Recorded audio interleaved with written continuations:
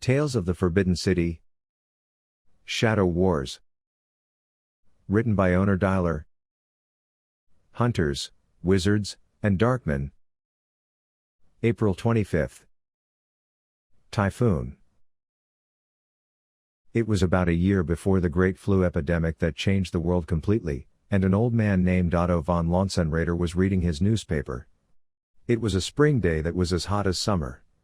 The old man sitting on a bench under a cherry tree in the garden of the maternity ward of the hospital was wearing a white felt hat, a white suit and shoes that were almost 50 years old, in the fashion of the previous 50 years. His legs were crossed. His small rectangular glasses had a dark blue lens that did not fit in with the hospital garden. He looked very calm, unlike the other relatives of the patients who were lighting and extinguishing cigarettes one after another and pacing back and forth, waiting for news from inside. A cane was leaning on the bench right next to the old man. The cane was thin and had a black, silver handle, unlike the old man's clothes. Hearing a few wing beats, the old man looked up. A few pigeons had landed on the concrete area in front of him. The smiling old man reached into his jacket pocket and took out a small paper bag. He sprinkled the small grains of barley that fell from the paper bag into his hand to the birds with light movements. A few more birds came flying from the hospital entrance. A couple of pigeons that were used to people flew down and landed on the man's wrinkled hand. A few nurses coming out of the hospital smiled at the old man sitting in front of the cherry tree that had just bloomed. Then a goldfinch joined these birds. When the goldfinch arrived, the others took off in fear. The man's smile turned to sadness. The sand-colored bird, much smaller than the pigeons, just watched the man without feeding from his hand. Looking at the deep darkness in his eyes, the man brought the bird that had landed on his hand very close to his face and said, "Don't get involved in this." The bird first landed on the concrete area in front of the man, then took off and disappeared among the trees. As the beard faded, the man in the navy suit who left the hospital wiped his forehead with a handkerchief he took from his inside pocket. The thin, tall man looked like the English in the movies. His brilliantine hair was combed back. His neatly ironed suit and shoes were the latest fashion. This middle-aged man went directly to the man in the white hat and said in a monotonous tone, "The birth has taken place, sir. They are twins, their health is good." The man in the white suit looked at his wrinkled hand and said, just like the oracle said, "So, what will happen according to the prophecy, sir?" The man in white thought for a moment, narrowed his eyes, and asked, "You know about the tornadoes that happen in America, don't you?" The man nodded vaguely and said, "Yes, sir, the air currents are spinning and connecting to the ground." The smiling old man said, "That's exactly what the twins will do. They will connect the two worlds, just as a tornado connects the sky and the earth. And they will turn everything around them upside down as they do so. Everything will change except the essence of man, even religions and states will not be safe." His assistant asked curiously, "But doesn't that go against our law of balance?"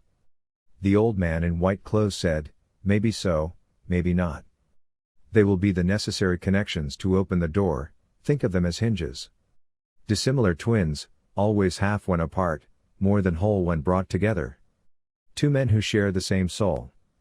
These two men will reunite two worlds that were once separated," he said, shrugging his shoulders indifferently. The assistant raised an eyebrow. "What about the storm?" The man in white looked up at the sky above the trees and said, "It must come. The old order must be destroyed before a new order can be established. Son, what matters is what comes after the storm. With the two worlds connected, there will be such great changes in such a short time that 100 years after the storm there will be a completely different world." As if he were looking beyond the sky. His assistant raised his head as if he could see where the old man was looking and asked, "What do you order us to do?" "Nothing," the old man said, standing up and sighing. His assistant was surprised, but he hid it skillfully. Doing nothing was not this man's usual style. He would definitely meddle in things, watch, and somehow touch people's business without them realizing it. That's why his assistant, who had been working with him for a very long time, was quite surprised by the man in the navy blue suit. "But sir, what if the twins of destiny fall into the hands of the black men?" he objected. The assistant raised an eyebrow. "What about the storm?" The man in white looked up at the sky above the trees and said, "It must come. The old order must be destroyed before a new order can be established. Son, what matters is what comes after the storm. With the two worlds connected, there will be such great changes in such a short time that 100 years after the storm there will be a completely different world." As if he were looking beyond the sky. His assistant raised his head as if he could see where the old man was looking and asked, "What do you order us to do?" "Nothing," the old man said, standing up and sighing. His assistant was surprised, but he hid it skillfully. Doing nothing was not this man's usual style. He would definitely meddle in things, watch, and somehow touch people's business without them realizing it. That's why his assistant, who had been working with him for a very long time, was quite surprised by the man in the navy blue suit. "But sir, what if the twins of destiny fall into the hands of the black men?" he objected. This was the first objection of the assistant in his 20 years of service. Smiling, the old man folded the newspaper in his hand neatly, tucked it under his arm, took his cane and slowly stood up. "Fate will protect them from us. That's what the prophecy says," he said. There was a kind and compassionate expression on his face. He slowly rose from where he stood, took the arm of the man he was talking to and started to walk away from the hospital, when the old man pulled up from the parking lot to pick him up. "Start the Ferguson Foundation project. Since the storm is coming and when it starts, there will be no sight, we need guides for the rest," he added. Then, looking at the worried expression of his assistant, he said, "Don't worry about the Blackmen, Bakesfield. If we protect the twins, the Blackmen will wonder what we are protecting and find them. Then the twins will be in danger, but if we stay away, the Blackmen will stay away too. Even if they know the prophecy, they cannot read the signs that determine its time like we can. They will roam the world and look for twins who are the cause of the abnormality, and we will follow them.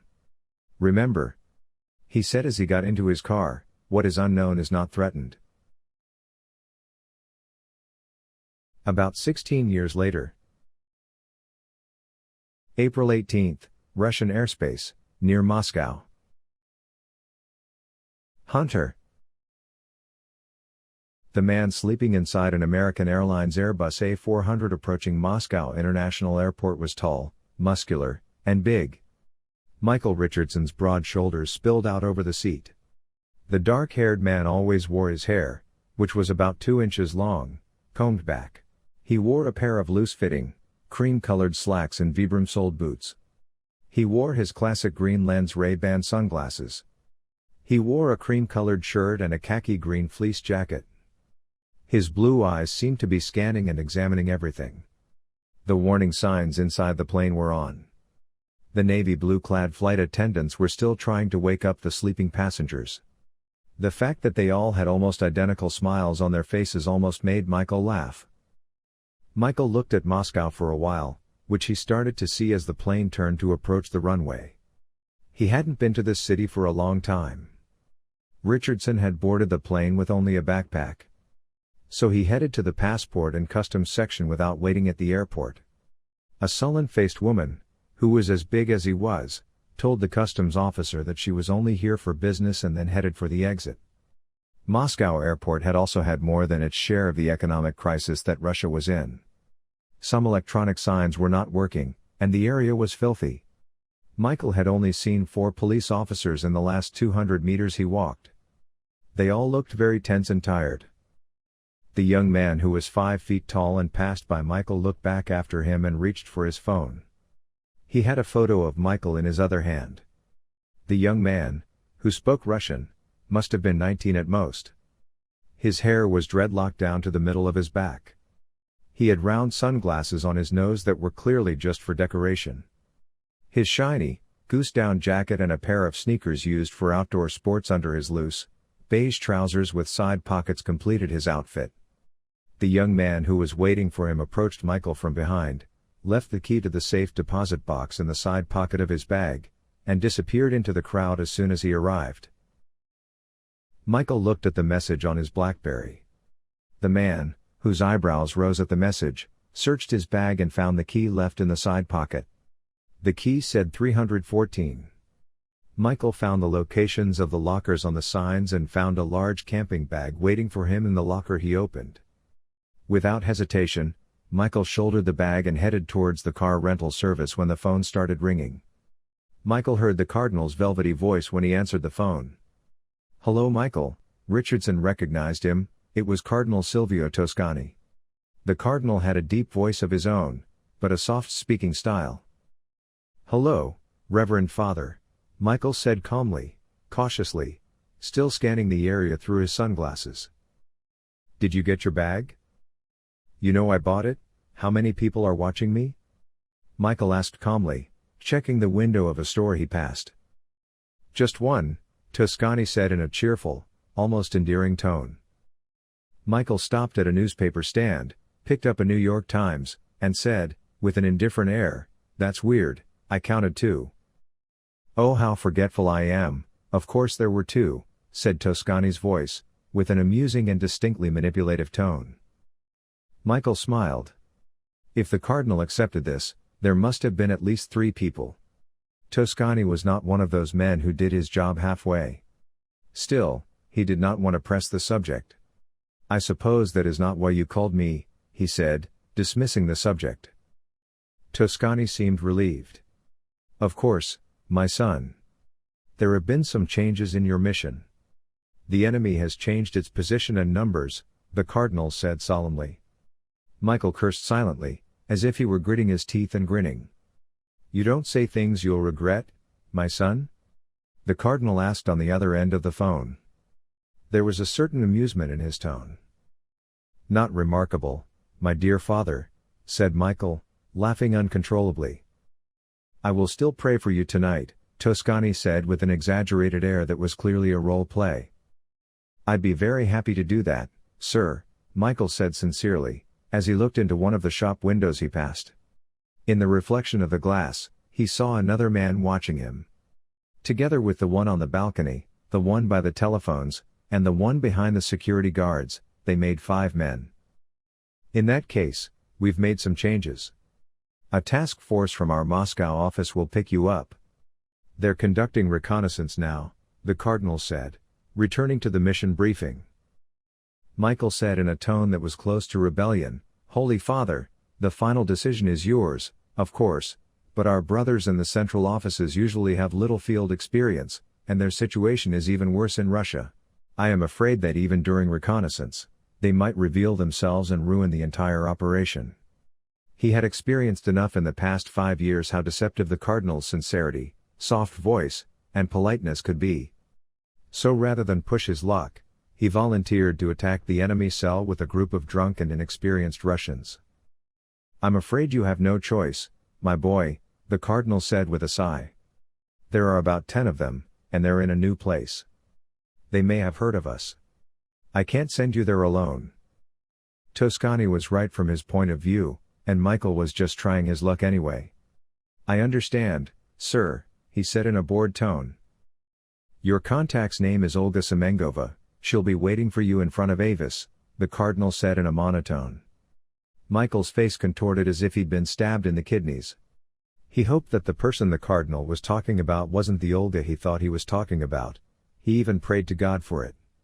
When he hung up the phone, he had an expression on his face that made him unsure whether God truly loved him.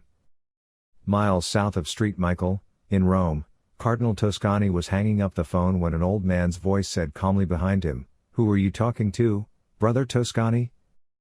The Cardinal turned and smiled, bowing respectfully.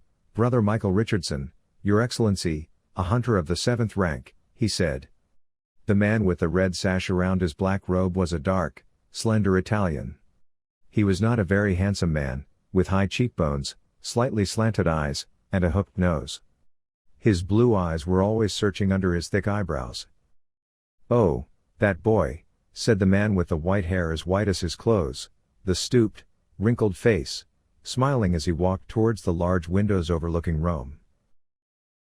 "Yes, my dear sir," said Cardinal Toscani, respectfully, clasping his hands behind his back.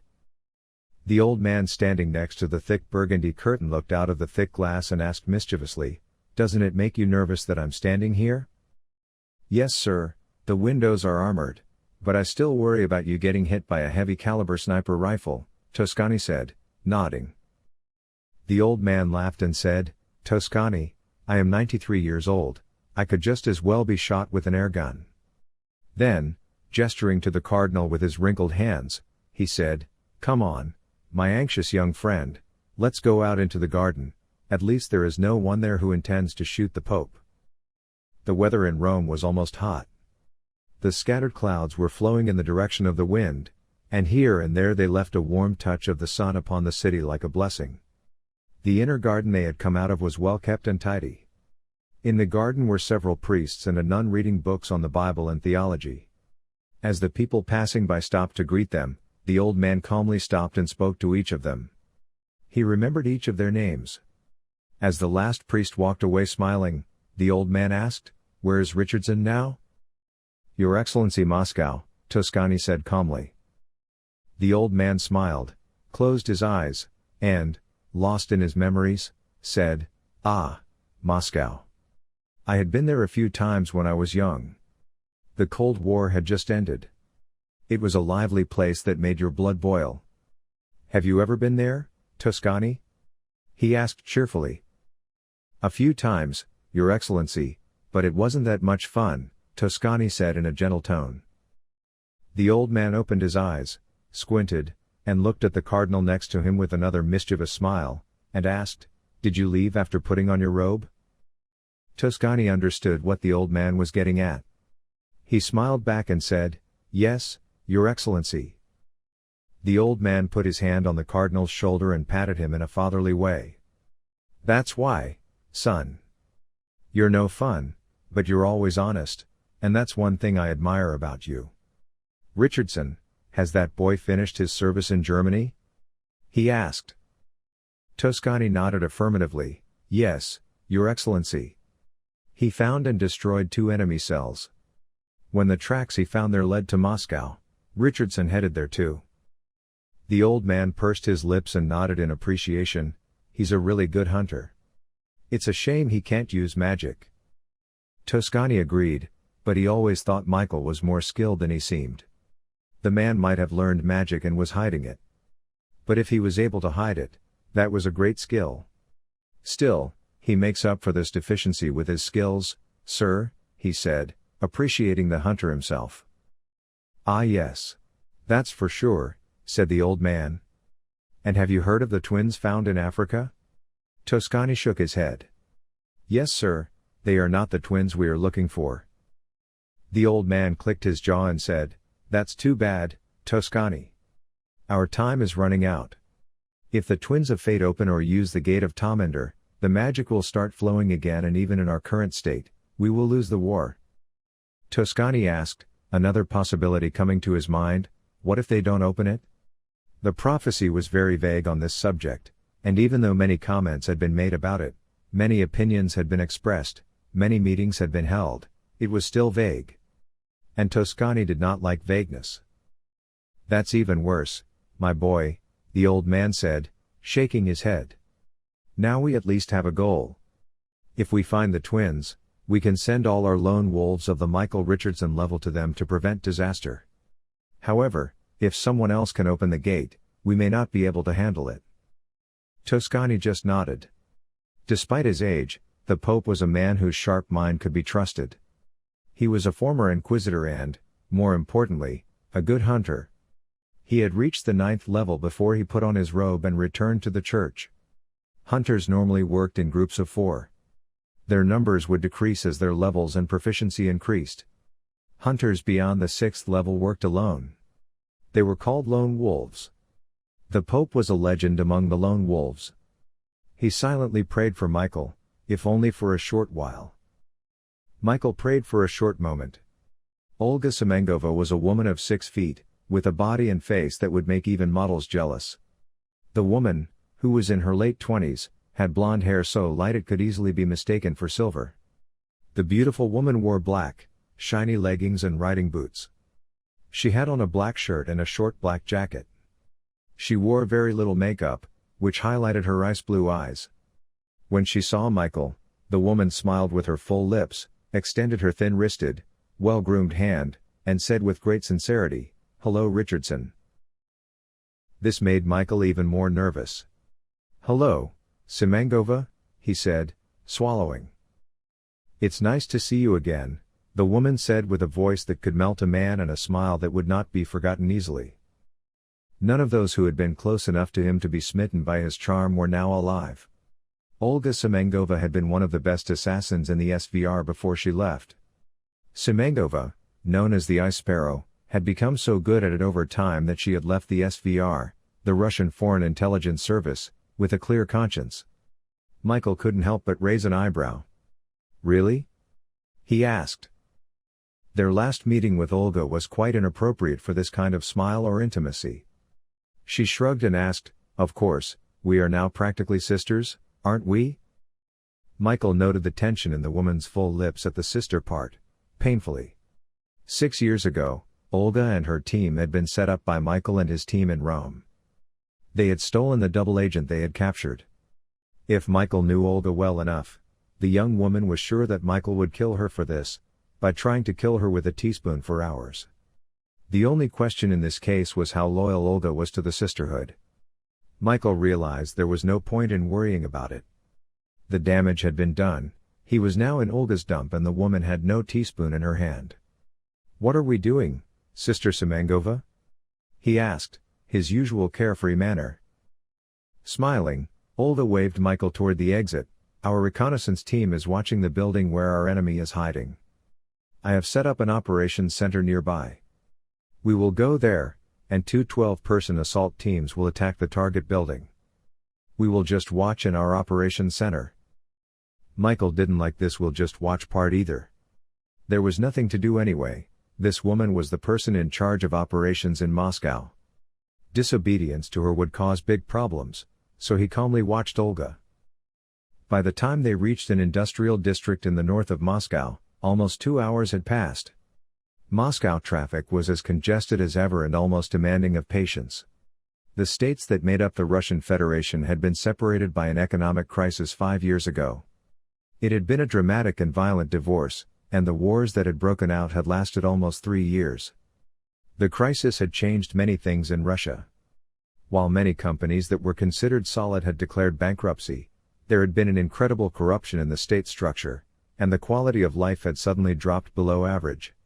However, like many other companies that had seized the crisis as an opportunity, Nisco Oil, secretly supported by the Vatican, had seized many key positions with its investments. Nisco Oil was a company that was not visible, but was a major shareholder of many oil giants. This company had many subordinate and covert working groups. While Nisco Oil was looking after oil and petroleum products, Neexgan Armory was taking on weapons production and development. With the agreements they made with the American Army this year, they were going to modernize a large part of the Army. However, these were not the only areas they were interested in. In the health sector, they had thousands of hospitals or polyclinics in the world as Blue Medical Group. In the transportation sector, there was Airnex, which had bought American Airlines last year, and in the energy sector, there was Enernex. Although these were not leading companies, they were strong competitors that made leaders look back with concern. Lifeguarding Group was the company Michael officially worked for. He worked as a consultant here. The group, which had entered the finance sector about 3 years ago, had bought many global banks and established bankex. According to the rumors Michael had heard, their new goal was to create new stock exchanges. In the communications sector, there was Telnex, and in the construction sector, there was Worknex. As Michael watched the misery outside, he thought about the company's enormous wealth. The damned priests were trying to destroy the sorcerers and were taking over the world. In the ages when history was told in stories and songs, the Darkmen were the first to resist the wizards when they tried to enslave the world. The wizards punished them so harshly that the survivors had to hide. Over time, this secrecy became a habit and a discipline. In the Middle Ages, the Knights of Malta suggested that they grow stronger and create their own funds through trade. For this, the Darkmen, who first transported goods by ship, joined forces with the Roman Catholic Church after Friday the 13th. There was no right or wrong for them. Anyone who was hostile to the wizards was probably an ally of the Darkmen. But they were not third-class scoundrels either. The Darkmen hid the survivors of the knights who were executed by the Roman Catholic Church for their wealth. The Darkmen, who learned many things from them, found a new partner in the New Age when the Vatican lost power in the world in the future: money. The Darkmen were the first to establish Nisco oil. They had the perfect resources and power for the Vatican to form a new Inquisition. They had already taken control of many small countries. Many politicians were easily bought with money, while others were gently moved out of the way. Most of the politicians who were bought were running their countries as Nisco oil wanted, without even knowing who their owners were. However, some things could not be prevented. For example, the economic crisis that hit Russia. Despite their best efforts, Nisco and the other companies under its umbrella could not prevent Russia's rapid collapse. They had only slowed the decline by purchasing strategic locations. Michael noticed that Moscow, which was in crisis, had not changed much. Most of the population still looked miserable. The buildings and roads were in disrepair. He sighed and turned his attention to the inside of the car. There were 2 bodyguards in suits at the front of the armored Audi they were in. Michael, who could tell from the bulges in their suits that they were armed to the teeth and wearing bulletproof vests, had listened to Olga's phone conversations along the way. The young woman, who hung up her phone in annoyance, asked, "How is your Russian?" "It really sucks," Michael said in terrible Russian. "It really is awful," the young woman said, raising her eyebrows and whistling in a high-pitched tone. Michael looked at Olga as if to say, "I told you so," and changed the subject. "What have you been up to so far?" he asked. Said, "Not much," and added, "The elements I sent for reconnaissance determined the location and number of the enemy. They are on the 6th floor of an apartment building. We arranged an apartment floor in the same block and moved there as a company. In this way, I arranged a place for my teams that would advance from the roof and attack from the windows and doors, and it was also silent from the helicopter." Michael found the woman's tone interesting. She didn't seem to care much, but she seemed proud of the strategy she was explaining so matter-of-factly. "Monitoring?" the man asked, thinking this part was a major weakness. "The company will transfer its satellites to us in a few hours, and in the meantime we have a drone," the young woman said, pointing into the air with her index finger. Michael nodded appreciatively and asked, "What is it?" Smiling slightly, the woman said, "A Polyak 210. Polyaks were newly produced unmanned aerial vehicles. The polycarbonate-bodied vehicles had 2 propeller engines and were capable of vertical takeoff and landing. The Polyak 210, which had surveillance and attack features, also had silent flight. With an 8-hour continuous flight time, it was perfect for this task. Of course, these UAVs were as big as normal pest control aircraft.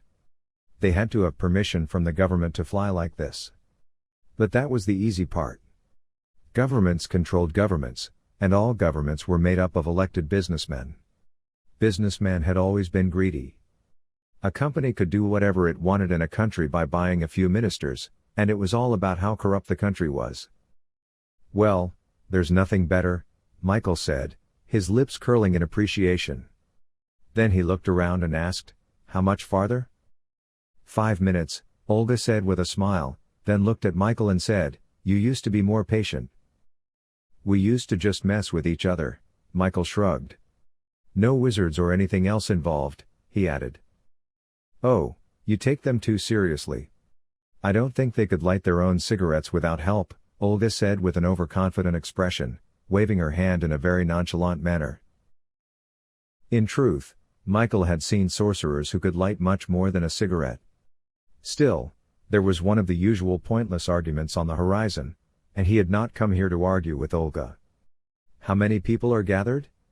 he asked, focusing on the task again. 11, Olga said, smiling. Michael hadn't expected this. He raised an eyebrow and grumbled, "Isn't that a bit crowded? There's probably been at least 3 of them together so far." Olga smiled and shrugged again. "Maybe they're having a general meeting or something," she joked. But Michael didn't laugh at the joke. He didn't like the idea either. He was a former SEAL commando. Although their English name was Navy SEALs, the name SEAL originally meant sea, air, and land. It was an acronym indicating the areas in which this unit had operational capacity, and many officers and petty officers in the Navy would give their right arm to be a member of this unit. The roots of the SEALs date back to 1943. Their main purpose was to go to the area before the landings and clear the area, making operations easier. After the end of World War II, these teams, which were organized as a special assault unit in 1947, began to be known as underwater explosive teams. In the 1960s, with the order of the President of the United States John F. Kennedy, each branch of the military formed its own special teams, while the Navy also formed the SEALs.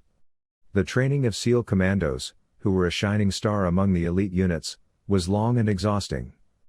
There were many who left the training, which was voluntarily attended by Navy infantry, petty officers and officers. However, those who completed it were included in the Navy's fighting force operating all over the world, and with the badge they carried, they left many officers and petty officers behind in reputation. Michael was a well-known name among the SEALs, and for this to happen, it was necessary to survive. Michael survived because he took his job seriously.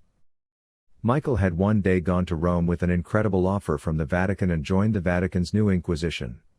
He was a hunter, a member of the Black Men, a brotherhood created by the Vatican to hunt down sorcerers. Hunters were operators trained to hunt sorcerers. Michael Richardson was a hunter of the 7th level in this highly skilled warrior group, most of whom were solitary, hermits. There were not many people of his level. One of the advantages of his level and skill was that he could work alone. He had hunted many sorcerers in many places so far. However, he had never seen more than 3 of them gathered together.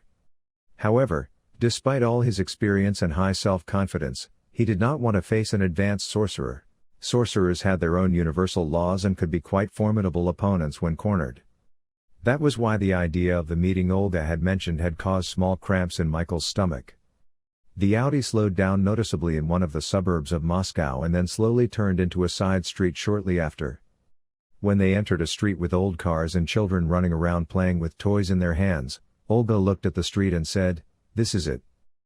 It was an old residential area with blocks of 6 or 7-story concrete apartment buildings. The monotonous, old, neglected buildings, once built by the government, were in a miserable state. Laundry hanging on the balconies of many of them reminded Michael that these apartments were occupied by civilians. The pavements in front of the apartments were littered with garbage. Although there was almost no parking space, all the cars were in a state of decay. As the Audi pulled up, Michael thought that even if nothing happened, the men would take one look out the window and notice it themselves because of the car. Olga smiled as if she understood. "Our target is 1 block back," she said. While Michael was looking around and memorizing his location, Olga teased him by saying, "Oh, and Michael, I'm afraid I forgot to bring you a gun and bulletproof vest." Michael just smiled back. He didn't like her cheerful and careless attitude at all. The truth behind Olga's cute joke was that she was planning to keep Michael in the operations center. Michael just hoped things wouldn't come to that. The apartment they entered was 7 stories high. The facade of the old building was peeling off in places, the walls were cracked. The building looked like it was about to collapse due to neglect. They passed by the broken elevators and climbed the stairs with dynamic but slow steps. Some floors had no lights, some were dimmed occasionally, sometimes blinking, some floors were hearing the sound of matches, and some were hearing coughs, the first signs of irregular nutrition and unhealthy conditions. Michael, following Olga, caught the familiar smell of dampness and mold. A woman in a plastic bag and a long old brown coat passed them. The woman in her 60s had tied her head with a scarf. Her dull blue eyes did not turn to Olga or Michael. Michael glanced back briefly at the woman who had emerged from the apartment as if she were a ghost. The operations center was on the 7th floor of the same block as the apartment where the so-called enemy sorcerers lived. The house chosen was quite spacious, but just like the exterior of the building, it was neglected and worn. The slogans of the popular uprising that had spread to almost all of Moscow 5 years ago were still on the walls. The walls that had once formed the house had been torn down, and the kitchen and bedrooms had been combined. Inside what was probably a studio, a 12-man assault team was preparing. 3 of the men had climbing equipment so they could rappel from the roof and enter through the windows. 3 large tables had been brought into the room, one of which was propped up against the wall. The main transmitter and monitoring screens that linked the soldiers' radios were on this table. At the table stood a tall, thin, stooped young operator with horn-rimmed glasses and brown hair. Michael assumed he was 19 at most. The shaggy-haired man had energy drink cans on his right and a radio on his left. On the second table were weapons maintenance equipment, small caliber weapons, and Kevlar vests. The third table was empty, with first aid equipment and serums piled on the chair next to it. It would be used as a first aid area for those injured in this operation. Behind the table, along the wall, were food and drinks for the team. At the other end of the room were working generators and sleeping bags. Power for the computer units came from here. The men in the attic were hired guns for the lifeguarding group, a subsidiary of Nisko Oil. Most of them were mercenaries from the Spetsnaz, or Russian Special Forces. They were armed with the latest generation AK-74A2. The AK-74A2S used 5.56mm ammunition. Michael saw that the bottoms of the magazines and the weapons were marked red. He knew that meant explosive rounds. No matter how the operation ended, it was going to be very noisy. "How do you explain all that noise?" Michael asked, nodding toward the guns. Olga shrugged. "The police already know. Last year, the city government took over the 6 districts of the lifeguard group to ensure Moscow's security. We have the same authority as the police," she said.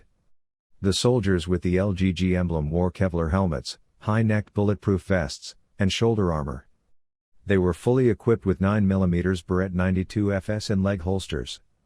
As it got darker, they began to attach night vision units to their helmets. A few tiny ringing sounds came from the soldiers turning these units on and off. Michael followed Olga to the tables in the corner of the hall. There were 3 separate televisions on the tables. The first television was showing thermal images from the drone circling over my block. The second screen was showing footage from snipers across the street. They were also filming with thermal cameras. As Michael approached and examined the red and orange bodies on the screen, the operator at the screen said excitedly, "The thermal images are coming from behind a wall, so they look like ghosts." When Michael looked at him, the operator smiled and said, "Milovich Polenvov," and extended his hand. Michael shook the outstretched hand and said, "Michael." Michael was a legend among LGG operators, so Milovich opened his mouth, eyebrows raised in surprise, when Michael pointed to the small red dot on the screen and asked, "What's that?" "A cat," said Milovich, adjusting his glasses. "A cat?" Michael asked, scratching his chin. "Yes." Michael put his backpack down. Meanwhile, Olga looked at her watch and nodded to the leader of the roof team who was waiting for her signal in the room. The leader nodded to Olga. Then he made the sign of the cross and gave the team a ready signal. While the group went up to the roof of the building, Olga looked for the team that would enter the apartment from the street door. The assault team, which came in an old laundry van, stopped in front of the apartment building with a loud brake sound. The team in 2 rows that came out from behind the suddenly opened doors quickly headed for the stairs, leaving 2 people at the door. The assault team on the roof had meanwhile taken up position. The rope team was suspended only 5 feet above the window. The assault team, who had taken up positions at 2 separate doors, had taken up positions in the corridor.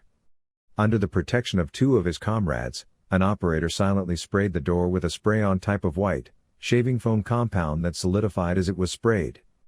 When he had finished the perimeter of the door, he attached a small detonator to the bottom corner.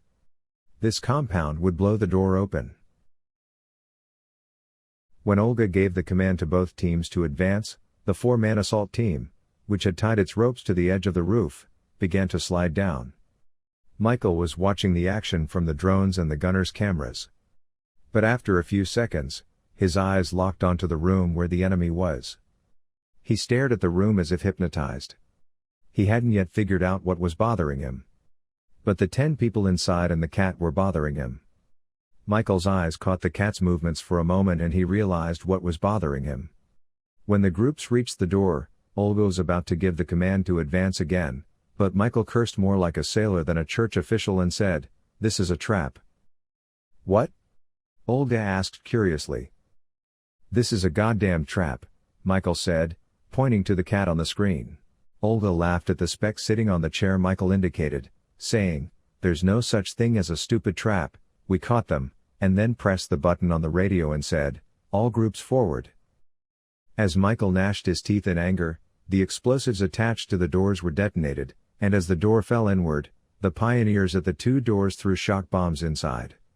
The shock bombs created an instant sound and light effect, momentarily paralyzing the attacker's sense of sight and hearing. After two successive explosions, the first shock team burst into the windows. They immediately entered the two doors and shot themselves in the head as they were trained to do. The only thing that died in the room was the unfortunate cat. There was no change in the people who were shot. While the attack commander Ivan Dredna was looking at the images floating in the air, saying, "Sons of bitches," the image of the drone disappeared from the televisions in the command room. As Milovic opened the UAV's control panel to see what was wrong, the images of the gunners also disappeared from the screen. Immediately afterwards, the building shook and a huge explosion was heard. While Olga was in great shock, "We're trapped." Screams and calls for help began to fill the radios. While some of the men were screaming in agony, others were begging for mercy. Olga looked at Michael in alarm, but the man was not with her. Michael had already started. He had a backpack in his hand. He opened the zipper with a sharp movement. The inside of the bag was designed as a Kevlar assault vest. This system, called Pack 2 Combat, was turned upside down and worn from head to chest, becoming a protective vest. This vest, in which everything you would need in a combat area was carefully placed, had a Glock on its chest and an EDN on its back. The EDN was a folded assault rifle. This weapon was designed for LGG operators. There were three types. The firing systems and feed ports varied according to the countries using AK-47, M4 or 7.65. For Michael, it was a system with an AK-47 magazine port and using 5.56 mm. Michael took the EDN from his back, put the folded weapon together and inserted the magazine he pulled from the log compartment on his chest and cocked the weapon. He put the intercom system he took from the table on his ear and said to Olga, "Request backup." The young woman, staring blankly at him with her walkie-talkie in her hand, muttered, "No backup." Michael didn't understand. He paused for a moment, frowning. "What?" he asked. Olga shook her head slightly. "Support." That was all we had. Michael cursed and ran down the stairs. When he left the apartment, people were coming out of the apartment across from him. Gritting his teeth, Michael looked around, but he had no other choice. He bumped into many people and went up to the attic. Smoke was rising from where the operation was being carried out 3 buildings away. Michael quickly ran to the next building and the next. Its door was bent outwards by the force of the explosion and was unhinged. The metal door was lying on the ground. Michael, who passed the metal door, leaned his EDN on his shoulder, hunched over and started to walk with his knees bent. He could hear the screams and shouts in Russian coming from downstairs. His trained ears caught the occasional clicks of the silencers. The electrical system inside the building had collapsed, only the flames illuminated the interior. The dust and smoke from the explosion made it difficult to breathe. Michael put his hand behind his waist, put on a mask to cover his mouth and nose. The filters on the side hissed when the mask was activated. Michael took a few steps forward and concentrated, his pupils glowing with a golden light as he concentrated. The darkness or soot would no longer affect him, he would be able to see his surroundings clearly. The building was old and the paint had peeled off long ago due to humidity. Due to the explosion, all the LEDs that illuminated the apartment were flickering and giving off a flickering and unreliable light, just like the fluorescents used in the past. When Michael reached the corner, he knelt down under the rising smoke, still unaffected by the smoke, and continued to hide in the corner, looking down the corridor with only his left eye sticking out. The corridor was approximately 20 meters long and 3 meters wide. The rest of the assault team took up the entire corridor. He saw 2 people standing. Both were wearing running shoes and denim pants. One had a fleece sweatshirt on his back, the other a leather jacket. Both were carrying mini Uzis, a popular Israeli weapon. They had been produced since the 1950s. The submachine gun, which was slightly larger than a pistol and could be carried and used with one hand, was revolutionary for this type of weapon and had been used for years. The Mini Uzi was designed in the early 1980s and production began by the end of the year. The Mini Uzis worked despite being filled with water and sand. Michael had seen a window opened in the wall during training with these weapons. Now, 2 men in the corridor were using this weapon to kill the wounded members of the assault team lying on the ground. Michael knew that if he acted quickly, he could save a few of his men. Still, the experienced soldier did not rush, but brought his weapon back to his shoulder and took aim. He had a stun grenade in his left hand. Then he quickly leaned to the left and fired 3 short bursts at both of his targets. His first target, the man in the leather jacket, had just shot another soldier on the ground, but he was knocked backwards by 3 5.56 caliber bullets that hit his head in quick succession. The bullets that went to the other man bounced off a blue energy shield and hit the wall on the left just before they reached him. Cursing his luck, Michael started firing again. The shields of the wizards could only protect them to a certain extent. Eventually, just like bulletproof vests, when they continued to attack the same place, their shields would break and shatter. Of course, this also depended on the wizard's level. A master wizard could even stop tank ammunition. He quickly pulled the pin of the stun grenade in his left hand and threw it at the man's head. He hoped that the bullets that kept hitting his shield would distract him long enough. Most wizards did not engage in combat that would test the protective power of their shields.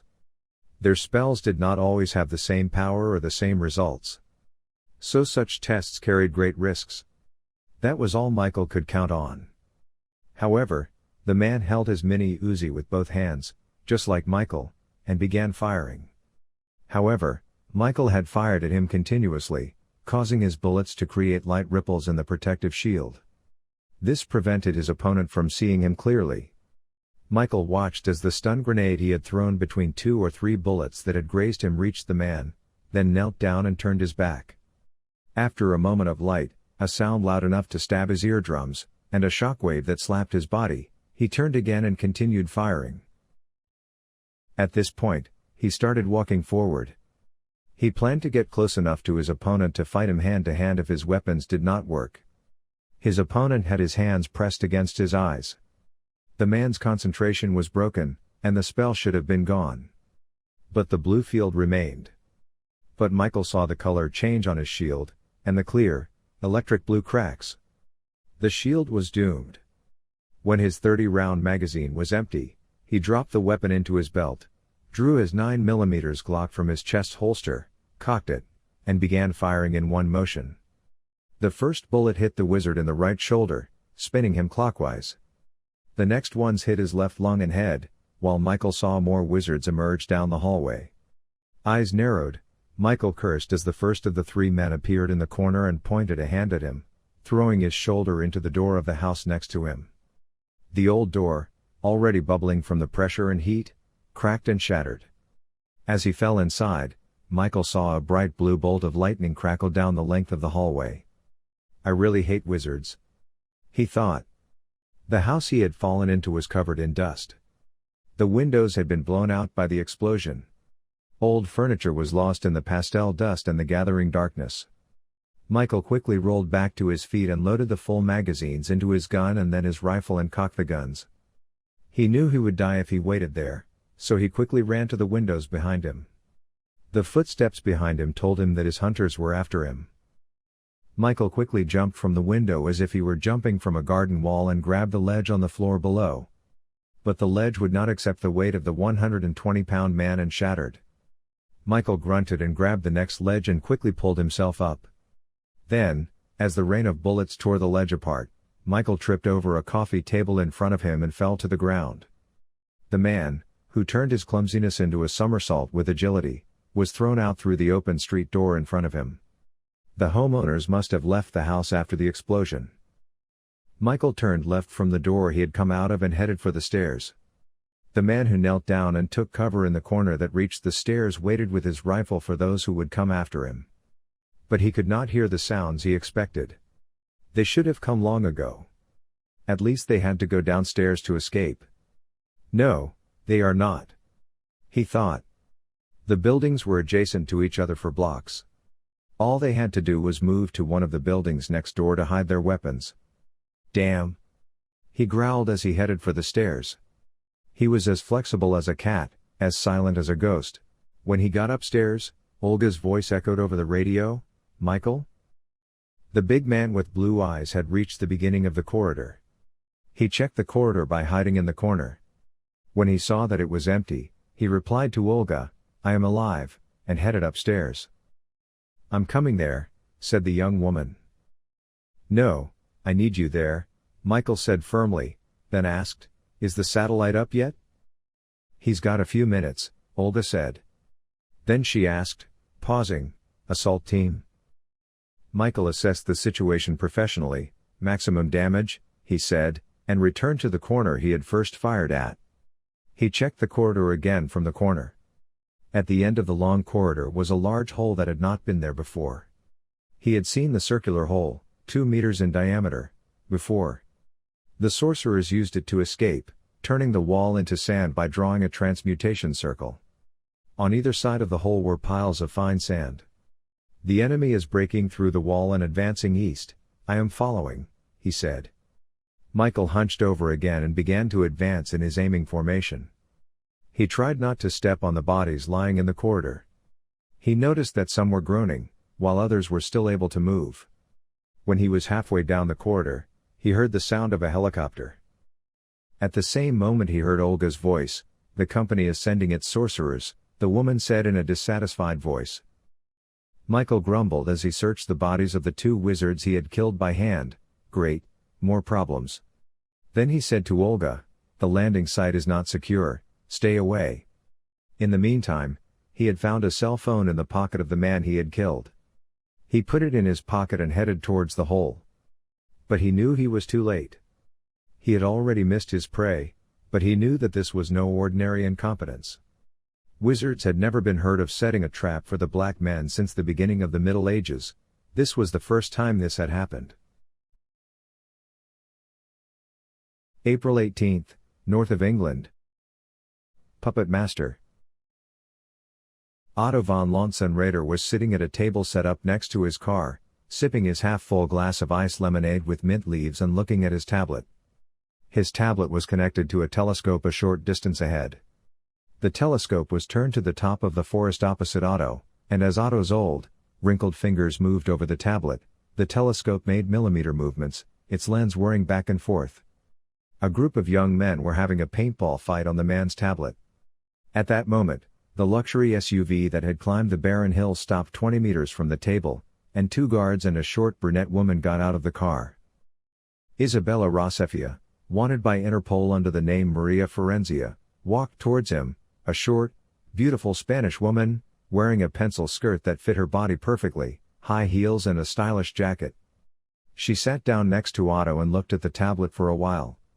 She knew that 2 of the kids who had crashed were under Otto's supervision. Sean and Ian Hopestein. Otto was preparing something. Isabella, who had once worked for the Mexican Mafia, had taken over all the accounts and phones of these 2 guys. "I've done what you wanted. The Hopesteins will be on the record but they won't raise any warning signs. They will be in plain sight but no one will see them." As the Otto brothers won another match with a clean sweep, he placed one of the crystal glasses in front of Isabella and said, "They don't know them because they can't see them, and what is unknown is not threatened." With a wink. "Why are we trying so hard? Are the kids important?" Isabella asked. Otto had changed the ads and sharing streams on their social media accounts and had the 2 brothers participate in airsoft and paintball competitions. With some good guidance, the 2 brothers had done quite well in this regard, and they thought it was all their own choice. As the old man watched the young men who had won the match descend from the hills, he said with a smile, "Right now? No. They are not important. In the future? Unbelievable." Isabella just sipped her lemonade nervously. Otto never told his plans, but he would start those plans years in advance. Isabella had been the victim of one of them, and she had seen how they work like clockwork. She couldn't help but feel sorry for those children. Gail Portman and her partner Catherine Wilspel sat in a parked car at the end of the hilly road. Tall, broad, blonde Gail magnified the satellite images on her tablet and muttered, We must be either crazy or retarded to be following Otto von Lonsenrader. The woman next to her was tall and model beautiful, and she tucked her red hair behind her ear and muttered, helpless. Sir? We are pathetically helpless, he said. Otto von Lonsenrader was a retired executive of the Black Men. Von Lonsenrader had been the one who had run many of the advanced intelligence units, and had made many of the deals that had helped the Black Men rise. Now someone up there was watching him, demanding reports of his movements. Gail was an expert operator, but she had some bad habits. She was about to be kicked out of the agency because of that. Catherine was a rookie. She had also joined the agency because of her idiot brother Barney. The agency that had brought them here had probably sent them away because they thought they were both expendable. Catherine fired up her laptop to listen to the recording from the long-range listening device again. They had recorded the conversation Otto von Lonsenrader had had in a park a week ago. The man she had spoken to was Major Gerard Dumar. The middle-aged man was an officer assigned to NATO in London. According to the records, his wife had died in a car accident 2 years ago, and the Major had decided that London, where he had been to before, would be a good place to raise children. Gerard was also a well-known Far Eastern martial arts master in Europe. That's why he sold his properties in France and bought this 3-story house in London, where he lived, and prepared the entire lower floor of his house for martial arts. Catherine tapped the play button to listen to the recording again. Von Lonsenrader's voice said, "How are you, Dumar?" They sat side by side on the park bench, looking out at the pond and trees across from them. "Not bad, you? As old as history? I hope it's not a bad thing." "It depends on how much you love rheumatism." "Okay, it's something I won't worry about." "How are the kids?" "They're stupid, they're moral, they're tough. They're slow learners, but they're so stubborn that they learn." "Are they ready?" Lonsenrader said. "To what?" said Dumar. "You know I can't say that." Catherine clenched her fist. Major Gerard Dumar said hesitantly, "If they had lived in the Middle Ages, they would have been warriors whose names you have memorized, but you know the life in the battlefields." "So they are ready," said Otto mysteriously. "I can teach them many more things, but even now they are better than most of your men," said Major Gerard Dumar more firmly. Catherine stopped recording the conversation. "Why do you keep listening to this?" said his partner, Gail. "Are they preparing?" Catherine murmured, looking out the car window at the hills. "Otto von Lonsenrader is a retired Blackman leader. Even so, his wealth is incalculable. $1 billion man is preparing someone. Gail, this is very important. And when it is so important, they put us in charge. Because if he shows up, it wouldn't be hard to kill us," Catherine said. Gail looked at him and nodded. "Yeah, no one will look for us," she said. Catherine wanted to scream, to cry, to run away, to go somewhere, to hide in a remote cave. But you couldn't run away or hide from the Black Men like that. "So what do we do?" Gail tilted her head. "Have you ever heard of the concept of playing dumb?" "How?" "The order sent us after a giant, and if we uncover his actions, that giant will crush us like bugs. If we reveal ourselves and don't fall into Otto's hands, the order will crush us like bugs. If what we find is important, both of them." "He'll crush us like bugs," Catherine said. When Gail threw up her arms helplessly, "So what do we do?" "We will act like fools and delete what we find. We will not find it. Today Otto von Lonsenrader was having a picnic, for example," Gail said as she turned the ignition. "Whatever he's getting ready for, it's not as important as my life anyway."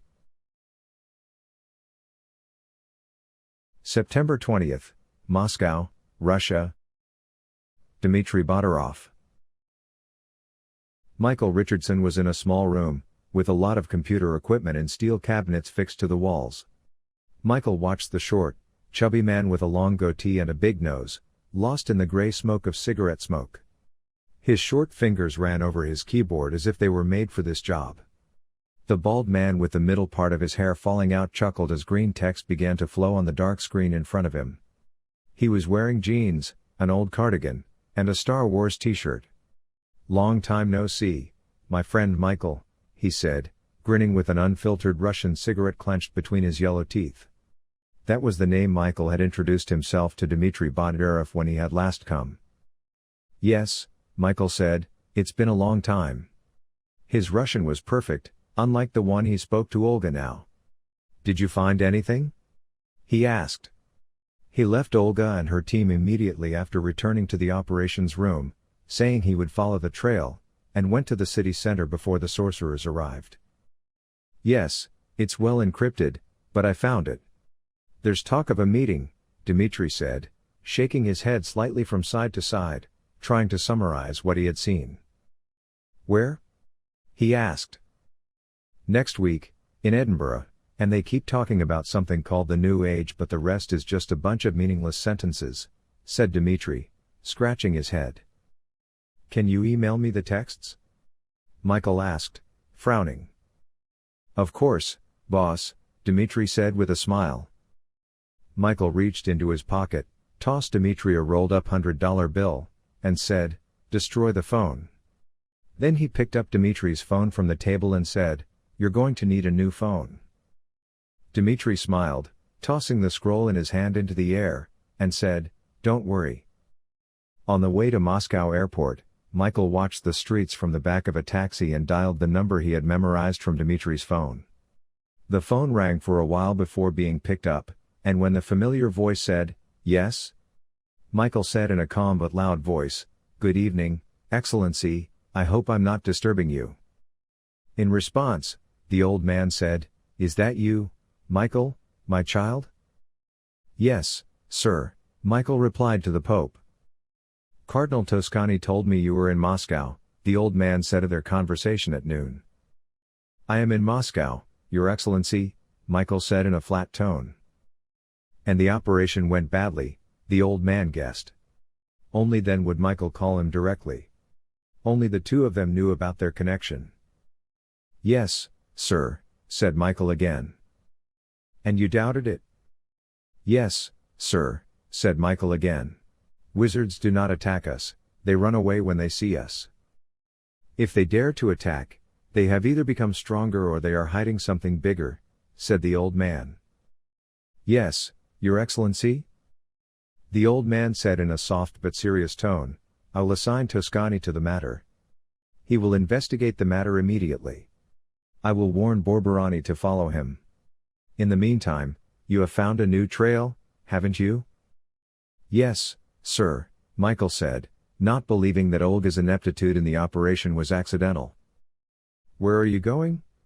the old man asked from the other end of the phone. "To Edinburgh, sir," Michael said directly.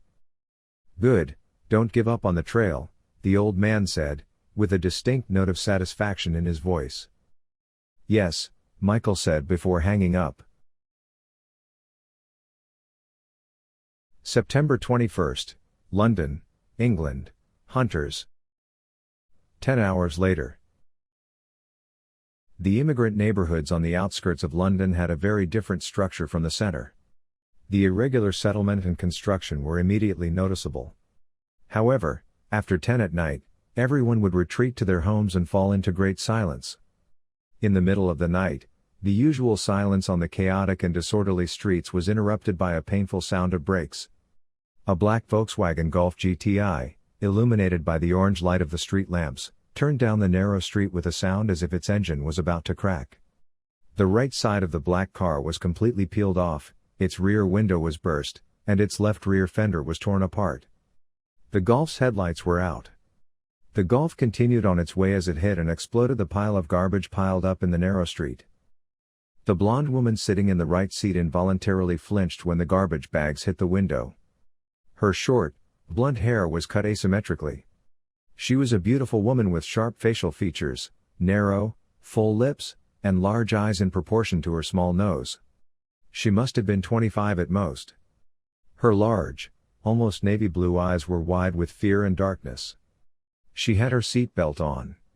Still, she leaned her thin-wristed, delicate-fingered hand on the glove compartment to avoid being thrown and hitting something in the stopped car. "Did we get past them?" she asked. The tension in her voice was palpable. She looked around but couldn't see anything. The young and handsome man driving the car had combed his forefinger-long hair to the side. The man in the white shirt and jeans looked in the rearview mirror with the girl's question. When he saw the Mercedes car turning sharply from the corner they were turning at that moment, he grumbled, "No." When two holes opened in the windshield with a few whirs, the girl shrieked in her seat. The driver swerved, pulled the handbrake and turned the steering wheel hard. The Golf swerved, turned hard to the right and dived into a side street, and 6 large-caliber bullets opened holes in the corner on the road. Muffled explosions immediately occurred in the holes that opened, and the corner of the wall shattered. The silenced weapon used internal detonation ammunition. The man, who hissed and cursed through clenched teeth, turned his steering wheel again when he saw the white headlights in his mirror again. The place they came out was a street. Referring to the big lights illuminating the street, he shouted, "Put those out." The woman, who was huddled in her seat with fear, reached out her hand and said, "Niahalai nunkasatnatsam." The lights on the entire street flashed, and the windows of all the cars burst outward. All the lights on the street began to burn more intensely. "I told you to turn off the damn lights," the driver roared angrily. As 2 more bullets whizzed past her and shattered the car's left mirror, the girl screamed again, complaining, "I can't concentrate." The man hit his steering wheel. "Focus, or the black men will." The man couldn't finish his sentence as a red cloud of blood sprayed from his chest. The bullet that tore through his chest also exploded the front console of the car. The car swerved right, then quickly left, crashed into a Ford Fiesta, went airborne, did 2 somersaults in the air, and then fell to the asphalt. After rolling over 4 times, the Mercedes slowed to a stop about 50 meters behind the car that had stopped after hitting a transit minibus. The Golf looked like a crushed soda can. The blonde girl, whose right side of her face was split open, crawled out of the vehicle. Her white shirt was torn and covered in blood. Most of the blood was not her own. She could not feel her right leg. All she could do was crawl. When she looked, she saw that her left wrist was broken. She could not use her left hand. It did not hurt. It just throbbed regularly. The right side of her face was constantly burning. She did not even realize that she could see with her left eye. All she wanted was to get away. She was not a fanatic, which was why she had been chosen for this mission. She did not want to fall into the hands of the black men. The doors of the Mercedes opened. 4 men got out. All 4 were wearing black suits. They were not wearing ties, the collars of their white shirts were open. The driver looked around without moving away from the open door, his 4 or 5 fingers of brown hair combed to the left. His hand was waiting in his inner jacket pocket. The other man who got out of the front door was dark, big and tall. He had cut his hair quite short. He was quite ugly with his hard face and broken, blunt nose. The man was carrying an MP5 SD5 in his hand. The magazine was slightly curved between the butt and the forend of the gun. The gun was lying freely in his right hand. One of the men coming out from behind turned towards the back of the Mercedes, moved forward about 3 meters and started watching the back of the road. He had a silenced M4 carabine in his hand. The other man started advancing diagonally from the man in front of him. He also had an MP5 SD5 like the man in front. The man in front raised his gun and fired a few shots at the woman. Only the clicking sound of the gun was followed by the small ringing of the falling shells. The woman curled up as 2 bullets hit her waist and back. She was groaning where she was. She had pulled her knees up to her stomach. "The wizard bitch is out of her element," the man in front said with a smile. But the woman had not really fainted. She had only shaken off the shock of the incoming bullets. Although she could not see or hear properly due to the loss of blood, she had determined the location of her enemy by the voice of the man walking towards her. Raising her right hand shakily, she said, "DİLER." The man in front saw the woman's hand rising towards him too late, and made a move to jump aside.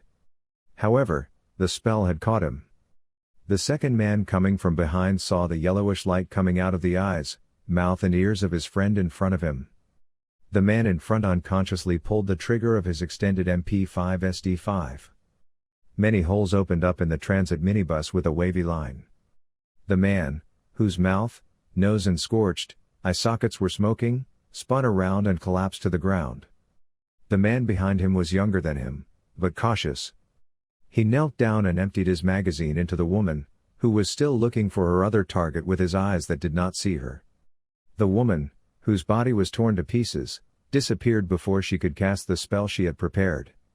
The driver only looked at this situation with annoyance and roared at the young man who was getting up, "You idiot. You'll be lucky if Michael doesn't kill you for doing this." The man pointed at the woman with his thumb, trying to find something to say, and mumbled, "But..." The driver picked up his friend who was burning up inside and picked him up from the ground and growled, "Shut up. Take that bitch too. If you can't get the person out of the car, burn the car down." He had been in this business for a long time. He knew the police would come soon and things would get unnecessarily complicated. That's why he was planning to leave right away. After throwing him into the trunk of the Mercedes, he looked at the new man and said, "And you better think about how you're going to tell Michael that you killed the only clan member who can tell him how to find the twins." His expression showed that this situation was more serious than annoying. The young man swallowed involuntarily. The driver looked around once more. "Idiot. He said, shaking his head and getting into his car. London, England. We are the good guys. September 21st. Sean Hopestein was completely focused. Tall, lean, and athletic, he took a deep breath and plugged in his MP3 player. The bus had arrived at the stop and Guano Apes started playing as he darted out of the vehicle as the doors opened. He was wearing his usual, worn-out gray tracksuit. He started running west on Main Street, but he didn't slow down. He skidded to the right and scraped against the wall to avoid an elderly couple he encountered. He jumped up to the trash cans that were chest high in front of him, put his hands on them, pulled his legs up to his chest, and climbed over the trash cans. He had reached the corner of the street just past the trash cans. He slid across the front hood of a parked Ford Focus and continued running. He was completely absorbed in the beat of the music now. The supermarket owner, Mhir, was unloading Edgar's new products with a truck. So he had blocked the street on the left side of the sidewalk where Sean was. On his right, in front of the market window, was Mr. Matthews's assistant Brad's wheelbarrow. Sean would do a track just for these moments and would get off the bus 4 stops early. He quickly jumped onto the lower sill of the window and pushed himself off, reaching the back tire of the truck when Brad noticed him. The apprentice paused and cursed as Sean did a somersault in the air, passing over the apprentice and landing on the ground with a somersault. "It's getting better and better," Mr. Edgar said, grinning as he emerged from the shop. Edgar was a foot shorter than Sean, but the man was an Irishman who had been a bodybuilder for many years. Sean and his brother Ian Hopestein had met in a street fight when they first moved into the neighborhood. The two brothers had sided with Edgar against a street gang and saved him from a possible stabbing. The Irishman, who regularly shaved his head and wore a white shirt and a grocery apron, had never forgotten it. Edgar's apprentice, Brad, was a thin, red-haired boy of 5'4". He was pale with fear. He swallowed hard and muttered, "When you do this without frightening me to death, I'll really be dancing in the street." Edgar shook his head, motioning his apprentice to carry the goods inside, then watched the young man run away. His expression was somber. Denise Gabriel was a blonde, blue-eyed man, 5 feet 5 inches tall. His straight nose was hooked, giving him the air of a hawk. His blonde hair was freshly washed, shiny, and cut to his ears. His thick, furrowed eyebrows made his sharp features look even more irritable. The broad-shouldered, athletic young man wore gray trousers, black patent leather shoes, and a navy blue jacket. He wore a white shirt underneath. He was driving his black Mercedes 190D toward the suburbs west of London. Despite having been in England for a long time, he still hadn't gotten used to the traffic flowing in the opposite direction. Checking the message on his BlackBerry, the man in his late 20s signaled left and parked in the same alley where he had parked before. He didn't like this neighborhood at all.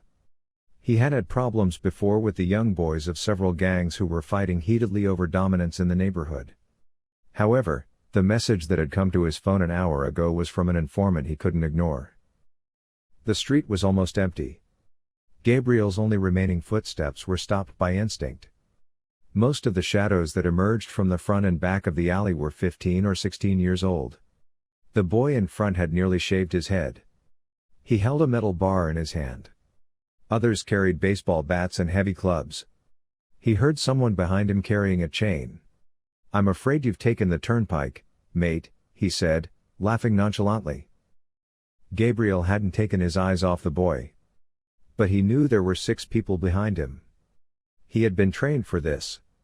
There was only the boy with the iron bar and 3 others in front of him. British law strictly protected children under the age of 18, and this protective boundary provided immunity. In many places, these types of malicious children used the law as a shield to form youth gangs. Usually, these gangs would choose immigrants who would be thrown out of the border at their first mistake as victims.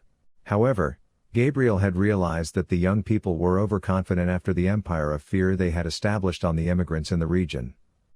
Gabriel, whose expression did not change at all, slowly opened the left side of his jacket. "Fortunately, I have my pass with me," he said. The boy with the iron bar in his hand swallowed and saw the MP5K hanging in his underarm holster under his jacket. MP5Ks were submachine guns that the German Heckler & Koch company had started producing in 1964. The MP5s, which entered service in 1966, had become very popular due to their wide range of uses, many additional equipment for special operations, and different variations. The MP5s had single, double, triple and fully automatic fire modes. Gabriel was carrying the compact version of the gun, which used 9x19 and parabellum ammunition. The effective range of the MP5KS was 150 meters, and the kid, whose color and confidence had fled along with him, knew that if he pushed his luck, the man would kill him before he left this alley. He retreated to the side wall of the alley, his hands raised at shoulder level in surrender, and the other members of his gang followed him. "I don't want any scratches on my car," Gabriel said immediately after he passed them. "If anything happens to her, I'll find you." Gabriel did not like London and the suburb he was currently walking in. For the young man who had been transferred from Thailand a few years ago, it was really inactive. He walked for about 2 blocks without using the main streets and the big avenues, and when he reached a main street, he entered a narrow side street. The street, which was barely 5 feet wide, was at most 20 meters long. Reaching the fire exit at the end of the street, Gabriel took his mobile phone out of his jacket and called the person he had been texting. When the phone was answered, he simply said, "I'm here." A minute later, the fire exit opened and a sullen-faced man appeared. The owner of the only grocery store in the area was Mr. Edgar Simmons. Edgar looked at the windows of the 2 buildings that formed the side street with an air of unpredictability from his type. Then he handed the paperback folders in his hand to Gabriel. Gabriel opened the folders and looked at the photographs of the children inside. Sean Hopestein and Ian Hopestein. He continued to listen to the big Irishman as he memorized the names and faces. "As I said, I have great respect for your organization," said the Irishman. "Please give my regards to Mr. Solenson." Gabriel looked up from the files and said, "Of course, Mr. Simmons. First of all, I have just received information about the young men you are looking for," said Edgar Simmons, spreading his hands apologetically. Gabriel raised an eyebrow, not understanding what the big man meant when he said, "We've been looking for them for years." Then he concluded from what Edgar said that he had known these young men for a long time. "Yes, but the church messenger did not say that the twins were not alike," said Edgar, in protest. Gabriel shrugged. "It's okay, Mr. Simmons. Mishaps like that happen. Yes, the twins won't look alike. What about the other signs?" he asked. He wasn't enjoying playing the game of whose fault, and he didn't have much time. Simmons nodded. "Yes, sir. They don't look alike at all. Some of the other marks match. When I found out the wanted ones were twins, I looked them up. Everything I found on them is in the files." Gabriel held up the files in his hand and asked, "How did you get the files?" Edgar Simmons was a penitent, but his criminal record was not thin. Now he was a church member and ran a convenience store, but Gabriel would never rely on them. My daughter works at Wellington Hospital, Simmons sniffed. My daughter works at Wellington Hospital, he said reluctantly. Gabriel could tell the man didn't like talking about his daughter very much. While Edgar continued, it wasn't hard to get her files. And Fargus McGregor from our bar works at St. Paul's High School. I said I'd loan them to the boys and bought Fargus a half bottle of whiskey, so the files came to me right away, he said, almost growling. I understand. I'll copy the files and bring them back to you. It wouldn't be nice if they were missing, Gabriel said calmly, placing the files under his left armpit. Yeah, I hadn't thought of that, Simmons said sincerely, scratching his head. And are these the kids you're looking for? He asked. Simmons, but we'll find out, Gabriel said, straightening his jacket and clasping his hands in front of him. Edgar Simmons suddenly frowned. The children won't get hurt, right? He asked with narrowed eyes. Not long ago, both of them had shown great courage and saved Edgar from a big problem. He really didn't want to get them into trouble. Gabriel, on the other hand, was tense at the sudden change of character of the big man in front of him. When he said coldly, "We, the church, have no interest in killing children, Mr. Simmons," Edgar pulled himself together and grumbled, "I meant no disrespect to the church." Gabriel said with an expression close to a smile, "It's not important. I understand your goodwill and concern, and it is a great sign of your penitent spirit. The Vatican is grateful for your attention and resourcefulness. After the information you have provided has been checked, the amount we agreed upon will be deposited into your account. I will also bring the originals." Simmons smiled sheepishly and shook Denise Gabriel's hand. "We're not the bad guys," she mumbled, checking the folders under her armpit again as she walked through the back door of the store to her car. She sent a text with her BlackBerry. The text was short and to the point. Meet up. D. Edinburgh, Scotland. Hunt. September 21st. Edinburgh, the capital of Scotland, was cold and rainy.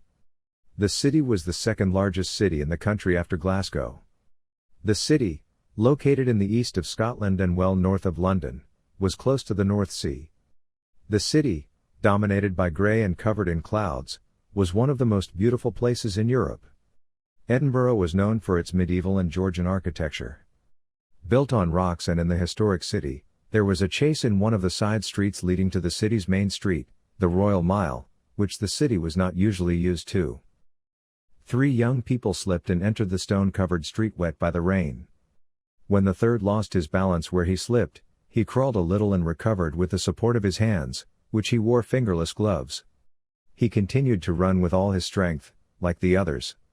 With the whizzing that came immediately afterwards, 3 bullet holes opened in the wall where he was a few seconds ago. However, no gunshot was heard. This increased the third's running speed visibly. All 3 of them were wearing wide side-pocketed pants, thick hooded sweatshirts and berets that allowed them to move comfortably. All 3 of them were wearing backpacks. The young man running in front was of African origin. The young man, who was close to 1.5 years old, was wearing a navy blue t-shirt, a black sweatshirt and dark gray pants. He was running with perfect balance in his running shoes. When he looked ahead, his frowning face turned from anxiety to pessimism. At the end of the street they entered, a 3-meter wall blocked the way. The young man, who climbed the trash can in front of the wall in one move, jumped onto the wall, pulled himself up quickly and climbed onto the wall. She really was as agile as a cat. As she leapt over the wall, she growled at her friends who were following her, "Hurry up, you fools." Her name was Kelly Hepson, and she worked as a pizza delivery man in Edinburgh by night and was trained by her master by day. Kelly looked at her friend Paul, who was some 5 meters behind her, and Lisa, who was running after him. She knew they were going to fail. It was a gift from God. Some things Kelly just knew. The person who came from the back of the group was Lisa McGraw. The 22-year-old young woman was 5 feet tall and had regular features. Her blonde hair was sticking out of a hood. She looked at Paul, who was advancing in front of her. The young man was 4 inches taller than her. He had already climbed up the wall and was straddling it like a horse. The tall, Dark-haired young man with a long face shouted anxiously, "Hurry up." Lisa jumped up and rose to the top of the trash can. But she was too late. The man who had turned the corner after the trio was carrying a silenced Beretta 92F. He fired the gun with such speed that it was hard to see. The bullet that came out of Lisa's forehead made it look like her forehead had exploded. Losing control, the girl suddenly slid down on her knees on top of the trash can, hitting her face against the wall and staying there. Pole reached down to pull Lisa up. As he watched the blood spraying from Lisa's forehead as if time had slowed down for a moment, he shouted, "No." Michael Richardson seized the moment and reached out desperately to Lisa, who was still lying on the ground, and fired 2 bullets at the screaming Pole. Pole raised his hand and conjured a protective spell. A shield of blue glass-like light immediately formed in front of his hand. But there was not enough time for the spell to be truly protective. Both bullets hit the incomplete energy shield, shattering it and tearing 2 holes the width of Pole's cheekbone and forehead, the width of his index finger. The young man tumbled back against the wall with a wet gurgle. Michael leapt at it without hesitation. But the third wizard had already moved away. It had not taken Michael long to find the Edinburgh safe house. There was a good team of former SAS commandos here. They had caught the wizard before he could even react. But the woman's 4 apprentices had attacked the team at the last moment, killing one of them. Michael had chased after the remaining 3 apprentices while the team took the wizard to the company's safe house for questioning. Richardson cursed between his teeth and heard the text alert on his phone. His eyebrows raised when he saw the words "meet me. D." His team had arrived, the dead had been removed immediately, and anything that might contain information had been collected. While Michael was waiting for the cleanup crews to leave, his phone rang. Answering the phone, Michael heard the bass baritone voice of his platoon sergeant major. "This is my boss, Brass," said the 40-year-old mercenary who normally didn't talk much. "Brass, what happened?" Michael asked, not taking his eyes off the road. Brass's voice was genuinely distressed, and he huffed, "The woman isn't talking, but I don't like her reactions." "What do you mean?" Michael had learned to trust Brass's instincts above all else. "When I asked about Yenazag, the woman laughed at me." Her tone was sincere, as if I didn't know about something as familiar as sunrise. "Meanwhile, the interrogators are on their way," she said in a grumbling tone. "The Inquisitors?" Michael asked, one eyebrow raised. The Inquisitors he meant were the priests of the Inquisition, trained in interrogation. They were truly brutal men, trained in torture and psychological pressure, and they were not easily sent out of Rome. Other operators, like Brass, didn't like these guys very much. Fighting the wizards, interrogating them, torturing them was one thing, and torture was another. "Yeah, they just said they were coming. You know I can't stop them," he complained, which was something Brass wouldn't normally do. Michael knew he had to go back, but he accepted that even that wouldn't save the situation. "I know, don't worry. Question the woman until they get here, whatever you can find out is worth it," he said as he walked towards his car. 2 hours later, as Denise Gabriel looked out over the city from the 20th floor of the Sky Tower, a plaza facing central London, she smiled when she saw Michael reflected in the thick glass in front of her. "It's been a long time," she said without turning around. Michael crossed the spacious, minimalist living room to the mahogany liquor cabinet. "Everyone's complaining about this lately," he grumbled as he poured himself a vodka. "You're a busy man," Denise said with a laugh. Michael let out a sarcastic breath and asked, "Look who said that, weren't you in Thailand?" "They transferred me to the European office," Denise shrugged. "Reward or punishment?" Michael asked, his eyes narrowing. He had a mischievous look on his face. Denise smiled, scratched her head, and said, "I think it's a reward." "How are you?" Michael asked, sitting down on the large couch in front of her, one arm across the back of the couch, and smiling. He hadn't seen Denise in almost 5 years. "Tired, are you?" Denise asked, one hand in her pocket. "Not bad," Michael said, taking a sip of vodka. "What happened in Russia?" Denise asked. There were many rumors in the office, but no one knew more than the rumors. "I guess our guys were a little overconfident, but I didn't look under the rug," Michael muttered. "Could it be treason?"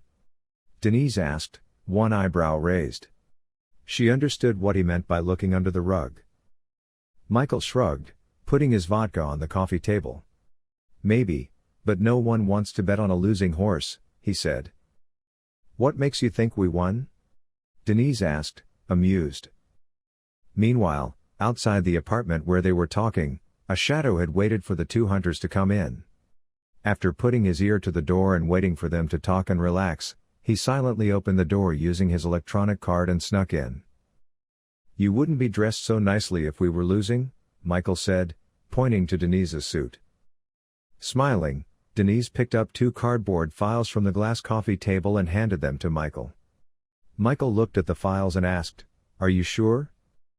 "All the signs match," Denise said, pouring herself a whiskey from the liquor cabinet. "Why didn't you send it to Toscani?" Michael asked with a frown. "I wanted to check. I don't want to embarrass the first cardinal of the Vatican with a grocer's report," Denise said, but Michael could tell from his old friend's tone that this wasn't the whole truth. The shadow calmly removed the pins from his pocket and moved into a more comfortable position to throw them. "So you couldn't trust," Michael said. "Yes," said Denise wearily. When Michael felt the familiar tingle, he drew his weapon with the speed that had made him legendary. But this time, it was Kelly who was prepared. Kelly cast a simple spell of darkness, plunging the room into darkness while throwing two grenades inside, the pins of which she pulled. Kelly had been following Michael since Edinburgh. He had been helped in this by a man in a white suit and a Panama hat who found him in the park where he was hiding. The old man, who said he was an old wizard, gave Kelly two important things that would help him avenge his friends and master: a Ford Focus and a Bond bag inside. Inside the Bond bag were 4 hand grenades, a Colt 1911, a fake ID belonging to LGG, an electronic key and about €10,000. When he heard the 2 grenades hit the ground, Michael did the only thing he could do and threw himself to the side. The shock of the explosion threw him back to the side he had jumped from before he could even reach the ground. He had left the area of effect of the magical darkness, but he had partially lost consciousness from the shock of being slammed into the hard ground. At the same time, the couch he had been sitting on earlier had fallen on his chest, pinning him to the floor. Kelly calmly entered the room. The explosion had set the seats ablaze. The outside windows had been blown out, and the harsh wind was blowing the curtains and the flames. The young man came to Denise and looked at her lifeless body. Next to her were half-burned files. Kelly knelt down, picked up the Hopestein's files, and put them in the inside pocket of his jacket. The explosion had thrown Michael backwards, and he managed to control himself before everything went black. But a door had fallen on him.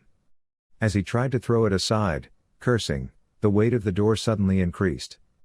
Michael's eyes narrowed as he saw Kelly, a Colt 1911 in his hand, above the door. Kelly was shouting angrily, "I know the new age, you bastards. We're not going to let you destroy the world, do you understand?" And he fired the gun in his hand. Michael was shaken by the heavy blows to his torso. Kelly had fired 7 shots into the door and into Michael's chest behind it. Taking one last look at the unconscious man behind the door, he took advantage of the chaos in the corridors and exited the hotel. In the chaos caused by the fire alarm, no one had even noticed him.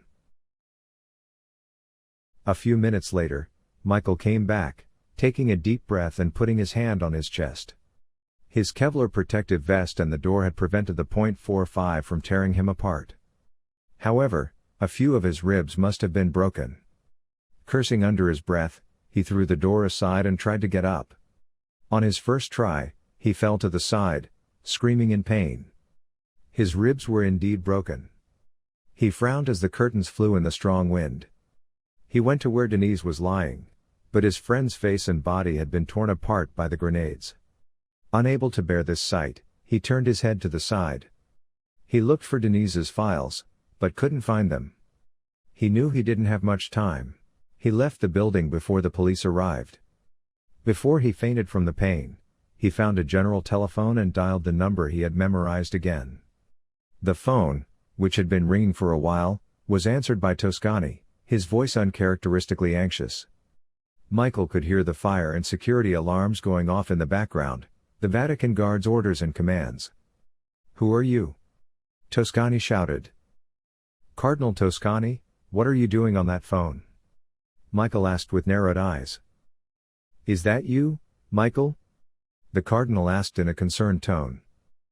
"Yes," Michael said through clenched teeth and a face contorted by his aching ribs. Toscani sounded genuinely concerned. "Just in time, Pope Octavius has been attacked. You must come here immediately," he said urgently.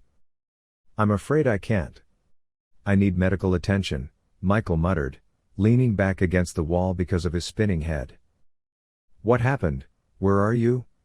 Toscani asked curiously. "London. I met with Denise Gabriel, but we were raided." "Denise was killed," Michael said, struggling to speak. "Ah yes, Octavius Papa said you were going to Edinburgh. Then get your treatment and go to Serbia," Toscani said coldly, apparently suppressing his panic and starting to think rationally. "Serbia?" Michael asked curiously. "Yes, Viktor Polanov is the leader of those who did this. We caught 2 of his men in Rome, but we couldn't stop them," Toscani said coldly. "I understand, sir," Michael said, pulling himself together. Toscani's voice had not changed, but Michael could detect subtle differences in tone. The man was genuinely worried. "For God's sake, hurry up, Michael. Whatever is happening, it's serious." As Michael walked away to have his wounds tended to, the fire department and ambulances had just arrived at the building. Things were worse than serious. He had lost the file on the twins, Denise and the Pope had been killed. Even the Russian raid had been a sign that things were about to change, but no one had paid attention to this bloody sign. As Michael walked away, he pushed the twins of fate into the dark corners of his mind. Now was the time for revenge. London, England. Do you know? September 23rd. Ian shook his head and looked at the smoke rising from the burning incense. In fact, incense helps focus, directs motivation towards the scent, and prevents the nose from being distracted by any scent. I still hate incense. The high-ceilinged study area of the martial arts hall was filled with a distinct smell of incense. The hall was dominated by white and gray colors. This whiteness gave a deceptive sense of spaciousness. The walls were covered with gray, hardened sponge-filled fabric protectors up to 1.5 meters high. The floors were covered with light-colored wood. The rhythmic drum sounds came from the hidden sound system, 7778. Shit. What came next? I can't remember, said the middle-aged man. The deep-voiced man's speech had a distinctly Western accent. Military discipline was evident in every aspect. The entire hall had accepted the teachings and discipline he imparted, and the entire hall shouted as if to show this. 1. Do you know what push-ups are? 2. Discipline. Fly. Self-confidence. 4. Pride. 5. Durability. 6. At a school that aims to teach a Far Eastern martial art, you can learn all of these if the one who shows the way understands the meaning of the path. Smiling and looking at the tired body of the student he had dealt with in his broken English, he said, "Start again." The student paused, sighed, and started doing push-ups again. The Frenchman, kneeling over Ian, asked mockingly, "What happened, are you upset?" Ian replied, "No. Sir." On his right, Sean was watching Ian while doing push-ups. When the Frenchman noticed this, he started looking at Sean and the young man immediately turned to face him. Ian's muscles were burning, his arms were shaking. He was almost fainting from exhaustion, but he would die rather than show it to the Frenchman. This wasn't hatred. It had nothing to do with trying to gain respect. It was part of an unspoken, unwritten agreement. Maybe they would faint from exhaustion, and the man who always pushed their bodies one step beyond the point of exhaustion wouldn't force them, wouldn't shout at them, and yet no student in the hall would stop. I think it was more important to them not to disappoint him. The Frenchman was a NATO officer. He had opened this hall to teach what he knew, and many NATO officers and their acquaintances soon filled the hall as much as the British. Although the events that had once happened between their countries still seemed to some students as a convenient excuse to create problems, the occasional sparks that did arise were quickly extinguished by the Frenchmen.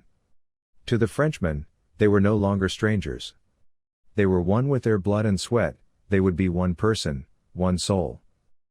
Ian and Sean were not the best in that class, but they were the best of their time. They were not bright students. The French had seen bright students before. Ian and Sean were not like this. However, despite their low level of talent, they performed above the others. Their shortcomings were made up for by their endurance, unchangeable basic morality, and their success in mental exercises. The two brothers would regularly come to the gym during their free time and work for hours. In a few months, they'll be ready for the black belt exam, the Frenchman thought. As he thought about this, he continued to count. 45. 46, he said calmly. Ian shook his head and muttered, 46. He sank back into his reverie. At that time, he would focus more on the smell of incense than on the numbers his teacher was counting. He would feel every bundle of his muscles, because each one would constantly send pain signals to his brain in the boundlessness of the strain.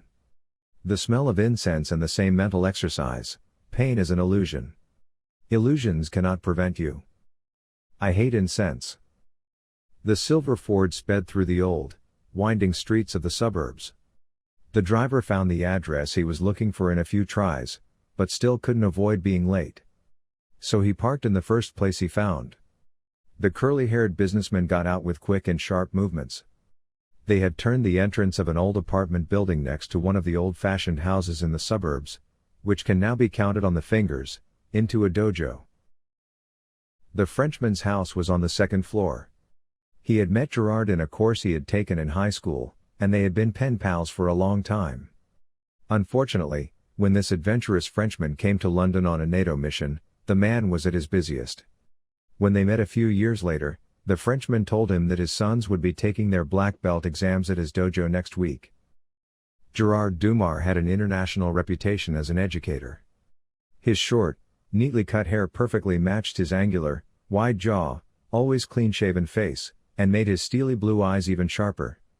His movements were as graceful as a cat, but only someone who knew how to look could tell how deadly the Frenchman could be. Thanks to his position and reputation in NATO, he had easily opened this educational institution that fully implemented the Far Eastern philosophy. The large hall at the entrance of the three-story house that had been converted into a dojo was quite different from other gyms in both style and style. The entire area, covered with wood, was kept as simple as possible and was kept free of humidity. On the upper floor, the Frenchman was sitting with his daughter, whom he considered his only asset in life. The man glanced around briefly, passing the other families waiting at the dojo's door one by one. His anger was evident in his gray eyes. For this reason, no one wanted to stand in front of the curly-haired man. When Sean nodded, Ian in the crowded locker room felt himself shaking with excitement. His father had indeed come. They had come for the black belt and Dan exams, even though he had kept it a secret from him. Ian had always suspected that it was the grumpy Frenchman who had said this, but he could never prove it. He had neither been afraid nor excited until he saw his family before the exam. Their secrets, which they had kept for years, had come out. Even now, he wondered if they had known all along. When you start that familiar game with the javelins, your eyes and brain are slow next to your hands. You are faster than anything. Thoughts always lag behind, and you see your hands, which are swollen from the blows during the match, and you have difficulty moving them, and you feel the pain. Faster than your nerves. Not only your hands, but your whole body has failed. That's when you smell that smell again, you get out of the smell of blood and sweat, and you scratch your nose. At same time. Incense. The middle-aged man had just sat down when the students slowly greeted the hall. He recognized his sons from behind the heavy metal railing mask. Who else's eyes would widen when they saw him? How had they managed to hide this from him for 4 years? Or how had he not been able to see the changes in his sons? Although he hadn't been able to get up from work for a long time, and when he came home from work he would argue with his wife. Yes, he thought. We had drifted apart a lot. But it was a serious situation to come to this point. He was brought out of his thoughts by the crashing of the boards against each other at machine gun speed. He tightened his coat in his arms and his chest tightened, but the boy knew what he was doing, for the first time. Sean was standing on the sidelines while Ian was on the track. His face was expressionless. While his brother was fighting with all his talent, he was looking at his father with the blood drained from his face. He swallowed, thinking about what would happen at home, no matter what happened on the track called Tatamai. If it hadn't been for the chance encounter with the Frenchman, he would never have seen or known it, and the bruises would have been just a bicycle accident. His clenched, white fists loosened. He let his coat go. Yes, he did, thought the Frenchman. The boy Ian was the son of a friend they had met at a camp many years ago, and he was beating the hell out of a man twice his size. His strategy was perfect, the man was big and bulky, not a child. He had developed this strategy by fighting with his brother, who was as agile as he was. The man relied on his muscle strength, but the boy had worked many times harder than the man. The man was a fool, and he barely noticed it. The more he tried to strike, the slower he got, and the young man, who was spinning around his slowing spear, would beat the man up with light blows over and over again. It was a vicious cycle. The man, who was getting madder as he was hit, was getting madder, and this was breaking his guard even more. Victory was inevitable for the boy. When he realized this, it was too late for the man. There was nothing he could do when the man collapsed to the ground. Ian, smiling, took off his helmet, remembered that his father was sitting in the spectator rows behind him, and swallowed just like his brother. They had been caught.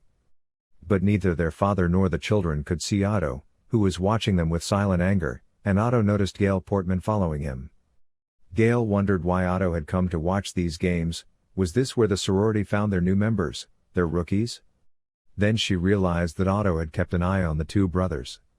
At that moment, she heard one of the two girls sitting next to her say, "You know, they're twins," the blonde said. "What? They don't look alike at all." "Yes, they are identical twins." Gail's eyebrows rose in surprise as she looked at Otto again. New chapter. Next go. September 28, New York, USA. The quietest of the oil moguls and the one who remained hidden from the media was James Bakesfield.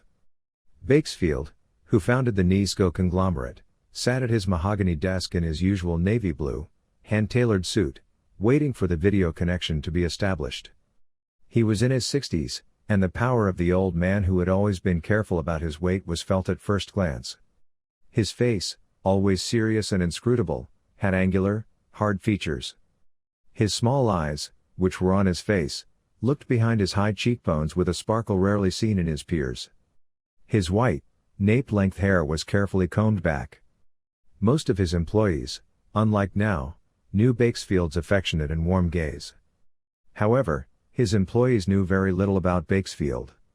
When the video connection was established, he looked at the man in front of him with furrowed brows. When Otto greeted him with a smile, Bakesfield asked in his usual cold British accent, "Are you sure about this?" "How can you be sure of a prediction, a prophecy?" "Everything the fortune teller predicted has come true," the old man said. The lines on his face from difficult times deepened as the man smiled, making the first thoughts about his age disappear in doubt. Bakesfield raised his head slightly, raising one eyebrow. "Keep guarding the gate. Since the prophecy is coming true, the first traveler of the gate to be opened has already been chosen. Find him and help him go. This has been expected for centuries. Now the time has become even more important. Our numbers are diminishing, the gate must be opened before we become extinct or the black men realize who we are," he said. Otto von Lonsenrader had known Bakesfield for a long time. They had experienced many adventures together, shared many sorrows, tasted many victories. Bakesfield clenched his jaw, allowing his emotions to show for the first time in many years. "I will guard the gate with every fiber of my soul." "It has been a pleasure to serve you," he said with an uncharacteristically fanatic tone. "The pleasure is mine," Otto said with a rueful smile, tipped his hat to Bakesfield, and then ended the video call. When the image disappeared, the man in the Panama hat smiled as he thought about the secret he had kept to himself. He had been watching for a long time who would open the door. Bakesfield, on the other hand, was looking at the reports prepared in front of him. He looked at the name at the top of these reports from London. Ian. Shaking his head, he whispered, "The time has come." October 2nd, England, London, Reekmount. Reekmount was a quiet suburb in the west of London. It wasn't as glamorous or wealthy as the centre. The Hopestein family lived in this neighborhood now. Neither Sean nor Ian complained about it. They had had a lot of immigrants in the past few years, but Sean thought they had made the neighborhood even more colorful and lively. It was 2 years after they had received their black belts. The punishment they received after that exam was terrible. They were forbidden from going out for 6 months. But their father still allowed them to go to Gerard's dojo. Sean and Ian had always wondered if the French had something to do with it. Sean was running parkour as usual. When he entered his street, he noticed something different. The suburb he lived in was made up of rows of classic English houses. The stone-walled houses had white moldings, brown wooden doors, and stairs leading to them. Some of the walls were covered with ivy. As Sean approached his house, he saw a Bentley waiting in front of his house and a chauffeur in a suit standing at the door. As he approached his house, he saw his neighbor Albert Huxley sitting diagonally across from him. The tall red-haired young man was sitting on the stairs with the Jamaicans at the end of the block. When he saw Sean, he raised his hand in greeting and shouted, "Hey Hopestein, I didn't know you were rich." Sean didn't understand what he meant. So he said, "Me too." With laughter coming from the other side, Sean exchanged glances with the tall, broad-shouldered, short-haired, and sunglasses-wearing man waiting at the Bentley's door and entered his house as usual. The man had a white fedora on his knee. He was wearing a white suit and shoes like his hat. His legs were crossed. He had thick, night rings in his hands, which were placed on the sides of the chair. His white hair was cut bluntly and combed back. He had a broad face, a skull that was almost perfect. His face full of wrinkles looked angular and strong. He had a straight, arched nose, his eyes were a lively, dark blue color, different from the tired eyes of old people.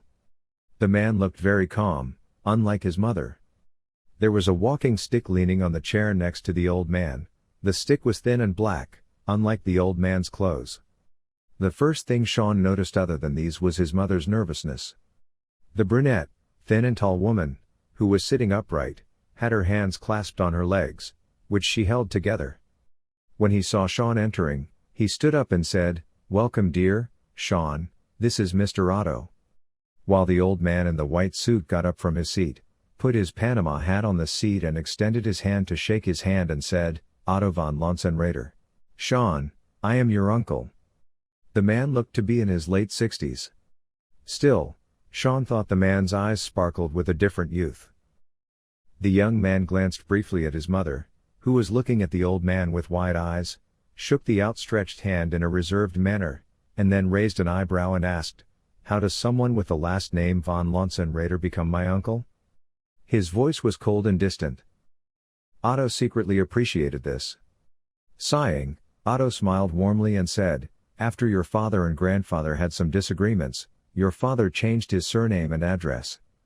That's why it took me a while to find you." Sean nodded and said, "I understand," although he didn't believe a word the man said.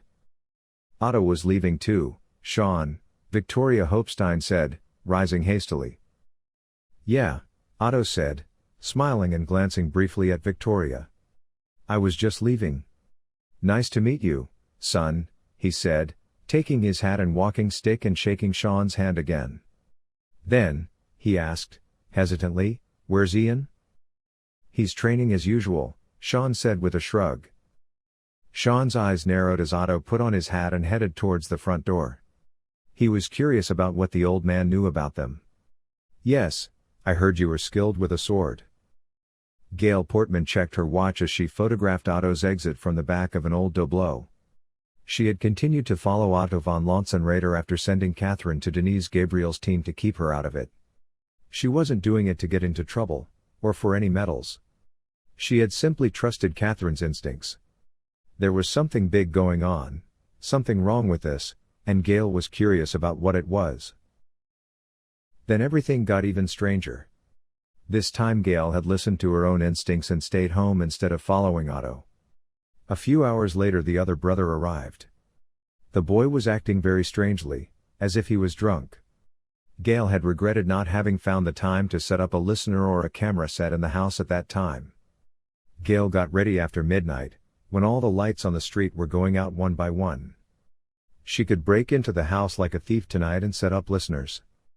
But when she saw the slightest movement at the top of the street she paused. Otto's Bentley had returned. Gail followed him nervously. When most of the street was fast asleep, a black, long-body Bentley slowly turned from the west wing of the street that connected it to the main street. Its license plate bore the name of a private company. Its lights were off, it was moving at almost walking pace, making almost no noise. There were only 3 vehicles of its make and class that were so well armored and well made. 2 of them belonged to the President of the United States. The vehicle stopped calmly in front of the house where Ian had been sleeping just a few minutes before. The rear door, which normally had to be opened immediately by the guard sitting in the front, opened from the inside with a calm and slow movement. The thick, heavy door slid open silently in a sideways arc, and an old man dressed in black, unlike his usual clothes, stepped out. The tall, thin man calmly made a regular arc as he looked at the surrounding buildings one by one. He was wearing his usual linen suit, but this time he had chosen black for a change. It was the first time Gail had seen him wearing black, and he slowly lifted the camera from his lap. The old man's thick coat, appropriate for a cold October evening, was swaying in the breeze. He adjusted his black Panama hat and leaned on his black cane.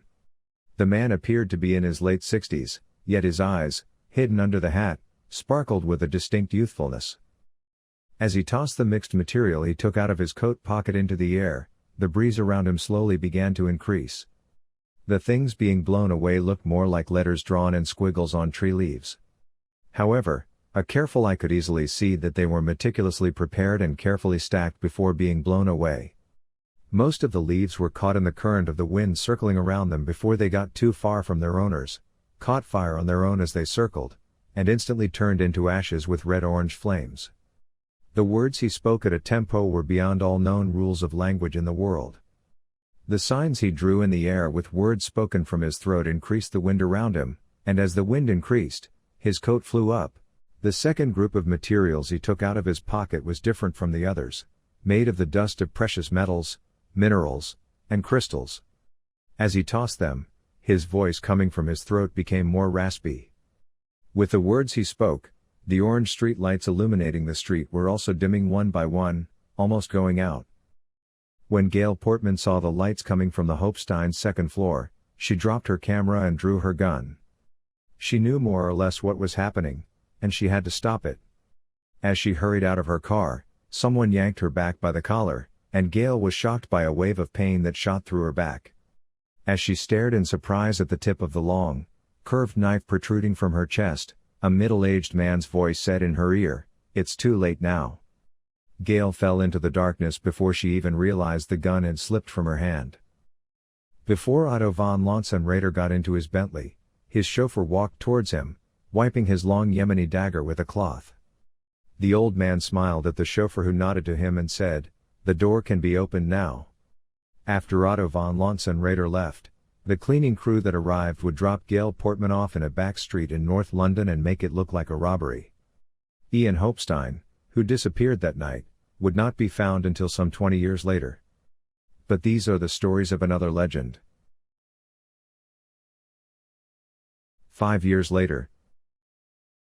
July 26, Chauvin, Louisiana, USA.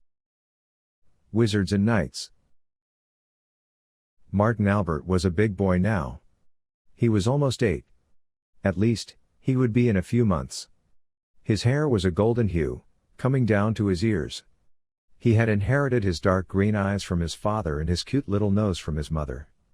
The oval-faced boy used the bucket lid as a shield in one hand, and in the other hand he held a sword his grandfather had made to prevent Theodore Watson from passing through the passage behind him. Theodore Watson was only 6 months younger than Martin. His narrow shoulders made his short dark brown head look larger than it was. The anger in his blue eyes made him attack Martin with an old brush stick, but he could not get past him. Martin laughed at the attempt, saying, "Don't bother, Sir Lancelot, there is no getting past me." An old red tablecloth was tied around his neck. The cloth fell down to his back and reached the middle of his legs. On the back of this elaborate cloak was a white bird. At this, Lisa Pollock, who was behind Theodore, took out a cloak made from the same tablecloth, threw a pinch of flour at Martin and said, "Lightning spell." He shouted, and Martin fell to his side, as if struck. Thus was the passage to the castle, which he had so bravely defended. Theodore looked at Lisa, who had come after him. The girl, whose curly orange hair was tied in 2 buns and whose face was covered with freckles, smiled with her missing teeth. "Wizards always win," she said, and passed through an opening in the wooden wall around an old house. The old wooden house was 3 stories high. From the small window on the top floor, 6-year-old Fanny Garney stuck her head out and said, "Sir Lancelot, Lady Matlees, please help me. I am trapped inside the castle." She could barely see it from the plum trees next to the house.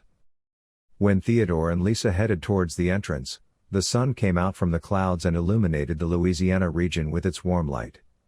Entering the old house with graffitied walls, Theodore and Lisa fell into James, Jack and Marie's trap at the entrance of the house.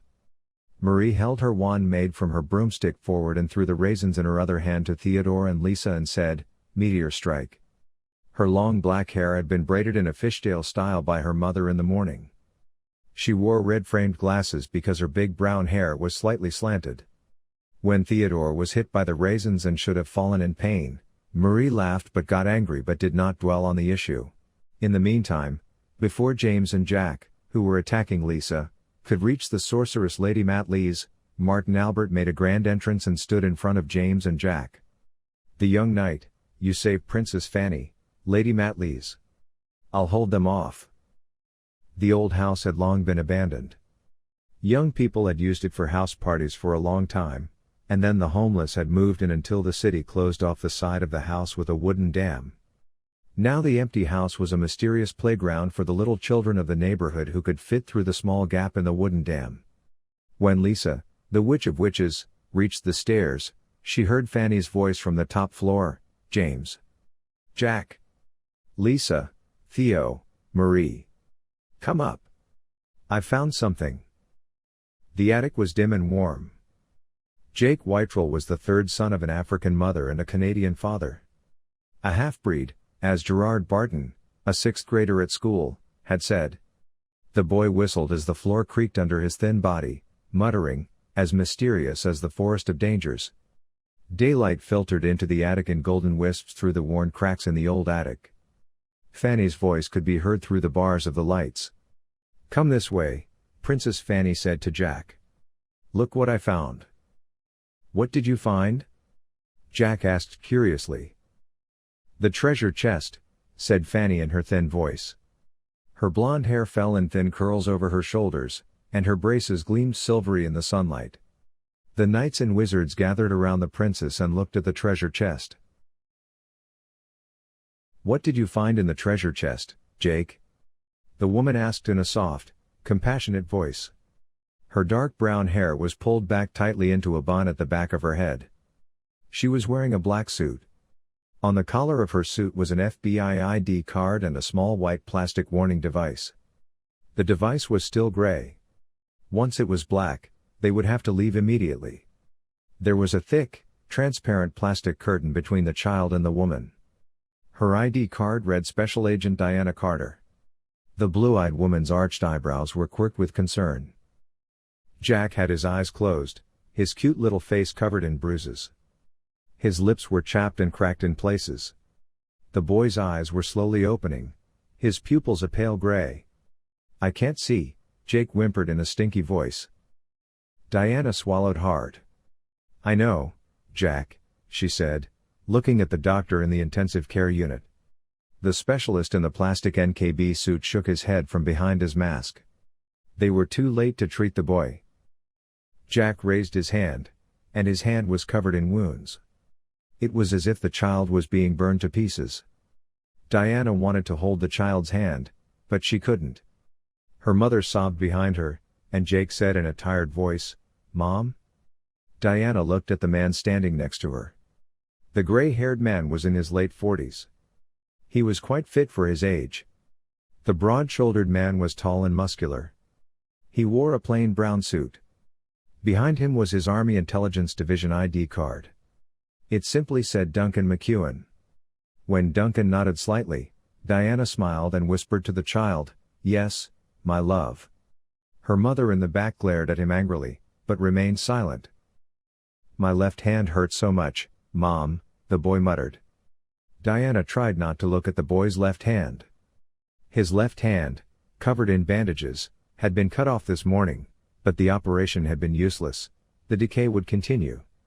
Still, when the doctor nodded to the nurse in the NKB uniform next to him, the woman reached out to increase the dosage on the morphine box with a spreadsheet. But Duncan stopped her and shook his head. The nurse glared at Duncan and then glared at the doctor. But the agent was determined. When the doctor helplessly signaled for the nurse to stop, the young woman took a step back, clenching her fists in anger. Diana leaned over to the boy's ear and said, "Jack, you have to tell me what happened. We don't have much time." "We went to the castle," Jack muttered, swallowing warily. "The castle?" Diana asked, raising an eyebrow. "It's rewound," Duncan whispered, mouthing exaggeratedly as he pointed at her. Diana sighed and shook her head. They would have to hear the story again. Jack swallowed dryly and said, "Yes, it was surrounded by high walls. It was like a castle. Sir Arthur held the door, but Sir Lancelot and his wizard got past him. We fought bravely in the ballroom inside the castle. We knights fought with wizards." "Wizards?" "Yeah, you know, doing magic and stuff. Like Lady Matlees. She was in charge of the wizards. They were protecting the princess." "Where was the princess?" "In the tower, of course. I'm so thirsty. It's so hot." The boy mumbled, not even hearing Diana anymore. "The princess called us in the middle of the battle. When we got to the tower, the princess gave us the treasure chest." "What did you have in the treasure chest, Jack?" Diana asked, her eyes narrowing. When she looked at Duncan, she saw the blue-eyed man's almond-shaped eyes narrow. The man's full attention was on Jake. Jack swallowed hard. There were 2 knight swords, green. Then a monster mask, invisibility pills, military uniforms, knight armor, a cloth map. "A treasure map," the boy coughed weakly, blood appearing on his lips. The doctor looked at the boy and the agents, shaking his head as Jack continued to speak. James knew the island on the map. "We got Sir Michael's ship," he said while another FBI agent behind this small group said, "Michael Jenny is waiting for a plane in Toronto right now," referring to the child psychologist. She was a young woman. She spoke with a rather unemotional tone that contrasted with the situation. Diana thought the young agent named Eleanor Dave was wearing a mask. Eleanor was a new agent in the group, and this was her first field experience. Diana couldn't help but think, if she doesn't quit her job because of this incident, she never will, and she asked the young agent, "What about the ship?" "The neighbors said he had a canoe," the agent replied without hesitation. Jack swallowed hard and raised his hand. "We went to the treasure island by ship. We looked everywhere. We finally found it, the Great Dragon's Cave. We each took an invisibility pill in case we encountered the dragon in the cave. There was a silver chest at the end of the cave. It was so heavy, we couldn't lift it. It had strange writings on it. We tried hard, but we finally slid the lid open." Diana turned her attention back to Jake. "What did you get in it?" she asked. The boy smiled tiredly. There were exactly 6. 6 wizard orbs in the chest. We shared the orbs and returned home. He said tiredly. "I was going to give it to you, Mother. For your birthday. These were the last words Jack Whitehall said just before he died from the high radiation. Agent Carter, who had barely made it to the rooftop just above the intensive care unit of St. John's Hospital, which had been evacuated for emergency purposes, pulled out a pack of cigarettes from inside her jacket with trembling hands. Her hands were shaking so much that she couldn't help but curse when she dropped the first two. She couldn't find the lighter she needed to light her cigarette, which she finally managed to put between her thin lips. Suddenly a lighter appeared right in front of her. Duncan lit Agent Carter's cigarette, then lit his own, and inhaled the smoke with great need. She could see almost the entire town from the rooftop. She looked at the trees that covered part of the town and the forest beyond, and asked, "Do you have children, Agent Carter?" Carter shook his head. "I only have one sister. Elizabeth, who is also an agent with the FBI. It doesn't take a child to upset someone." Duncan nodded. "You're right. But the Pentagon has ordered me to make sure we can work together on this. I need to make sure you remember the kid's face when we get to the end and don't blow any unnecessary holes in anyone's head." "Maybe we should just put 2 holes in their heads," Diana said, looking at Duncan. She noticed the redness on Duncan's left cheek. "Nurse," Duncan McEwen explained, putting his hand to his cheek. "He was just mad about the morphine thing. It's not about how many holes you put in their heads, Agent. I think we should kill everyone involved, their neighbors, their entire neighborhood. But first we need to find out who they're working with. Jake Whitehall, Lisa, James, Fanny, and their families are dead. Because the kids took hardened plutonium spheres home. The people who answered the 911 call and came to their rescue will probably be dead this week. The entire sheriff's department and the ambulance crew. They're going to be dead too, because someone managed to smuggle nuclear warheads into U.S.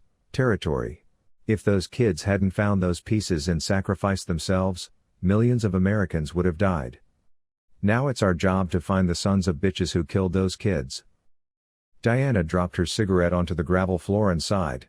"How do we find them?" "Can I trust you, Agent Carter?" Martin asked. Diana just nodded. "Yes, you can trust me, Agent McEwen," she grumbled.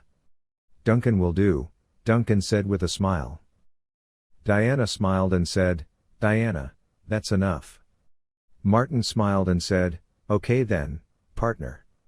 Let's go down to the cafeteria, have a cup of coffee, and find someone to snoop around in the victims' homes. I don't know about you, but there's no way I'm getting into those clothes in this heat." July 26, New York, USA. Foundation. The Ferguson Foundation was located on the edge of the city limits in the northeastern corner of New York. The foundation students were mostly orphans. Rarely were people with families accepted. The foundation took in young people who were boarders or had no families, and it provided an elite education that could only be provided by very select schools. Henry Gerard, a tall, overweight young man, was leaning against the pine tree that rustled in the wind, listening to the harmony of a flute somewhere in the distance, probably played by Lucy Davian. It was one of those moments to be savored. Gerard, who allowed the sun to warm him gently, glanced sideways at the school bus leaving. A voice from just across the street asked him, "Aren't you going to the city?" Gerard knew the owner of the voice. With an expression close to a smile, he turned the page of the book he was reading and muttered, "I have something else to do today." The young man who owned the voice came up to Gerard and glanced at what he was reading, and said gruffly, "Did you refuse to go to the city to study Godhood?" His name was Benedict Free, and he was dark-skinned and blue-eyed like Gerard. He was a hand's width taller than Gerard, broad-shouldered, and quite athletic. Benedict Free was 18 and would be leaving the foundation at the end of the year. The muscular man who was the foundation's sports star got along best with at the foundation was, strangely enough, Henry Gerard, whose personality was completely opposite to each other. The main reason for this was that Henry, who was now 16, had come to the foundation when he was 2 years old, and Benedict had taken him in like a brother. Of course, this brotherly bond was mutual. Henry, too, saw this big, spoiled, and bully young man, who had no blood ties, as his older brother. He was a bit of a jerk, easily angered, but he was still his older brother. 3 years ago, Benedict had taken the Foundation's selection exam, and after that, he had gone to the Teproc campus further north. There was a dress code on this campus. They were wearing a black clerical collar jacket, black fabric trousers and black shoes that reminded Gerard of Catholic priests. Henry shook his head slightly from side to side and said to Benedict, "Goda is just keeping me busy while I wait." Then, as usual, he adjusted his thick-framed glasses behind which his blue eyes disappeared, with his finger and continued reading the book in his hand. Henry Gerard was one of the Foundation teacher's favorite students. He was very talented in languages. He could speak German, Italian, Russian, Greek, Latin and Arabic fluently and read them easily. As always, he was wearing brown fabric trousers and a sandy-colored shirt.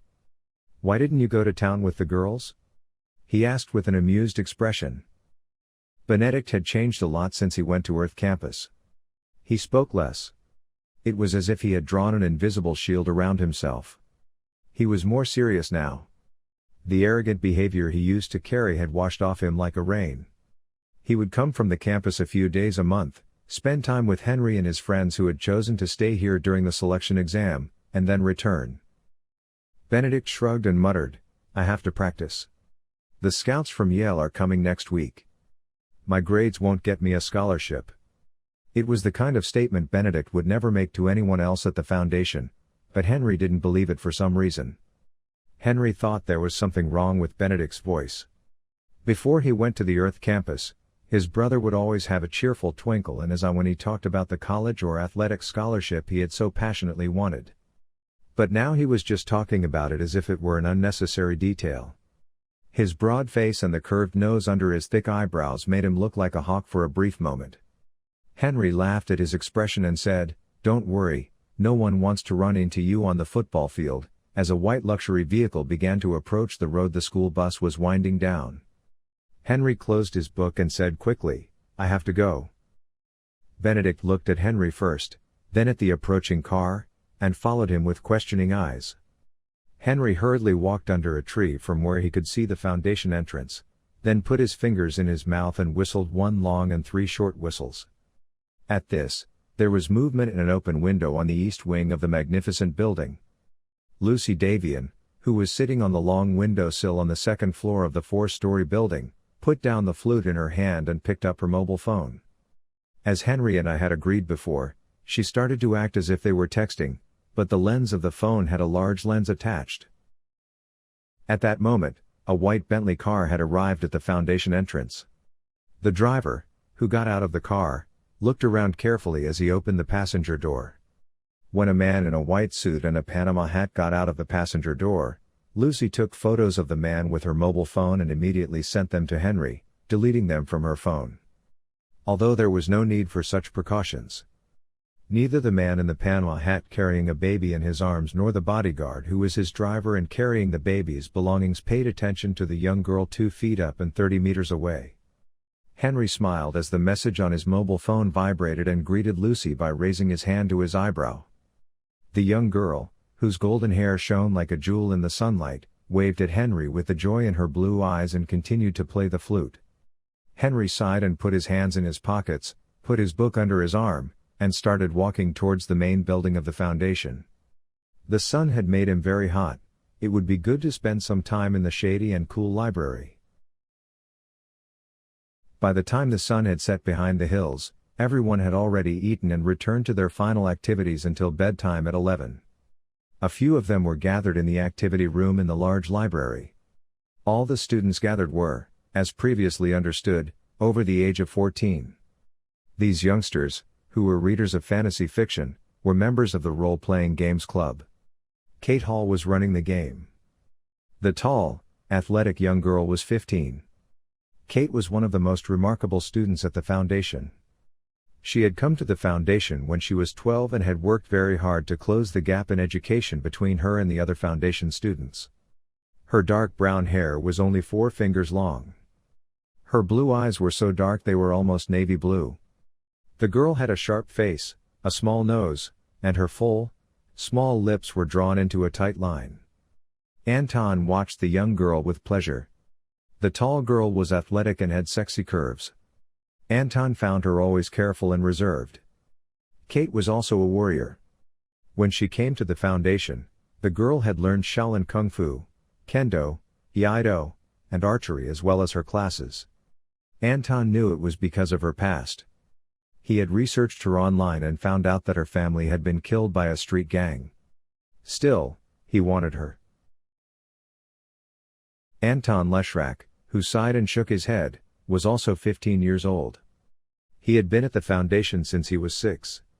He was sitting at the round oak table in the activity room, as usual, between his best friend Henry Gerard and James Brown. He had tied up his black hair that fell over his shoulders. His dark brown eyes were gleefully scanning the other friends who were participating in the game. James Brown was discussing game tactics with his brother Jonas. Benedict had not participated in this game, he was still training in the gym. Lucy and Julia were choosing new clothes for their characters. Eric Sladen, who looked at them and smiled with a relaxed attitude, looked quite reckless. The young man with red hair and blue eyes, thin and tall, seemed so relaxed and careless, but he had already prepared his character and game plan. Anton's eyes were once again fixed on Kate. He had never been able to tell the beautiful girl how he felt. He had never been able to stand a chance anyway. She had never been handsome, attractive or remarkable. Even Kate had only been able to say his name without him reminding her in the 4th game. Only when the game started, when he started acting as usual, did the young man turn his attention from Kate to Henry. Henry was so out of his normal playing style. He was withdrawn and on a different planet. Henry was barely involved in the game, just standing in the background doing things he normally wouldn't do. Anton tried to escape a fight Lucy and Julia started at the most intense point of the game, but he put the conversation with Henry to one side of his mind. Kate's roommate, Lucy Davian, was also 15. The blonde-haired, blue-eyed girl was a little shorter than Henry and more athletic. She had 2 deep, diagonal cuts on the left side of her beautiful face. This scar was a legacy of a car accident Lucy had with her family when she was 9. Her family had been wiped out in that accident, and that was how she had come to the foundation. Lucy, who was so beautiful that everyone would turn and look at her twice or 3 times if it weren't for this scar, didn't go on New York trips unless she had to because of this scar. She knew Italian, German, Greek, Russian, and Spanish, which was the standard education the foundation held. She played fencing and volleyball. Her greatest desire in life was to travel the world. She only used role-playing games to make the most of her free Wednesday nights. That's why her recklessness rivaled Eric's. When the fight in the game was over, Kate looked at her watch and told the group that they had finished the game for tonight and would continue the scenario tomorrow night. As the players gathered the books and notepapers on the table and headed to their rooms, Anton bit his lip and reached out to touch Kate's shoulder. He was going to thank her for the game. But before he could reach out, he saw Henry. His hand changed direction and landed on the shoulder of the short-haired, bespectacled man. Winking at Henry, who looked at him curiously, Anton asked, "Is everything okay?" Normally Henry would have answered these questions with, "Great, amazing, the bombshell." Now he looked around, shrugged, and said, "Can we talk later?" and walked away. Anton sighed, surprised, as he looked after Henry and then Kate with raised eyebrows. At 5:30 in the morning, Anton, who had turned off his alarm clock before it had even made its second long beep, slid out of his bunk like a ghost. He didn't want to wake Eric, who was still snoring. As usual, he put on a 1 kilo weight on his ankles and a ½ kilo weight on his arms, put on his sports clothes and went for a run. He had to get down to the riverbed east of the foundation building before sunrise. Few people knew that he had walked 6 kilometers along the riverbed and returned 6 kilometers. Anton left the wing where the student rooms were and entered the path leading to the riverbed. As usual, he increased his speed when he was out of sight of the school. When he reached the riverbed, he slowed down and stopped in an unusual way. He walked towards Henry Gerard, who was waiting for him under the willow tree at the side of the road. Nodding to him, Henry adjusted his glasses and asked, "Anton, do you remember how you got to the foundation?" "I came the same way everyone else did," Anton said, squinting his eyes. Thanks to the insurance. Do you remember? Henry asked with a sigh.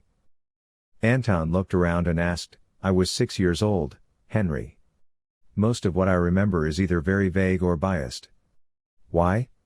It was strange that Henry should ask these questions, and even stranger that he should ask them at this hour and here.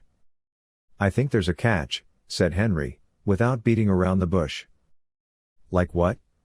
Anton asked, looking at her curiously. Henry said thoughtfully, I don't think just having insurance got us here. I don't know what the whole story is, but it doesn't add up. Anton sighed and put his hands on Henry's shoulders. My friend, I only trust the education I received here, my brothers, the laws of physics, and your mind. I know you, Henry. If you're telling me these things here, it means you want something from me. We'll play spy, Henry said, nodding, his previous shadow-sculling self gone. Anton swallowed and nodded. I understand, but if you're right, we're not going to like what we find. I know, but we might not like what happens to us if we don't find out before it's too late, Henry said, shaking his head. Why so late? Anton asked curiously. Henry shrugged. I'm not sure, Anton. That's the real problem. July 27th, Chauvin, Louisiana, USA. Dragon's Mouth. The smell of rotting trees seemed to grow more sinister with the humidity that hung in the air. The broad-leaved trees stretched toward the sky, blocking out sunlight like an umbrella, darkening the area to a pitch black. A few wisps of fragile sunlight, freed from the sickly undergrowth of the tree leaves, reached the forest floor. But these were so rare that these wisps of light, swept away by the wind, were like ghosts in the shadowy forest. While Duncan turned back and looked at the rooftops of the houses visible through the trees a short distance away, Carter's attention was fixated on the tiny footprints on the ground. 4 agents from the FBI's tactical team were checking to see if the area around them was safe. The swampy island was right next to the town. The area had been underwater for a long time after Hurricane Marianne, which had struck about a decade earlier. When one of the agents, carrying an M4, waved Carter over, the woman looked at Duncan and said, "The island is clear." Duncan was wearing the classic Ray-Ban aviator sunglasses that had made the brand famous. The agent had a cigarette between his lips, hands in his pockets, and a relaxed air of amusement as he looked around. He gestured to Agent Carter with a polite expression that she could go first. His tone suggested that he was oddly amused by the situation. In the morning, the Army personnel under the command of the search team had searched the houses of the dead families. All the victims had clothes that had either been freshly washed or were covered in mud. The color of the mud matched that of the swamp, especially on this island. There was enough radioactive fallout on the clothes that they had to be secured immediately. The fallout was so heavy that Duncan could hear the Geiger buzzing outside the house. Finally, they found the clue they were looking for among Fanny's belongings. It was a map of the area, printed on a silk cloth with a printing press. One of the children must have recognized the marked map and led them here. While Duncan was thinking these things, Carter warned him and pointed to the tree ahead. The roots of the tree, exposed by erosion and periodic high water, looked like a dragon. The footprints of the children who had advanced towards the mouth of the dragon and back were still clearly visible. Without taking his hands out of his pockets, Duncan said, "Brave boys, I wouldn't go in there even with a gun." Agent Diana Carter laughed wryly at this, pulling a bottle of pills from her pocket and tossing them to Duncan. "But you do have invisibility pills," she said. Duncan examined the box in the evidence bag. The bottle of pills he'd found in one of the victims' homes was labeled potassium iodide. Potassium iodide was used as a limited protection against radioactive fallout. Meanwhile, the Army specialists called by the tactical team had arrived on the island in a Zodiac boat wearing NKB uniforms.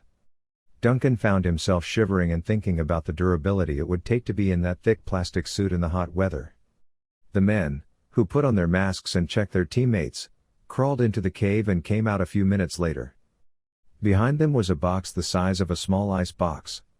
It was obvious that the box was lead because it was buried in the damp soil.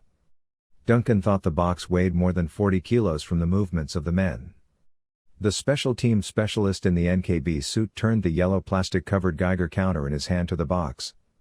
When the counter made a loud hissing sound, the man looked at the display and whistled. When the specialist turned to the agents and closed the lid of the box, the Geiger device calmed down like a dog with an itch behind its ear. Only then could Duncan, who was able to approach the box without his protective clothing, sight at the writings on the box and the red hammer and sickle symbols. Diana Carter, who was next to him, crouched down and looked at the box closely. Russians? It must have been brought in after the collapse of the USSR. There was a lot of chaos back then. The Russians don't even want to talk about what went missing from their abandoned or looted military bases, Duncan grumbled, lighting the cigarette between his lips. Despite the warm, clear air, there was so much humidity that the cigarette smoke practically hung in the air like an ominous cloud. Meanwhile, Diana Carter looked at her ringing cell phone. Smiling half-heartedly at the incoming message, she said, "The message is from Eleanor. That little one, who didn't join the group that day. She told our psychologist where they were playing, showing the message on her phone. Well, we're off to a start." "I love a start," Duncan said, taking one last disapproving look at the lead box, and started toward the six-slung swamp boat belonging to the sheriff's department. It was late afternoon when the two FBI SUVs pulled up at the address they had been given. Leroy Barleen was 7 years old. He lived on the same street as the other victims. He had played with them all summer, except for the incident that had killed the victims. That day, Leroy had gone downtown to watch his older brother Will's basketball tryouts. So the surviving family had allowed Leroy to be interviewed by a psychologist. Now, as they had been advised, they were leaving their home for a while. The location described was at the end of the street where the victims had lived. The abandoned house was surrounded by a 7-foot-high wooden wall built by the city. The wooden wall was covered with advertising and announcement posters. "The castle," Duncan muttered at the sight. The light that seeped through the gaps in the dim house formed columns. The pigeons that flew restlessly at those who entered had raised a bit of dust along with them. The house looked more ransacked than abandoned. Everything that could be used had been taken, and everything that could not be carried had been broken into pieces. Duncan could see the child's footprints on the wooden stairs that creaked under their own weight. A flight later, he found a wooden sword leaning against the banister.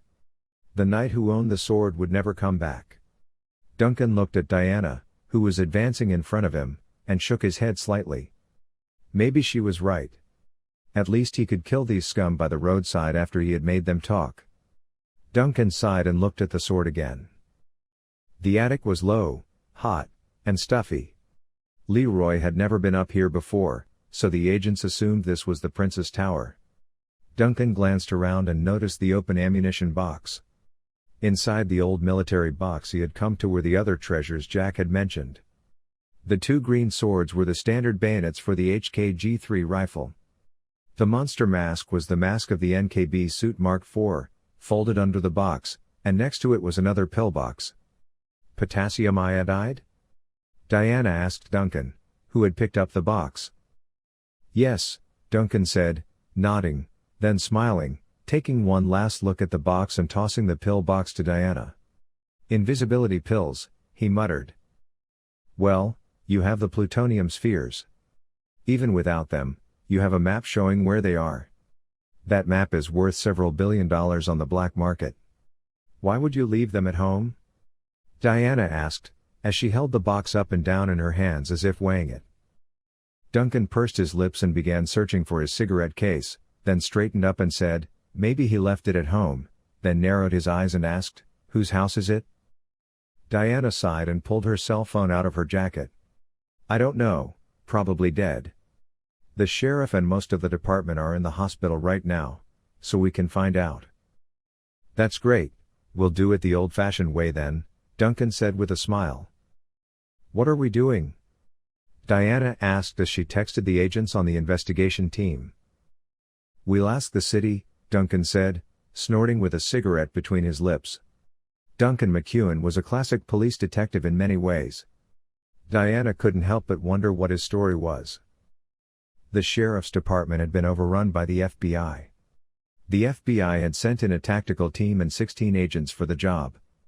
Duncan sat on the old couch in the sheriff's office, talking to the deputy mayor on his cell phone. Deputy Mayor Fred Bulland, anxiously, even a little panicked, repeated Duncan's address. 117 Bennett Street, he said after a pause.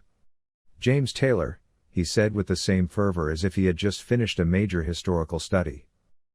James Henry Taylor, Diana said, entering the social services number Bulland had given her into her laptop.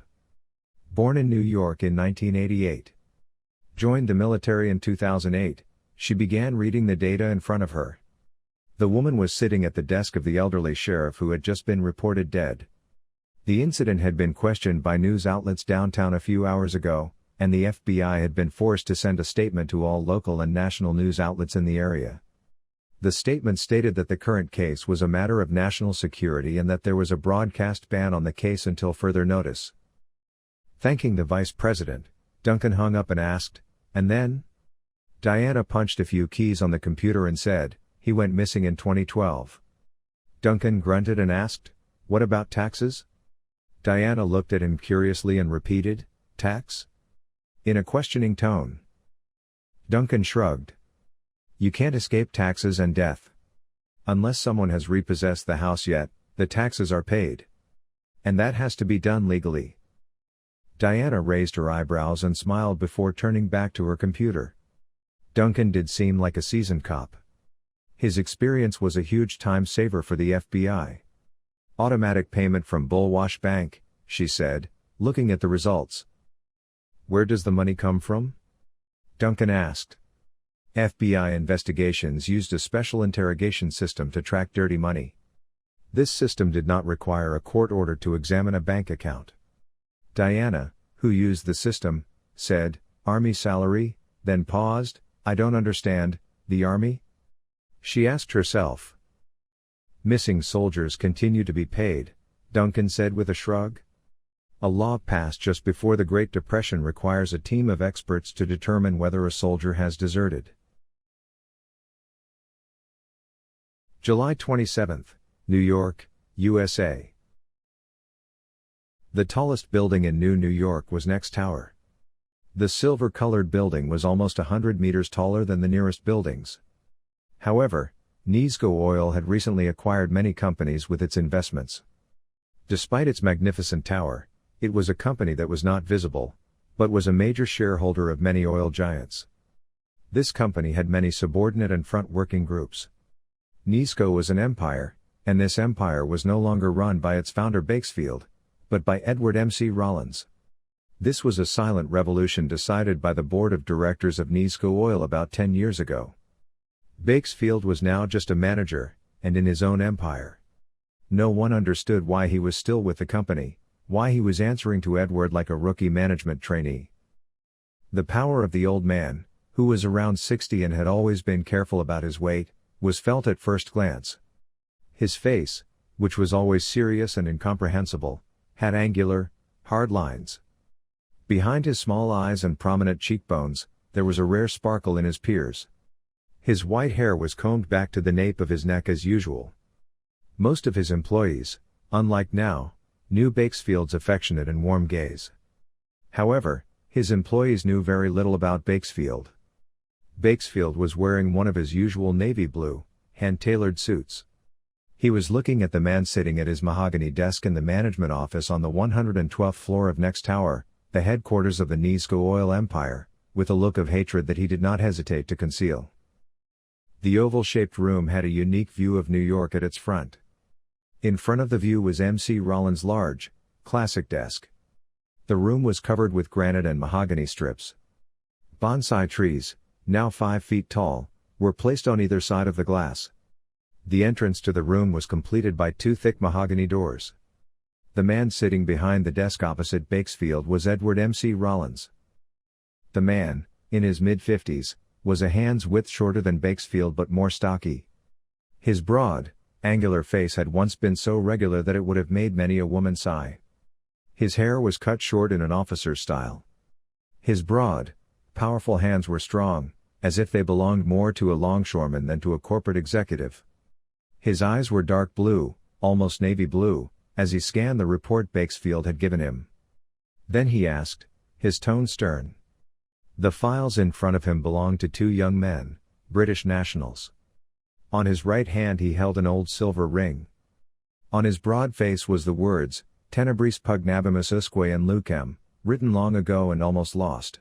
McCrollins wore a high-collared white shirt of the latest fashion and an expensive suit of shiny fabric. Sean and Ian Hopestein? No, we're not sure.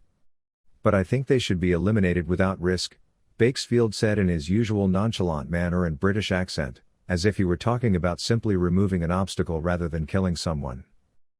Edward McCrollins didn't seem to find Bakesfield's attitude surprising. He continued to examine the reports. It says here that one of the brothers is missing, he said calmly. I don't think the plot was lost, they just hid the kid, Bakesfield said. The file had been delivered to him 2 days ago by lower-level Darkmen. Bakesfield wondered how the damn thing had ever come his way after half a dozen plots to hide it, but he knew he was in trouble. He had to get the file in front of McCrollins now, because this was either a test or a plot. Why did you come to that conclusion? Asked McCrollins, raising one eyebrow and squinting at Bakesfield. He placed the files neatly and silently in front of him and placed his hands on the table, thick fingers interlaced. Bakesfield's right hand was in his pocket, his left hand waving in a way that suited the scene for the purpose of making his statements more effective. Based on the data from before the disappearance, it is clear that the young men were the twins of destiny. They must have sent one of the twins somewhere else to hide this. We didn't realize this because just before we were separated from the twins, one of our agents there was ambushed and killed, he said, quickly and passionately explaining his theory. McCrollins understood the story immediately. He snapped his fingers and said, "Ah, yes, the London Sky Tower raid. But wasn't that a revenge attack? There was another agent there, what happened to that?" Bakesfield continued to report, more like a colonel than a businessman. "Our second agent there was Michael Richardson. He went to Central Europe and infiltrated the Serbian terrorists because Pope Octavius was assassinated on the same day. That's why we couldn't get his report on the matter. Besides, are you really going to believe in coincidences when it comes to them?" he asked. McCrollins leaned back in his chair and said, "Of course not, but I will not allow an innocent Christian young man to be killed on a simple suspicion." He actually thought that Bakesfield had set him up. How had this file come after all this time? How had it not reached him for so long? The old fox must have been planning to have McCrollins kill two innocent young men and put the blame on him in order to seize his own seat. "You may have him watch the remaining brother if you wish, but there will be no murder unless there is clear evidence," he said, the finality of the instruction evident in the coldness of his tone. McCrollins was not stupid, he would not fall into this simple trap. Bakesfield leaned forward slowly and saluted McCrollins. "As you see fit," he said. It was not a common demeanor for corporate management. It was more likely to be seen in a military group. Bakesfield's demeanor was calm and submissive as he walked out of the room, a triumphant smile on his face. The fool had fallen into McCrollins' trap, the children would be safe, all he needed now was a few more tricks to convince them that the file was not trustworthy. As soon as he was out of the room, he dialed a number he had memorized and not in his contact list. "Otto, it's James. We need to meet," he said, his voice calm but bored. 28, New York, USA. Spies. Walking with a flashlight at 3 in the morning, math teacher Thomas Phillips was in the west wing of the second floor. His footsteps echoed on the wooden floor. Phillips, the teacher who was on night duty once a month, would walk around the entire building, as he did every night. The tall, well-built man paused for a moment and looked around. The light from his flashlight illuminated the school secretary's desk, the doors to the principal's offices and restrooms, and the glass display where the awards were kept. He was in the section where the principal and vice principal were, and he was sure he had heard something. Looking around, Phillips heard nothing else, so he continued walking. The teacher, who took his duty very seriously, turned the corner and the bathroom door in the corner opened. Anton, who stuck his head out and checked the surroundings, whispered to Henry behind him, "Did you find Mr. Phillips' shift?" "There are worse things," Henry said with a smile. Grinning at Anton, who was looking at him curiously, he said, "The other teacher on duty is Jun Sung." Anton's eyes widened in horror. Sung was the teacher of the wilderness survival class. The Korean man of few words had come to the Foundation 2 years ago. Anton couldn't help but swallow loudly when he thought of the slanted-eyed man. No one knew the past of the short, slanted-eyed Korean. As Anton walked towards the principal's office, he checked his surroundings and repeated in his mind that he should not forget to delete the security camera footage. Anton had not been to the principal's office for a long time. And he was glad about that. The principal's office was dark. The room was furnished in a classical style, illuminated by the light of the hand lamps, the wooden and embroidered armchairs, the table and the bookcase almost swallowed the light. "Where do we start?" Anton asked, closing the door after Henry passed him. Henry shrugged. "Should we go through our files first? If there's something weird, no one will notice it better than us." Anton located the student files and called Henry over. He and Henry started looking through them, but there was nothing strange or unusual about them. He shook his head and said, "This is stupid." Henry himself had reached the end of his file. "Stupid?" he grumbled. Anton put his own file back in its place and said, "Yeah, if these guys are hiding something, they wouldn't leave it to be found in the principal's office. I mean, law enforcement, and we would look here first. That's obvious." "You're right," Henry said, nodding, and sighed. He was probably looking for something he had little chance of finding anyway, out of his own paranoia. They were going to get into trouble sooner or later, and it was fine if he got into trouble himself, but he'd be devastated if he got Anton expelled. "Come on, delete those security camera feeds so we can run," he growled. Nodding, Anton went to the principal's desk and turned on his computer. James had given them the principal's password one day. Anton grinned as he typed in the password. "I felt like a hacker." Henry smiled and shook his head. Then he suddenly remembered something and said to Anton, "These are the dates of the files, aren't they?" He pointed to the folder names. "So what happened?" Anton asked, looking over his shoulder at Henry. Henry leaned over and pointed to the man in the white hat getting out of his car, looking at the footage from the previous day. "This is the anomaly we're looking for," he said. "Who is that?" Anton asked with a frown. "I don't know," Henry said, shrugging.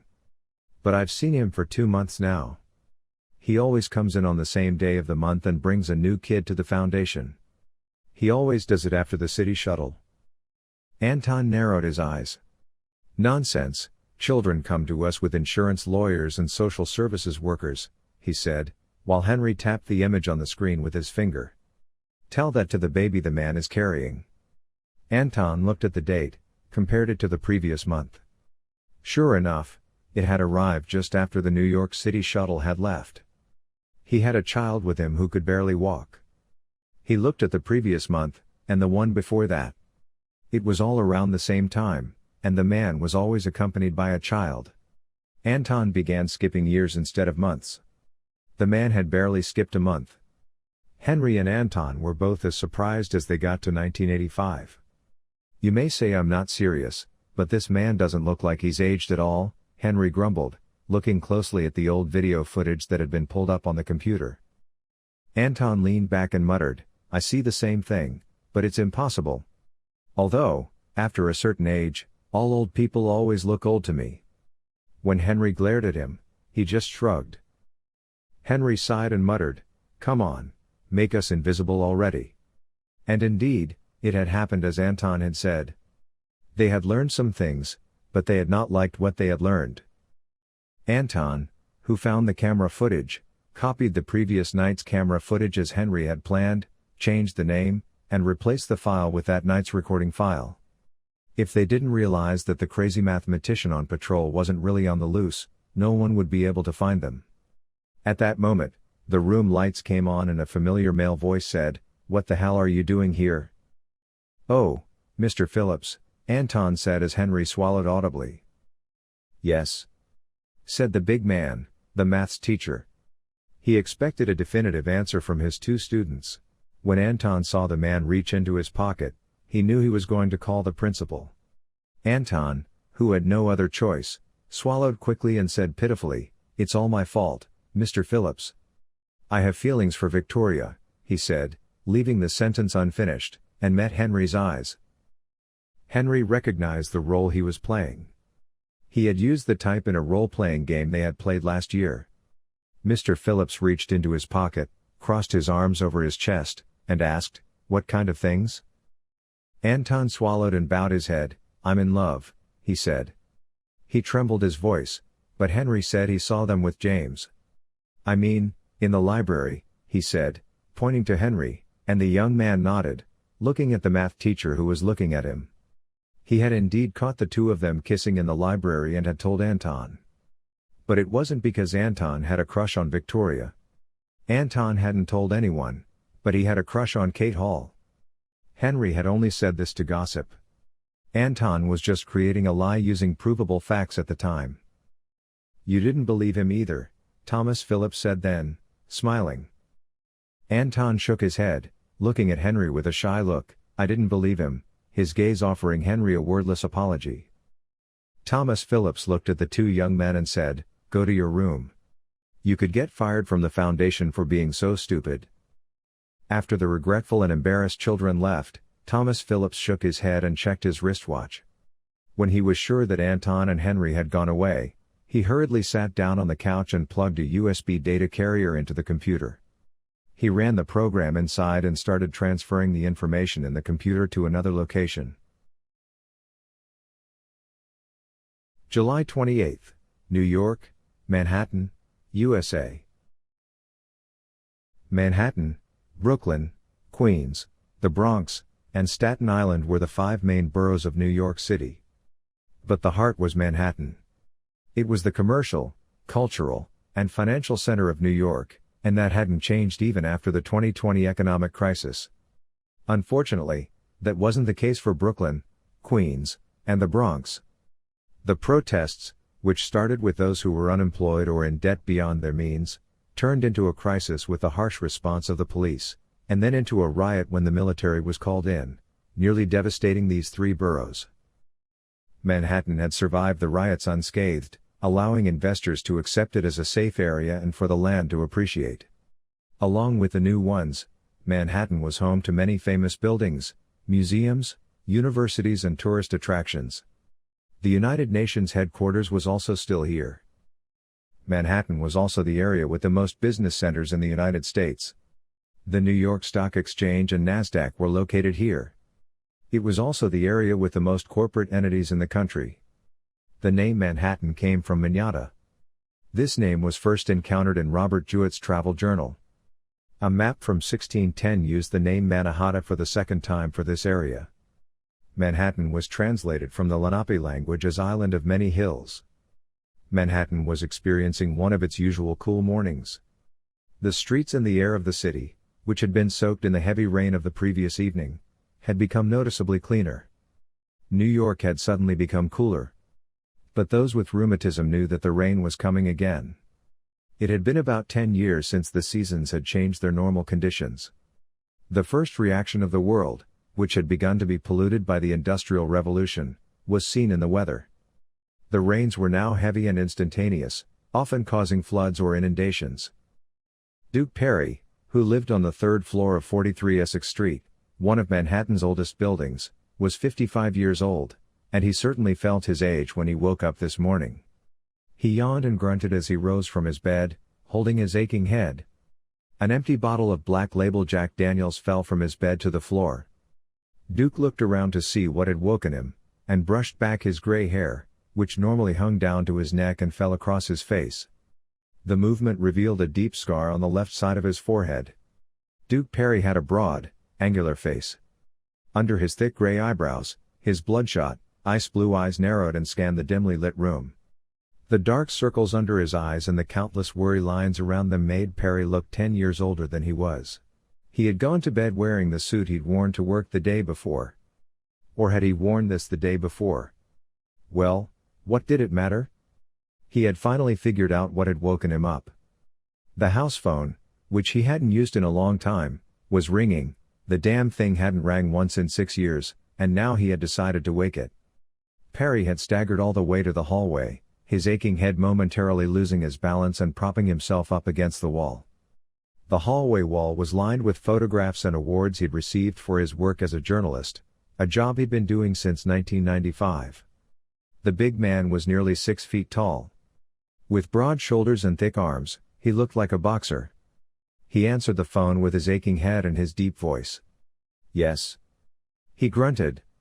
He sounded more like a black bear that had been woken from hibernation than a human being. The voice on the other end of the crackling phone connection was younger and more energetic than hers. "Perry?" the male speaker said in a curious tone. "Who are you?" Perry asked, scratching his head and leaning against the wall. "It's me, Tanner," the male voice said cheerfully. This name must not have meant anything to the reporter looking at the family photo on his phone, because he repeated the name, Tanner. Meanwhile, he was looking at his daughter and wife hugging him in the photo that was at least 10 years old. How happy they were. How long had passed? The man on the other end sighed and reminded himself, Tanner Winslaw, from Iraq. "Oh yes, how are you, Winslaw?" Duke Perry said, his eyes narrowing as he put the photo away. "Not bad, man, are you free tonight?" said the young voice on the other end. "To drink or to talk?" "We can drink, but we need to talk first." "I guess you have a good story." "It's a big but, no one would believe me except you." "From where?" "Because you know I'm not crazy," Tanner Winslaw said solemnly. To Duke, this was a serious warning sign. "Then let's meet at the old place," said Duke.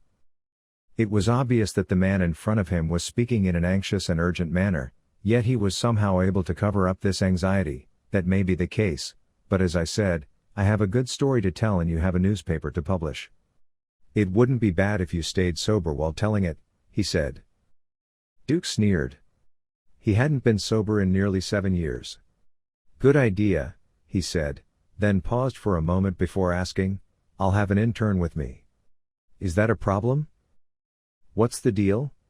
Tanner asked, as if he didn't understand. Perry sighed.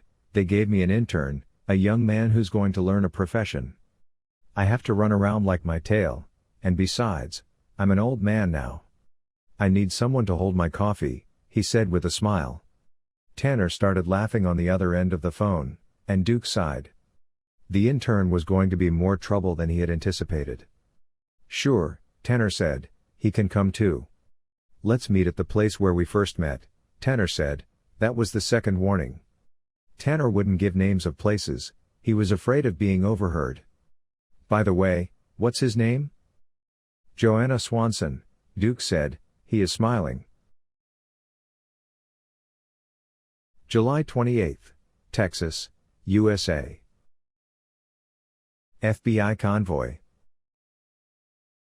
The special FBI convoy crossing the Texas state border was traveling close to each other and very fast, in accordance with its own rules. The road was closed with high cliffs on both sides. The armored vehicle, protected by 6 SUVs, 3 in front and 3 in the back, was carrying the plutonium spheres found in Louisiana.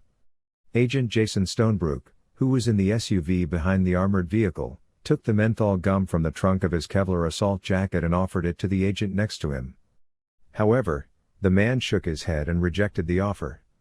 When the others also rejected the gum, the blond, blue-eyed man shrugged and put the gum in his mouth, and asked, "Did anyone ask how these bastards got 6 nuclear weapon cores across the border? I mean, isn't the CIA, who deals with these things, interested?" This was the only question asked for about 100 kilometers. "We actually get involved in these things from time to time," said Senior Agent Jeffrey Dern, driving the car, grinning as he glanced at Stonebrook in the rearview mirror. "So what, are we going to win the tender again?" Stonebrook, in his late 20s, asked with a laugh. Dern nodded and said, "We are the official face of this business, Stonebrook. Neither the CIA, nor the Deltas, nor the DEA are in the spotlight like we are. That's why we get beaten up first in every 9/11-like disaster, while African-born Agent Samuel Washington, who was sitting in the front right seat of the car, said, "Amen." Washington was not a man of many words. Dern had never seen the big black man in his late 30s join in on this conversation before. He was laughing with amusement at Washington's attitude when Washington suddenly shouted, "RPG." Dern could only clench his teeth and curse when he saw the light darting toward them on their right. Stonebrook ignored the pain in his leg and began to crawl out of the car. His M4 had been blown out of his hands with the onset of the crash. Miller, sitting next to him, touched his radio, but the voices in his earpiece were far away. His ears were still buzzing. Continuing to crawl through the dust, the man finally saw the road and the rest of the convoy. 2 black Skorsky Blake Hawks had landed at the front and back of the armored vehicle. As he was loading the box they had taken from the armored vehicle into the helicopter in front, the young man saw someone approaching him. He raised his hands to signal surrender. The man in black was wearing a bulletproof mask. There was a thick red line running down the middle of the mask. Without hesitation, the man approached Stonebrook and, with a speed that was barely perceptible to the eye, drew his gun and shot the agents in the head, one by one. Then, touching the radio on his left shoulder, similar to the equipment used by FBI tactical teams, he said, "This is clear." There was no survivor of the FBI convoy whose plutonium had been stolen. "What do you mean there are no James Taylor prints?" Agent Carter said, frowning. Duncan looked at the woman and asked, "Was it acid erased?" When the woman on the phone nodded, he asked, "What about her teeth?" Repeating the same question, Carter waited a moment for the answer. "He also had teeth fixed before the accident," Carter said, looking annoyed. Duncan found this oddly normal. Realizing this, Carter hung up and asked, "What does that mean?" Just as his phone rang again, the woman answered with a grunt. "According to the records, James Taylor was an officer in the 104th Logistics Unit," she said. "Somehow I'm not surprised," Duncan grumbled with a smile. Carter was about to ask, when he said, "You'll only get that answer when you get there." According to the GPS, just a few kilometers from the 104th Logistics Unit, Carter's phone rang again. Carter answered the phone without even knowing who was calling, listened to what was being said, then braked hard and stopped in the middle of the road.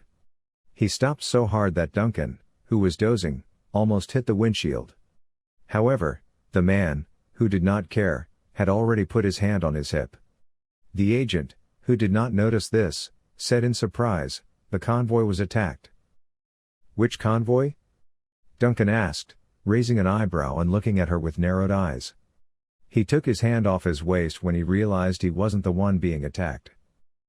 "The plutonium," Carter said in horror. "They killed all the guards." Duncan was about to say something when his phone started ringing. "Damn it," he grumbled and got out of the car. While he was explaining the situation on the phone, the FBI regional manager who wanted the same explanation was calling Carter.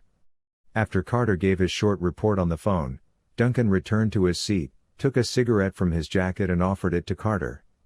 As Carter took the cigarette, he said, "We'll follow James Taylor. Plutonium is not our business anymore." July 28, New York, USA. Scott Donovan. Night had long since fallen over New York. Most workers had long since sunk into the sweet embrace of sleep in order to get up at dawn and go to work. The lights around the tall, shadowy buildings of the city looked like jewels. Despite it being early spring, the air was quite cool. The light emanating from the streets of the city provided a dim illumination even in the attics, allowing everything to be seen vaguely. There was a man moving quickly among the dim shadows. The tall young man was muscular and athletic. His dark brown hair was cut short and messy. His blue eyes were measuring, evaluating and weighing everything he saw. Despite his high pace, he was only slightly sweaty. The building of the flat roof he was running on was occasionally interrupted, leaving gaps of a few meters, just like the other blocks. When the young man came to such a gap, he neither paused nor slowed down.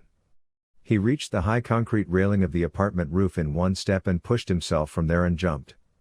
Leaping from the 10-story apartment building, the young man crossed the narrow alley and landed on the gravel-covered floor of the 9-story apartment building. The young man, who did a soft somersault to soften his fall, adjusted his sports backpack and continued running as if he had never stopped. He was wearing a loose smoke-colored t-shirt, dark-colored comfortable denim and running shoes. When he reached the end of the apartment building, he changed direction slightly and jumped again. He turned back in the air, pulled his legs to his stomach and extended his arms, catching the fire escape railings protruding from the side of the roof. The young man, who placed his feet and hands on the sides of the groaning stairs as if protesting against a sudden load, silently landed on the fire exit balcony on the lower floor. It took a considerable agility like a cat to do this. He passed the fire escapes and balconies made of metal profiles and stopped somewhere in the middle of the building. The young man leaned over the window and looked inside, listening to the house for a while in silence. After making sure that there was no sound or light, he took out a small fruit knife that was hidden behind a flower pot on the sill. He inserted the thin knife into the thin gap of the window and pushed it. Using the gap that opened, he lifted the window and entered. There was no light in the room except for the faint light coming from outside. In the darkness, a bed, an armchair, library shelves and the vague outlines of a computer could be seen. The young man was smiling, taking off his backpack and throwing it on the bed when the voice from the armchair said, "You really are an idiot, Scott." The young man must have been 15 years old at most. The young man, who had frozen, only then realized that his brother was sitting in the armchair across from him. Rising angrily from the armchair, the older brother approached Scott and said through his teeth, "That psychopathic policeman is still waiting for you in front of the building, across the street, and you go out like an idiot." The older brother was taller and thinner than Scott. His golden hair was cut in a bob and combed back as usual. When they came together in daylight, it was obvious that they did not resemble each other at all, but in this darkness, no one cared.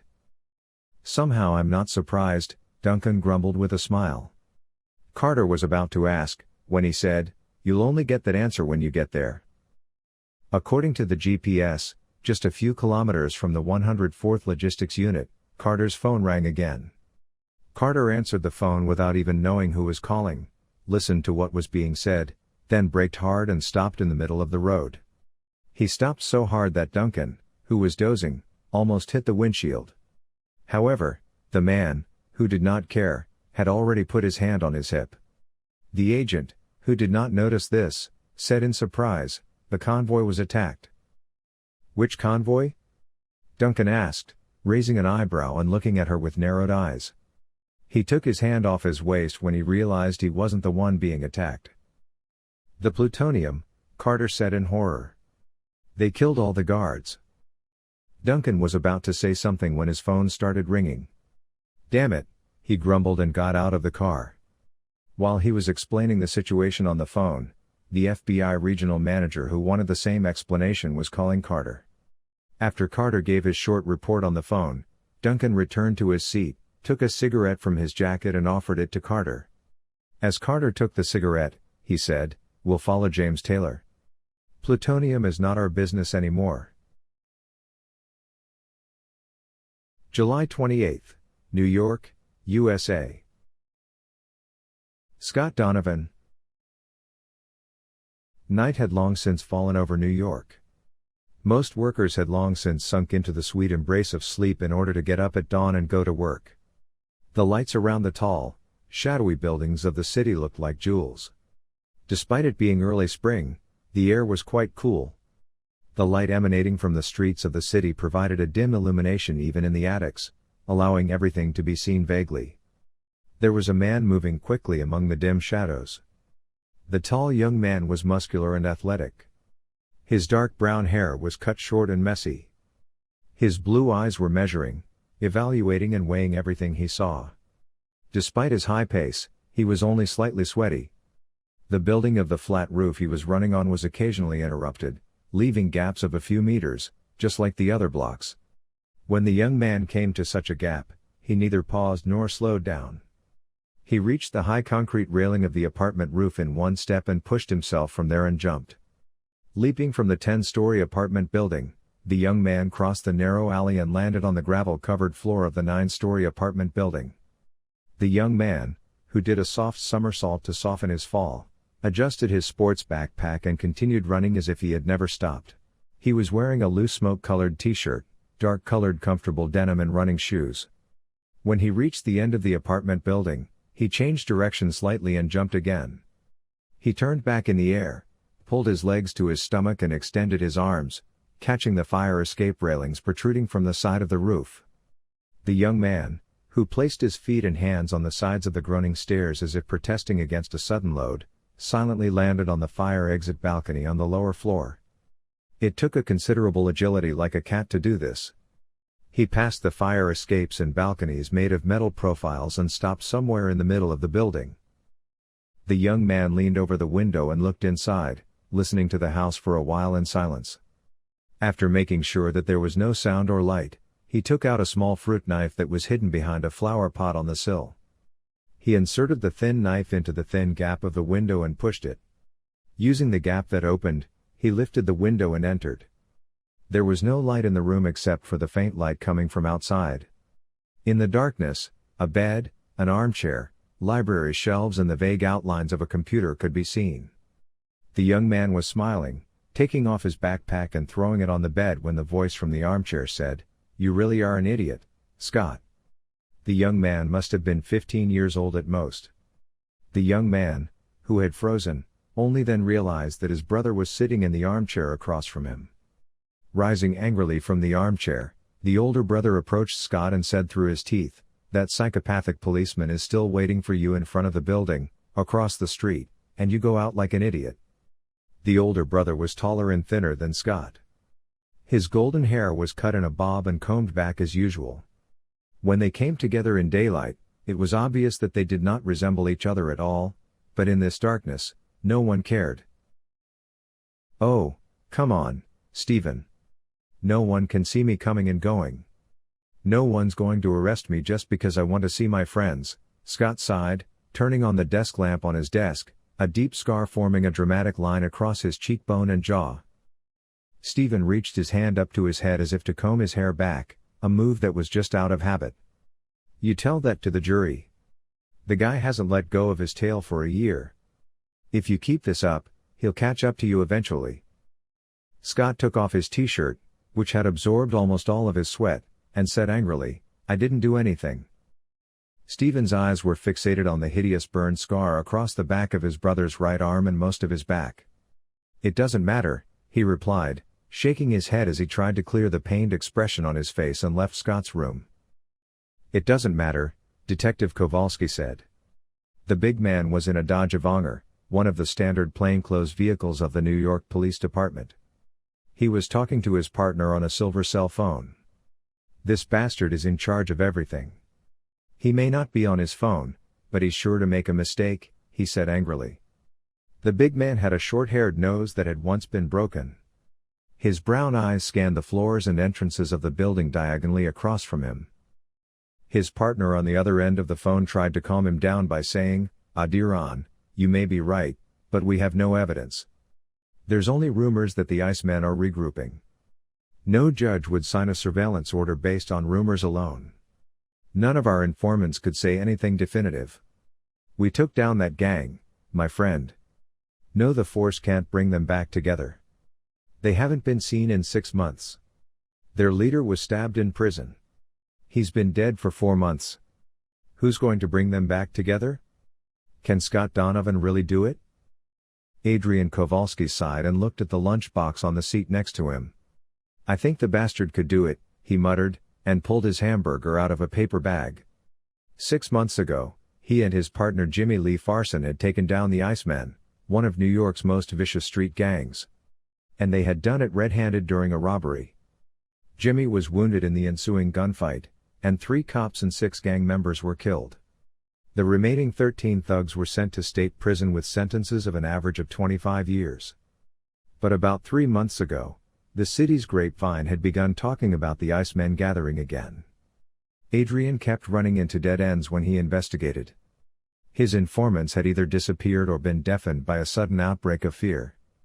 No one knew if the gang had really gathered. Adrian's only lead was Scott Donovan, and he wasn't about to give up on it. He took a big bite of his hamburger, said, "See you later, partner," and hung up. Scott might not be in his old neighborhood. He might have fooled everyone and said he was starting a new life. But Kowalski knew the shifty, sneaky bastard. He couldn't fool him.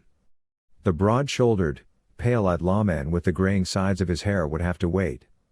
Sooner or later, the arrogant bastard would make a mistake. In the morning, an unexpected fog had paralyzed traffic in New York. So Scott, his older brother Stephen, and their father George had gotten out early. Scott was sprawled in the backseat, absently watching the streets. It was one of those silvery days, unseasonably New York. According to the weather forecast, the sun would come out in the afternoon and the air would warm up. But those who went outside had a hard time believing it when they looked at the cool, humid weather. George Donovan was tall like Scott's older brother. His long, graying hair was combed to the side as usual. When he stopped at a red light, he trimmed his goatee, checked the rear view and side mirrors for anyone being followed, and then he said, "The detective seems to have given up on you today, Scott." "He's got something more important to do," Scott muttered as he watched two pretty girls around his own age emerge from a coffee shop. "Maybe he stopped following you," his older brother Stephen texted his best friend Patrick Main on his cell phone. Scott laughed wryly and said, "That animal never stops." At this moment, George, who turned onto the Ocean Express when the green light turned on, said calmly, "You never know, Scott, there are laws." George Donovan was working as a lawyer in a construction company. He had wanted to complain about the detective's long-term pursuit, but Scott's file at the police station was quite thick. This could hurt Scott more than the detective. In addition, a restraining order would make Scott more of a suspect and they would question him in every case where a connection could be established. George couldn't help but glance at the young boy in the rearview mirror. Scott's least problem was Detective Kowalski. George had divorced Scott's mother Patricia about 5 years ago. Scott had been living with his mother, who was a drug addict. The court had previously refused custody of George, who had anger issues. Patricia, who had been getting more and more into drug addiction, had finally gotten really high about 4 months ago. The poor woman had been so high that she hadn't even realized that the cigarette she had dropped on her bed had started a fire. Scott had tried to save the unconscious woman, but he hadn't been able to. So Scott was now staying with George and Stephen. He would sometimes sneak out at night, and he didn't talk much. His grades were just a few steps away from being terrible. George knew he could do better, but he had no choice but to be understanding. What they had been through was terrible, and he needed some time. His other son, Stephen, who was sitting next to him, was a completely different matter. Scott's older brother, Stephen, was from George's first marriage. Stephen's mother had not wanted Stephen around when she was entering into a new marriage and had sent him to George. The court had no say in this voluntary agreement. Neither Stephen nor George had objected to the situation anyway. All three of them were very happy from their own perspectives. They were a small family of unwanted people. They all had their own problems, but they did not reflect these on each other. They were careful not to intrude on each other's space. Beyond that, George and Stephen were even happy that Scott had tragically joined them. Even though Scott and Stephen had different mothers and different lives, they were so fond of each other that the boundary stones that their lives had built around them disappeared immediately. Ocean Drive was lined with trees, planted at regular intervals on both sides. 2-story brick houses stood just beyond the trees. George glanced at the yellow school buses heading in the same direction as them up the road and couldn't help but check his watch. "Stephen, I don't want Scott to get into a fight with anyone," he said. Just as Scott was about to object, Stephen turned around and winked at Scott before saying, "Don't worry, Dad. Scott is mature and sensible enough to know who to fight with and who not to. Besides, no sane person at Lincoln High would ever want to fight with him again." Scott leaned back in the chair, smiling involuntarily at his brother.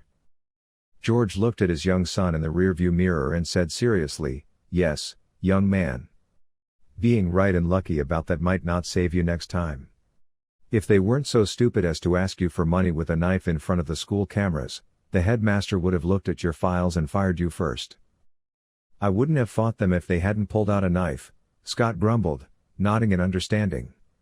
But I like my kidneys better. Stephen glanced at his father and saw George looking at him.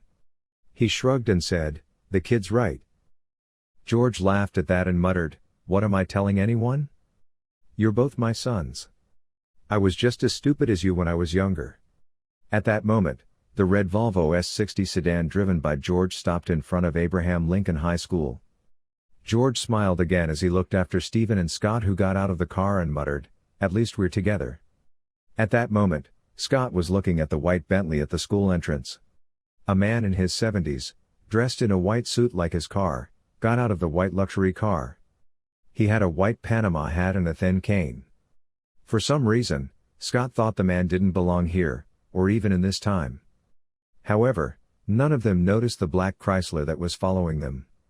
The man in the black suit, in his 30s, took pictures of Stephen and Scott and wrote down their entries in his notebook. July 28, New York, USA. Joe? According to Joanna Swanson, it was an ordinary day in the New York Times. Joanna had just turned 25, and with her long legs and shapely body, she was beautiful enough to easily attract the attention of all the men around her wherever she walked. Although many people compared her to the famous model of the 80s, Cindy Crawford, she was not very happy about it. She wore a tight black skirt that fell below her knees, high-heeled round-toed closed-toe shoes, a tight blouse that revealed her shapely and large breasts, and a tight black vest. The slit at the back of her skirt went up to her thighs. She had tied her raven hair, which reached her waist, into a ponytail. The young woman wore black horn-rimmed glasses instead of her usual rimless glasses. The black eyeliner in her big blue eyes behind her glasses both highlighted her eyes and added a stern expression. The young woman, who was a real center of attraction, was a complete trap, as Perry put it. Contrary to what men who could not study because of watching her believed, Joanna was a very intelligent woman. She had graduated from Princeton University, Department of Journalism with second place. Her father was one of the city's most famous stockbrokers. Her mother was a respected surgeon and, more importantly, a hospital administrator. Joanna was very patient, organized, careful, and idealistic. But most importantly, she didn't need money.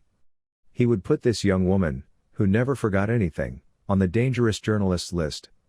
Although her father knew the owner of the newspaper, he had specifically wanted to work with Duke Perry for 2 years. This had raised many eyebrows. Joanna Swanson would work with anyone she pointed out with her cute pink fingers, but no one understood why she wanted the old, alcoholic reporter who had only been covering small local news for the last 10 years. When Duke arrived at his large office space, most of the office staff sighed deeply and went back to their work. Many resented Duke for coming to take care of Joanna, but they were glad to be back at work. Perry sat at his desk and turned on his computer.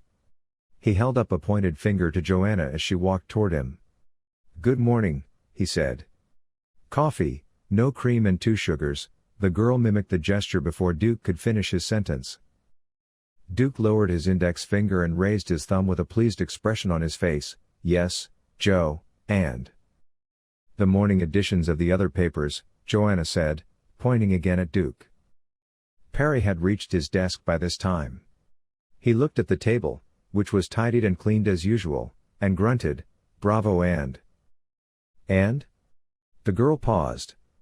She had been working for Perry for 4 months and there had never been an "and." She turned curiously and looked at Perry, who leaned back in his chair that creaked with his weight when he sat down. "How long have you worked for me?" Perry asked, clasping her fingers behind her neck. 119 days, the girl said without hesitation. "What have you been doing these 119 days?" Perry asked, grimacing and pretending to remember. "I got you coffee, answered your phone, and wiped your desk," she said, trying to sound calm as she put her hands on her hips and shifted her weight from her right leg to her left. She didn't understand what Perry was getting at. But he had been trying to convince her to intern with other reporters since the day he arrived, so she was afraid he would start a new persuasion pitch for her. "Aren't you bored?" Perry asked, wincing as if he were in pain. "Yes, I am bored. Very bored," said Joanna with a sigh, Would you like to do anything besides get me some good coffee and a newspaper? Perry asked, keeping his cool. What about? Joanna asked cautiously, her eyes narrowing. The last time a conversation like this had ended, Perry had sent her off to buy lottery tickets. Do you have any work tonight? Perry asked, leaning against his desk. She wasn't sure if Duke Perry wanted to go out with her or if she had something else in mind. So she asked in a cautious tone, does going to the movies with my boyfriend count as work? As she crossed her arms in front of her chest. Duke was a seasoned journalist. He had long ago learned human responses and body language. If we're doing business, does it count? He asked with a grin. Joanna's big blue eyes widened with joy. If we're doing business, it doesn't count. Will it break his heart if you ditch him? Who cares about his heart? He's just a man. Wasn't that too cruel? If you don't tell me, I won't tell you either. She looks so cute when she smiles, Joanna said with a grin, almost jumping up and down like a little girl whose father has bought her a pony. Good, check out the news on Blackwater and other civilian security companies in the third invasion of Iraq by tonight. We'll meet at West 55th Street and 10th Avenue around 8 p.m., Perry said with a smile.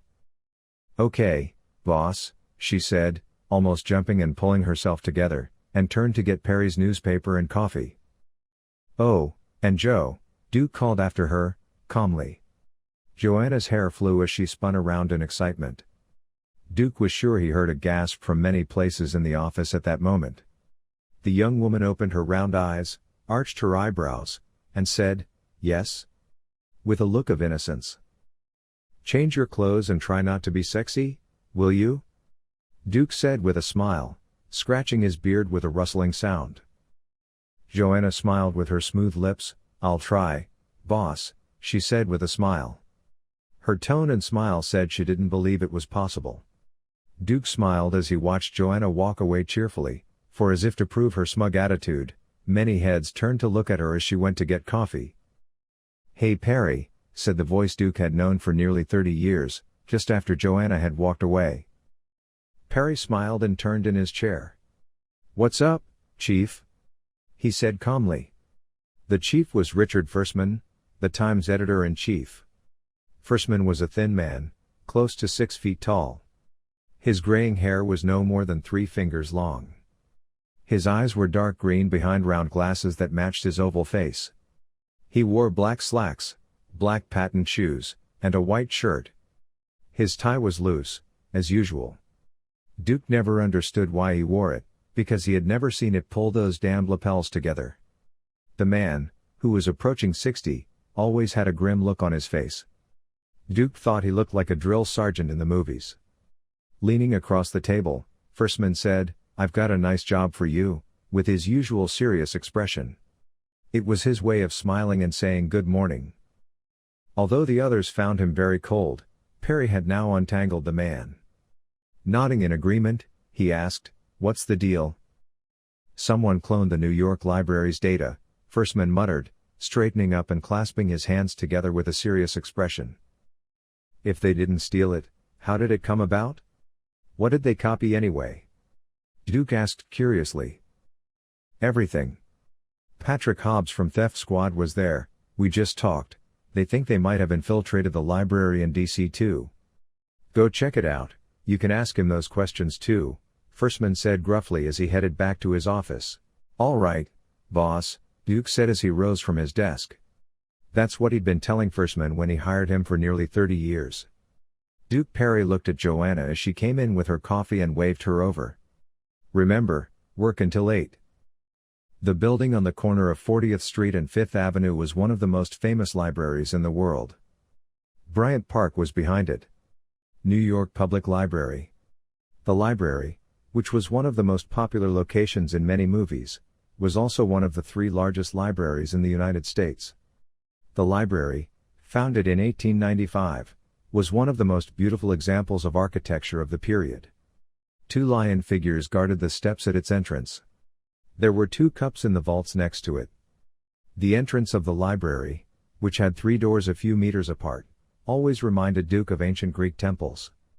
Just before reaching the entrance, Duke smiled when he saw the person he was looking for on the left side of the stairs. Sergeant Patrick Hobbs, an African American, was a smoker just like him. He must have gone outside to smoke. Duke went to the black man who was sheltered in the shadow of the car behind the lion statue on the left side and smiled and asked, "You got a fever, buddy?"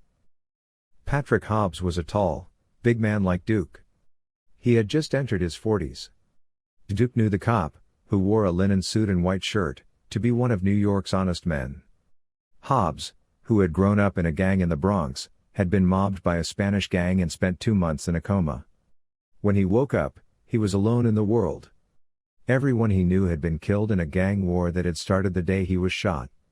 Hobbs graduated from high school a year after leaving the hospital and enrolled in the police academy, graduating third in the class. He had been wounded many times and had been awarded medals for bravery and distinguished service. His adventurous nature had calmed down a bit when he met and married an emergency room doctor. So now he was on the burglary squad. The man, who always kept his curly black hair cut short, had thick eyebrows and an oval face, and he pulled a lighter from his jacket. "You have to be careful, these things kill you," he said. "We both know we're not going to die from smoking, man," Duke said with a wry laugh, lighting his cigarette with the flame from the lighter he was offered and taking a deep drag. Patrick Hobbs nodded and laughed. "You're right, how are you?" Duke straightened with a lit cigarette and shrugged. "Older, more tired," he muttered. "You must be feeling right." "You look just as you described," Hobbs said with a laugh.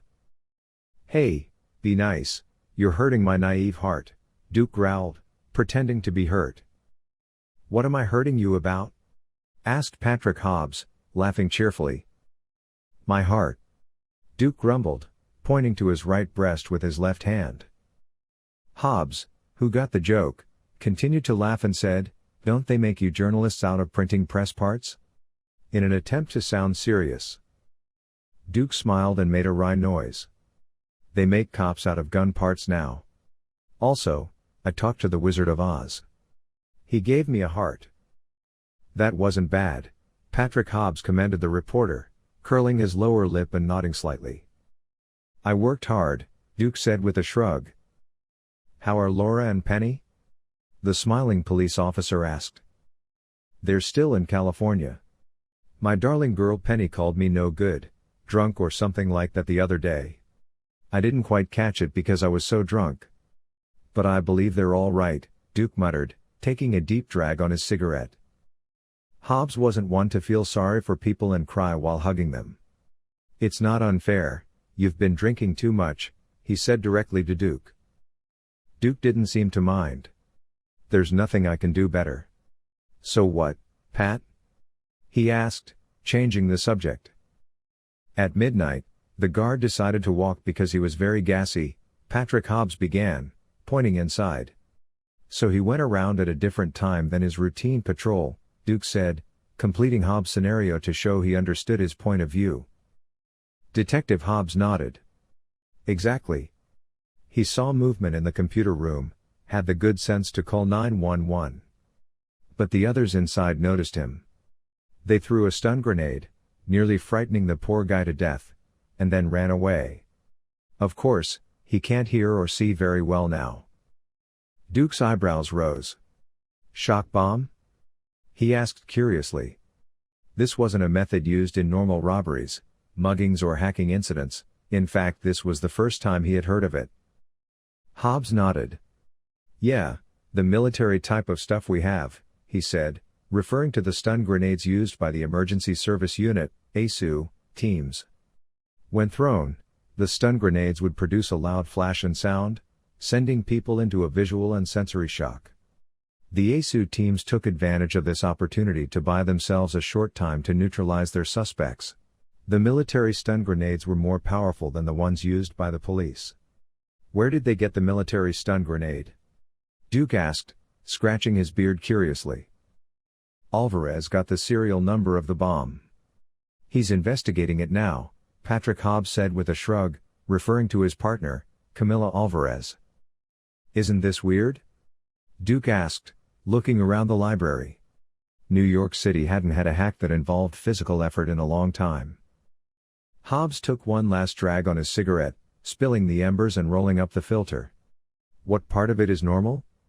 The library's IT manager said all the records were cloned, and that they'd been doing it every day for almost a week.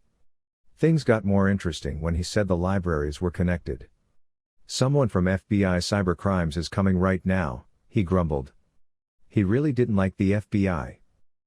Oh, things are getting bigger, Duke said, raising his eyebrows and laughing.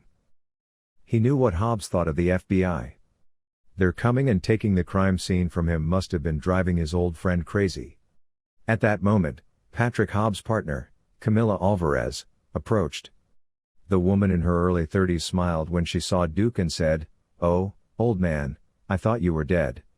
The athletic Hispanic woman, 5 feet tall, came over to the pair, the left of her almond hazel eyes winking flirtatiously. She wore a gray suit with flat shoes that allowed her to move freely. Her athletic body was visible despite her suit. She had cut her black hair to a thickness of 2 fingers, like an officer's, at most. This made the woman's appeal much worse than it was. She was holding a tablet computer. "I haven't had the chance yet, Peanut. Are you sure you won't have dinner with this old man one night before you die?" Duke said with a smile. Hobbs grinned and said, "Hey Grandpa, don't hit on my partner." Camilla approached, kissed the Duke on the cheek and hugged him. "How are you, old wolf? Did they send you to get news?" she asked. "Aren't you overqualified for this?" "I was bored sitting around. What about you? Anything from the stun grenade?" Duke asked, shrugging. As Camilla looked at Patrick Hobbs with furrowed brows, Hobbs defended himself by spreading his hands on both sides and asking, "What, do you want to hide it from him?" "If you really want a bribe, Sergeant Alvarez, I can take you out to dinner tonight, then you can drug my drink and rape me however you want," Duke said with a flirtatious smile. Camilla looked at the Duke with a hearty smile like a waterfall and said, "Why not? But your bomb business is a dead end. 2 years ago, the bombs were stolen from a truck belonging to LGG while they were being transported." "What is LGG?" Hobbs asked.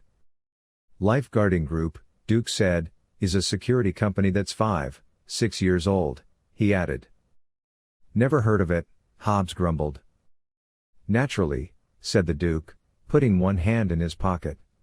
"They are a body of professional soldiers who protect the investments of large corporations abroad." "Like the ones in Iraq?"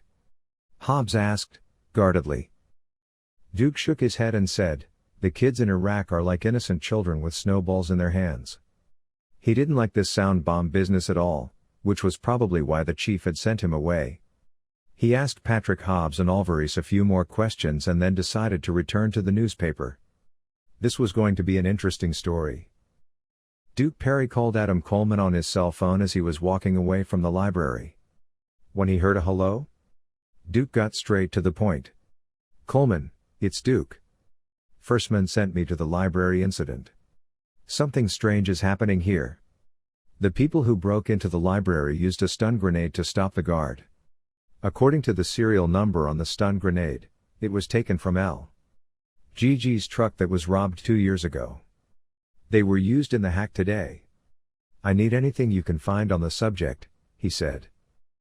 Coleman was in his late 50s, 6 feet tall, 90 pounds, and very athletic for his age. He always kept his hair cut short, in a sailor style. The green-eyed Irishman with rimless glasses was the chief of intelligence at the New York Times. There were many rumors about Coleman. Some said he was a former FBI agent, others a CIA agent. There was no solid information on the subject.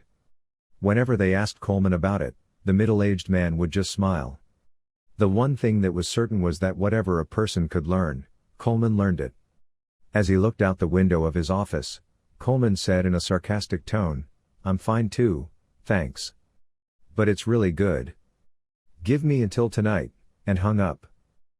The rusty, oil-less cogs in Duke's brain that had been left in dark corners were starting to work again.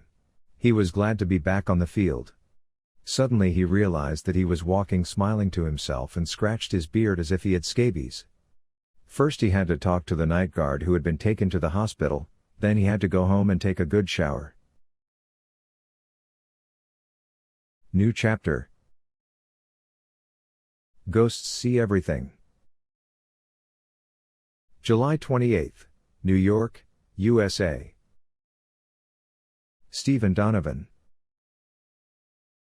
Abraham Lincoln High School was a 4-story building complex with a small yard fenced in by iron fencing.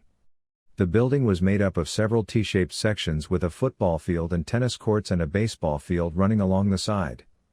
Stephen smiled and waved when he saw his friend Patrick Maine, whom he had been texting with in the car. Then he tapped Scott on the shoulder and winked. "Dad's right, Scott. Don't break the rules of your parole. I'll see you when you get out," he smiled and left Scott.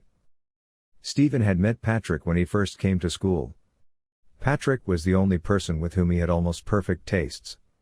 The red-haired young man was a little shorter than Stephen, but more muscular. He was a forward on the school's football team. He stuck his fist out at his friend who approached him and said, "Hey, 5-hole. Hi, sunshine. It's a miracle you even got your damn white ass up to catch the school bus," Stephen laughed, bumping the outstretched fist with his own. Patrick put his arm around Stephen's shoulders. "The only reason for this is Gloria Fitzgerald, man. I couldn't miss her," he said, nodding toward the tall Latina girl in front of them, her curly hair hanging down to her shapely hips. Stephen's eyes narrowed so much as to form a line as he laughed. "Why didn't I think Gloria and her ass were involved?" he said. Patrick waved his other hand. "That's your general problem, you don't think much. When you think of thinking, it comes to mind. Why are you leaving your brother alone, you moron? If we fight again, your father will come like a storm. If I take him too seriously, he won't grow up strong on his own. It'll be better for him if we watch him from a distance," Stephen said, watching Scott, who was looking down at a book as Stephen came up behind them alone. "Besides, if he doesn't do anything wrong, no one will notice him," he said. Scott always walked with his back hunched, never drawing attention to himself, and dressed like the average high school student. Stephen always called him Ghost. Strangely enough, Scott had taken to it so much that he even had a tattoo on his left shoulder that he got the ghosts of everything tattooed on his left shoulder. He had written it down. Scott was very special to Stephen. First of all, he was his brother. Nothing could tear his love for this self-assured young man from his heart. They had talked on the phone almost every day, every evening since they had known each other. Although they had shared different lives with different families, the two brothers thought and acted the same way. Their interests and preferences were of course different. Stephen had learned to fight in the neighborhood. He loved basketball and never missed an NBA game. Scott, on the other hand, grew up in the slums of New York. The boy, who had the responsibility of taking care of his always high mother, first learned Nambudo karate as a sport. He soon began learning Krav Maga. His father, concerned about him, wanted to enroll him in Boy Scouts, but he enrolled in wilderness survival courses that required more rigorous training. These courses were taught by former military men. Stephen always knew there was more to Scott than met the eye. He would go jogging every night and do parkour with French immigrants. The boy, who did this with 1-pound weights on his feet and 1-pound weights on his ankles, was in the theater department at school. Despite his diverse interests, he was very shy. He had almost no friends. "Wow, you're so much wiser than I expected," Patrick said, raising an eyebrow. "No one is aware of my wisdom and genius," Stephen said with a cocky grin. By this time they had entered the school. The wide corridors of the old school, well lit with brightly colored walls, were filled with students. The sound of a girl's scream and shouts echoing through the hallways where the sound of student voices had become a hum had drawn the two friends' attention to this place. As Stephen pushed through the crowd, he spotted Mike Sullivan in the center of the circle. The sweat-suited young man, larger than himself, had arrived from Boston last year. With his blonde hair gelled back, Sullivan had shown everyone how much of a problem he could be as soon as he arrived at school. He was either in the middle of or on the fringes of every fight or disturbance at school. Last week's incident had been one of these. The Spanish thug Stephen had seen around Mike several times had cornered Scott after school. When Scott refused to do what they wanted, things got tense, and one of the boys pulled a switchblade on Scott, which turned ugly. By the time the school's security guard, James Corbane, called 911 to break up the fight, Scott had broken the wrist of the Spaniard who had pulled the knife on him and injured his friend's knee so badly that he would never be able to run again. When both boys spoke to Mike at the police station, Mike Sullivan escaped unscathed, only referring to him as a friend. Breaking through the crowd, Stephen saw Mike's Starbucks cup first. Mike Sullivan was hitting his girlfriend Emma Harper again with the durable plastic cup, and his voice was thick and rusty. "You can only break up with me when I tell you to, bitch." The girl's nose was broken, her lips split open. Her eyes were open, but their pupils had rolled up so far that only the whites were visible. Stephen looked around for a moment. Everyone was watching Mike and Emma in horror, but no one was moving. A few of the bastards had been filming the incident with their phones. Stephen made his move just before he heard the whistle coming from down the hall. He knew that the whistle belonged to James Corbane, and that he had to break up this fight. But Emma didn't look like she could take another few blows. Even if she could, Stephen thought that no self-respecting man should remain silent in such a situation.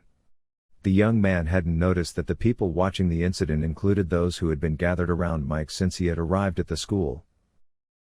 Mike raised his hand again with a cruel smile on his face, and was about to lower it when he realized someone had grabbed his wrist and was roughly pulling him back. He spun around quickly, a numbing blow to his jaw, and he found himself slamming into the steel lockers diagonally across from him. He spun around violently, trying to strike Stephen, who was punching him, but Stephen blocked his punch with his arm. Stephen followed immediately with another punch to the young man's face.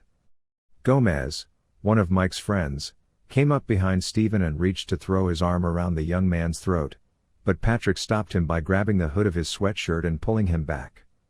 The big red-haired man threw Gomez back with all his might, and two people from the crowd jumped at Patrick and one at Stephen. Stephen hadn't seen the person coming from behind him. All his attention was on Mike Sullivan in front of him. Stephen, who had kicked Sullivan in the face, vaguely saw Scott jump out of the crowd in front of him. Scott, acting in a manner quite contrary to the calm expression on his face, threw the can of cola in his hand at Stephen. Stephen had accelerated considerably with the adrenaline of the fight. He heard the wind sound of the can of cola as he pulled his head to the side, but at that moment he was looking at Scott in surprise. When he heard the crash and grunt coming from behind him, he realized that his brother was not looking at him, but at someone behind him. When he turned around, he saw Harold Kimberly lying on the ground. There was a ring formed by the bottom of the can of cola on the young man's forehead. The exploded can of cola was spinning on the ground with a hiss, while the students were cheering and laughing enthusiastically.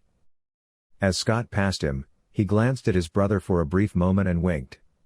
Stephen saw a half-smile cross his brother's expressionless face for a moment. At that moment, he noticed Mike's friends James and Pike attacking him from his left, and he threw his arms up to protect himself from the incoming punch. As Patrick stepped back to protect himself from the two young men attacking him, one of the young men suddenly disappeared from view. While Patrick and the other boy were looking at what was happening, the second attacker also disappeared in a blue navy storm. The name of the angry storm was Eric Jonas. The short, broad-shouldered man, who was the defender of the football team, ran up and shouldered the attacker and threw him towards the exit door.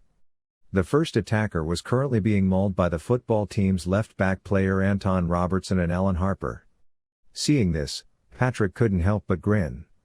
The team wouldn't leave those who were his alone. Stephen waited for James, who was constantly attacking him with kicks and punches, to make an opening.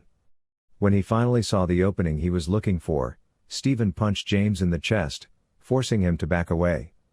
When he saw James pause, he knocked his young opponent down with 3 accurate punches in quick succession. Meanwhile, Stephen, who was looking worriedly at the chaos around him, saw his brother knock 2 more people down. Smiling proudly at his brother, Stephen turned to look at Scott and realized something was terribly wrong. But it was too late. He was hit hard in the head by an explosion that sounded like a hammer from behind him. All he saw before everything went black was Scott moving towards him. Scott took one last look at Mike Sullivan, who was standing behind him as he held his brother who had fallen towards him. Sullivan held a short-barreled .357 Magnum in his right hand. His face was full of wrinkles, his nose broken and his eyebrows wide. But Scott didn't care. His face was covered in blood spatter from his brother's face. All he cared about was stopping the blood flowing from his brother's head. The hot blood that felt like it was burning at that moment was sending bone and brain fragments into his hands, but Scott continued to press the wounds without hesitation. The chaos that had erupted in the hallway along with the shooting was nothing more than unnecessary noise to Scott. He looked up to ask for help and saw Mike Sullivan was gone. Patrick was a few feet away. He was on his knees, staring at him with wide, terrified eyes. One of the two football players with Patrick called 911 on his phone while the other ran to Scott. He handed him a towel from his bag and said something, but Scott was too far from hearing him. All he could do was try to close the two holes in his brother's head, his eyes fixated on the blood slowly spreading down the hallway. July 28, New York, USA. Duke Perry.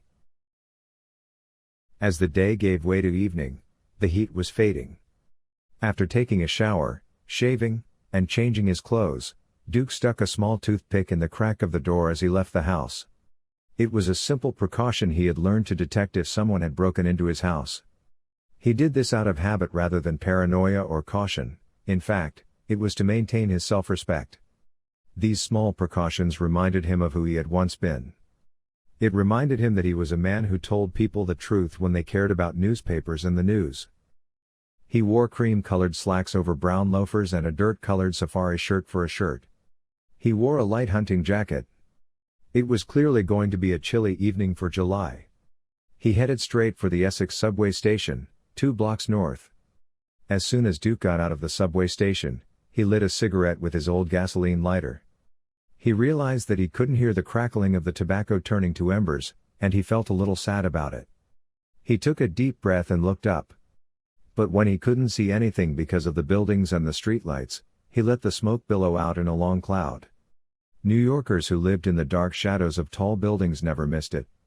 They lived and died in a New York that was bright, dark, shadowy, hot and cold. They were used to it because they had never had to question it.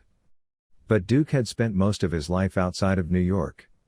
He had been to Iraq, Cambodia, Libya, and Syria. The only thing he missed from those places was seeing the sky. He smiled when he saw a hot dog vendor. Living in New York had its good points. Like hot dogs. The journalist, who had picked up his hot dog, met his intern Joanna, who was waiting for him at the corner they had agreed on earlier. She had her hair braided in a fishtail braid, and she was wearing form-fitting denim jeans, running shoes, and a windbreaker. A burgundy scarf was wrapped around her neck. Duke realized desperately that no matter what she did, she could never be far from attractive. Joanna was a beautiful woman, and her beauty was noticeable, which opened some doors, but it was not the kind of advantage Duke wanted to attract attention and be remembered for. The young woman smiled when she saw him and said, "Good evening, boss." Her voice was as lively as ever. "Hi Joe, have you been waiting long?" Perry asked, smiling. The young woman looked Duke up and down while shaking her head and said, "No, I just got here. You look very stylish." "Oh, good. I thought you'd been waiting here for half an hour, afraid I'd give you the slip," Duke said slyly, smiling as he acknowledged the compliment. "Is it that obvious?" Joanna asked, her cheeks flushing and biting her lower lip. She looked like a child who had broken a vase and been caught by her mother. Smiling with the wisdom of a seasoned old man, Duke pointed in their direction and said, "If you learn to look." "I wasn't afraid you'd get the better of me." "I wasn't afraid, but I'm so excited and impatient." "I might be a little early," Joanna said, her voice thick. She looked at her slender hands and rubbed them together as she said this. Duke laughed at her attitude and lit another cigarette. "You smoke too much," Joanna said, frowning. For the first time, Duke noticed a change in the young woman's tone. But he couldn't decide what to make of the change. He pushed it to the back of his mind to think about later. "Yes, I know," he said calmly. You know what cigarettes do, Joanna said, stuffing her hands into the pockets of her windbreaker. Joe, I've been too long in this dirty, boring world. Believe me, I'm not eager to spend 5 minutes more, grumbled the Duke, letting out a long cloud of smoke. For a moment, a somber shadow crossed Joanna's face, and she could tell that Duke meant what he was saying, despite his smile. Duke had won 3 Pulitzer Prizes. His last was for his coverage of Iraq. The Pulitzer Prize was an important award given by Columbia University in New York City for journalism, literature, and music. It was a kind of Olympic medal for journalists. Considered the highest and most prestigious award in America, the Pulitzer Prize was founded in the 19th century by Joseph Pulitzer, a Hungarian journalist of Jewish origin. The winners were determined by an independent committee. The man who had spent months in Iraq for his latest award had been in the Gulf War, Sarajevo, and Cambodia in his youth. According to the newspaper, many of his articles had been secretly censored. The editors could not even remember how many times they had called the New York Times from Washington, D.C., to silence him. Now the old man was doing small news stories for New York, only going back and forth to the newspaper. In short, he was waiting for retirement. The New York Times had been quietly sold last year to a global media giant called Nemesis Media. Although the new owner had laid off many people, Duke had stayed put. His mysterious boss, who no one knew about, had stubbornly kept him on. According to Joanna, Perry had deserved it many times over. In his last 5 months in Iraq, he had come back with a huge military scandal, bribery, and murder. But his success had not gone unpunished. Perry's daughter, who had received death threats, had been harassed by men who had been discharged from the military after reporting on her story. She had almost been raped but had been saved by university security guards. A week later, his wife had divorced him and moved in with their daughter in California. Perry had not been able to see either of them since. Joanna supposed that Perry, who occasionally disappeared from sight, had been watching them from afar. So the young woman decided to press the issue with a sigh. "How was the news today?" Joanna asked. "It's third-page news, but something big could come out of nowhere," Perry said, eager to speak in a way Joanna hadn't expected. Normally, she would have simply commented, "Good, bad, average," and left the subject at that. So the young woman asked curiously, "Like what?" "The people who broke into the library weren't just kids or hackers.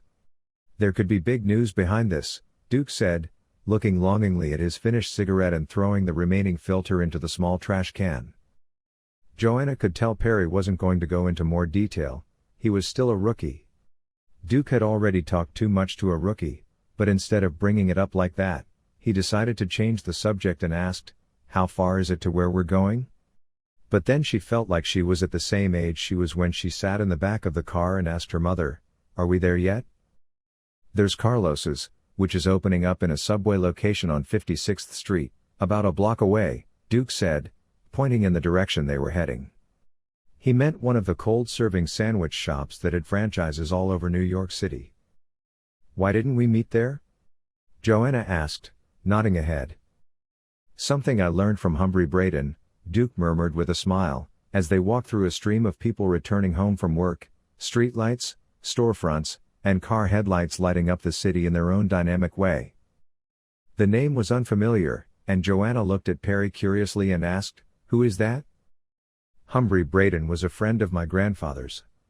He worked for the OSS in World War II. He told me almost his whole story before he died in a nursing home in North Bergen," Duke said, smiling. "But you didn't," said Joanna. She had read all of Duke's writings. "Some stories should not be written," Duke said. Joanna, a good student, never forgot her lessons, and in an attempt to get Duke to talk, she asked, "What is the OSS?" "Army Intelligence was a group that worked in World War II. Then the CIA took over," Duke said, putting his hands in his pockets. "Oh, I see," Joanna said, raising her eyebrows. "Those guys didn't have college degrees or satellite or webcam information. Everything they learned was learned through trial and error and hard experience. That's why I always do what the old wolf told me," Duke said with appreciation in his voice. As they followed 10th Street North, they were moving along the west side of the sidewalk to the left. There were thin trunk trees here that grew wider as they rose. Up ahead, there was a large movement and a large crowd in front of a 4-story building with a concrete base and brickwork. Traffic had begun to move slowly and the road was crowded. From where he stood, Duke could see the lights of ambulances and police. "What's going on?" Joanna asked curiously, standing on her toes. Duke shrugged, frowning at the police drone passing overhead. "I think there's been an accident," he muttered. Then, realizing he recognized one of the cops, he said, "Oh, yeah, I know that old cop, Bill Carter. Come on, let's go over." The cops had set up their standard yellow plastic barricade. 10th Avenue was closed to traffic, and they were switching lanes from 55th Street. Approaching the police tape, Duke raised his hand and said, "What's up, buddy?" The policeman who saw Duke was in his 40s, had red hair and blue eyes, was 190 tall and weighed about 190 kilos. He had a deep wound on his left jaw. The stern-faced policeman, who had been injured in the famous New York riot, had complied with the rules that had been implemented since that riot and had donned Kevlar bulletproof vests with shoulder pads. Kevlar was a material consisting of very light carbon-based, very strong fibers. It was invented and patented by the DuPont Company in 1965. Kevlar had long been used in armor, strong rope production, and flame-retardant protective clothing. The material, which had a thread-like structure consisting of fibers that could withstand very high tensile stress, could be woven, turned into fabric, cut, and sewn. His badge was written on the left side of the front of his dark blue bulletproof vest, on his chest, and his badge number was written in large and legible letters on the right side. There were 2 magazine pockets on the right and left sides of his abdomen. His radio's microphone was on his left shoulder where it met his chest. His radio was placed on his right back to balance the weight. "Not bad, old man, how about you?" Bill Carter asked, smiling as Duke approached him. Duke handed the policeman his pack of cigarettes and asked, "Good, we were just out for a walk. What happened here?" Taking a stick from his pack of cigarettes, Bill looked at Joanna with a smile and asked, "We?" "Forgive my rudeness," Duke said, pointing to Joanna. "Joanna Swanson, my intern." "Nice to meet you, ma'am," Bill said, shaking Joanna's outstretched hand, then turning to Duke, he explained, "Don't hit and run." "Oh, helpful New York," Duke muttered, shaking his head, then squinted for a moment at the man being wheeled into the ambulance, his eyebrows furrowed. "What did you say the name of that unfortunate victim was?" he asked, muttering absently. Bill, still looking at Joanna, took a deep drag on his cigarette. He said with a smile, "I didn't say anything, but I think it was Tanner." "Oh, damn it," Duke complained, throwing his head back. "Did you know him?" Bill asked, looking at Duke. "Oh, yes, an old acquaintance," Duke said dryly, as he caught Joanna's eye. She could tell from Duke's expression that Tanner was the man they were meeting tonight. He managed to conceal the lie he had told the police by remaining expressionless. Duke nodded silently, appreciating Joanna for a brief moment. Then, turning to Bill, he asked, "Who hit you?" Bill must have been upset about Duke's dead acquaintance because he acted very cordial and said, "Eyewitnesses say it was a black van. After the crash, the car sped south. We called the patrol, but..." In a soothing tone, Duke nodded affirmatively and said, "I understand. Let me know if anything comes up." "Did he have any family?" Bill asked, nodding in agreement to Duke's request. "Not that I know of," said Duke, his lips curling. "Damn," Duke muttered as he saw Tanner as the stretcher approached. The left half of the man's head was flattened by the force of the blow. Duke continued to mutter and reached into his right pocket. He pulled out his whiskey flask and took a few sips. "I'll be waiting to hear from you, Bill," he said loudly to the cop as he motioned for Joanna to follow him. When Joanna had gotten a few feet away from the policeman, she asked curiously, "What happened? Was that the man we were supposed to meet?" Duke didn't answer Joanna, his mind seemingly elsewhere. For a moment Joanna thought he was deeply affected by the man's death, but a moment later she noticed Perry staring intently at the scene of the accident. Duke nodded, yes, unfortunately he was the man we were supposed to meet. Sorry kid, our first story is gone, I'm afraid. He had his hands in his jacket pockets, not wanting Joanna to see him clench his fingers nervously. He made sure to check his surroundings without letting the young woman know. It's okay, boss. Just the fact that you called me is enough, Joanna said, trying to smile sympathetically, her tone showing that she was completely sincere about the matter. Duke smiled and tapped Joanna on the shoulder. Well, I'll see you in the morning then, he said, and turned east toward the subway station at 59th Street. I hate this city, he thought. He looked up at the sky again. He grunted at the clouds and lit another cigarette. A dusty white van was coming down an old country road. The old van, which was traveling on a rare dusty road in upstate New York, within the city limits, had been stolen a few hours earlier. When it reached an old farmhouse, it pulled into a barn next to the farm and stopped. Two people were waiting for the van in the barn. A young man with long hair and a goatee was sitting comfortably on the hay bales inside the barn. He was wearing a t-shirt with a Greek flag printed on it. The short-haired, bearded man waiting just across from him was walking to the van and slapping the long-haired man on the back of the neck and saying, "Get up, you dirty Greek." The Greek sighed and grumbled, "Dirty Turk." At that moment, two people got out of the minibus. One wore a loose black t-shirt over denim, the other a black shirt. The young man in the shirt had long blonde hair pulled back into a ponytail, and was an athletic man of 6 feet 9 inches in height. He wore glasses made of a metal similar to round brass. He and his dark, short-haired, African-origin friend, who was a hand-length shorter and thinner than him, unloaded 2 sports bags from the minibus. He slapped his hand on the Turkish men's outstretched hands, hugged them, and opened the bags they had brought him. He looked at the large computer hard drives he had pulled out and said, "Is everything from the library here?" "Every line," the blond young man said, shrugging. The Turk shook his head. "Otto wonders why you used stun grenades."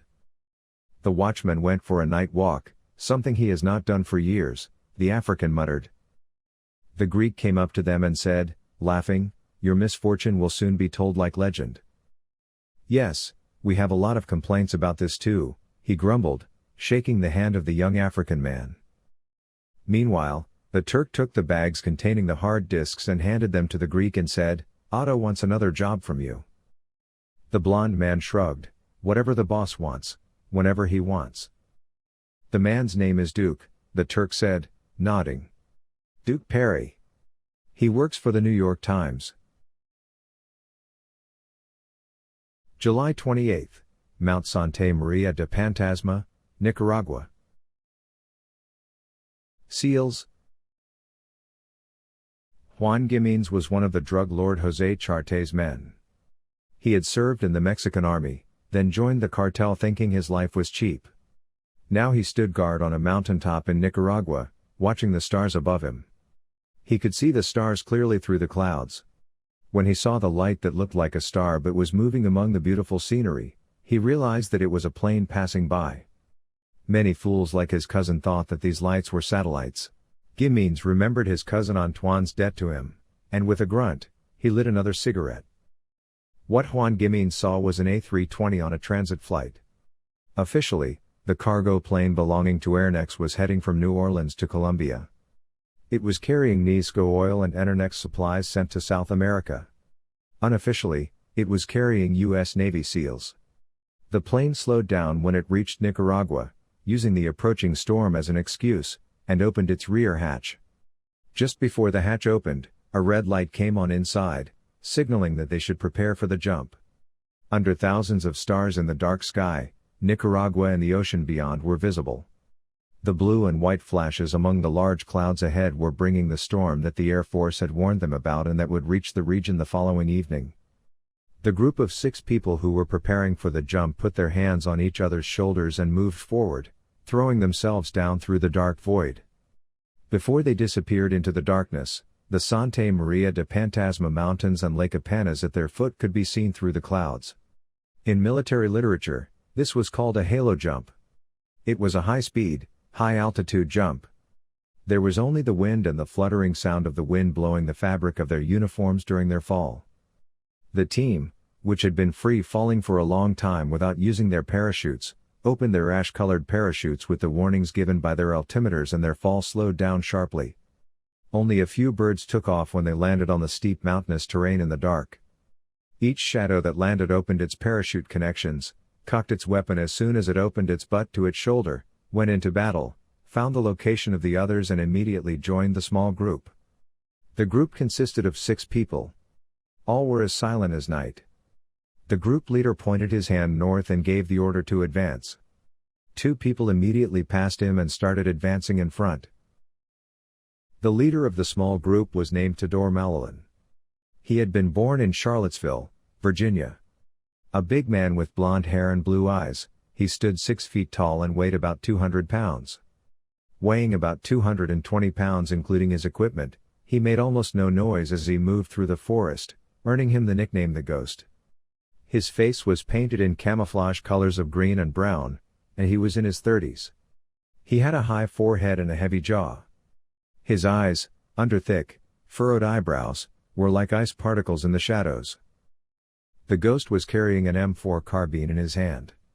The M4 carbine, the weapon resting on his shoulder, was the carbine version of the M16 infantry rifle developed by the American Colt Company. In other words, it was short and light. This weapon was the standard infantry rifle of the United States. Many Army Special Forces used this weapon. The Ghost's M4 had a silencer longer than a hand's length, a laser designator, an LED flashlight, and a scope for short-range fire.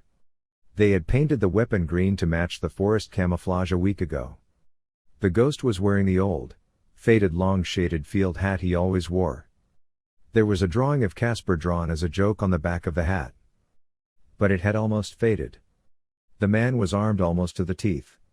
He had a .45 HK Mark 23 SOCOM next to his right leg, a long machete on the left side of the bag, and a 6-shot shotgun on the right side. The backpack went from his neck to his waist, moving almost in time with his body. The leader of the group was a broad-shouldered Spanish man of about 5 feet 7. His sharp senses had become even sharper in the jungle. The man was in his early 40s and his name was Salvador Ricardo Sanchez. Ricardo was also a staff sergeant, and although the group called him Old Man because of his age, Ricardo never gave away his age. Ricardo was the group's explosives expert and also the leader.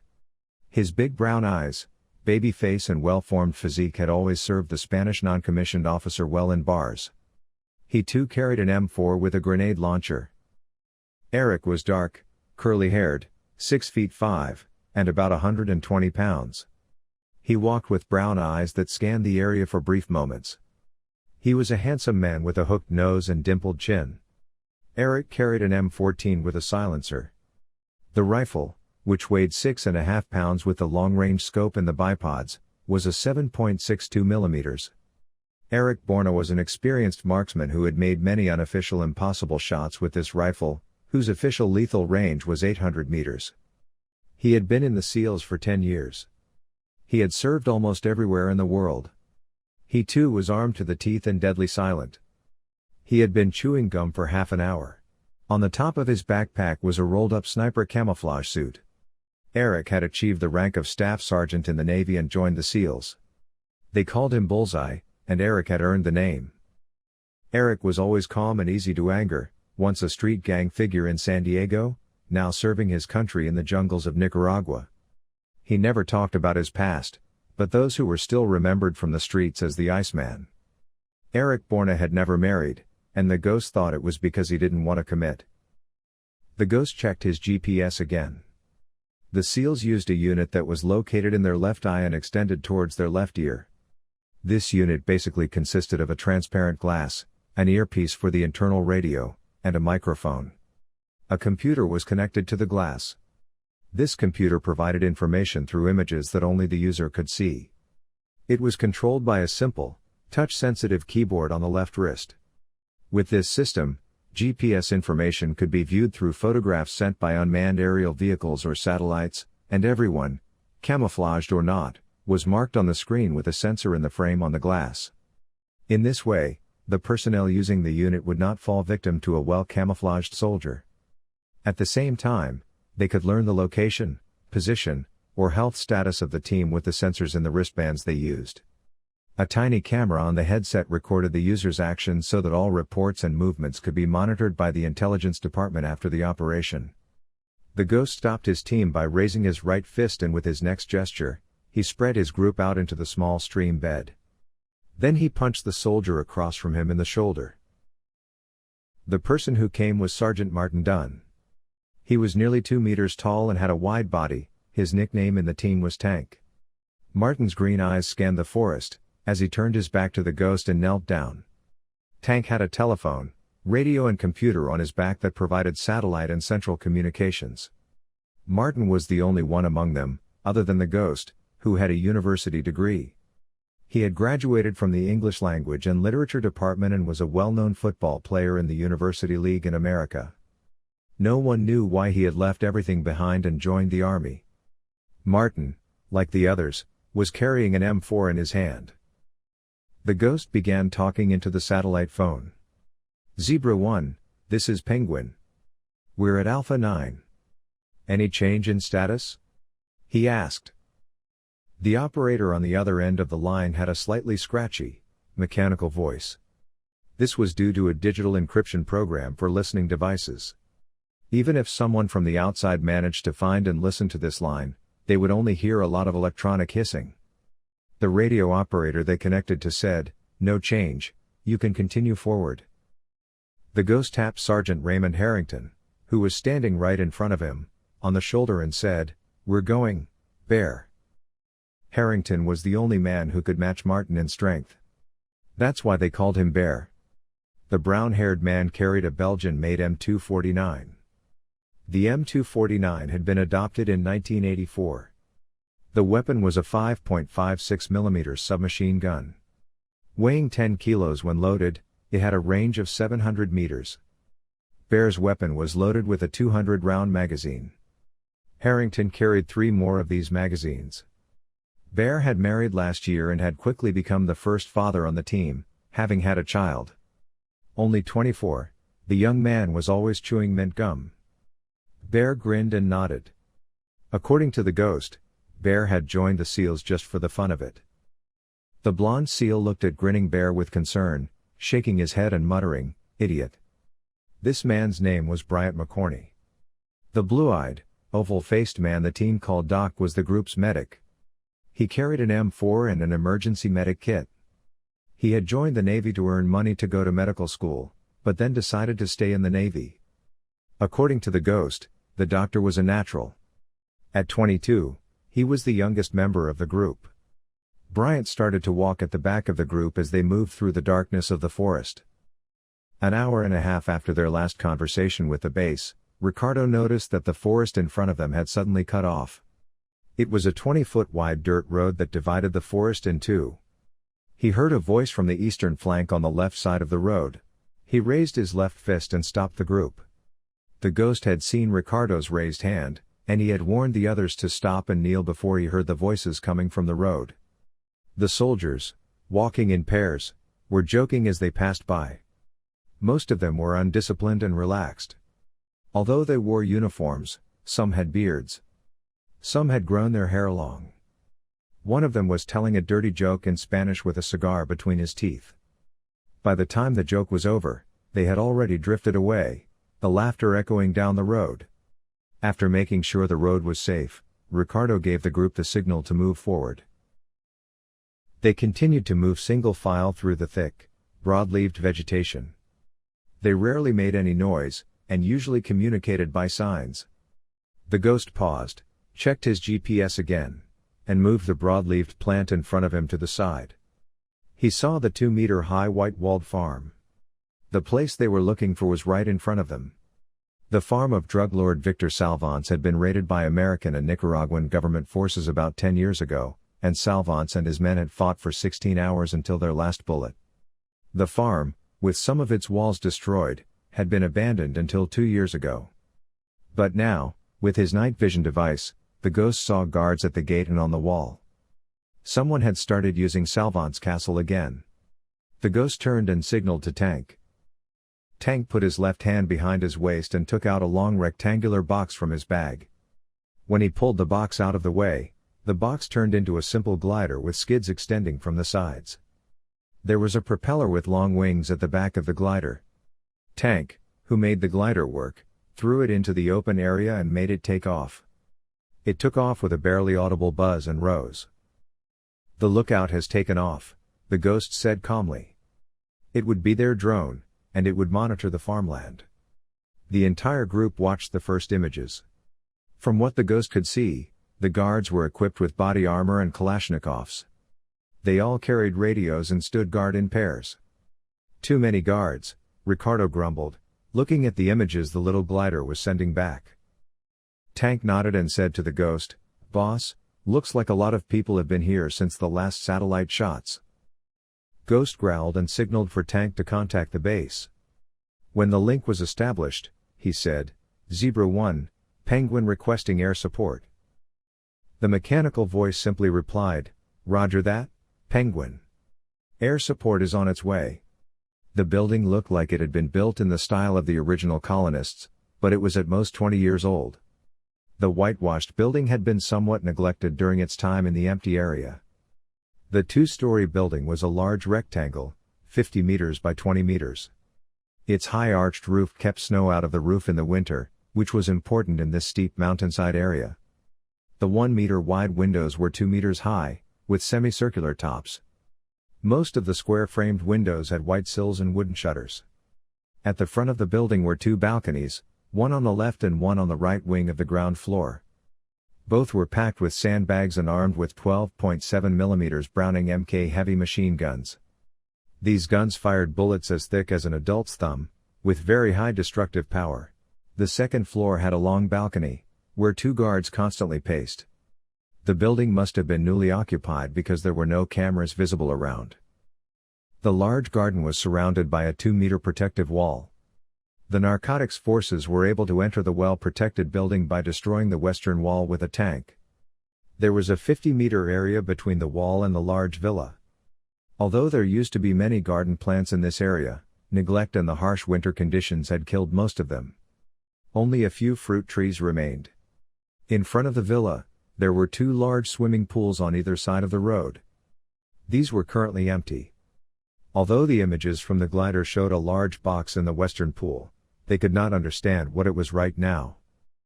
Behind the villa, 2 more buildings were built symmetrically towards the corners. The one on the west wing of the single-story buildings was the servants' quarters, and the one on the east wing was the garage built by the drug lord for his car collection worth a fortune. There was a helipad in the middle of the 2 buildings. The ghost sent Tank and Bullseye to the northern cliff, which was a suitable hill for the marksmen, so they could have support while entering from the ruined wall in the west. Tank would assist Bullseye, the marksman, with his wide-angle binoculars and the images sent by the ghost. Climbing the hill, Tank and Bullseye took out their sniper camouflage clothing that was rolled up in their bags. These clothes changed according to the structure of the region and the vegetation. They were basically fabrics and threads tied to a large porous fabric and made to resemble plants. The hill they were positioned on was a protrusion of rocks, about 15 meters high. The farm walls were about 150 meters away on the sloped area that increased towards the mountain peak. Bullseye unclipped his scoped M14 and settled onto the ground. After a brief moment of examining the farm and its surroundings, he said to the last Tank, "If you're ready, let's begin." Normally cheerful, Bullseye's voice would turn cold when his finger touched the trigger. Tank had made a mistake once and asked why, and Eric had replied, "Killing is serious business." Tank checked all the guards again, touched the button on his radio and said, "We're ready, boss." The ghost's voice was heard clearly in his ears, "Let's begin." Tank touched Bullseye's waist and said, "2 guards in front of the western wall. Start with the one on the left." The guard on the left fell to the ground while the one on the right only heard the whine of bullets. He was explaining that he wanted to get married next year but that it would be very expensive. Although they were fully equipped, their training was not as good as the guards inside the house. Most of them were inexperienced villagers or young men from the poor neighborhoods of the city with no future. That's why the young man who heard the sound of a bullet whizzing through the air didn't understand what was happening. He spent the precious 1.5 seconds he could have taken cover to understand why his friend had fallen to the ground, when he suddenly fell to the ground with a blow to his head and was engulfed in darkness. Seeing that both guards were dead, Tank said, "Now the tower, northwest wing first." The tower on the north wing was the closest to them. There were 3 other towers besides this one. A sudden whirring and crashing sound caused the guard to collapse where he stood.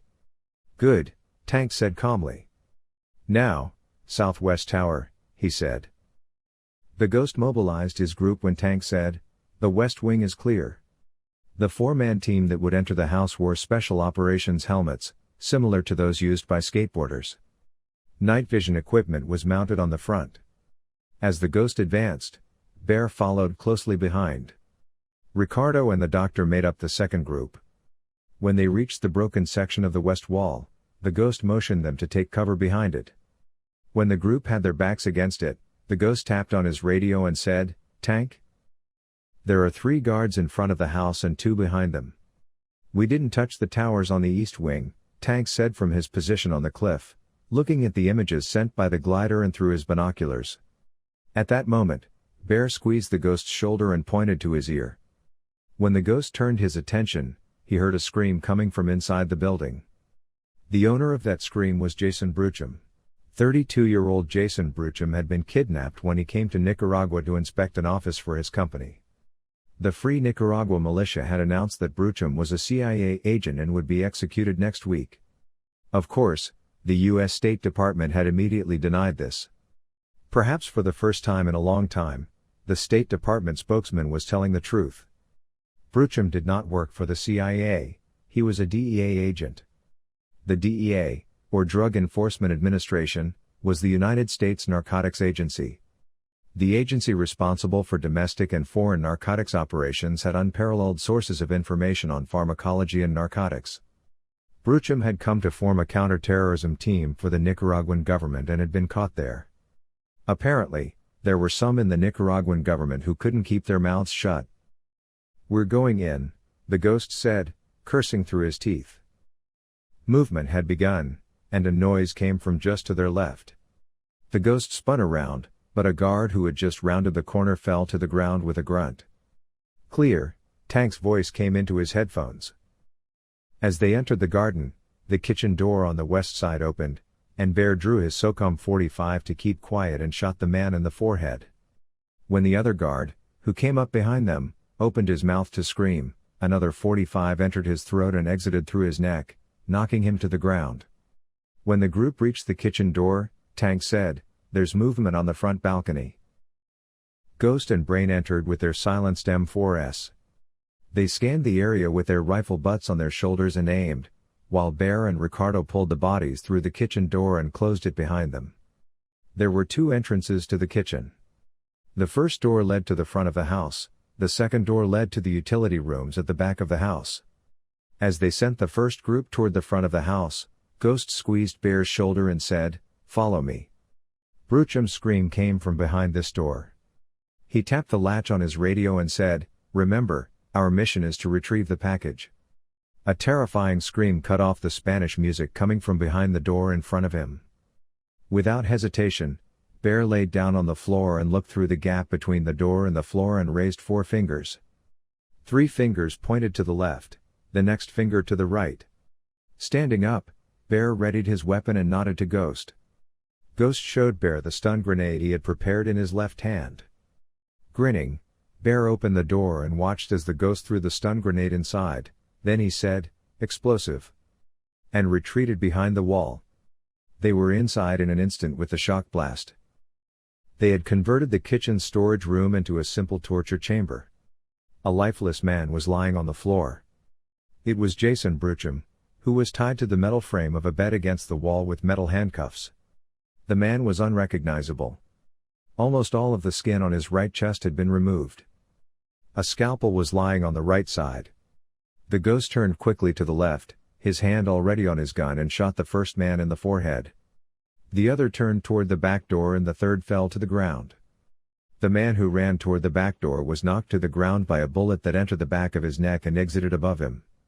The man on the ground had drawn his gun at the time, but was knocked to the ground by 2 bullets that entered the side of his head. Immediately after him, Bear said, "Clean." He hadn't seen a door there before. The main reason for this was probably that they had hidden it by building a cabinet over the door that opened into a cellar. The man on his left was wearing a white lab coat and a mask that completely covered his face. He was holding hundreds of pages and folders in his left hand. Behind the mask, a confused middle-aged man was looking at him in surprise. The confused man had a light caliber pistol on his waist. The man looked around in panic for a moment, said something muffled behind the mask that Bear couldn't understand, and reached for his gun. But Bear was a trained SEAL.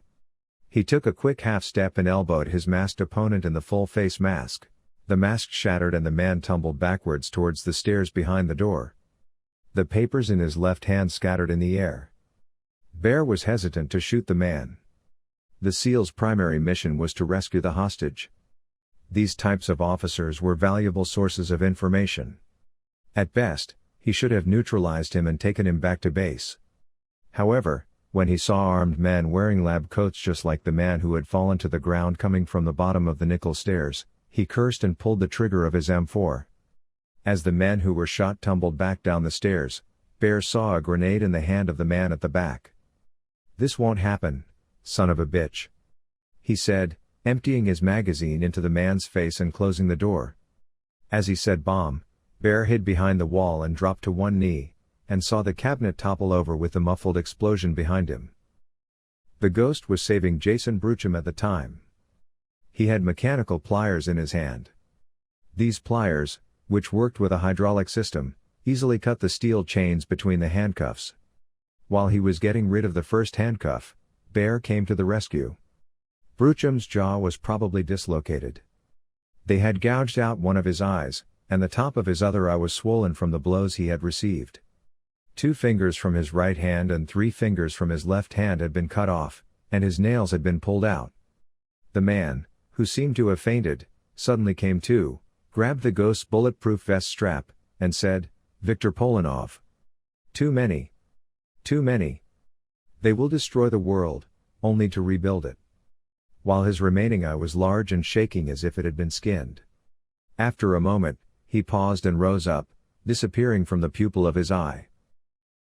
He went into shock, Bear cursed, frowning as the agent collapsed, shaking. "Doctor, you're needed here," he said, tapping his ghost radio. The doctor and Ricardo had fallen into a great chaos with the explosion. The place they entered was a large hall. Normally this was a hall that opened to the entrance, but they had divided it with portable screens, almost turning it into a labyrinth. The doctor, who was advancing silently, had become even quieter when he saw the patients lying in plexiglass cabins within these compartments. However, the doctor approached one of the men lying on their beds and checked his condition. The man tied to the bed was 5 feet tall and quite thin. The man was tightly tied to the bed with plastic construction clamps. There were cuts and wounds in the places where they were tied, and they were bruised and infected. The man's muscles were tense even while he was being put to sleep. His muscles were constantly contracting in bunches, and he was grunting in a way that could be heard behind the thick plastic glass. After seeing that a sedative and another serum was being administered, the doctor moved away from the man. He was shaking his head from side to side at Ricardo, who was looking at him when he heard the bear say, "Explosive."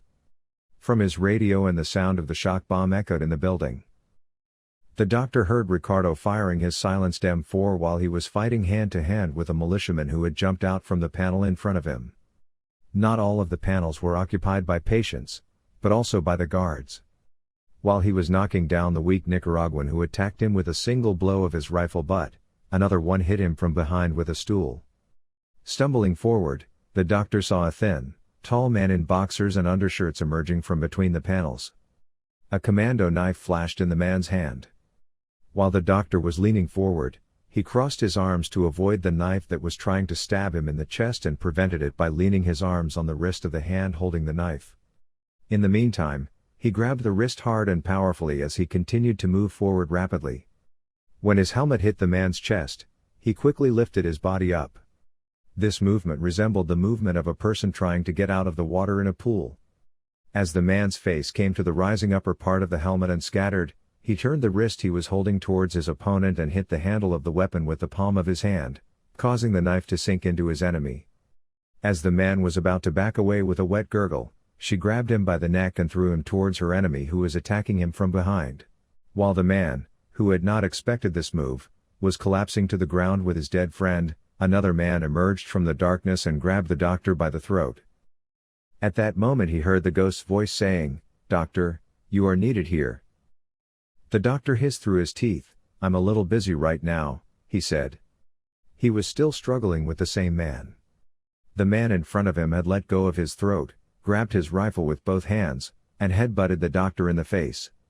However, the doctor, who had received much more brutal training in the Navy, did not hesitate. He pressed his hand against the man's face, drew his gun with his right hand, and put it under his enemy's chin and fired 2 shots. In the meantime, he saw another shadow emerge from around the corner, turned his gun, and pulled the trigger. As the man who was shot fell to the ground, another person coming from behind the young commando wrapped the electric cable in his hand around the doctor's throat and pulled him back. The doctor grunted, using the wall in front of him as strength, pushed himself back towards the enemy behind him, and together they hit the kitchen wall with a loud bang, the wall made of plaster shattering as it could not withstand the heavy blows of the 2 large men. The doctor, who fell to the ground with a loud noise, turned and faced his enemy. His gun had flown from his hand, but the M4 was still attached to his chest strap. His enemy had picked up a knife from the counter he had rolled onto, but the doctor had no time to waste with this sort of game. He used the M4 to pierce 3 holes in the man's heart, a finger's width apart. One of the militiamen who had woken up from the explosion had taken advantage of the chaos and pulled Ricardo between the panels. He had a 9mm Barrett 92F in his hand. While Ricardo was aiming the barrel of the Barrett to the right, the man fired 3 shots in succession. However, none of them hit Ricardo. Ricardo was an experienced commando. First, he elbowed the man in the face, then he thrust the knife he carried behind his waist under his enemy's chin. He didn't have enough time to draw his gun or open enough space to use his rifle. He had to let go of his knife because another man was attacking him from behind. The one who attacked him slid to the side, bent over, grabbed his pants above the knee and lifted them, knocking him to the ground. He grabbed another man coming from his right by the waist and threw him to the other side, hitting the man's throat with his heel and crushing his windpipe. When the man he had thrown tried to get up from the ground, Ricardo shot him with his M4 to put an end to this chaos. He emerged from between the panels and jumped through the ruined kitchen wall. Hearing the bear's warning, "Explosive," Bullseye whispered, "Damn." A momentary flash of intense light was visible from where they were. Even though there was no sound from the shock bomb, a rush started in the villa and its surroundings.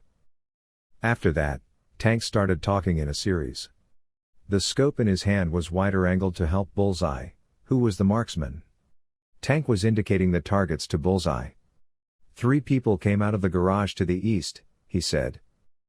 Bullseye turned his M14 sharply to the left, sighted his targets, and pulled the trigger 3 times, 3 seconds apart.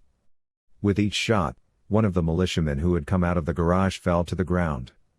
But in the meantime, there were also people coming out of the West Wing dormitories. Seeing them, Tank said, "West. 6 people coming out of the dormitories." "There's too many sons of bitches," Bullseye said, and he had already shot the first one. But he knew that no matter what he did, several would make it to the kitchen door. Tank noticed this, too, and pressed the button on his radio and said, "Ghost, your guests are advancing on the kitchen door." As he said this, Bullseye had shot another one. When Ricardo and the doctor returned to the kitchen, a window outside broke and the body of a dead guard fell inside. Tank's voice came over their radio. "The ghost is advancing on the guest's kitchen door," said the young man. Ricardo tapped the doctor on the shoulder and said, "I have the back door, you go to the ghost," and he went behind the kitchen counter where he could resist comfortably. The first unlucky Nicaraguan militiaman to kick in the door was armed with an automatic shotgun. Before he could pull the trigger, Ricardo shot him in the chest, knocking him to the ground. Another one came right after him, falling victim to Bullseye's M14. The bullet entered behind his left ear, shattering his right cheekbone and part of the wall. The man, who had lost consciousness silently, hit the door jamb and collapsed on top of the other body. "What a mess," Ricardo muttered, grinning. The doctor pressed the latch on his radio before entering the back room from the kitchen. When he entered the room, he was first confronted by the ghost, who had positioned himself guarding the door. The ghost pointed to Bruchum, who was in shock. He was standing over the man, who was still shaking on the floor. He was looking down through the door behind a broken cupboard, checking down through the doorway. The doctor, who had come to Bruchum's rescue, checked the vitals of the agent they had come to rescue. The man did not look well. Cursing, he injected the emergency concoctions he had extracted from his medical kit into small tubes and connected in 4 to his arm. He dropped the 4th into Bruchum's chest, ignoring the bullets that were screaming through the air above his head, and placed the unconscious man's arm on top of the 4th. He sprinkled blood-clotting powder on his fingers and open wounds and said, "Boss, we can't save him if we don't get him out of here fast." At that moment, Tank's voice appeared on the radio and said, "Boss, air support is approaching." "Roger, keep the west exit open," was all he said, tapping his ghost radio. "Should I check down there?" the bear asked, turning toward the ghost. There was no movement after the explosion. The ghost shook his head and said, "There's no time, we're leaving." Then he tapped his radio again and asked, "Ricardo, how are you?" Ricardo checked the window and the living room from where he had taken cover and said, "They're not firing from the living room side. I don't think anyone wants to break through the boxes." Bullseye cleared out the ones by the kitchen door. The ghost looked at the doctor curiously. The doctor shook his head. "There are people in plastic boxes inside, test subjects, I think," he said distastefully. The ghost pointed to the papers and said to the bear, "Collect them." Then, turning to the doctor, he asked, "How bad is it?" "Worse than Syria," the doctor said as he did final checks on the wounded agent. The bear spits on the ground and growls, "Nothing could be worse than Syria." The ghost just shook his head. They had gone to rescue American Doctors Without Borders in the Syrian civil war and had gotten lost in the chaos of a civil war in which both sides were brutalized. When they returned, it had taken months for each of them to recover. Turning his attention back to his work, the ghost asked, "Bullseye, what's your status?" "To check on the other group." "We're under fire," Eric said calmly. His voice was like that of a man who's tired of the sun at a picnic. They had moved behind the rock where they'd settled. Occasional bullets hit and bounced off the rock behind where they were hiding, sending dust and rock particles flying as the bullets changed direction and whined away. Their enemies were in the area between the villa and the rock. They were using 2 small rocks as cover, trying to surround Tank and Bullseye. Tank took the men coming from the west flank under heavy fire with his M4 again, forcing them back to where they'd taken cover. The 3 militiamen on the east side where Eric was had learned to act more sensibly after their friend was shot in the head with a single bullet. When the fighting got intense, Bullseye and Tank came across a patrol. The team, under heavy machine gun fire, had to hide behind the rock. The mechanical voice of the command center echoed through Tank's headset, "Penguin, Predator and Zone, we're handing over control." Overwhelmed by the dirt that was flying at him, Tank cursed, "Roger that, Zebra 1. We're taking over." Tank moved to a more protected area, tapped Eric on the shoulder, and said, "Cover me, man." Bullseye just grunted and looked to the side. Tank had pushed back. The first man to try to get out with his covering fire was shot in the throat. However, he was thrown back in the process. Tank, who had made the connection to the UAV, had not noticed this.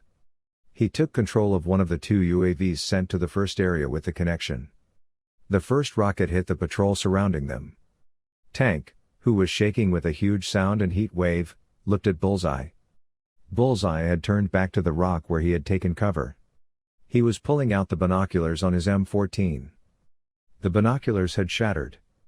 Bullseye reconnected and fired another guided round at the soldiers gathered in front of the villa, then at the ones heading towards the west flank.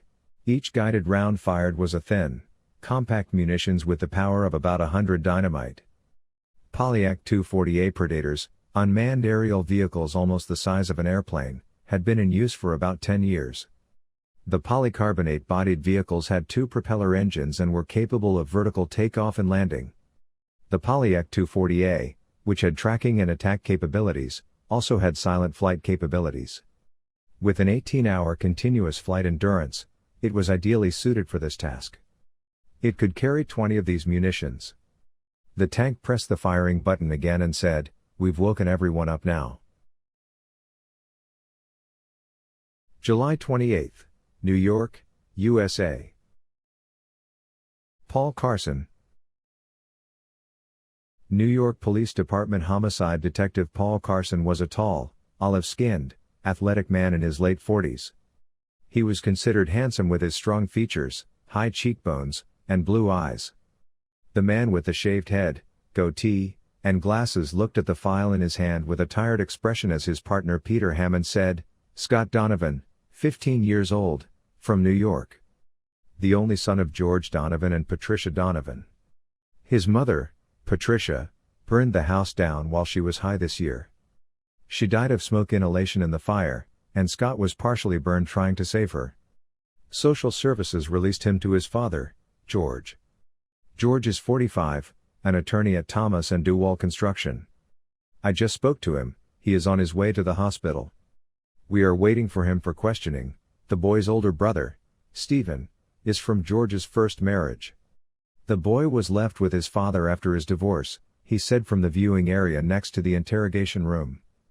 One wall of the small room they were in was set up with a fake mirror so that they could watch and listen to the interrogation room. They were watching Scott Donovan leaning on the table in the interrogation room. The boy's clothes and hands were covered in his brother's blood. When the police officers saw him like this, they took the boy into custody, which caused an angry reaction from many students at the school. For the last 2 hours, students, parents of students and reporters had been calling the police station. "Single father and 2 traumatized kids?" Paul asked with a sigh. In response, his partner shrugged and said, "Life is hard." "Yeah, it's harder for some people," Paul said, looking down at the file in his hand. Peter had read the file when Paul came in. Scott was arrested twice while he was living with his mother in Queens. He was released on parole, he said. "Auto theft and home invasion," Paul grumbled, reading the contents of the file. Peter nodded, indicating the notes at the bottom of the file. "What's that supposed to mean?" Paul asked, raising an eyebrow. Peter said, "He didn't steal the car, he just opened the door and fell asleep inside. The same thing happened with the house. The owners were on vacation. They called 911 when they saw the house being broken into. When the police caught him, he was sleeping on the couch, nothing was stolen. The owners withdrew their complaint, but..." Paul finished his sentence, which he left unfinished, by saying, "But he got into the system once." Peter nodded. "Yes, that's right," he said. The mayor's assistant called the chief of police. He released the security footage and YouTube videos on the news. So it went to the media. "We can't parole Scott. We need to get him out of here before he gets victimized any further." Paul laughed, scratching the 2-day beard on his face, and said, "I'm the only victim here. I haven't been able to go home for 3 days, I haven't been able to sleep for 4 days. This kid is the unluckiest person I know. Let's really clean him up and send him home," and then he put the file under his armpit and left the room. They encountered Adrian Kowalski waiting for them in the hallway. Gang detectives always had to meet with homicide detectives. Gangs were unforgiving and would often kill each other as punishment. Seeing him, Paul held out his hand and asked, "Hello Kowalski, what's up?" Adrian looked just as tired as he was. Shaking the outstretched hand, the detective asked directly, "Not bad. Is Scott Donovan under surveillance?" "He's in the interrogation room, but his lawyer or family haven't arrived," Peter said, nodding toward the door to the room next door. "Good, do you mind if I question you for a few minutes?" Adrian asked, smoothing his hair and loosening his tie a little. "Yes, it would be a problem," Paul said directly. He said it so quickly and naturally that Kowalski didn't realize for a moment that he was being challenged. I don't understand? He said, tilting his head. Paul repeated what he had said. Yes, it would be a problem. The whole of New York is crazy about this kid, and you plan to question him without a lawyer or his family? What's your problem? He asked curiously. Kowalski, who was angry at first, relaxed when he realized from Paul's expression that it wasn't personal, and mumbled, he could be a member of a gang. Fighting with Paul wouldn't do any good, so he preferred to settle the matter politically. Paul narrowed his eyes and asked, could it be? Is that so? When Adrian said excitedly, I'll have to question him, Paul, to be sure. This is important. Paul nodded. You could be called a former cop, my friend. The kid had a bad day today, and if you go after him, it'll blow up on you. If he's a gang member, he'll be in your hands soon. But today, the conscience of New York protects him. It doesn't matter who he's protecting. You don't even know who that bastard is, Detective Kowalski growled, rubbing his hand over his face with an irritated expression. Really? Who is it? Paul asked, raising an eyebrow and crossing his arms in front of his chest. About a year ago. The city had changed a lot after the New York riots. Every NGO that had supported the rebels had been destroyed by the state in one way or another. Some had been raided by the FBI, some by the DEA, and some had been so battered by the media that they could no longer even open their doors. However, this had an unexpected result. The loss of trust in the state and the expulsion of NGOs from the city had brought gangs and organized crime back to the city. 6 gangs divided Queens. The most feared of these gangs was the Black Monkeys. The only group that could stand against the gang, which was mostly African, was the Icemen. Each gang dominated its own neighborhood, and gang members dressed in their own style to show their loyalty to their gang, just like soldiers.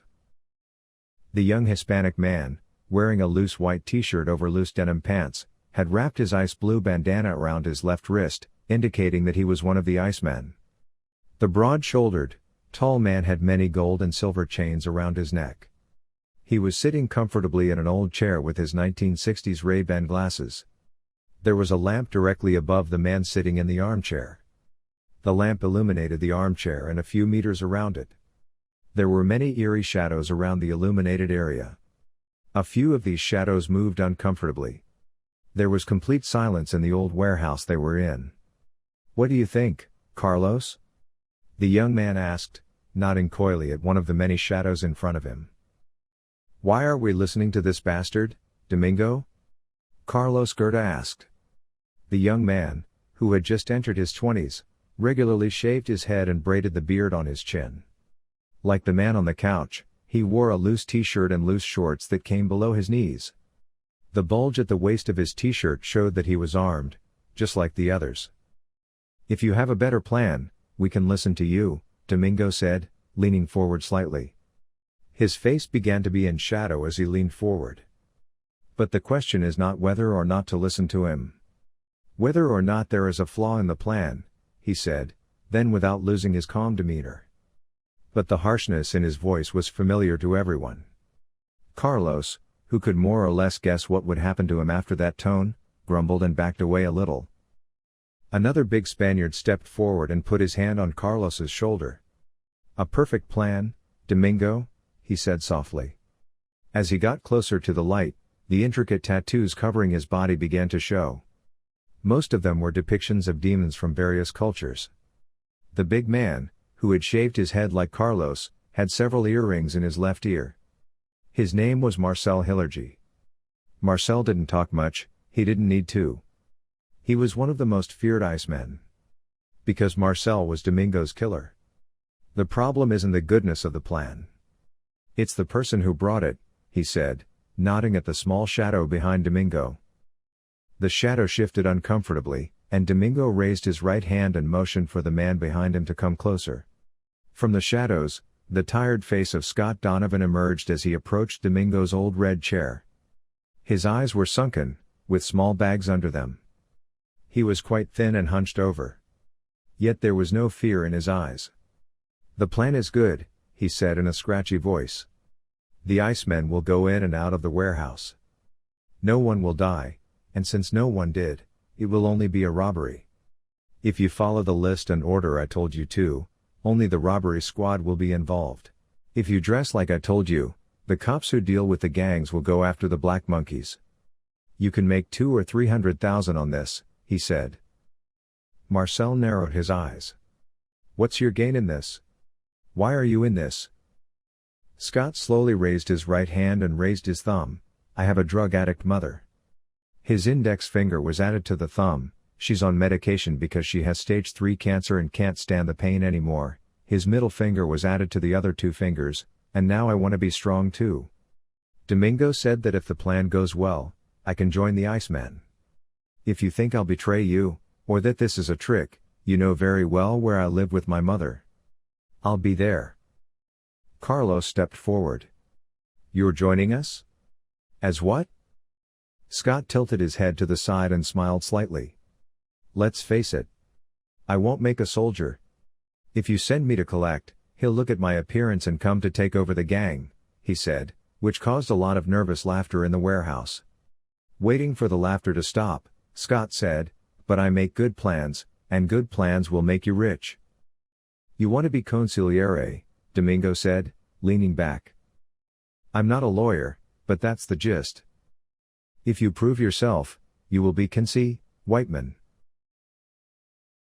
Even New York nights were never silent, they were simply buried in its hum.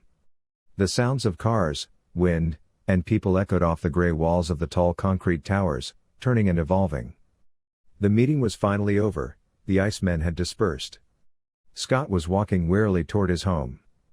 6 times he had been shot, 8 times they had promised to kill him painfully. As he walked down the dark alley, he turned back at the sound of a voice coming from behind him. He leaned forward and raised his hands to face level. The young man saw a small movement in the dim light. It was a cat, looking for something to eat among the abandoned garbage. Scott straightened up and sighed nervously when he saw the silhouette at the end of the street. The silhouette must have seen him because he lit a cigarette. Scott walked leisurely to the exit of the street, next to the silhouette. Without looking at him, he said dryly, everything will be prepared as you wish. On Wednesday, the Icemen will rob the Hector and Konex drugstore in the Bronx. That's a good one, son. Your mother will be proud of you, said the shadow in an amused tone, taking a deep drag on his cigarette. When are you going to release him? Scott asked, clenching his teeth and fists. She was delivered to your house a few minutes ago. But I suggest you get rid of her, son. That woman is finished, the man said, pressing on him as he dropped his cigarette on the ground in a dejected manner, and with a friendly pat on Scott's shoulder, he walked out onto the main street. Scott glared with unconcealed anger after the departing Adrian Kowalski. July 28, Louisiana, USA. There are 3 ways to do a job: the right way, the wrong way, and the Army way. The command building of the 104th Logistics Command was a 2-story reinforced concrete building. Agent Carter watched the room she was in with a quiet sigh. Nothing unnecessary was used in the small room, 5 meters by 5 meters. Behind the desk right in front of her was a colonel of medium height, broad shoulders, and a stern look, who shaved his hair with a machine every morning. The green-eyed man was busy signing the reports and files in front of him. There was no sound in the room except for the sound of a ballpoint pen moving over the report papers. When Carter shifted uncomfortably, the creaking of the guest chair caused the colonel to look up. Carter couldn't help but smile, but the man returned to the last report. Carter had to convince himself not to curse through his teeth. Carter was quite uneasy. He couldn't figure out why. At first, he thought it was partly because of the colonel's rude behavior. Then, he realized later that it was because Duncan was acting too relaxed, but it was neither. There were photographs in the waiting room of the building. Every soldier in the photographs that Carter looked at one by one had died. That's why his passport photos were on the wall of honor. Why did the photos of dead soldiers bother him? They had come to the unit with Duncan, and had made an appointment by calling the unit from the FBI headquarters in Texas. Duncan had gone to the bathroom just before going to meet with the colonel, and in the meantime the colonel's secretary, who had arrived, had left Carter alone and let him in. The colonel signed the last report, closed the cover and placed it in its place next to the table. Then, placing his hands, his fingers intertwined, on the table, he said, "I'm sorry to keep you waiting, Agent Carter. What can I do for you?" "James Taylor," Carter said, forcing a smile. "Did he work here? What was his job?" "Yes, James Taylor was working with us. The mission was lost until you found it," the colonel said in a monotone voice, nodding, his green eyes expressionless under his heavy eyebrows. Shaking his head, Carter pulled out his notebook and asked, "So, what was his assignment?" "It was the registrar," the colonel said. At that moment there was a knock at the door and Duncan came in. There was a faint smile on his face. But what caught Carter's attention was the way the colonel straightened up when he saw him. "I didn't know military intelligence was interested in this," the late middle-aged officer grumbled. "We're very interested, Commander." "What was James Taylor's assignment?" Duncan asked as he reached out and shook hands with Colonel Frank Jonas. "Me that too," Carter said with a smile, and Colonel Jonas said, "He was an operator." Carter couldn't believe what he was hearing. He looked at the colonel in surprise. "Operator?" The colonel shrugged. "Operator is a member of a team with the United States Special Forces, Agent Carter. These guys have been through hell for the United States." Only then did Carter realize what was bothering him. Every photograph on the wall was of men who had died silently for America. Fighting the anger rising inside him, the FBI agent asked, "So where in the hell did James find 6 rods of plutonium? Did you know about that?" The colonel shook his head. "No," he said. "We don't know about the spheres. I looked in his files. He wasn't sent on a mission where he could have gotten to those spheres." "What about teammates?" "They officially died about a year after James disappeared," the colonel said with a sigh, looking at Duncan. "What about unofficially?" Duncan asked, laughing at the answer. The colonel pursed his lips and said, "I wasn't here at the time. But sometimes team members need to disappear," in a tone of reasonable explanation. Duncan nodded. "I understand. We may still need to find them for this plutonium thing. It could be that they were shared and all we find is the bits left for James," he said, offering a possible scenario. The CIA, DEA, ATF, FBI, local law enforcement, and the Army were always competing with each other, sharing information as stingy as possible. But no one wanted a nuclear test similar to 9/11. So the colonel nodded and said, "We will share the team information with you." Checking his phone as he left the base, Carter waved his phone around. "Colonel, real quick. Names of team members." Carter scanned the email and muttered, "James Taylor, Brain North, Gary Mandroom, Thomas Wayne, Edward Duane. They all died in Nicaragua." Duncan said sarcastically, he was ready to give these anyway. He was hoping we'd be content with that. Then he pulled out his own cell phone. "These guys are like family, Agent Carter. They don't give up on each other easily," he said, and called the hospital.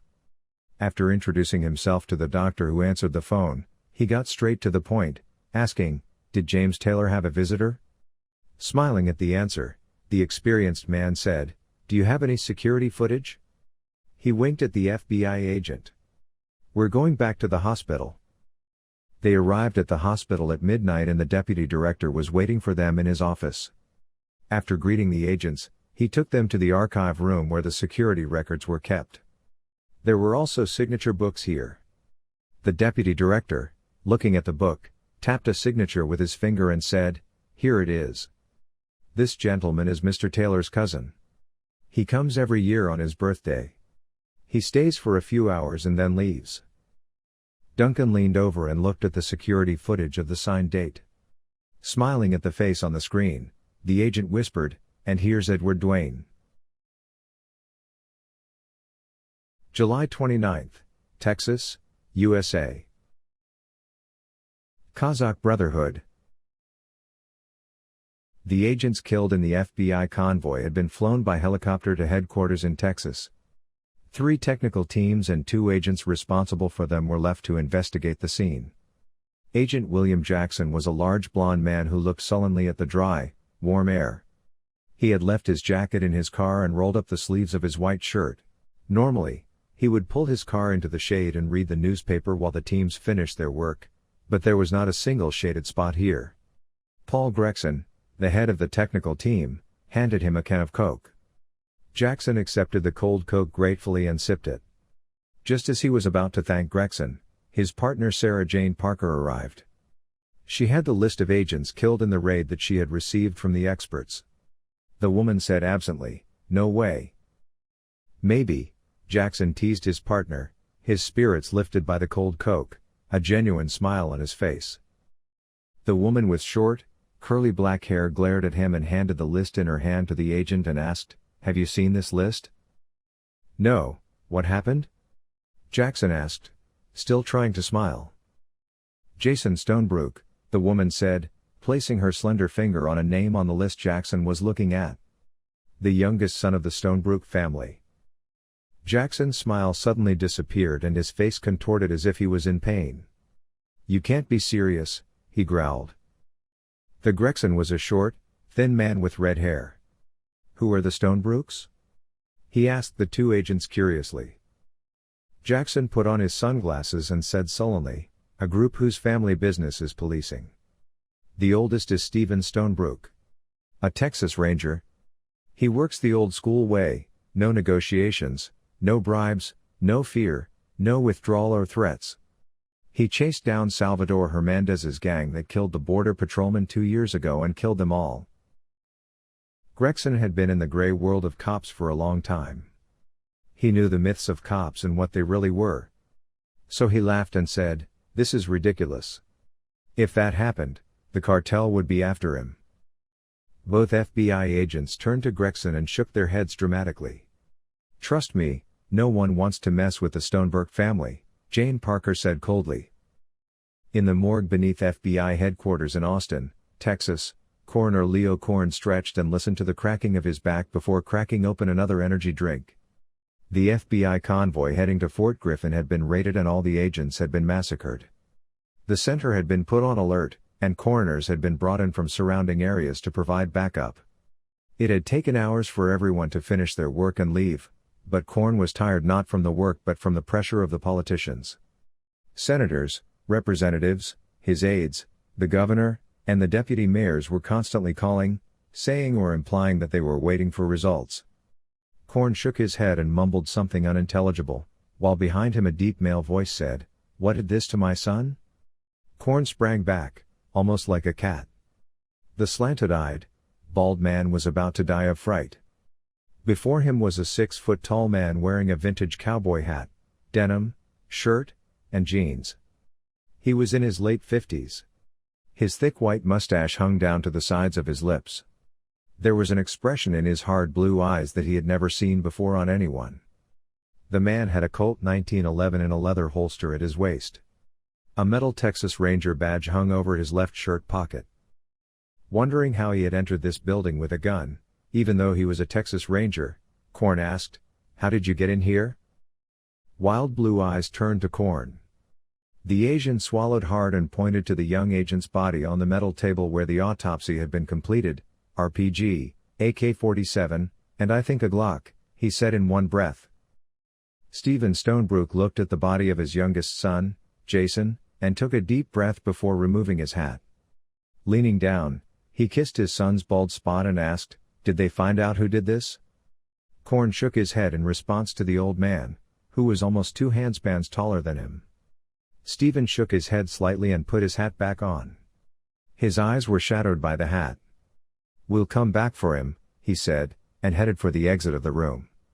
The doctor noticed that the man was not making a sound despite the cowboy boots he was wearing as he walked away. Korn stared at the walking man, then at his trembling hands. FBI Deputy Director Lisa Bennett had been annoyed that her door had been opened without a knock, and she had raised her head angrily to berate the person who had come. But when she saw Robert Stonebrook in front of her, all she could do was swallow. Still, she was not the type of woman who would allow anyone to undermine her authority. The blonde woman was about to speak, her lips drawn into a line of anger when Robert placed his hands on her desk, leaned down so that his face was flush with hers, and said, "I am sorry for your losses, Deputy Director Bennett. The Stonebrook family holds you or your agency responsible for this incident. If you require our assistance, all of the Rangers are at your service," said the brown-haired, blue-eyed man, who was almost a hand's length taller than his father. His thick beard and mustache were trimmed into a goatee. His angular face seemed to symbolize the big man's steely determination and willpower. This was not what Bennett had expected. It was Bennett who had convinced Jason Stonebrook to join the FBI when he was a Texas Ranger. Bennett had expected his brother to threaten him, shoot him, or run him over with a car, not this. Pulling herself together, the woman stood up and said, "I am truly sorry for your loss, Ranger Stonebrook. If you would like, I can escort you to Jason. That way they won't have to stop you and bother you at the morgue." "Thank you, Assistant Director. My father has already seen my brother and said goodbye to him. My brother and I will only be able to look at Jason's face after we find who shot him," Robert said as he reached out and shook her hand. He tipped his hat to the woman and left the room as quickly as he had come. Bennett's eyes widened, then his brow furrowed as he realized what Robert Stonebrook meant. He went out into the hallway and shouted after the Texas Ranger, "Stonebrook. This is a federal matter. If you try to get revenge, I'll arrest you." Robert Stonebrook walked up to his father outside the building, smoking a cigarette, and without saying anything, he simply tapped the old man on the shoulder. The old man followed his son, who continued walking without saying anything. The short-haired, broad-shouldered young man wore a black t-shirt, black denim, and white-soled canvas sneakers worn by skateboarders as he looked at the two Rangers who had gotten into a black, four-door Ford Ranger waiting at the corner of the building. He had 3 piercings in his left eyebrow and 5 earrings in each ear. He had braided his nearly hand-length goatee. When Stephen looked at the young man watching them, the young man rolled up the open windows of the car and turned on the radio. He could hear FBI Assistant Director Bennett speaking on the radio. Stephen nodded appreciatively. "Good work, Harvey," he said to the young man with the goatee. "We couldn't have done this if Robert hadn't put that bug in Bennett's room, Dad," Harvey Stonebrook shrugged, Robert putting his finger to his lips. They were now listening to the Assistant Director of the FBI.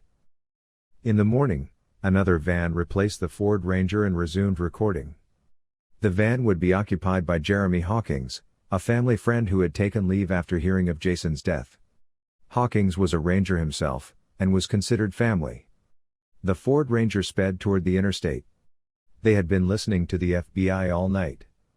The FBI was certain there was a leak, but there was considerable debate about its source. The only tangible clue was a name several agents had mentioned when reporting to Bennett, Rojas. Rojas was a Brazilian, and the man was running weapons. Salvador Rojas was sitting comfortably in his jacuzzi watching NBA game replays. His life was going well. He had come to one of the best villas in the backstreets that formed the border of the Forgotten City. His triplex villa was worth a few $1,000,000. He was no longer selling .38s in the backstreets. Last month, he had sold anti-aircraft guns to an African republic. The young man with a tan skin said to his Mexican girlfriend, Talia, "Get another beer from the fridge, baby." He was a short man with a broad face. He loved to show off so much that he had not even removed his gold and platinum chains, which were as thick as a child's wrist, from the blinds. The man who was caught by his chains was thrown into the jacuzzi with an irresistible force. When the young man came out of the water when he was almost drowning, he saw Stephen Stonebrook in front of him. Robert had caught him and the man roughly dunked Salvador back into the water. After experiencing this many times, Salvador begged, "Stop. Please. What do you want?" But it was Robert who spoke. "The Fort Griffin raid," he said. "I didn't do it. I swear." Salvador said, shaking his head. In return, Robert dunked him back into the water. When he got out of the water, the Cossack Brotherhood. Rojas said in one breath. "That's their name, the Cossack Brotherhood." Robert lifted Rojas up from the chains he was holding and said, "How do we find them?" Rojas smiled fawningly and said, "I had them watched. I mean, in case we needed them later. He sold the weapons and had them watch him to blackmail the men, Harvey said, laughing. Robert's and Stephen's faces remained the same. The painting across from the fireplace, Rojas whined, pointing to the dining table. The password is 8413. Harvey opened the safe he found behind the painting with the password Rojas gave him and took the files inside. There were a lot of photos and USB data carriers in the files. When he came back showing the files, Robert loosened Rojas's throat and nodded for him to continue. Swallowing hard, Rojas said, "We followed them to Oakwild Airport. There were a lot of soldiers there. Former soldiers, that is. We followed them too, most of them were going to and from the Black Wolf Company." Harvey took out the photos, looked at them one by one and then showed them to the others. Stephen nodded to Robert and said, "Let's go." As Harvey emerged from the bathroom, he heard Rojas struggle and Robert snap his neck. The Stonebrooks were on the move. From now on, there would be only destruction and death. July 29th, Manhattan, New York, USA. The price of sins. Nexco Oil's security chief Alan Darcy was a big man, 6 feet tall, blond, and blue-eyed. The broad-shouldered man wore a dark gray, shiny suit. His golden hair was gelled and combed back neatly. He had a gray Mercedes, just like his suit, and he was driving it himself, as usual. Darcy, who was driving through the night, had come to Chinatown as he did every Wednesday. The 2-story building was the shortest and most eye-catching among the other 7 or 8-story concrete buildings. The red-painted building's outline was marked with red LEDs. The Mercedes entered the parking lot behind the building, passing through an entrance manned by 4 professional bodyguards. This street in Chinatown was completely under Juan Jin's control. Paparazzi and police could not easily enter this street. He entered the Juan Heaven Club, where only special guests were allowed, through the back door as usual. The club was built in the style of ancient Chinese mansions. The man who opened the door decorated with red dragon reliefs with a smile and tipped the housekeeper who greeted him with a few $100s with his manicured hands, headed towards the room that was always reserved for him. The man who climbed the red carpeted stairs, the blonde who climbed to the first floor among the crowd of images with red patterned wallpapers and decorations hanging from the ceiling, turned left on the floor he knew well. There were 16 black doors in the long and narrow corridor. Each door had magnetic locks specific to the customers. These locks could only be opened with the cards that the customers and the house manager had. The man who reached the last door opened the door with the magnetic card he took from the inside pocket of his jacket with his usual smiling face. The large room was filled with mirrors and LCD televisions.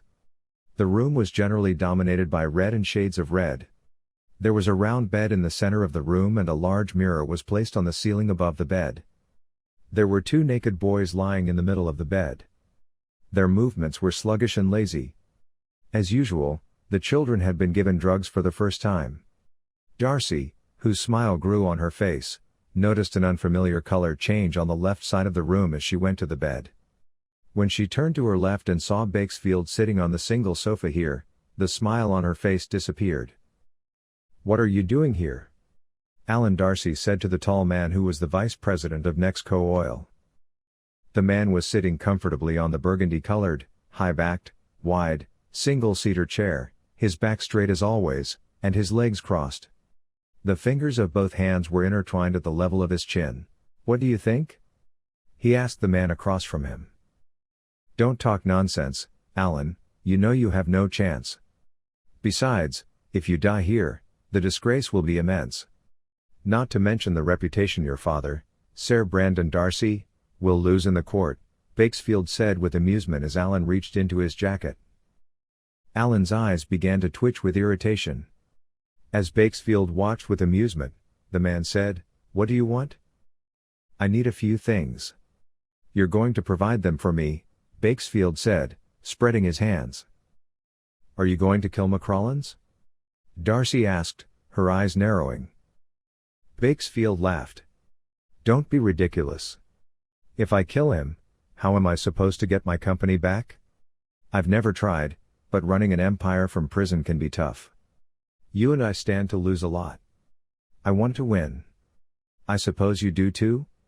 He said, his tone more lingering with answers than questions. So what do you need? Alan hissed through his teeth. You'll find out soon enough, Bakesfield said, rising from his luxurious and comfortable chair and heading for the door. He paused, and my friend, let's keep this conversation between us, he said, looking at the naked children on the bed. Darcy was shaking with anger. He reached into his jacket and pulled out his silver Browning feg. He turned towards the bed and went to the children who were staring at him with their numb eyes.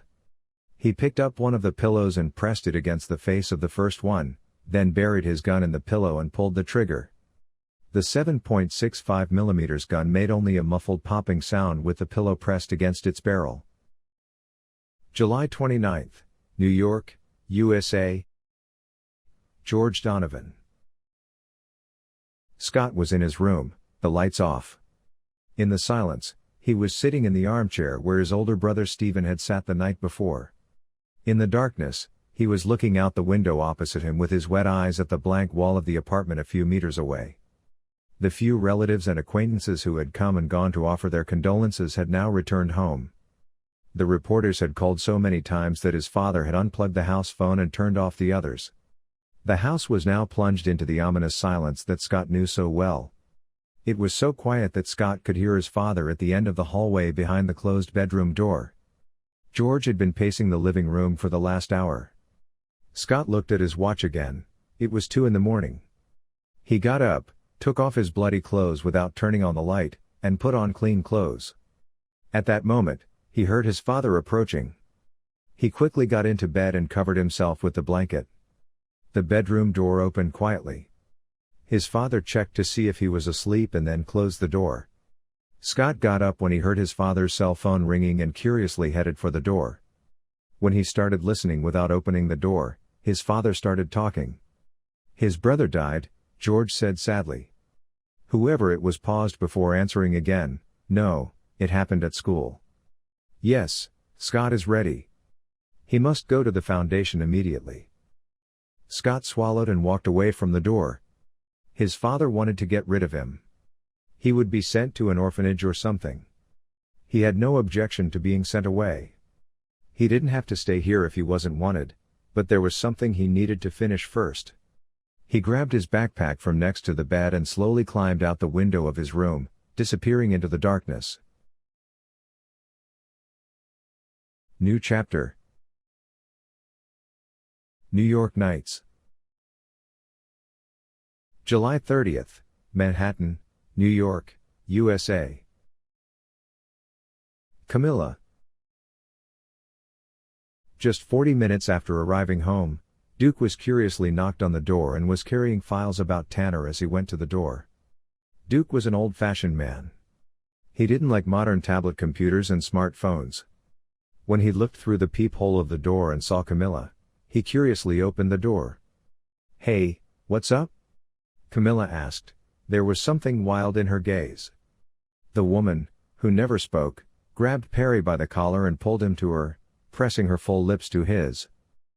After kissing him passionately for a long time, she grabbed Duke's hair just above the nape of his neck and pulled him back, then said with a wild look, "Why not?" and kissed him again. Duke grabbed Camilla roughly by the waist and lifted her up into his arms. In the meantime, the woman kissed her repeatedly. Closing the street door, Duke pushed her against the door and quickly removed his jacket. Wrapping his muscular and long legs around Duke, Camilla's breathing changed. She also began to undress Duke with harsh movements. Grabbing Duke's hair, Camilla tilted his head back again and looked into Perry's eyes. "When I'm done with you, you'll realize you haven't lived until now," she said passionately. Duke believed every word the woman told him. Police Sergeant Bill Porter had called Duke at 3 in the morning just to have fun. He had known him for almost 10 years and Duke Perry drank every night. He must have been really high at this hour, and when he was high he was a lot of fun. But the mobile phone didn't even ring twice and Bill Porter found Duke very sober. "Porter?" Duke asked from the end of his cell phone. Still stunned, Porter asked curiously, "Perry? Is something wrong?" Perry looked down at his bed and smiled. No, why do you ask?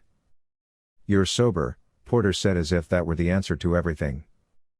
I'm not. I can drink while I work and pretend to be sober while I drink, and of course I was waiting for you to call me, said the Duke, laughing, and when Camilla, who was lying naked in bed, returned muttering, he went towards the kitchen so as not to wake her. Really? Bill Porter asked, eyebrows raised. Indeed, said Duke, pouring some whiskey into his coffee, you found the car abandoned, didn't you? Bill turned around and looked at the still burning car and asked, yeah, how did you know? This conversation was getting more and more interesting. Where did you find it? Duke asked, ignoring the question.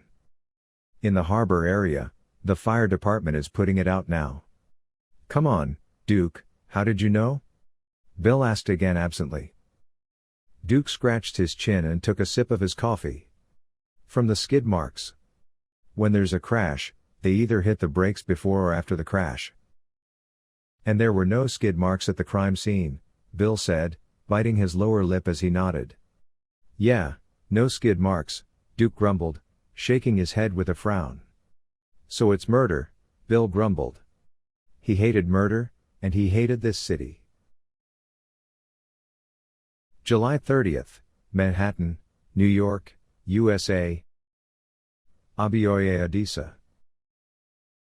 It was long past midnight, and somewhere in the middle of the hours when the darkness was trying to silence everything, there was Abioye Adisa, who was looking back into the narrow alley. Abioye was a tall, thin African. The alley was a dingy, damp meeting point between two streets. No one would go there without work or courage.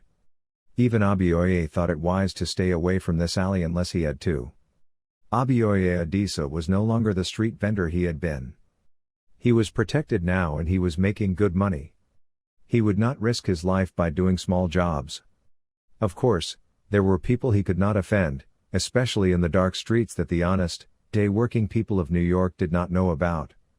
The Nigerian man, lost in his oversized hooded jacket, smiled when he saw the young man running toward him. Slowing down as he approached, Scott raised his head slightly in greeting and caught the man's outstretched hand in the air. You've been gone a long time, my man, the African said in his deep voice. Things are tough. Cops are everywhere. The waters are muddy, Scott replied vaguely, speaking in a bleak tone and shrugging. Abioye pouted his thick lips and nodded, yes, exactly. You weren't clear on the phone, what do you need? Asked the tall, hunched African, checking the entrances and exits of the street. Nothing that will seize up, Scott said calmly. Are you going to pick up girls or solve problems? Abioye asked. Some people paid attention to how fancy their weapons were. For these guys, the street joked, are you going to pick up girls with that? I'll solve the problem, Scott said in a cold tone, pulling out a thick roll of dollar bills from his pocket and handing it to a man at least 10 years older than him. Abioye had seen this expression on his face before. But it didn't concern him. After counting the dollars Scott had handed him, he pulled out a Beretta 92S from behind his waist and handed it to him. Scott calmly removed the magazine from the gun and pulled the upper mechanism to check the gun. He seemed to know exactly what he was doing. He looked at Abioye and said, spare magazines. Abioye pulled 3 loaded magazines from inside his jacket and handed them to Scott. There must be a big problem, he said with a smile. Scott was silent as he put the guns in his bag without looking at him. He left the street without saying anything to the tall African. Abioye shook his head as he watched the young man walk away. Big problem, he muttered. July 30th, Manhattan, New York, USA. Don't open. Detective Paul Carson had just gotten into bed. His wife and 2 children were on vacation in San Diego. The house was very quiet, and Paul welcomed the silence. Until his phone rang, jolting him out of bed. Looking at the translucent screen of his cell phone, Detective Duke Perry had left a note next to his name, "Do not open." He put the phone down and covered his face with his pillow. The phone continued to vibrate and hum on the nightstand. The detective threw the pillow aside in anger and hissed, "Fucking hell," as he picked up the phone. "It's 3:30 in the morning, Perry, and I just went to bed," Paul said angrily. Perry sounded almost indifferent. "Never mind," the reporter said. "Powell was supposed to call you in 10 minutes anyway." Eric Powell was Paul's boss.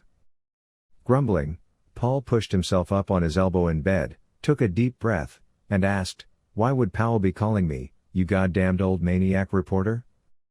"He thinks the car accident on 10th Avenue tonight was murder," Perry said, sounding amused, laughing at Carson's phrases.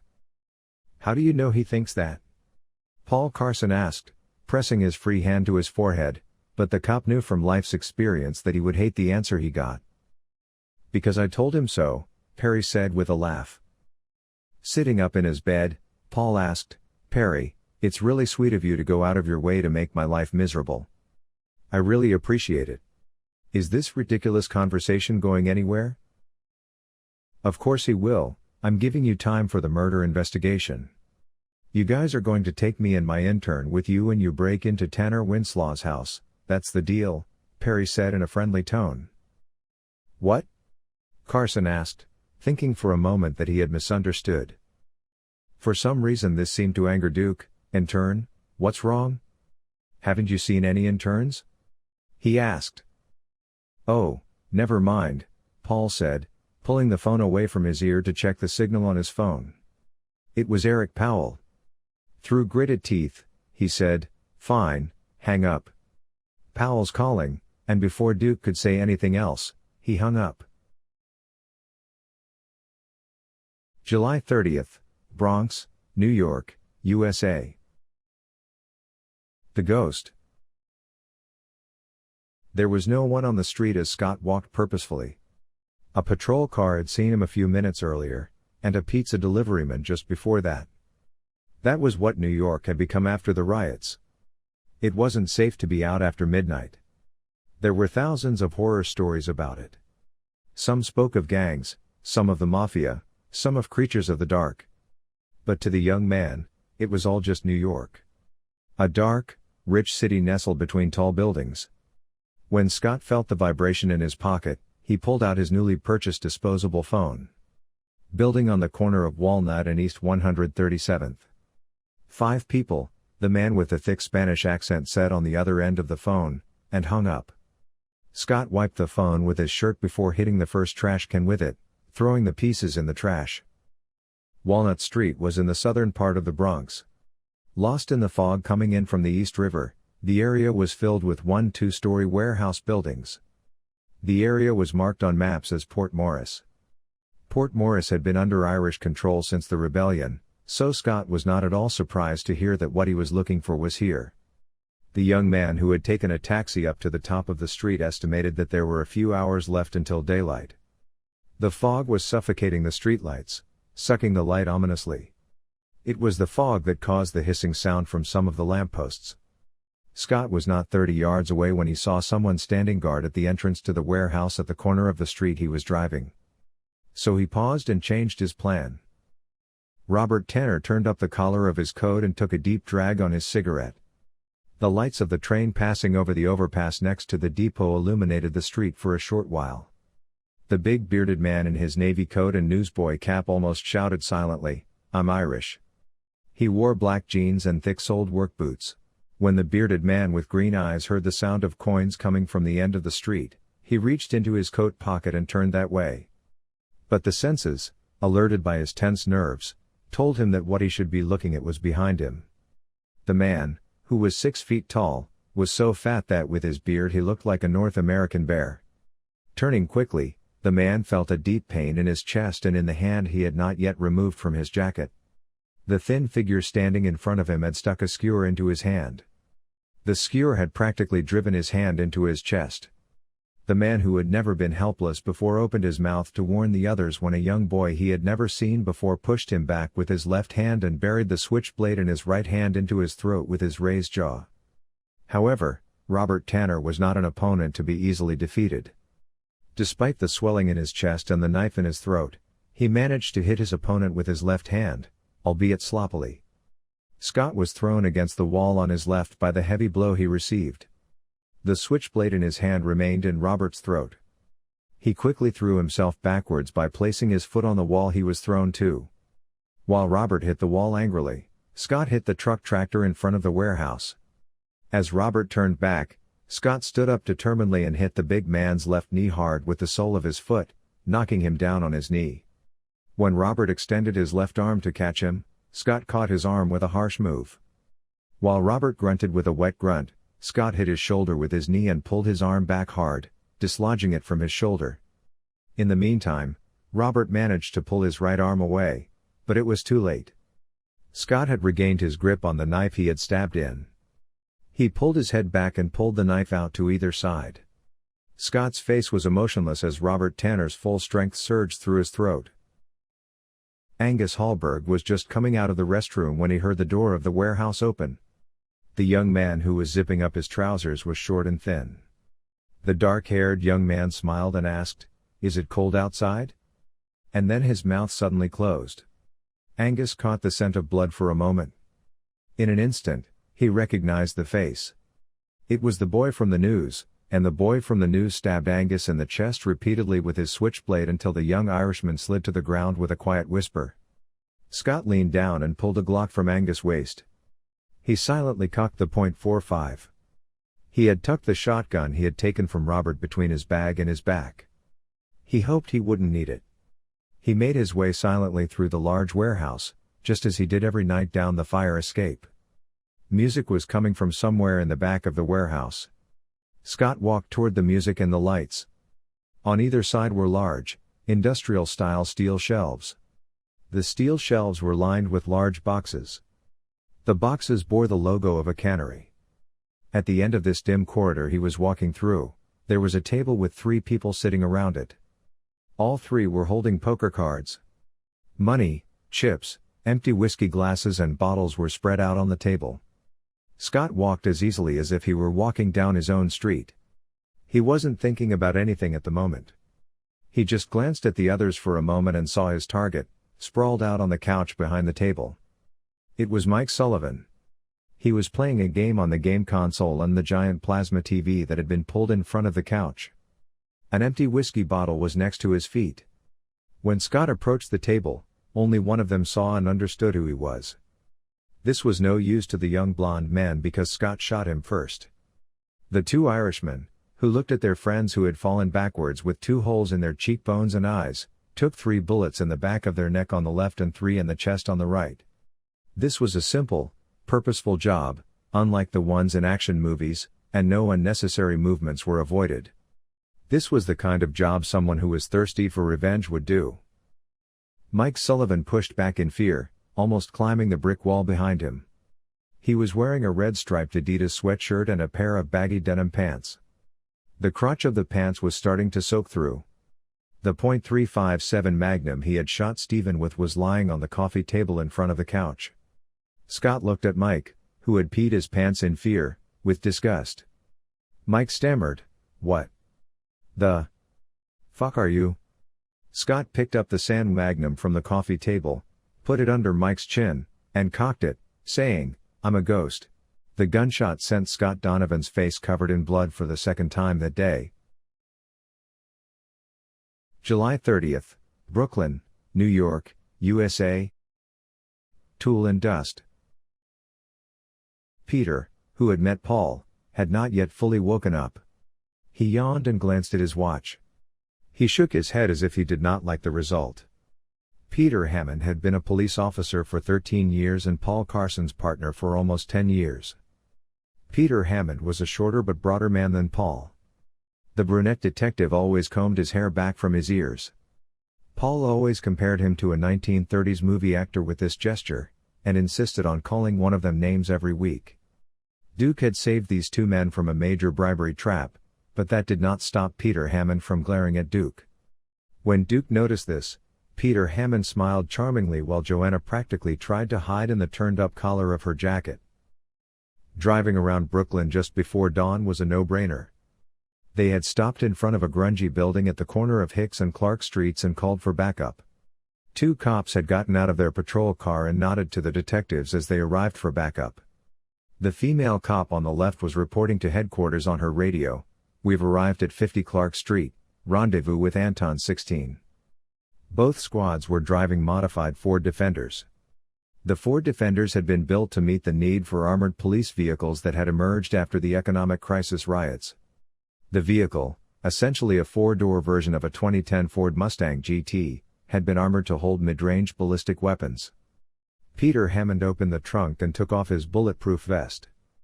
Paul, who had joined him, put on his own vest while Peter Hammond pulled the M4 carabine from the trunk and loaded it. The detective, who had grabbed two spare magazines, shrugged as Paul looked at him. "We're in Brooklyn." The two detectives who went to Duke Perry, who was waiting for them in front of the apartment building with a cigarette in his hand, and his intern who was constantly yawning next to him, were quite nervous. The female police officer was only in her mid-20s. Her blue eyes were lost in the sockets under her thick eyebrows, and she had an unforgettable face with a prominent jaw and cheekbones. She was about 5 feet tall. She was considered athletic. While she was getting her shotgun from the back of the vehicle, her African origin partner was attaching his M4 to his chest strap. The big African was almost 2 meters tall. He had a very wide chest and thick arms. When the man with the sergeant stripes on his left arm was done, he gave the detectives a stern nod of his head to indicate that they were ready. The apartment was old and literally worn out. Some of the lights were not working, some were just blinking at irregular intervals. The wallpaper was bulging, some parts were torn. As Perry climbed the stairs, she remembered the last time she had been in this building. At that moment, Joanna caught Perry's hand in order not to fall. The loud noise echoed through the apartment building as the police and detectives turned their intense white light flashlights on the girl. Perry had grabbed her by the thin waist and pulled her towards him. Sweat had formed on Joanna's forehead as she took Perry's aftershave, and her cheeks were visibly red. Swallowing, the girl realized that she wanted to leave herself to him. As if he knew this, Perry leaned over her ear and whispered in a mysterious and impressive tone, "Are you okay?" The girl just nodded. When Perry turned around, she secretly bit his finger. When they arrived at number 410, the detectives moved to either side and the police officers positioned themselves diagonally. One of the patrol officers behind them was checking the right side of the hallway, the other the left. When the police officers who had taken their places nodded, Paul checked the door first. The door opened with a weight like a ghost disappearing in the wind. Paul, looking at Peter Hammond, moved to the left corner of the door and prepared his gun and flashlight. He hunched over, pointed his gun, turned on his flashlight, and entered the door, where Paul, who was supposed to introduce himself as New York Police, according to normal procedures, was completely silent. Peter Hammond, who came right behind him, was both protecting Paul and checking the areas he wasn't looking at. Duke Perry, who had entered the house immediately behind them, was almost indifferent. Joanna was about to die of fright. But Duke, with his hands in his pockets, looked at the large house that had been destroyed. The house smelled of paint, and there were cans and brushes of cream-colored paint in the entrance. The living room and kitchen were painted, and it seemed that the corridor leading to the door had not yet been painted. Seeing blood on the floor at the point connecting the living room to the entrance hall, Paul turned the safety on his gun and showed Peter Hammond the blood trail. The house was quite large. The kitchen wall had been torn down and connected to the living room. There was a hallway on the left and a room door on the right. There was a closet next to the entrance door, and Paul had checked it at the entrance. The walls had been freshly painted in a cream color. The dark cream-colored curtains in the front matched the walls and the coffee and milk sofas. Seeing the blood on the floor, Perry raised his hand to stop Joanna. The blood stain was only a handspan in diameter. Then it extended 2 fingers thick, disappearing into the corridor with drag marks. Following these tracks, Paul found a woman's body in the bathroom. Lying in a pool of her own blood was a woman in her mid-20s with red bobbed hair, about 5 feet 6 inches tall. She was wearing pink pajamas. She had 2 bullet holes in her forehead and 1 in her chest. The bathroom had also been ransacked. "Who is this?" she asked Perry, who had come up behind her. "She doesn't look familiar," Probably Tanner's fiancée, Perry grumbled, glancing at the girl for a moment. How did you come to that conclusion? Peter Hammond asked as he went to check the other rooms. The bedroom must have been at the end of the corridor.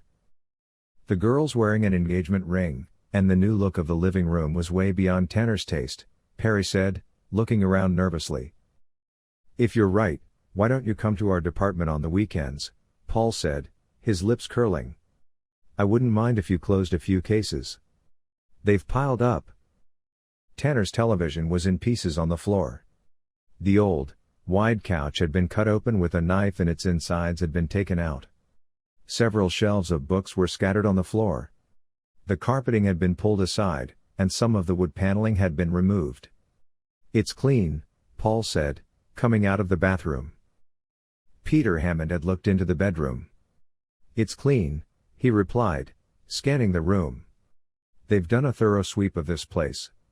I'm looking for crime scene investigation, he muttered. Joanna saw Duke walk toward the gaps in the floor. The old reporter just looked at one of them and leaned forward. Then he straightened up and asked, Did they take everything? Yeah, no computers, no phones.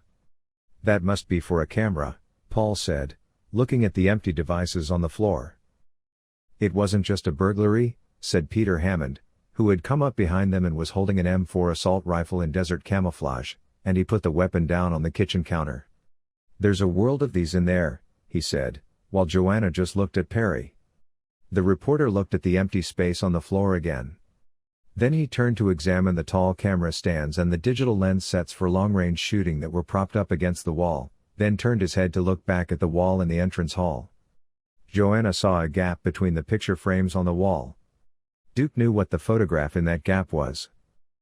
You've been here before, haven't you? Joanna asked, coming quietly to Perry's side. She spoke in a quiet voice that the others couldn't hear, almost a whisper. How did you know? Duke muttered, straightening up, one eyebrow raised in curiosity. You only checked one of the holes in the floor and then you looked at the missing photo on the wall, Joanna said, nodding slightly. Duke nodded his appreciation of Joanna and said, Not bad at all. Yes, Tanner was my source for my Iraq coverage. I talked to him a lot here. Could he have been killed because of the Iraq news? The Duke sneered and shrugged, unlikely, but he did tell me about the latest news. By the way, there's still some gauze and dust on his long-range lenses. What do you mean?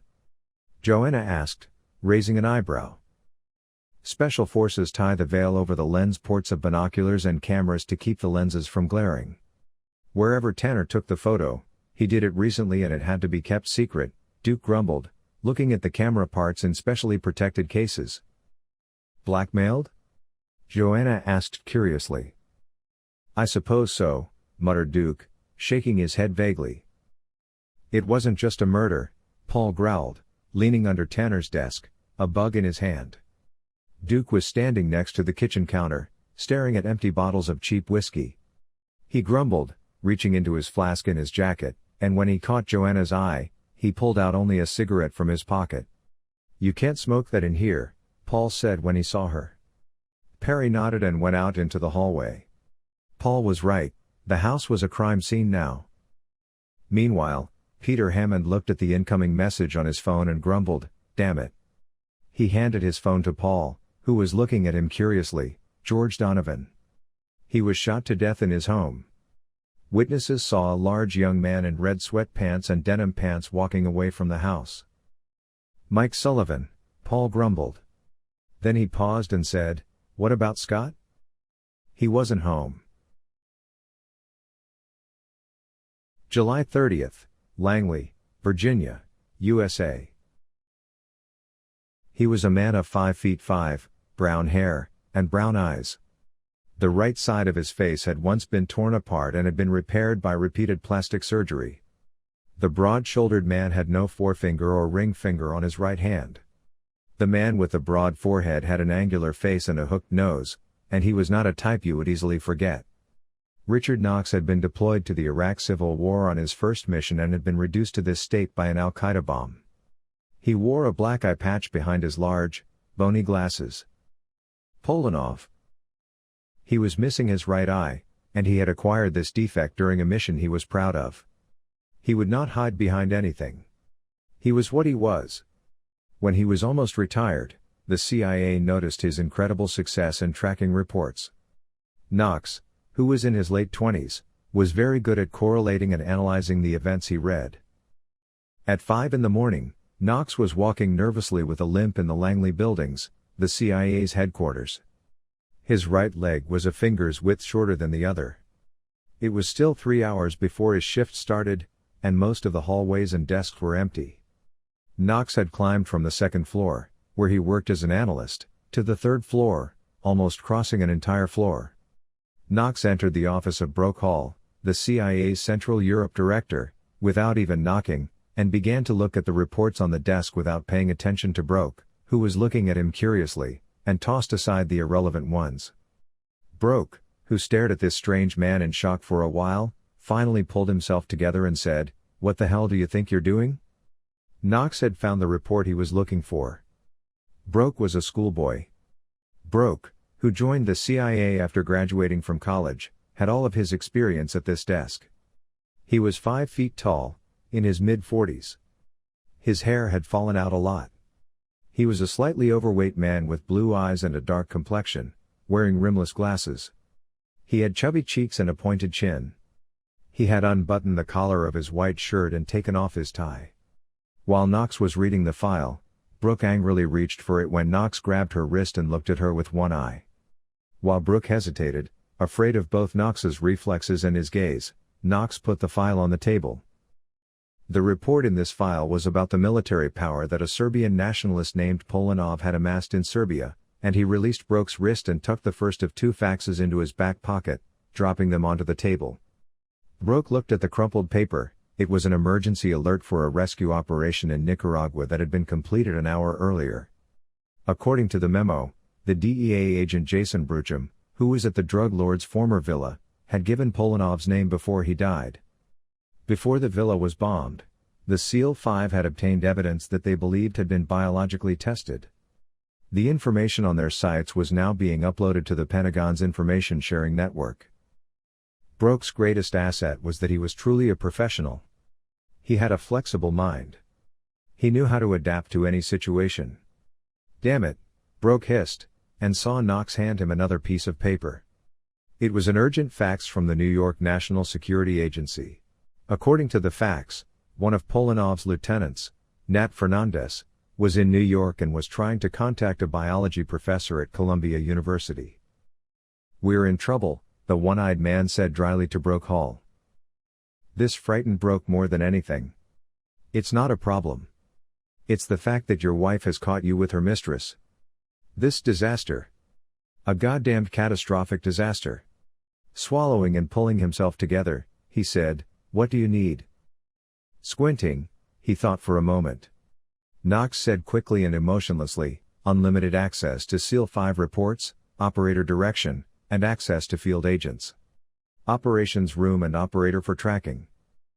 "Did Cordio see these?" Broke asked, narrowing her eyes and raising an eyebrow. Juan Cordio was the head of analysis. Knox reported to him, he should see these printouts first. Knox shook his head. "At 5 a.m? "No, the faxes just came in.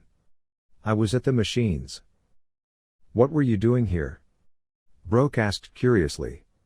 She had stayed in the office to find out the results of a shipment in Afghanistan. "Overtime," Knox said.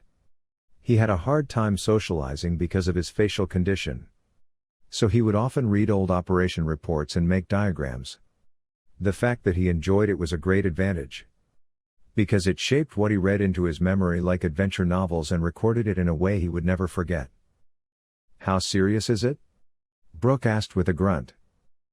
Knox put his finger on the fax and said, "Let's look at the SEAL 5 operations log.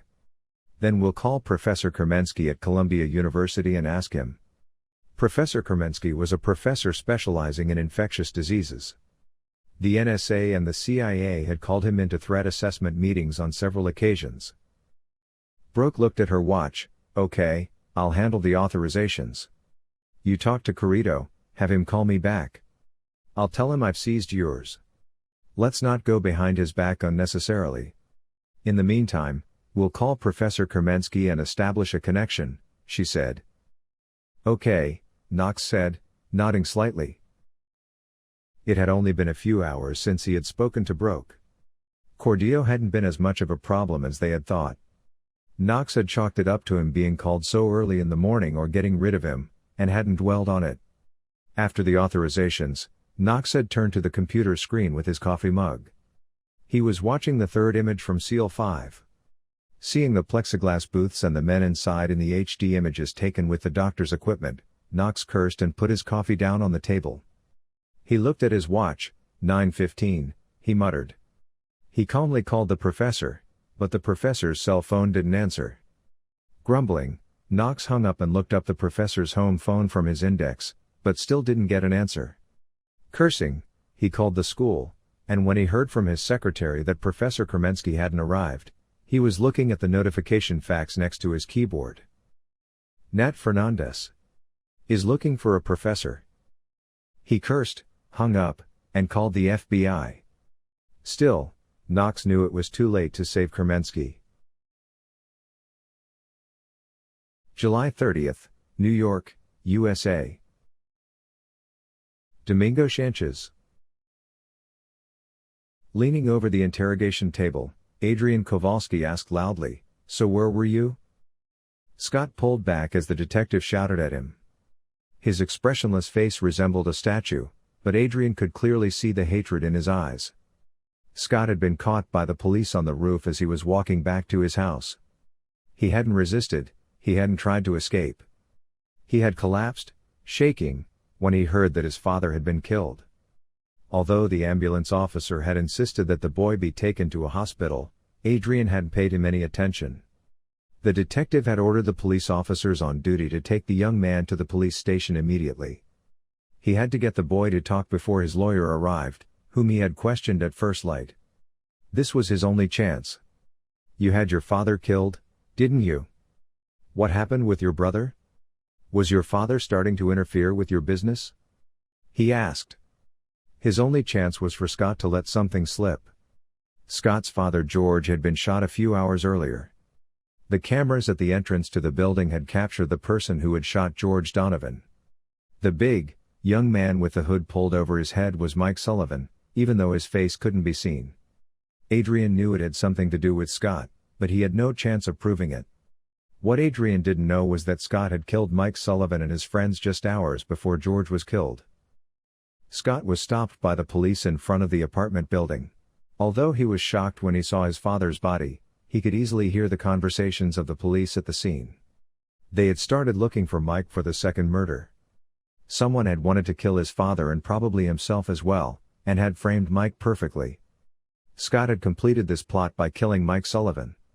The young man looked at Kowalski and was about to say something when the door of the interrogation room opened and a man in a suit and carrying a bond briefcase entered. Adrian curiously looked first at the white-haired man in the suit and then at the uniformed police officer who had let him in. The policeman simply raised his hands in the air as if to indicate that he was innocent.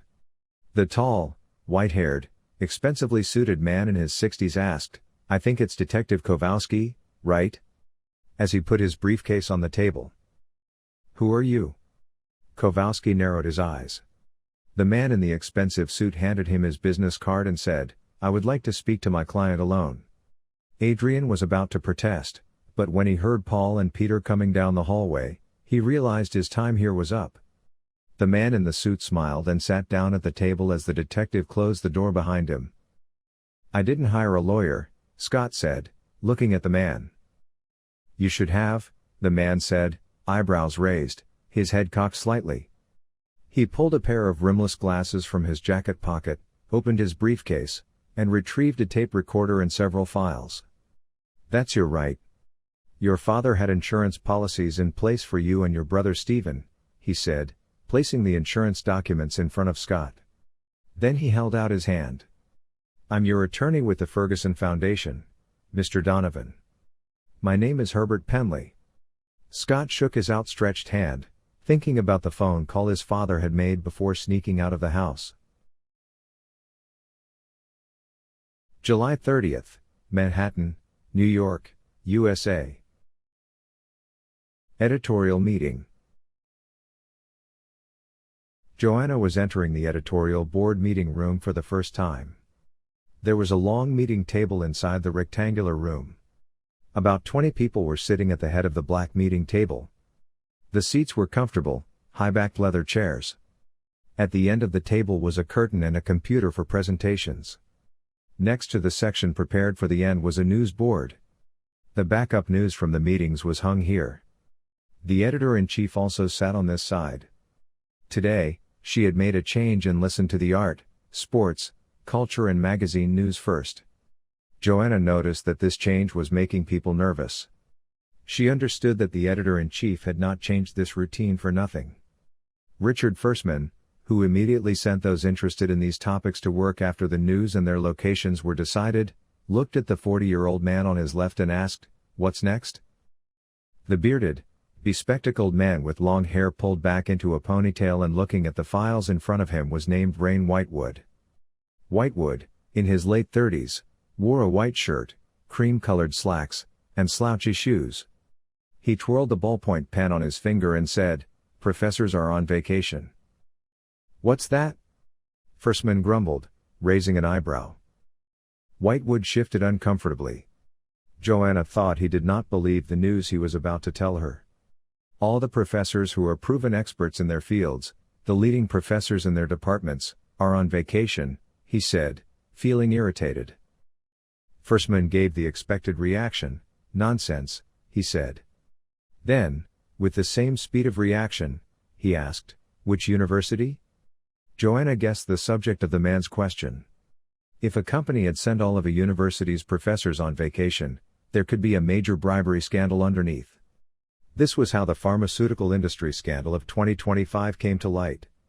The news story for which Charles Whittaker won the Pulitzer Award proved that many companies, the giants of the pharmaceutical industry, had distributed millions of dollars in money and gifts to large university professors over the years for drugs for cholesterol and flu. Unfortunately, Whittaker had been killed while conducting a study to explain drug trials by the same companies in third world countries. That's why reporters called these types of news stories the Whittaker incident. This was both to honor the deceased journalist and to warn the next one about the danger. However, Whitewood's answer distracted Joanna. "All of them," the man said calmly. There was an expression in his tone that showed that he didn't believe the news either. "It's getting stupider," Firstman said with a scowl, leaning on his desk with his elbows clasped on it. "But let's dig into it," he said, surprising Whitewood. "What about the Norway news?" he asked the short, fat man sitting on the other side. The short-haired man with the round glasses was named Terry Kendall. Terry was in charge of foreign news agencies. As far as Joanna knew, she spoke 4 languages as if they were her own. But before she could ask anything, the blonde-haired, 50-something, stern-faced woman across from Terry asked, "What happened in Norway?" This woman, Barbara Sterling, was the only one who could single-handedly challenge the journalistic giants in the boardroom. "A group of terrorists robbed the grain silo," Terry said, shifting uncomfortably. Whitewood, still shocked that Firstman had given him the green light, asked, "A grain silo?" Sterling asked, "What's a terrorist doing in Norway?" Greg Thilman, who was between the two of them, laughed and said, "What's the news?" It was then that Joanna realized she was talking. She had not slept all night. After Duke's meeting with her lover, the young woman had taken Duke's phone call to Brooklyn at 3:30 a.m., seen the body of Tanner's fiancé found, and returned to the Times with Duke just after dawn. The granary in Norway is attached to a university. It's like a big bank vault, and it contains samples of all the grain in the world. There are several more granaries like this prepared for the next great catastrophe in the world. There must be another one in Siberia, she said solemnly. "A little culture wouldn't hurt," Firstman said, pointing at Joanna. There was no mischief in his face or voice, but his look conveyed mockery. The Duke leaned back in his chair, smiling. He was proud of his apprentice. "And then there's Maricella's New Year's prophecy," Whitewood said. "Who is Maricella?" Joanna asked curiously. Greg Thilman laughs. "A little culture wouldn't hurt." A blind prophet from New Orleans. He knew about the assassination of Pope Octavius. Before they could mock Joanna, Duke shifted uncomfortably in his seat and asked, "Yeah, he knew I was getting a divorce. What was his prophecy about this time?" Joanna leaned back uncomfortably, crossed her arms over her chest, and began chewing on her fingernails. She hadn't done that since high school, and the idea of someone being married to Duke made her nervous. Whitewood adjusted his glasses and shuffled the notes in front of him, muttering, "He speaks of great destruction. The soulless will run through the streets and the world will collapse." "What are soulless?" Thilman asked curiously. Sterling, his eyes twinkling mischievously and suddenly narrowing, asked, "No lawyers." He began to grin. His eyes were on Thilman. "Hey, be nice," Greg said, spreading his hands, as everyone at the table laughed. Greg Thilman's wife, Rebecca, was a lawyer.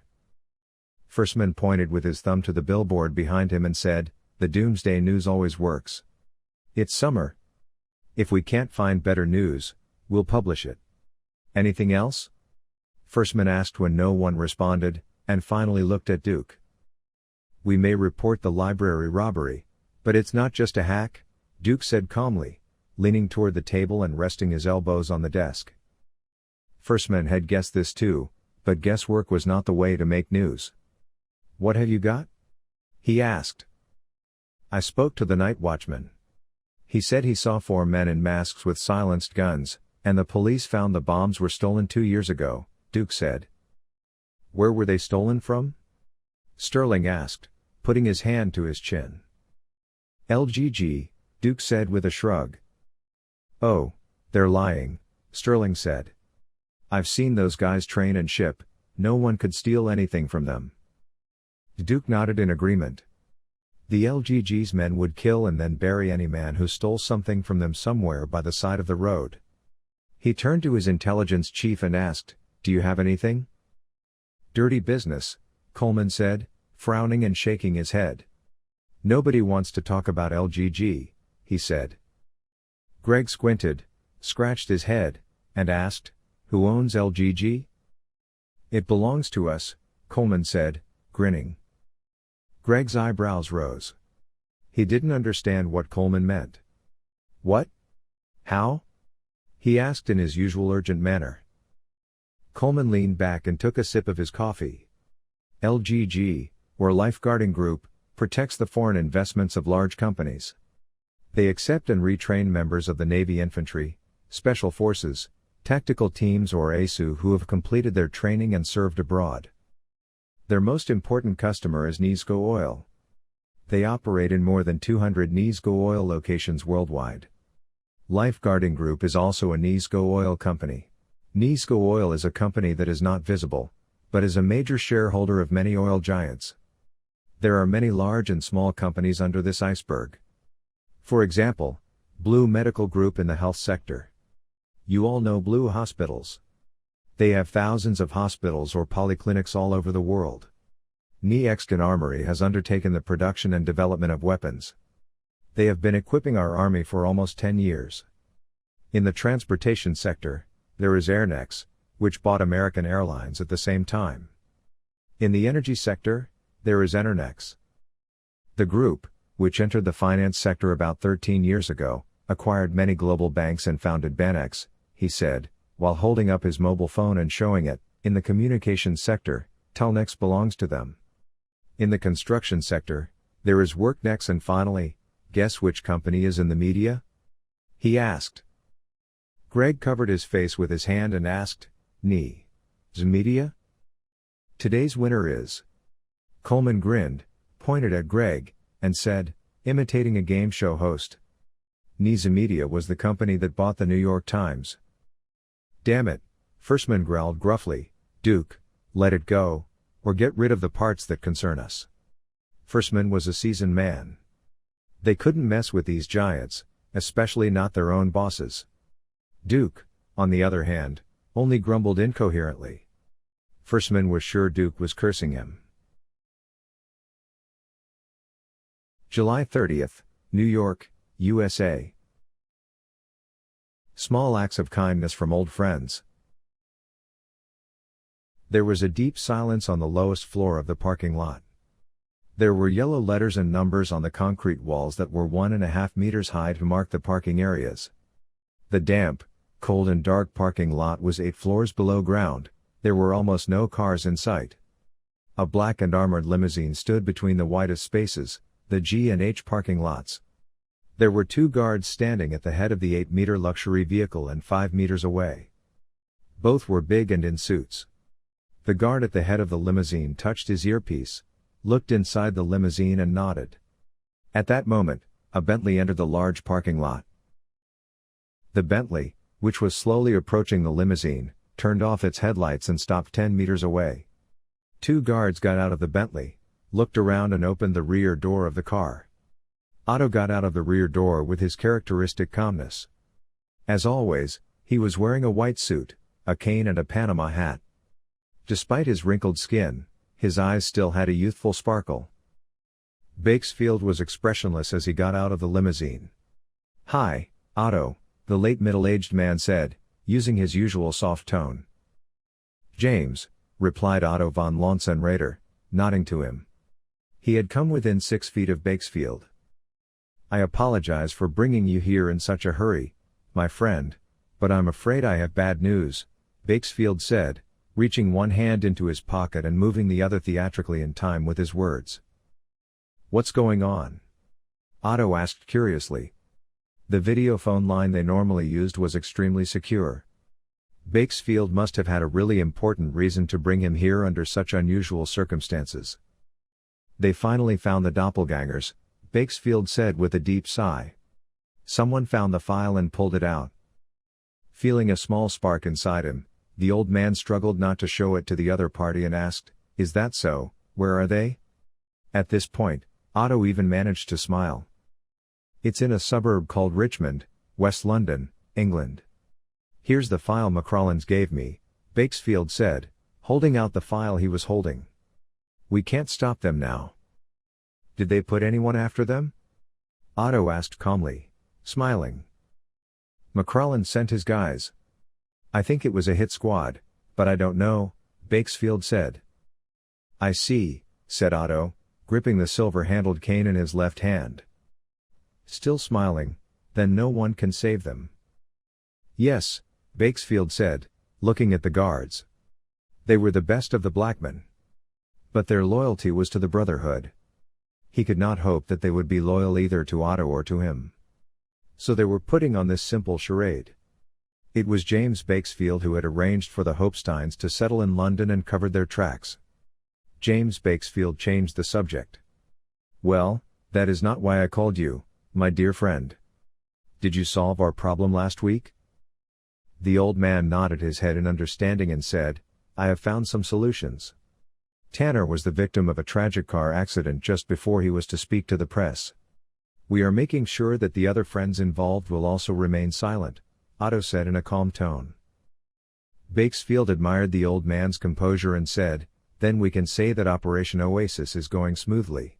We'll be ready for the next step," Otto said, looking the man in the eye and saluting Bakesfield with his fedora hat as he walked back to his car. Bakesfield sighed deeply as he looked after the Bentley as it drove away. The Hopestein brothers were the grandchildren of Otto von Lonsenrader. His son Sigfield, a sorcerer himself, had married a black man hunter who was tasked with hunting him, despite his father's objections. They had changed their names and locations to stay out of sight. However, their marriage had not worked out very well. That wasn't the only problem. One of the twins had suddenly disappeared one night. Bakesfield had always suspected Otto of this, but he had never been able to find any information on the subject. "Whatever," Bakesfield muttered, shrugging and returning to his car. Otto had been his friend for a long time. He needed to be warned about his grandchildren. It wouldn't do to do it with electronic communication devices that were constantly being tapped. Bakesfield had done what he could. He had warned Otto. The rest was his problem, and if the assassins were successful, it would be McCrollins' problem. As Otto pulled out of the parking lot, he dialed the shadow number on his cell phone. A silky smooth female voice answered the phone. She had an exotic accent. I have a job for you, Otto said calmly. July 30th, Manhattan, New York, USA. Links. Duke entered Adam Coleman's office about 10 minutes after the morning editorial meeting. "Martin Blake," he said to Coleman, who was looking at him. "I don't know," Coleman said calmly.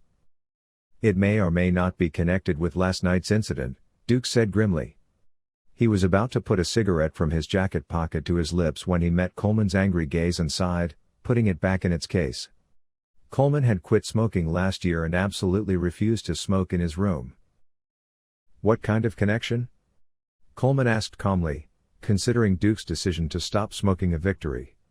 A laptop, cell phones, and photos of Tanner's old crew were taken from Tanner's house yesterday when he was killed. "I took the photo. Of course, I don't have the original photo because the camera belonged to them. The others wouldn't talk to me. I only talked to Tanner. The only other person on the crew I know besides Tanner is Martin Blake," Duke said, trying not to complicate things too much. Coleman wrote the name down on the notebook in front of him and said, "Okay, I'll look into it. In the meantime you rest. You look bad." Duke looked down at his shaking hands. "It's not tired," he grumbled. He reached for the flask in his jacket as he left Adam's room. Some things were never given up easily. It was the smell of coffee that woke Duke. He was lying on the old couch in the reporter's lounge. He didn't know how long he had slept, but he had finished his entire flask of Jack Daniels before he fell asleep. He pushed himself up on his elbows, squinting through his eyes. Joanna was sitting on one of the couch's arms. "What time is it?" she said in a low, raspy voice, reaching for her coffee. 2 in the afternoon. "Who's Martin?" Joanna asked, pulling the cup back before Duke could reach it. Duke frowned and narrowed his eyes at the cup, tossed his hair back, and said, "A friend of Tanner's. A bit of a curmudgeon." "Coleman's found his place," Joanna said softly, offering her kindly prize, the coffee. "Oh, where is Beauty?" Duke asked, taking a sip of his coffee and leaning back on the couch. "He's in the city morgue. He died in a car accident 2 days ago," Joanna said with a shrug. "Damn, what an interesting coincidence," Duke grumbled, frowning at the coffee in his cup. "Yes, isn't that right?" Joanna agreed with Duke, frowning and folding her arms across her chest as she always did. Duke raised an eyebrow and asked, "Where is he staying?" He didn't believe that 2 veterans had died accidentally, and he didn't want to let go of the news of their deaths easily. It was just a reflex. Duke had to find out the truth no matter what. Joanna showed the small piece of paper in her hand. "Lower Manhattan, 105 Leonard Street, Queens Apartment Hotel, Room 104. Coleman met with the hotel manager. He's waiting for us." The two went down to the garage and got into the Chrysler 400 SLX they had given to the Times reporters. The 4-seater was quite comfortable. Joanna was looking at the news on her tablet computer in the right seat. She paused for a moment and said, "Here it is. Martin Blake died in a traffic accident at 3:30 a.m. on July 25. Another hit-and-run case, no witnesses. He was found dead across from 83 Clark Street in Brooklyn." Duke asked with narrowed eyes, "What did you say, Clark Street? A few blocks from Tanner's?" "Yeah, it looks like it," Joanna said, glancing at the address again, chewing her lower lip nervously as she silently scolded herself for not paying attention to that part. As soon as Duke pulled out of the building's parking garage, he glanced at his watch, muttered, "Damn, I forgot," and began scrolling through his phone while Joanna continued to browse through files. Not wanting to miss another detail like the address, he asked, "What could these guys possibly have found?" Finding the number he wanted on his phone, Duke glanced at Joanna for a moment and said, "Believe me, honey, you don't want to know what the United States corporate mercenaries have been up to over the last 50 years. "I learned some of it from you," Joanna said as the phone rang, her voice heavy with admiration. Duke glanced at Joanna for a moment as the phone was answered and said, "They were such little things, I was afraid to write the rest," and Joanna stared at him in shock. Duke was Joanna's superhero during her high school and college years. Camilla was on the other end of the phone. "Hello, sexy," she said in a cheerful voice. "I didn't want to wake you, but I had a story to chase," Duke said with a smile, referring to the time he'd gone to Tanner's house with detectives from Homicide that morning. Camilla must have been up to something. He sounded distracted, but he said in a cheerful tone, "It's okay, baby." "But I must excuse my rudeness," said the Duke pointedly, sensing that his mirth had rubbed off on him. Naked?" Camilla asked with the stretching ease of a cat. "Shall we have dinner?" the Duke asked, biting his lower lip. Camilla could be very seductive when she wanted to be. "Why not?" the woman said, her tone still flirtatious. "Is 9 okay?" Duke asked. "I have no objection," said Camilla, after some thought. "Nice 9 at Vittoria," Duke said with a laugh. Vittoria was an Italian restaurant that had opened 2 years ago. It was hard to find a seat, and the menu prices were jaw-dropping. Joanna, who had been listening to the conversation with her eyebrows raised in surprise, looked at Duke. The man who had been sitting lazily in his chair a week ago, secretly adding whiskey to his coffee, had suddenly changed. "Do you have a boyfriend?" he asked. "Not exactly lovers, at least not yet," Duke said, pursing his lips and shrugging. "Who?" Joanna asked, one eye narrowed. Her heart nearly leapt out of her chest. For some reason, she wanted to shove her thumbs into Duke Perry's eyes, claw his face, or she could do that to the woman. "Camilla from the burglary desk," said the Duke, his attention focused on the road. Uncontrollable anger, whistling shrilly and folding her arms in front of her chest. The Duke seemed to notice the tone, but he didn't seem to mind. He shrugged vaguely, curled his lower lip, and said, "It's not like that. It's a bit complicated, actually. We've known each other for years." He didn't know how to explain last night's situation or his on-off relationship with Camilla. "And you decided to be lovers?" Joanna said, hiding her hand when she realized she was biting her nails. "No, we haven't made a decision," Duke said objectionably, still not noticing the anger in Joanna's tone. "You mean a nightgown?"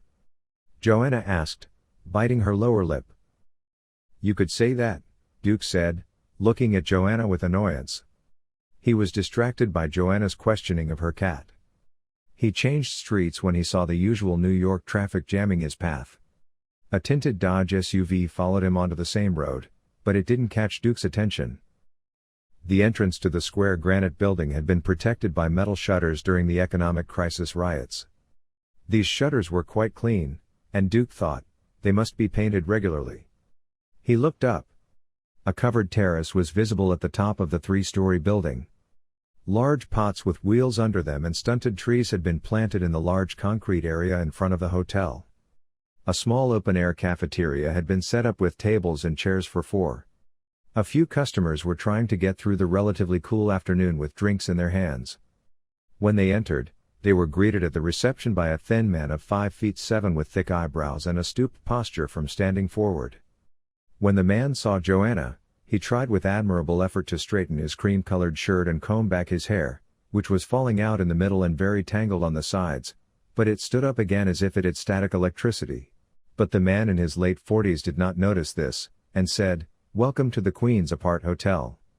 His eyes, behind his large nose, were sunken with fatigue, and there were many small and large circles under them. He had a thin, brown mustache that extended down to his chin, just like his hair. "Hello," Joanna said, smiling. "You spoke with Adam Coleman." "I'm Joanna Swanson, and this is Duke Perry," she added. Her voice was lively and cheerful, full of energy and hope. Even Duke found himself smiling.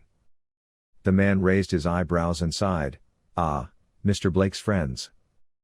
"Yes," Joanna said, squinting her eyes charmingly, clasping her hands in front of her and nodding her head exaggeratedly, still smiling. The man narrowed his eyes at the pair for a moment and said, "I didn't know Mr. Blake had friends," before using the rest of his time to examine Joanna's body. "That's because Blake is so secretive," Duke said curtly, noticing this. He didn't really like the man, but he also noticed the fact that he was testing them. So he pulled everything he remembered about Martin Blake from the dark corners of his mind. In the meantime, he saw Joanna looking up the stairs and then up the fire escape. If this struck the reporter as odd, he didn't dwell on it. "Yes, I've only seen him speak 3 times in 2 years, really. Mr. Coleman must have explained the situation. I'm just the manager here. Mr. Martin's situation is very sad, but if he doesn't pay, I'll have to vacate his room," the man said, almost lazily, coming out from behind the reception desk. "I see," said Duke. "How much does he pay?" The man's thin lips curled into what amounted to a smile. "Mr. Blake always paid in advance. He hasn't since Monday, and he's running out of money at $30 a day." Duke nodded again and said, "I see," again, as he handed over $200. Then he paused and asked, "Coleman said we'd give you $200. Why?" The man held his hands out to his sides as if it were natural, and said, "So I can show you the room before the cops get here." Duke raised his left hand and showed him a deck of 10-20s. Perry pulled the deck back when the man held out his hand. "No offense, but let's see the room first," he said with a friendly smile. "Follow me," the man said with a sigh. The hotel was spacious, clean, and well maintained. The stairs to the rooms had navy blue carpeting. The man said, "Mr. Blake's room is on the first floor. We can take the stairs if you like, and then headed up the stairs." Nighttime photographs of New York hung on the walls of the stairs. The man said calmly, "So Mr. Blake had a car accident and was taken to the hospital. Why would they send the police for that?" Joanna glanced at Duke. The hotel owner had no idea that Martin Blake was dead. Duke shrugged. "Yes, he was in an accident, but his insurance says he can't afford to own a home for it to pay out," Duke said, complicating matters. The man shook his head and growled, "All insurance companies are crooks. If we kicked them and the bankers out of the country, the murder rate in America would be cut in half." Perry added with a laugh. The man laughed and nodded. "And they're lawyers," Duke said, nodding with a wry smile. The man looked at the walls and said, "Hotels are more expensive, sir, so we converted them into apartments. It gives us time and resources for building maintenance." "Martin been here?" Joanna asked, looking at the apartment doors they passed. "It's been 2 years, the man said, looking over his shoulder. The Costa Ricans, they saw the burglar. They hang out on the balcony almost 24/7. I invested in security cameras for nothing," he grumbled, pointing with his thumb to door number 103, where the children's voices were coming from. Then he raised his index finger and said, "You know, I took a risk by not calling the cops. Mr. Blake might consider me an accessory to the crime because I didn't report it late." "Martin doesn't mind. Did a thief break into the room?" asked Duke, waving his hand in dismissal. The man nodded and said, "Yes, this morning the people in the next room, like I said in 103, saw someone enter from the balcony. When we went to the room the man ran away. I don't think he stole anything, it happened quickly." "I understand, let's get your stuff for the hospital and then head out." "He'll take care of the rest," Duke said, not wanting to belabor the point. When he arrived in front of room 104, the man smiled and pulled out his magnetic manager's card. For an apart hotel, the inside was quite spacious. The ice blue walls were clean. The floors were carpeted, the furniture was new and unscratched. Catching Joanna's eye, Duke pointed at her and whispered, mouthing exaggeratedly, "Stay put." "It's a magnificent place," Joanna said, suddenly transformed. Her introduction was so enthusiastic that even Duke was surprised. Joanna, with all her theatrical talent, said, "It's exactly what we're looking for, my cousin. There's a subway nearby, isn't there?" "Yeah," the man said hesitantly, his eyebrows raised in surprise. "That's great," Joanna said, imitating her mother's bridge friend, Mrs. Sims. Mrs. Sims was the most exaggerated, tacky person Joanna had ever seen. She mimicked his exaggerated movements by saying, "My cousin is from New Jersey. I like her a lot, but you know I can't say, honey, come stay with me when the kid is growing up and discovering his place in the world, can I? Of course you can't call it that, the man said, timidly. That's what I thought, too, so I think you should stay in a place like this, where it's clean and comfortable. You have a laundry, don't you? Joanna asked, winking. Of course, downstairs, the man said with a smile, eager to rent a room for the entire term to his new client. Joanna said, magnificent, and Duke had already headed for the bedroom. Duke, who entered the dark blue-colored bedroom, thought the thief had first rummaged through it. The spacious and airy room had a French balcony. Blue curtains and navy blinds separated the balcony from the room. Navy blue bedspreads and blue pillows were on the floor. The covers of the dark blue nightstands were open, and the laundry inside had been taken out. Duke, who saw the book on the nightstand next to the bed, looked at it curiously. The old book, covered in black leather, was a hand-sized Bible. Duke noticed that there was a piece of paper in the middle of the holy book. This paper, used as a page bookmark, was the team photo Duke was looking for. Duke held the photo up and smiled. Moreover, the names of the men on the team were written on the back. The man, who put the photo back in the Bible in his pocket, stepped on a bulge under the carpet on the floor and looked at the floor with anxiety. Seeing the bulge and realizing that there was something underneath, Perry leaned over curiously and probed there. A small pocket had been created by cutting the dark blue carpet with a knife. From this pocket Duke took out a key. It was an old-fashioned, grooved key with a barrel at the end. Its handle was the diameter of a quarter. The body and handle were made of red aluminum. Joanna's theatrical talent and performances put her performances to shame, but she knew she wouldn't distract him any longer. She grabbed a backpack from the closet and left the room with the souvenirs she had taken from the nightstand drawer. These should be enough for Martin, she said with a smile. He could tell by the way the man looked at her that Joanna had almost forgotten about him and his reason for being here. She handed him the $200 in her pocket and said, "We appreciate your help." When they left the hotel, Joanna was jumping in her seat and asked, "How was I? How was I? I can't believe I did it. Did it work?"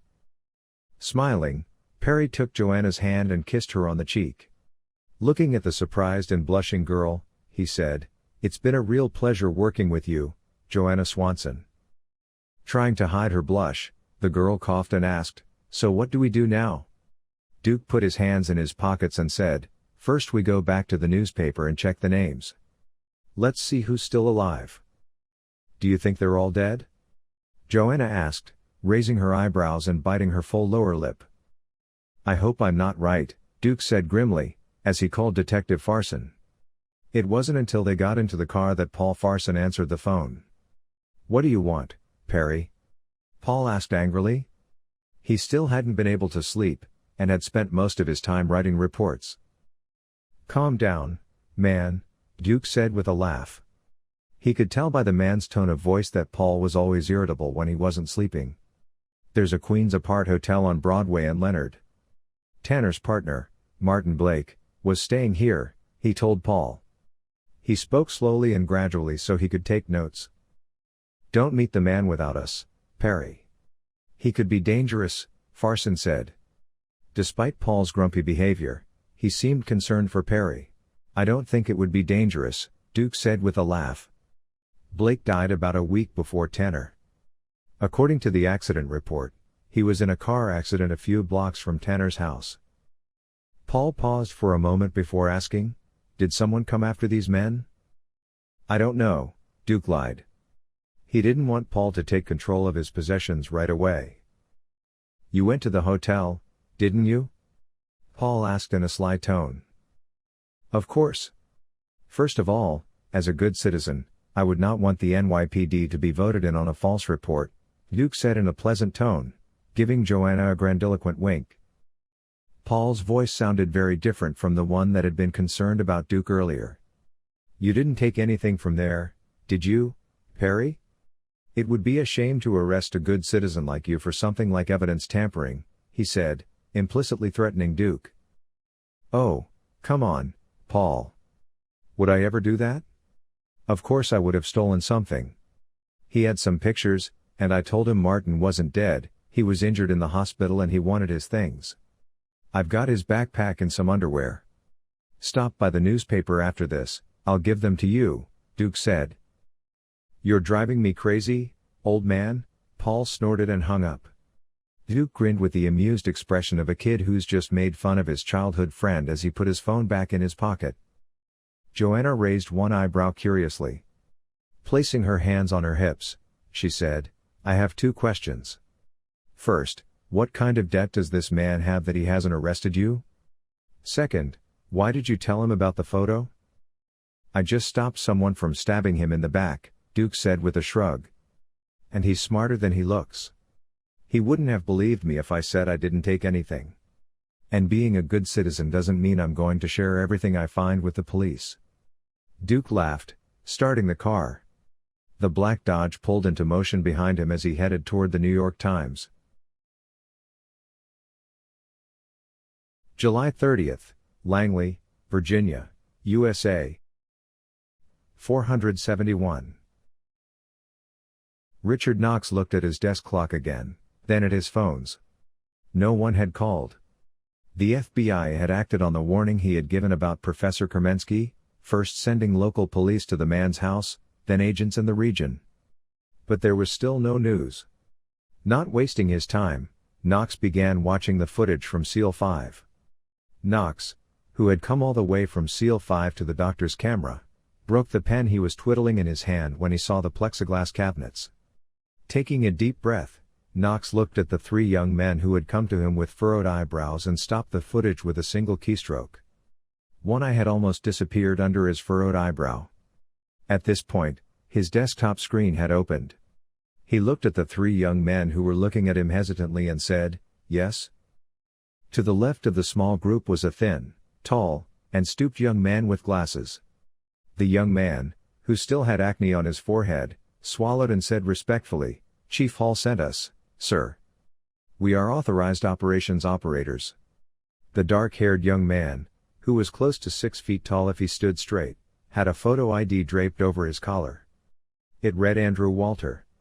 He was wearing baggy denim jeans, flat-soled skateboard shoes, and a navy plaid shirt. Knox looked at each one of them. They looked very young. He narrowed one eye and asked, "Have you ever done surveillance before, Mr. Andrew?"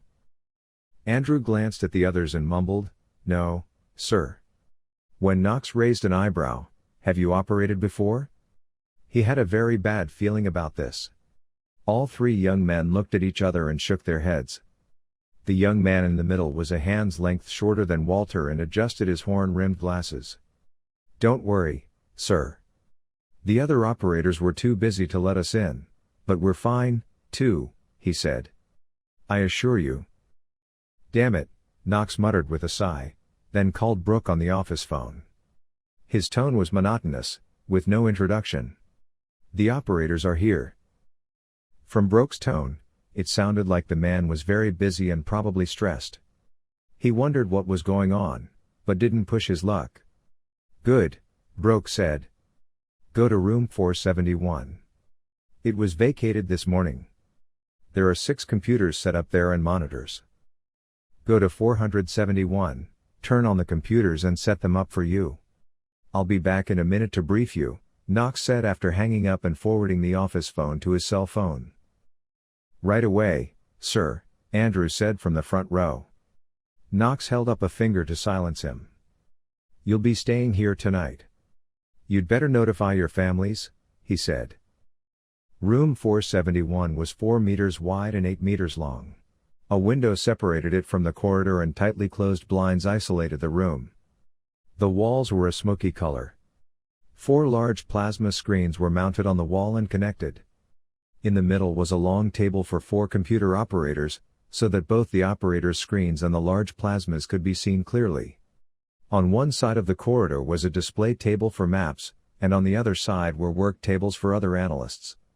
Knox was leaning on one of them, turning a pencil with an eraser on the back between his fingers. While the operators were setting up their computers, Knox decided to stop asking the FBI for help and call Professor Adler. James Adler was one of the giants of microbiology. Richard had known the man since his school days.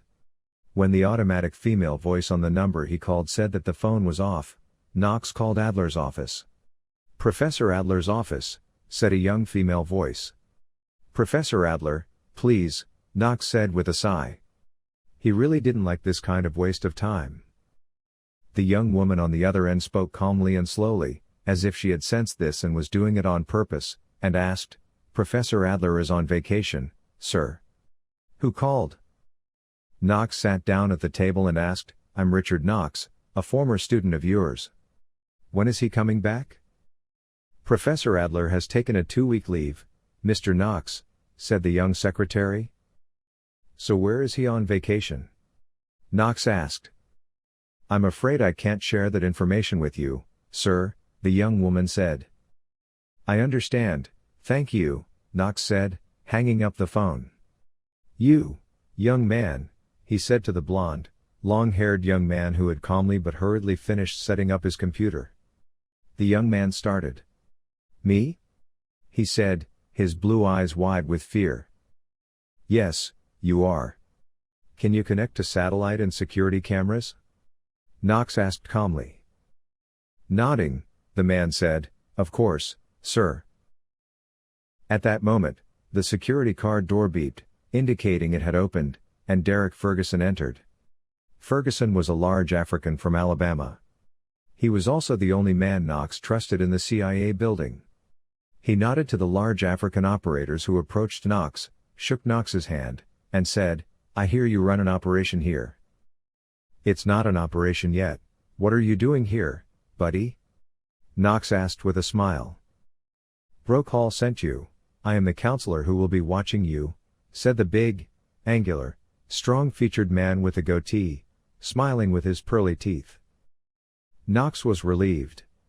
For a long time, CIA operations had been conducted by 2 agents from 2 different units working together.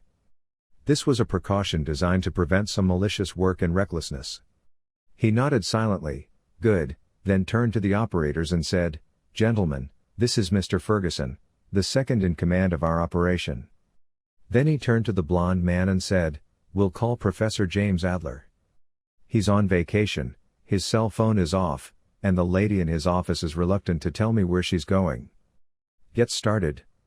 In fact, he wanted to find out what these young men could do, or more importantly, what they couldn't do, before all the equipment was installed. If Knox's subordinate staff couldn't do anything when he moved, it could end in disaster. In this way, he would get to know these boys, have a fair amount of fun with Adler, and learn about the files he had. The blond young man who took the phone number squinted and opened a few programs. They were shareware and locators used by agencies like the CIA, NSA, and DEA to track cell phones. "The last signal came from the airport," he said. "Be more specific, son," Ferguson said sharply, winking at Knox. The blond young man swallowed hard and said quickly, "Yes, sir. It's inside the international terminal of the airport." "So what do you need to do now?" Ferguson asked, folding his arms, the thickness of a normal man's legs, across his chest. Knox smiled and noted that Ferguson had begun training the 3 rookies. "We'll check your name at the ticket sales and exit?" the blond operator asked timidly.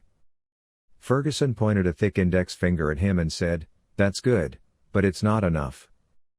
The Spanish operator in the middle asked, "Should we continue watching from the camera?" as the first possibility that came to his mind. "We're the CIA, gentlemen. The people we're going after aren't hoodlums who rob liquor stores. If we lose sight of the guys we're watching, they'll break into your house in an Airbus," Ferguson said enthusiastically. "All right, let's get started." The big man clapped his big hands together with a noise like thunder. He slapped the operator in front of him on the shoulder and said, "What time did you, young man, hang up that phone?" After a few quick clicks on the keyboard, the young operator said, 10:48 a.m., sir, in a robotic, emotionless voice.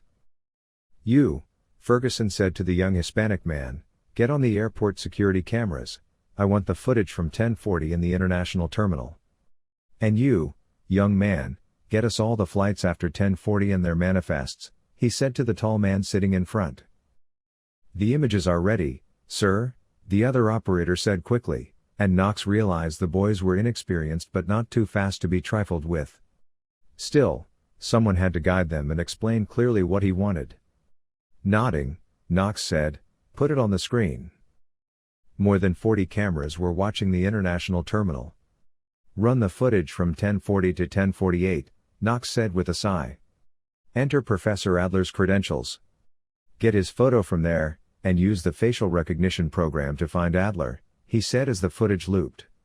The green triangles from the facial recognition program began to appear and disappear on each person's face in the camera feed. Soon the triangle that had circled all the cameras stopped on a man in his late middle years wearing a cream-colored linen jacket. Knox pointed a finger at the screen and said, "Enlarge the highlighted area." As the image grew and came into focus, the features of a thin, white-haired, gray-bearded man with a goatee came into focus. Several muscles tensed on Knox's serious face. Ferguson knew it was the closest thing to a smile. The man was accompanied by his wife, 2 children, and 2 grandchildren. He could tell by Knox's frown that something was wrong. "What happened?" he asked. "That's Rockwell, Adler's son-in-law. Adler hates him. It's ridiculous that they're going on vacation together," Knox said, pointing to a young man with a backpack who followed the professor. Ferguson shrugged, looked at the man's grandchildren, and said, "Grandchildren change everything." "Not Rockwell and Adler," Knox said, moving closer to the screen and saying, "Bring those guys back closer too." There were 2 men in suits in the approaching footage. They were coming up right behind Adler and his family. "Bodyguards?" Ferguson asked with one raised eyebrow. Knox didn't like the situation either. "Keep watching," he said as he sat down at the operator's table behind him. The banter had taken on an unexpected seriousness. As he watched the large group heading to Ernex's table, Knox looked at the camera clock and said, 10:45. "Who logged in?" "Adler and Rockwell families," the operator said. 1:15 to Tel Aviv, first class," he added. As Knox rose from his desk, Ferguson approached the screen. As he looked closely, Ferguson caught sight of a camera image on one side.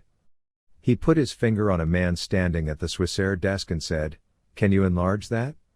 He looked at the enlarged image of a dark, short, thin, and bald man and said, "Identify me, this guy looks familiar." A green triangle appeared on the man's face. While Knox was looking at the man's ID on the operator computer, he pointed to the 2 people behind the man and said, "2 more guards." Professor Schner, German-born, 57 years old, chairman of the chemistry department at Fordham University, said the operator. "Where is he going?" Knox asked, turning his head slightly to the side. "Connected flight, Istanbul, Turkey. After Istanbul, he has a ticket to Samsun," said the operator. Ferguson narrowed his eyes and said, "Samsun is a city in Turkey, but it's not a very important point.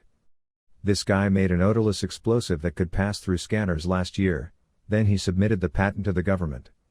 He's a good guy. So he's not just good as a person, he's good at his job." "A good guy," Knox said, narrowing his eyes. Then his eyes suddenly opened as if he had woken from a dream, and he turned to the operator and said, "Check the international flights that have been on all day. Have there been any other flights with the title Professor?" As he was doing so, his cell phone began to ring. His office phone was listed on the caller ID. It was one of the forwarded numbers. The agent who answered his phone said, "This is Knox," directly. The female voice on the other end of the phone simply said, "Elizabeth Carter." Elizabeth Carter had been an FBI agent like her older sister Diana, but she wasn't as experienced yet, so the agency had assigned her to check on a missing scientist.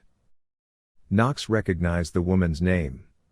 It was the FBI agent he had spoken to this morning. "Agent Carter, any progress on Professor Kermensky?" "Yes, unfortunately we believe she has been abducted. Are you able to assist us with this matter? Are you able to answer any questions I may have?" the agent asked in a bored tone. "Sure," said Knox, "those I can answer." The agent on the other end of the phone, appreciating someone from the CIA who was so open-minded, asked, What is your connection to Professor Kermensky? Professor Kermensky is a renowned scientist and consultant in his field, frequently consulted by us in the NSA, Knox said, moving toward his desk. What was he consulting on? The woman asked in a curious tone. Biological warfare, Knox said simply, his tone dull. There was no response from the other party for a while. Did he develop anything? The woman asked in a fearful tone. I hope not, Agent Carter. What have you found? Knox asked the woman, sitting on the edge of his desk and staring at the plasma screens on the wall. Professor Kermensky has been under surveillance for several days. They could be a professional team, the woman said, trying to convey the hopelessness of the situation. This was a professional way of saying, we have nothing. We have some poor intelligence on a Serbian terrorist. It mentions Nat Fernandez, the right hand of a man named Polanov, but there's only hearsay about Fernandez, Knox said with a sigh. And that was all he could do to help the FBI. I understand, thank you, Agent Knox. I'll keep you updated, the woman said before hanging up. 16, Mr. Knox, sir, said the operator, who looked at him as soon as he hung up, with a concerned expression on his face. What's 16? Knox asked, ruffling his hair and sighing as he distorted his scarred face to make it even more horrific. The operator looked at the screen and said, 16 professors have checked out with their families. Ferguson put his hands on his hips and grumbled, 16 professors a month doesn't prove anything. They could have gone on summer vacation. It could be a simple coincidence.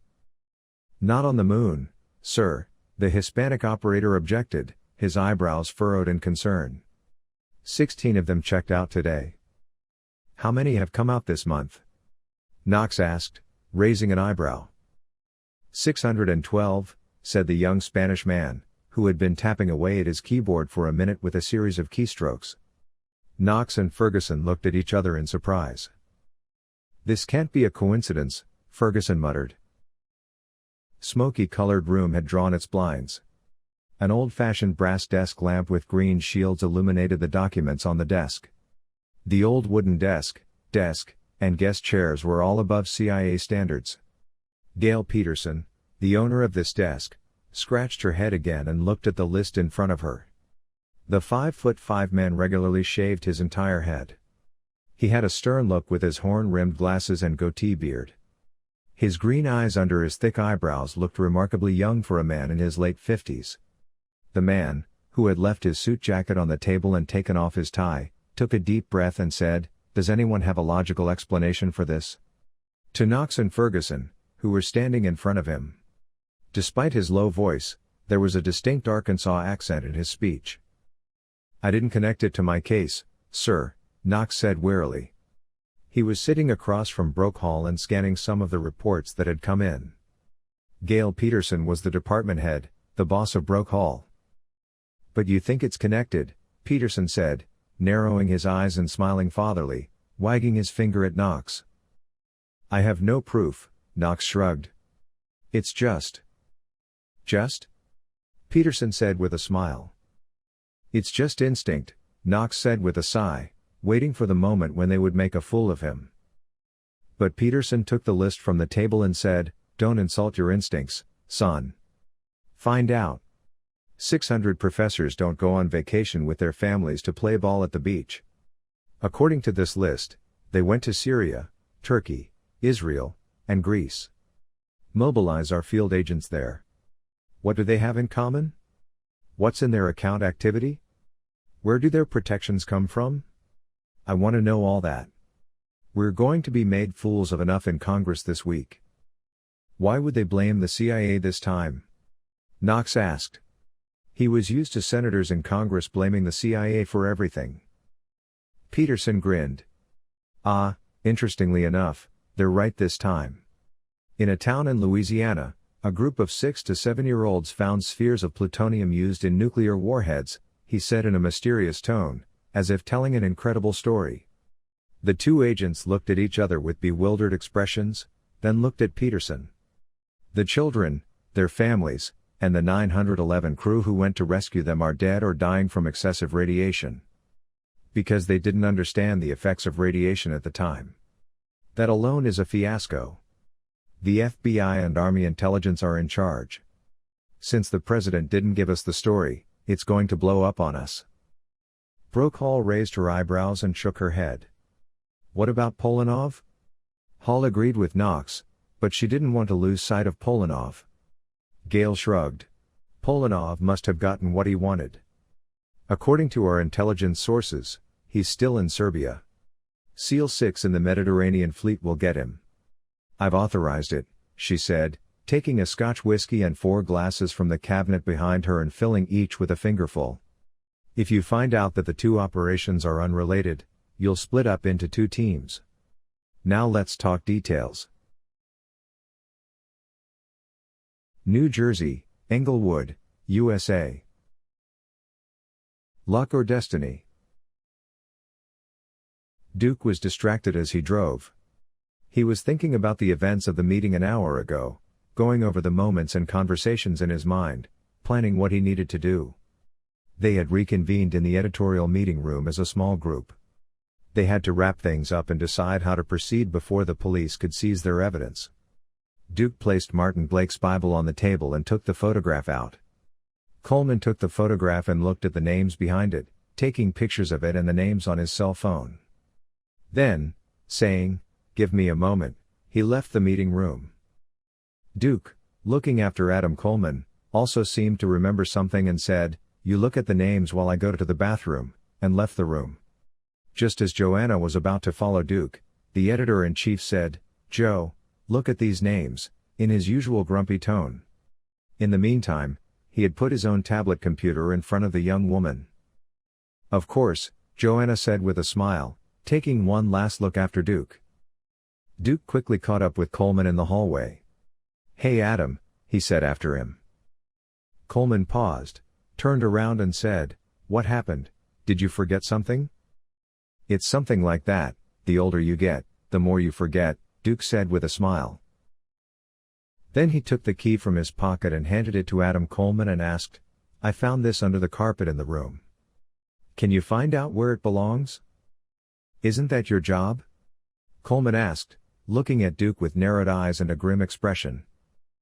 "Yeah, but I only have 2 arms," Duke said dismissively, spreading his arms out to the side. Coleman was still looking at him skeptically. "And?" he said through gritted teeth. Duke raised his eyebrows curiously. "And what?" "You didn't have to have 2 arms to make me do all this drudgery before, and you even have an intern," Coleman said, taking the key from Duke's hand and holding it up to his eye level, in the conclusive voice of a physics teacher who's just asked his class a difficult question. "I'm not putting it on you, just," Duke muttered, shrugging helplessly. "You don't trust Joanna. So you haven't forgotten that," Coleman said with a half smile and a nod, waving the key in front of Duke's face and pocketing it. His tone had the understanding of a man who has seen and experienced much. Duke nodded and said, "Yes." He had no reason to trust Joanna right now. The funny part was that he had no reason to trust her. The man looked at the young woman sitting at the table in the glass-fronted hall and asked curiously, "Why?" Joanna was beautiful, smart, talented, and motivated. In Duke's universe, you couldn't have it all in one person. Pretty girls dated rich guys with Mercedes and spent their summers in the Maldives or the Bahamas. "Too perfect," Duke blurted out. The man pursed his lips, nodded again, and said, "You're right." Duke was taken aback. "What?" he simply said. Because Adam Coleman was from the world of physical evidence. As intelligence chief, he would pick out the truth from millions of rumors. Coleman tilted his head slightly, put the key in his pocket, and said, "You're right, I agree with you." Duke raised an eyebrow and asked curiously, "What, you don't think I'm paranoid?" "Just because you're paranoid doesn't mean there's no one behind you, Perry," the man said as he turned around and dialed a new number on his BlackBerry, walking away toward his room. When Perry returned to the conference room, Joanna told him, Terry had 5 other guys on his team besides Martin, George Starrin, Edward Simons, Adam Brooke, Stevens Hardison, and Jason White. "There are 6 people in that picture, aren't there?" Perry said, taking off his jacket and hanging it over the back of one of the chairs. Yes, said Joanna. George Starrin died in a car accident 3 weeks ago, Edward Simons had a heart attack, Adam Brooke and Stevens Hardison work security for an oil company in Asia. Jason White is the last one, he's not in the system, his photos aren't there, he's officially missing. So Jason White makes these? The chief asked, rubbing his chin. Maybe, Duke said with a shrug. An hour and a half after the meeting, Joanna was sitting in the right seat of the car. She looked up from the files she was reviewing on her tablet and said, Sir? Duke suddenly realized he was talking from memory. Jason White could be killing them, he said. Why? Joanna asked curiously, seeming to expect some grander, more complex plot. Duke was a man of simple facts. He said, I don't know, revenge, money, something. Whatever, this is the place, right? 403 Broad Street, yes, that's it, Joanna muttered, looking at her car GPS. Duke and Joanna had come to George Starrin, the third man in the team photo, who had died 2 weeks earlier. They arrived at George Starrin's house in a quiet area about an hour from downtown New York when they arrived in the afternoon. The typical 2-story American houses were set about 50 feet apart. Garden plants and ornamental hedges separated the houses in the gardens. The latest cars were in the parking lots or on the streets. Tall, healthy trees shaded the streets, while the sun glided in and out of the scattered clouds. A flag hung over the door of the well-kept 2-story, cream and white house. On the left side of the house, ivy covered the entire left side of the house. The lawn was freshly cut and the gardenias were planted on either side of the short, 3-foot-wide concrete walkway that led to the house. Duke smiled at Joanna as he got out of the car. I've always wanted to live in a place like this, he said cheerfully. Where did you grow up? Joanna asked with curiosity and a smile. Bronx, Duke said simply, with a half-grin. Yeah, it's a little different, Joanna said with a laugh, thinking of the Bronx with its cramped apartments. She glanced at the timid-looking woman who opened the door a moment after she rang the doorbell, and she cocked her head to one side. Mrs. Strain, I'm Joanna Swanson from the New York Times, and this is Duke Perry. The woman looked at Duke for a moment, nodded, and then opened the door wide. Her skin was so pale that her veins were clearly visible. Her thin hair was a shiny copper color. She wore a short-sleeved pale blue satin blouse and a cream-colored skirt above the knee. Her eyes were dark blue, their eyes sunken with fatigue and red from crying, hiding their timid gaze. The house was very quiet. The mechanical sound of the old wooden wall clock almost echoed. The woman with the thin body and timid steps showed them into the living room. The living room, which faced the front of the house, was quite large. Inside was a fireplace with family photos on it. The woman was almost whispering instead of speaking. Mr. Perry, I have been reading your articles. Can I offer you something to eat? She asked politely. A glass of water would be nice, Joanna said with a smile, but Duke just shook his head. The woman who had brought Joanna the water she had requested sat down in an armchair that belonged to the same set across from the old green sofa where the couple were sitting. Yes, you wanted to talk about my husband, she said calmly.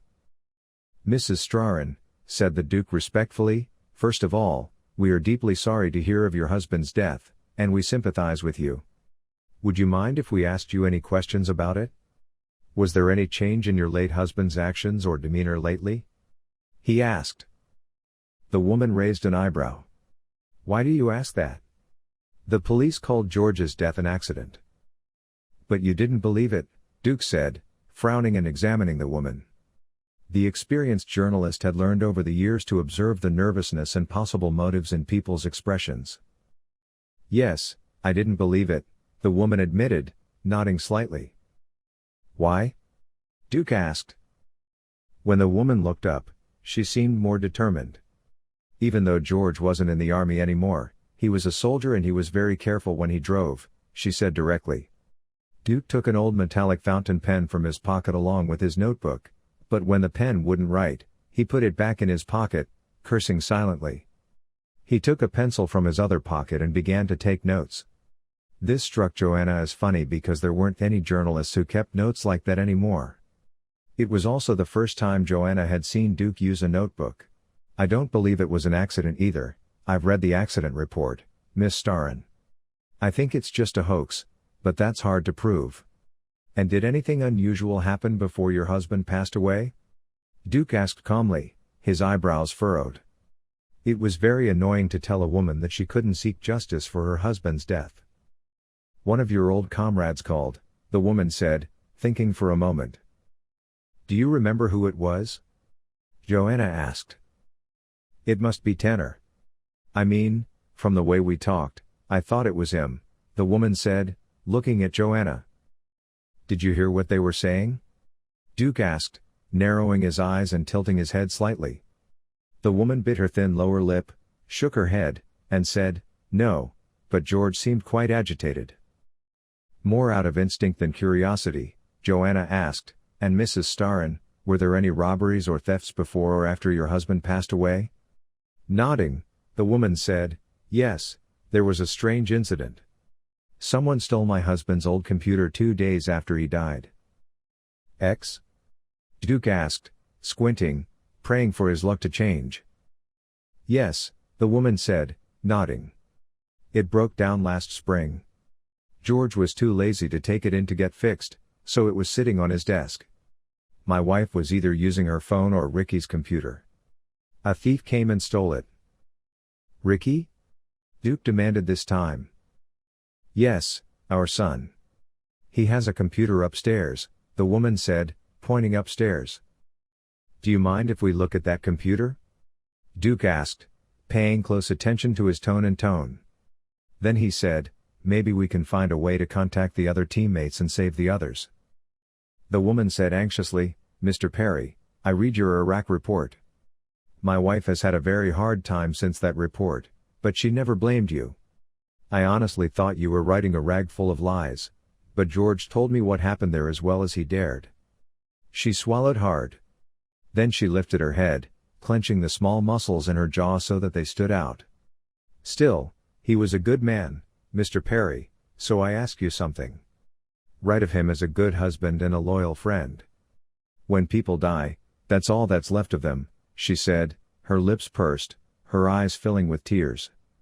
She made a visible effort not to cry. Duke nodded solemnly. Of course, Ms. Starrin, he said. Duke's notebook remained on the coffee table as she headed for the stairs upstairs. The room, filled with NBA stars and movie posters, was truly a mess. Realizing this when she opened the door, the red-haired woman blushed and mumbled, I'm sorry. Ricky's going through a hard time and he's a bit messy. Boys are always like that this age, Miss Starrin. It doesn't really matter, is that the computer? Duke asked with a shrug. Nodding, the woman simply said, yes. Duke nodded and said, thank you, you can stay here if you want, so we don't have to look at anything personal. But the woman shook her head and raised her hands in negative, saying, no, I'm in the kitchen. Even if you find something, I don't want to know, and went downstairs. Duke was sitting in front of an old model iMac, looking sullenly at the computer. There was nothing important on the computer. Most of the letters that had recently arrived in his email box were from shopping sites, banks, and insurance companies. But one of them was marked red. The letter came from the address Isabella Felioxi at Rome University. The Duke and Joanna opened this letter first. They were met by a letter from George Starrin. Good day, Mr. Felioxi. I am a history student who read your article titled The Lost Soldiers of the First Crusades published in the World History magazine on March 23, 2025 with great pleasure. Based on this article, I wonder whether the knights who set out on the First Crusade went to the Argolasti region of Greece and from there crossed the Aegean Sea by ship. If something like this had happened, I wondered whether the Crusaders in question could have reached the Gulpner location in the Aegean region of Turkey. Is there any research on the subject? I await your response.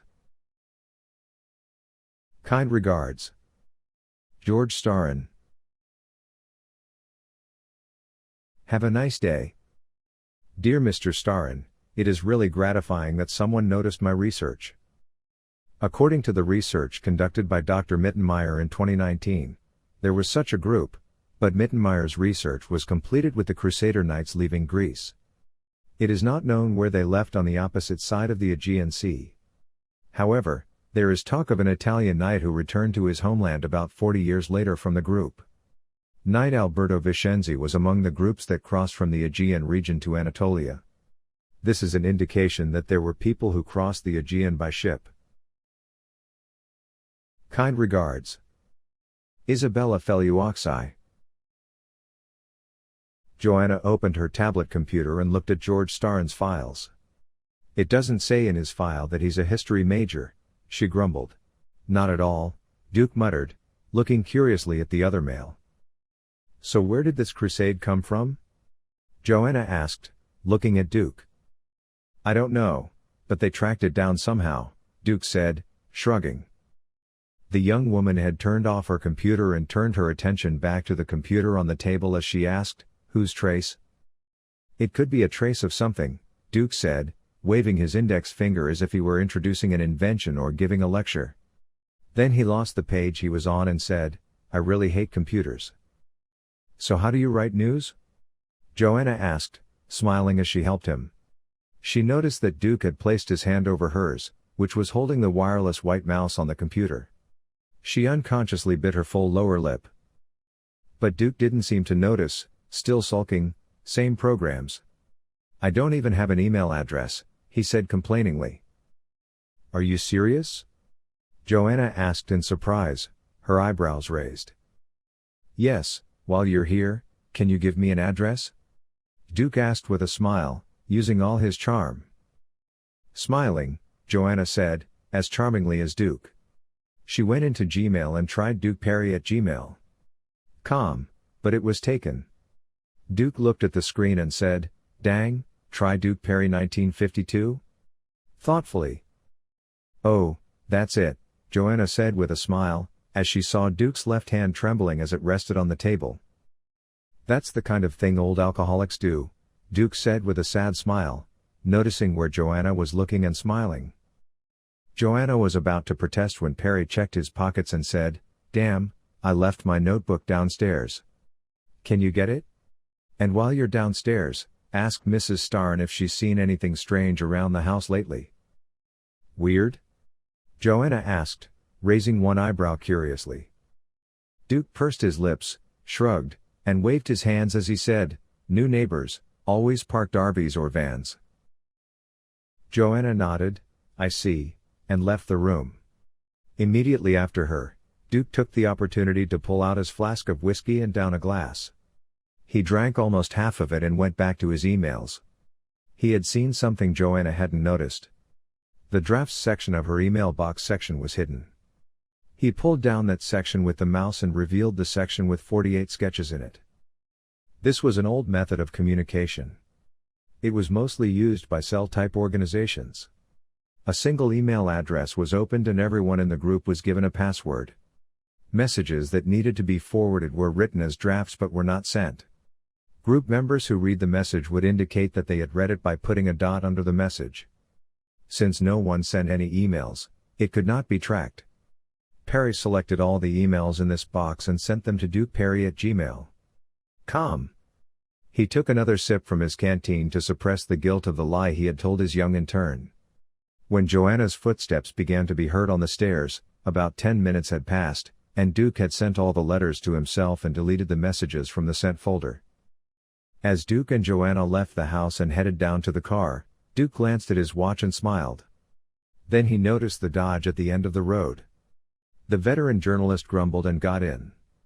He was meeting Camilla that evening. New chapter. The Black Wolf. July 29th, Waverly, Tennessee, USA. Past friends, sins, and saints. Edward Dwayne held his daughter Elisa in his arms as they left the Walmart hypermarket. The little girl was only 3.5 years old. Her mother Anna had tied Elisa's silvery blonde hair up to resemble two small palm trees. Anna pushed Elisa's baby stroller while her father put her daughter in the children's basket of the shopping cart. The shopping cart was full to the brim. Elisa was bending and twisting to reach the colorful bags and whining, while Edward was smiling as he looked at his daughter. It was a sunny but not stifling day. While Edward was thinking that life was beautiful, Army intelligence agent Duncan emerged from between the two minibuses they passed. There were 3 more agents from the FBI tactical team with him. All of the agents were wearing the standard assault team uniforms and were holding M4s in their hands.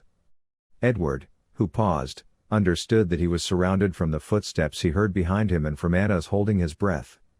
Duncan lifted Elisa up from her place with slow movements without lighting the cigarette between his lips. Edward's muscles were visibly tense. "What's his name?" Duncan asked calmly, smiling. To Elisa, Edward said through clenched teeth. Elisa smiled brightly, smiling enough to make the sun shine brighter as she happily accepted the red chocolate bar offered to her by a stranger. Duncan motioned for Anna, who was behind Edward, to come closer and said to the tall beautiful woman who was approaching him with timid steps, "The lady has taken her eyes off her mother. You could ask your wife if we could talk in the back. We have a case we can't solve without your wife's help and an old friend of hers is involved." Before Anna could even open her mouth, Edward looked around nervously and asked, "Really? Who is this friend of mine?" A nervous, obviously fake smile was plastered on his face. The kind of smile you'd give to annoy someone who'd stabbed you. "James Henry Taylor," Duncan said, imitating the smile. Edward's smile immediately faded. Edward sighed as he looked at the photos of the victims in town and reached for the coffee on the table, but when he saw that his hands were shaking, he changed his mind. Contrary to his expectations, Duncan and Carter had not been arrested and had dropped the family off at home. They were now talking at the dining table in Edward's kitchen. "Where are the others?" Carter asked in a formal questioning tone.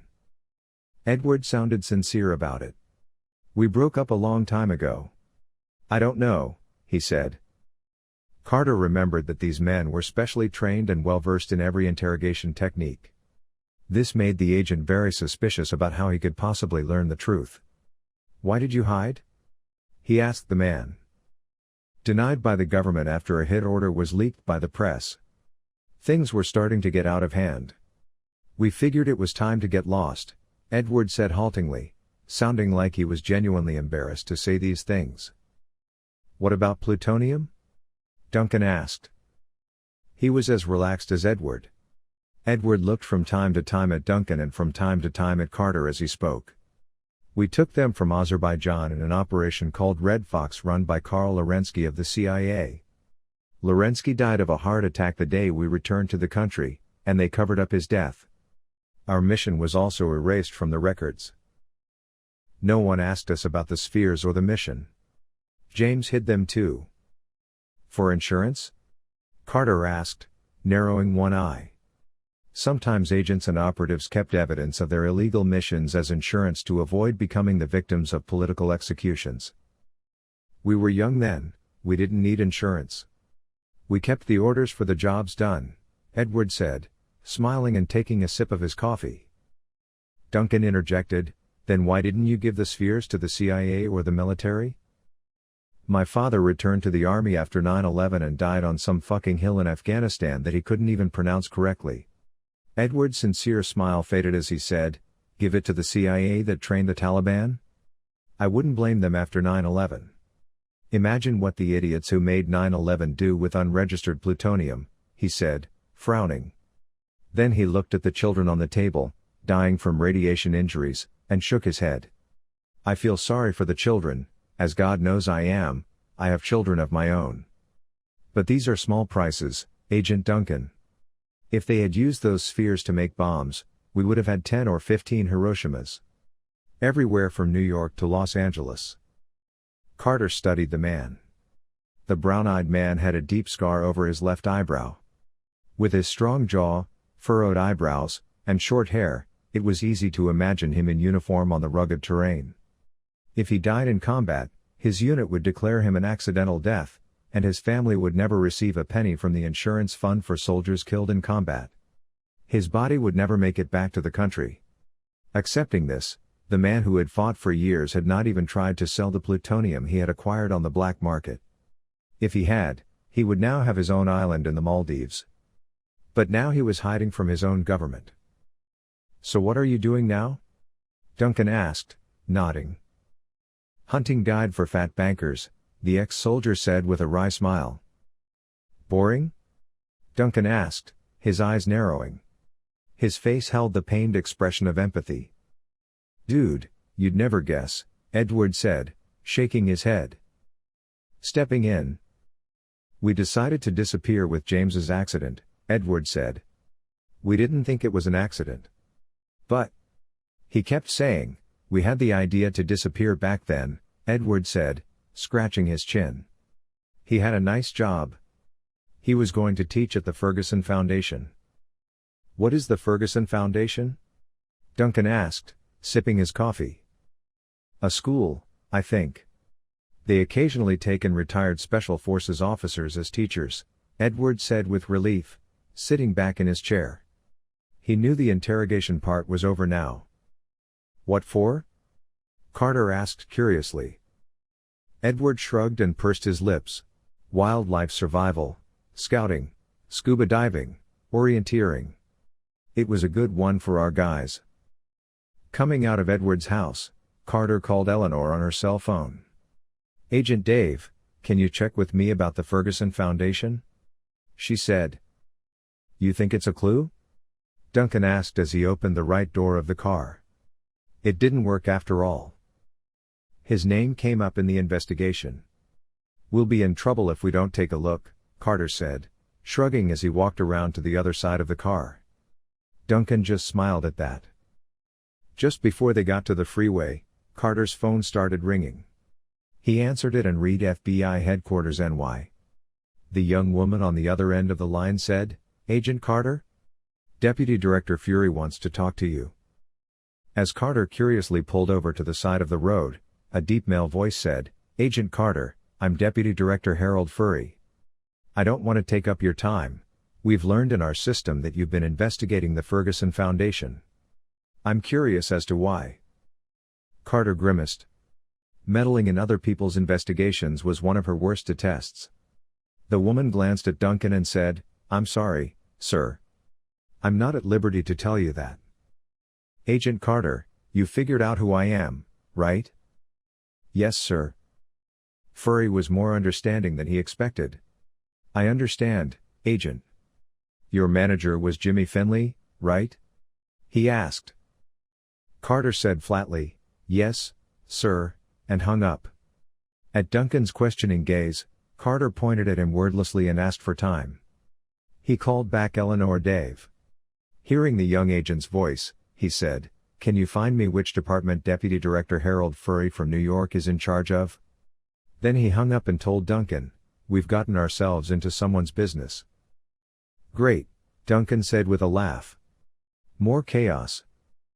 At that moment, Carter's phone started ringing again. Carter sighed and looked at it. It was his own Director Finley calling. "I guess this is going to end in New York," Carter muttered under his breath. July 29, San Antonio, Texas, USA. The Black Wolf. A black Ford Ranger was parked on the corner of Wilson Street and 113th Street East. It was a block away from the Black Wolf Security Company. It was in the archives section where the Ranger personnel files that had entered the company at 3 in the morning were kept. Harvey was in the car, and Stephen was in the corner of the building. Despite the summer heat, the old man had a raincoat draped over his shoulder. Under the raincoat was a short-barreled pump-action shotgun. Robert calmly began to look at the photographs of the personnel files in front of him. More than 200 files had passed through his hands. There were as many more in front of him. Robert's eyebrows furrowed and his eyes narrowed on one. He put the file aside, and finally saw a familiar photograph. Robert read the name on the file again. Edward Thorne. As Robert got into the truck with his father, Stephen, he picked up the photo and said, "I met this guy in a shooting contest. His name wasn't Thorne, it was North." Stephen started the car and sped off toward the freeway. Meanwhile, Harvey was typing away at his computer, muttering, "Brain North, Army." He was with the 104th Logistics. Then he disappeared. "It should have gone better," Robert said, handing Harvey the folder of photos. Edward Thorne knew something was wrong the moment he entered his two-story house on the outskirts of the city and reached for his gun at his waist. But it was too late. Harvey reached out from behind the front door and put the silenced pistol in his hand to Edward's neck. Normally, Edward would move quickly and try to neutralize Harvey, but this time it was different. One was sitting on the stairs leading to the upper floors, diagonally opposite him, and the other was waiting directly across from him. Stephen, sitting on the stairs, held a pump-action shotgun in his lap, and Robert, waiting at the entrance to the living room, held a Glock. Edward Thorne slowly removed his hand from his gun. "The kids and your wife are still asleep," Harvey whispered as he picked up his gun. "Let's talk outside." Looking at the photos on the hood of the car, Thorne sighed. Former Black Wolf employees. They left the company a few months ago and disappeared. We couldn't find them. They had come to an empty lot, far from their home and the main road. Thorne was relieved to be away from his family, but that didn't change the fact that he could be killed any moment now. Thorne was a short-haired, brown-haired man with a goatee. His green eyes under his thick eyebrows looked at him as if he were weighing the value of everything. Although he was shorter than Robert, he was quite broad and muscular. "Why is Black Wolf looking for them?" Harvey asked. Thorne sighed and looked at the three men questioning him. "Texas Rangers," he muttered. "Because those idiots raided Fort Griffin. That's why you're looking, isn't it? When the FBI and the others find out, all the nosy members of the Senate will start looking into us. Black Wolf Corporation is completely legal. Our biggest employer is the government. An investigation like that would cancel all our contracts. I don't know what they stole at Fort Griffin, but whatever Black Wolf stole, they'd make as much as they make in 5 years." "Plutonium," Robert said calmly. Thorne raised an eyebrow and said, "I don't understand." "They stole plutonium from the FBI," Robert said. "The boss wouldn't like this." "Plutonium is a bigger mess," Thorne said, shaking his head. "Boss?" Harvey asked. "Sebastian Moore?" Thorne laughed sarcastically. "Moore? No, he's just an oversized accountant. Black Wolf is a company of the Kazakh Brotherhood. The Kazakh Brotherhood is a group of former special forces. We have at least 10 companies like Black Wolf," he said, then looked at the others and said, "Look, we're ex-military. Most of us are murderers, we lied to do our jobs, there may be thieves and rapists among us. But they all stand up when the national anthem is played, gentlemen. No one would sell plutonium to someone, even if they were paid well. Because even if they were traitors, none of them would want a nuclear bomb in their backyard." "So where do we find them?" Stephen nodded. Thorne rubbed his face. "They call themselves the Silver Shadows. Our guys think they're going to Aram Makupian. Aram is an Armenian arms dealer. He works in New York and isn't trustworthy, but when it comes to money he's reckless enough to get involved in anything. If they're stupid enough to steal plutonium, as you say, they'll be desperate enough to go to Aram." "Helpless?" Robert asked. "A few groups that want it and have the money, and they'll all make a bomb and then it'll explode in New York, D.C. or Tel Aviv. So they'll have the CIA, Mossad and others after them. For normal smugglers, it's suicide, but Aram is like a belly dancer with a hip. You never know where he's going to turn. They're desperate." July 29th, Thornwood, New York, USA. Nightmare. Among the lands frozen by winter, the trees were white under the snow, just like everywhere else. Right next to the trees whose branches were leaning down, weighed down by the snow, there was a river where ice pieces were slowly flowing towards the sea. A group of soldiers in winter camouflage, looking at the river, continued to walk slowly towards the flow of the river. They were talking to each other, sometimes joking. They were all in a good mood, they had no other worries except the cold. None of them were well trained or careful enough to notice the small movements in the river. After the patrol that had moved away, someone rose from the ice pieces in the water. The small man in a diving mask and suit was carrying an MP5 SD5 in his hand. The silenced gun was slowly turning wherever the man looked. The slanted-eyed man, whose face was covered in black and white snow camouflage, was carrying a closed-circuit diving equipment on his chest and a backpack on his back. The diving suit was of the wet type.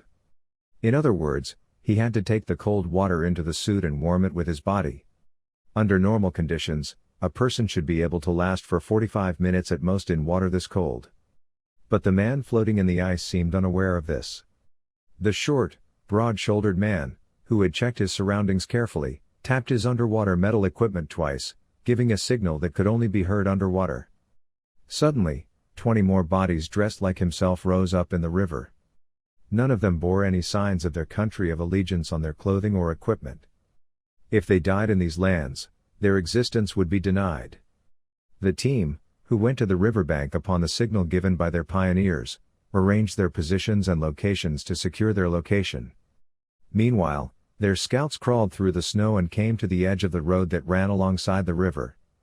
A factory was visible on the other side of the road. There was a North Korean flag and soldiers standing guard at the gate of the factory. None of them were alert.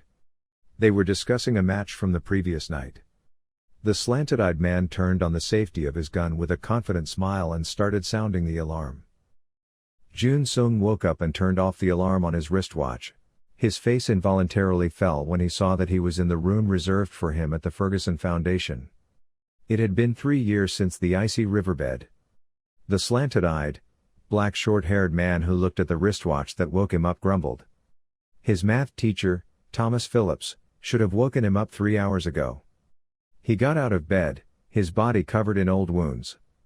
3 bullet holes in his front, 6 in his back, and scars from surgery and stabbing.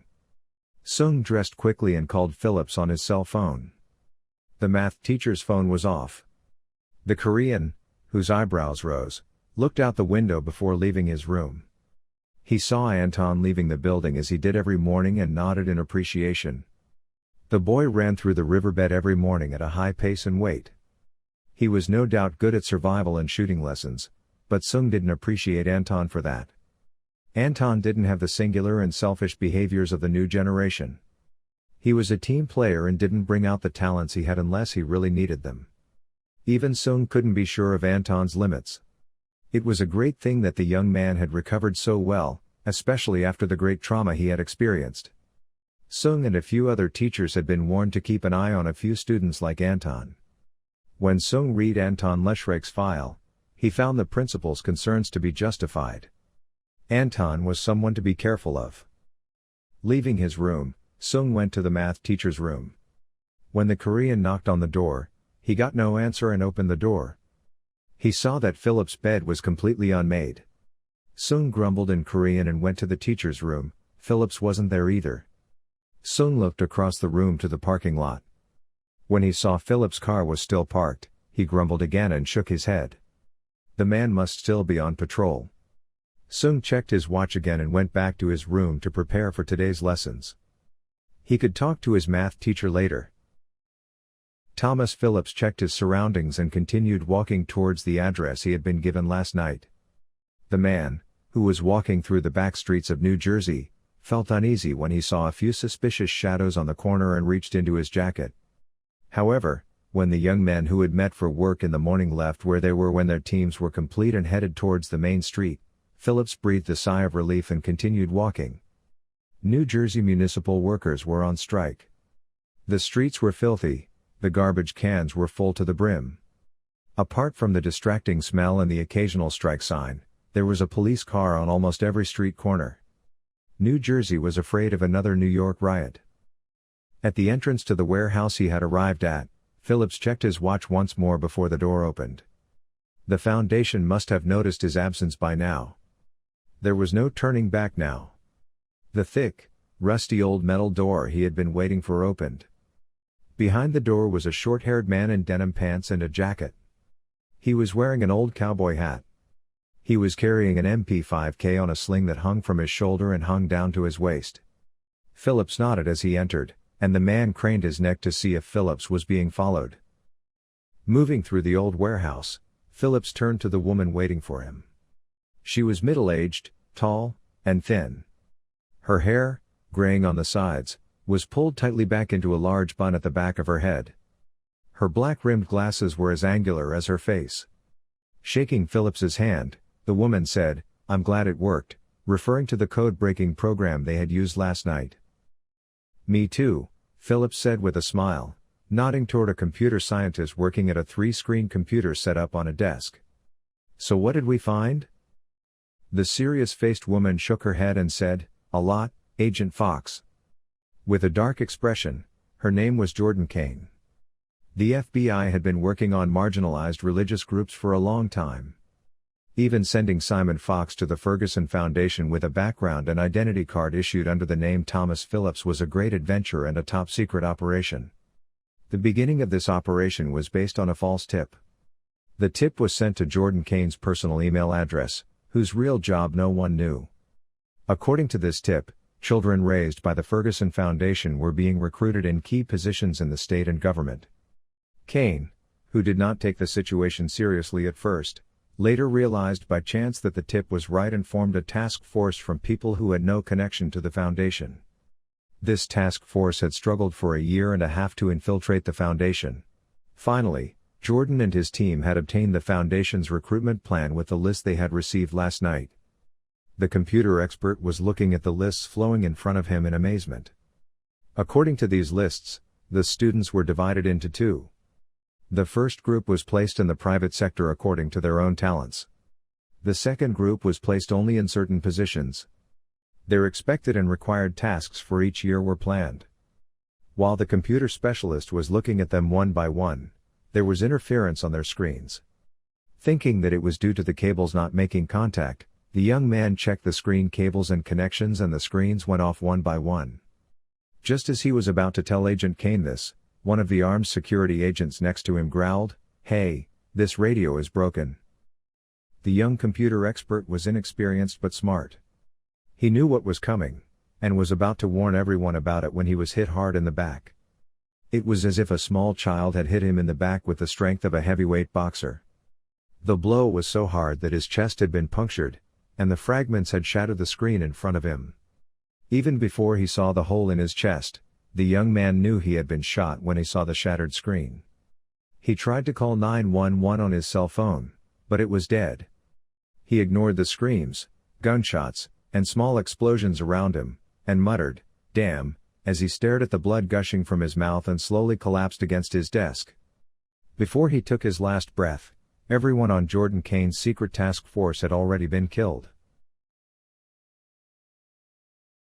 July 29, New York, USA. Wet graves. As the rain poured down on the gray air, Scott could only look at two graves dug side by side. The priest had already spoken, and relatives and acquaintances had expressed their condolences. Only Scott and the lawyer Herbert Penley, who was diagonally behind him, stood at the graves. The man held a large, old-fashioned umbrella to keep Scott from getting wet. The coffins had been lowered into the graves, and when the workers who were to cover the graves arrived at the graves, they locked eyes with Scott. Scott nodded visibly and allowed the men to begin work. All four men saluted Scott by the ends of the hard hats they were required to wear by law, and then began to cover the graves with their shovels. Scott bent down, picked up a piece of stone from the mound of dirt, and looking at the lawyer, he said, "We can go." They climbed into the limousine that was waiting for him as they descended from the graves to the asphalt road that separated the cemetery at regular intervals. Scott was surprised at first to see the old man in his white clothes waiting for him in the car. Then, squinting, he said, "I saw you."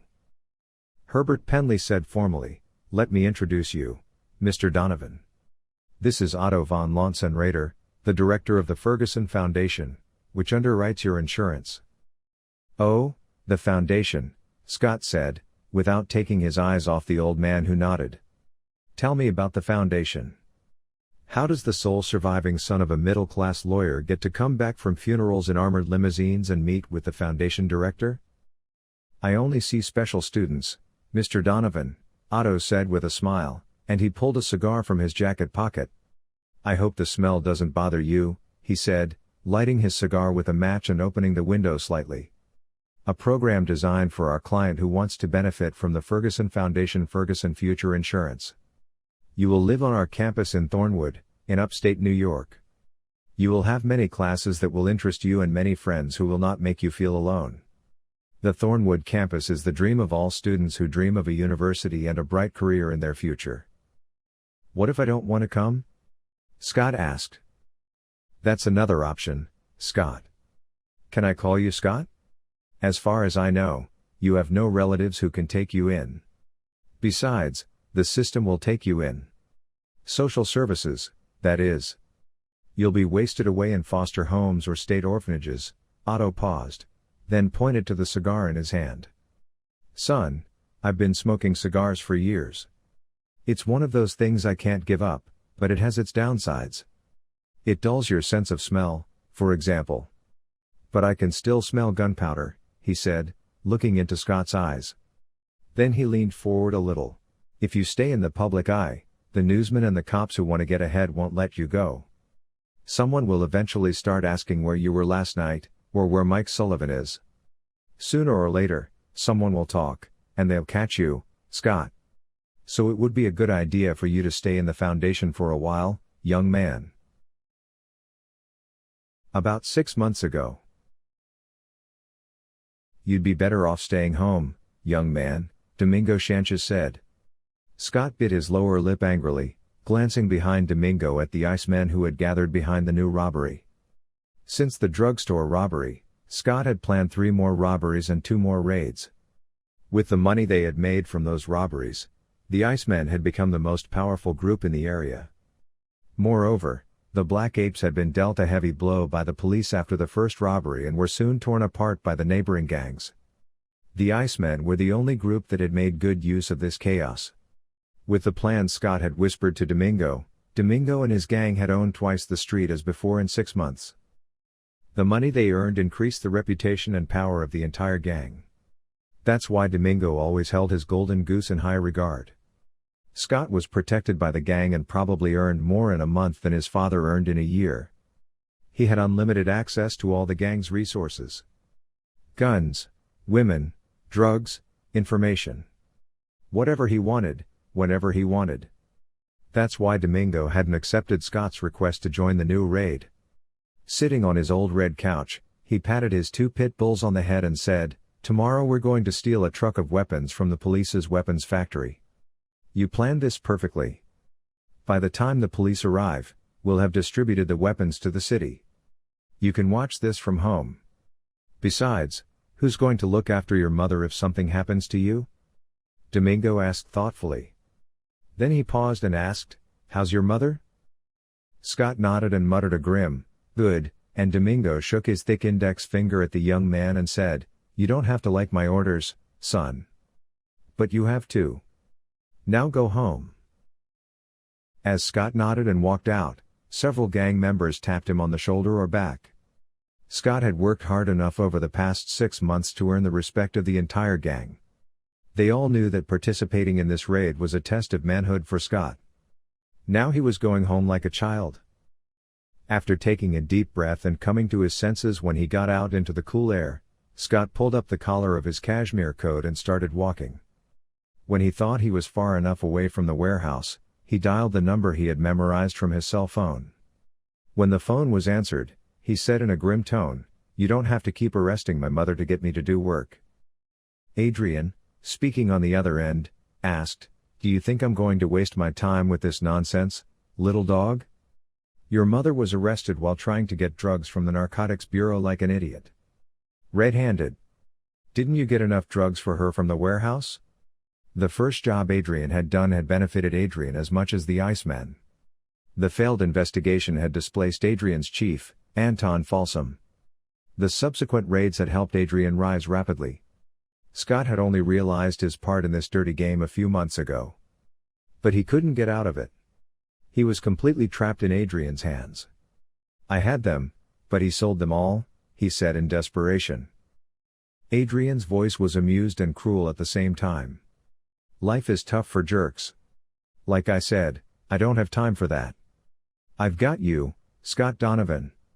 All I have to do is tell Domingo you're my man. He'll skin you and have his dogs rape your mother. Anyway. Did they agree to the plan? He asked.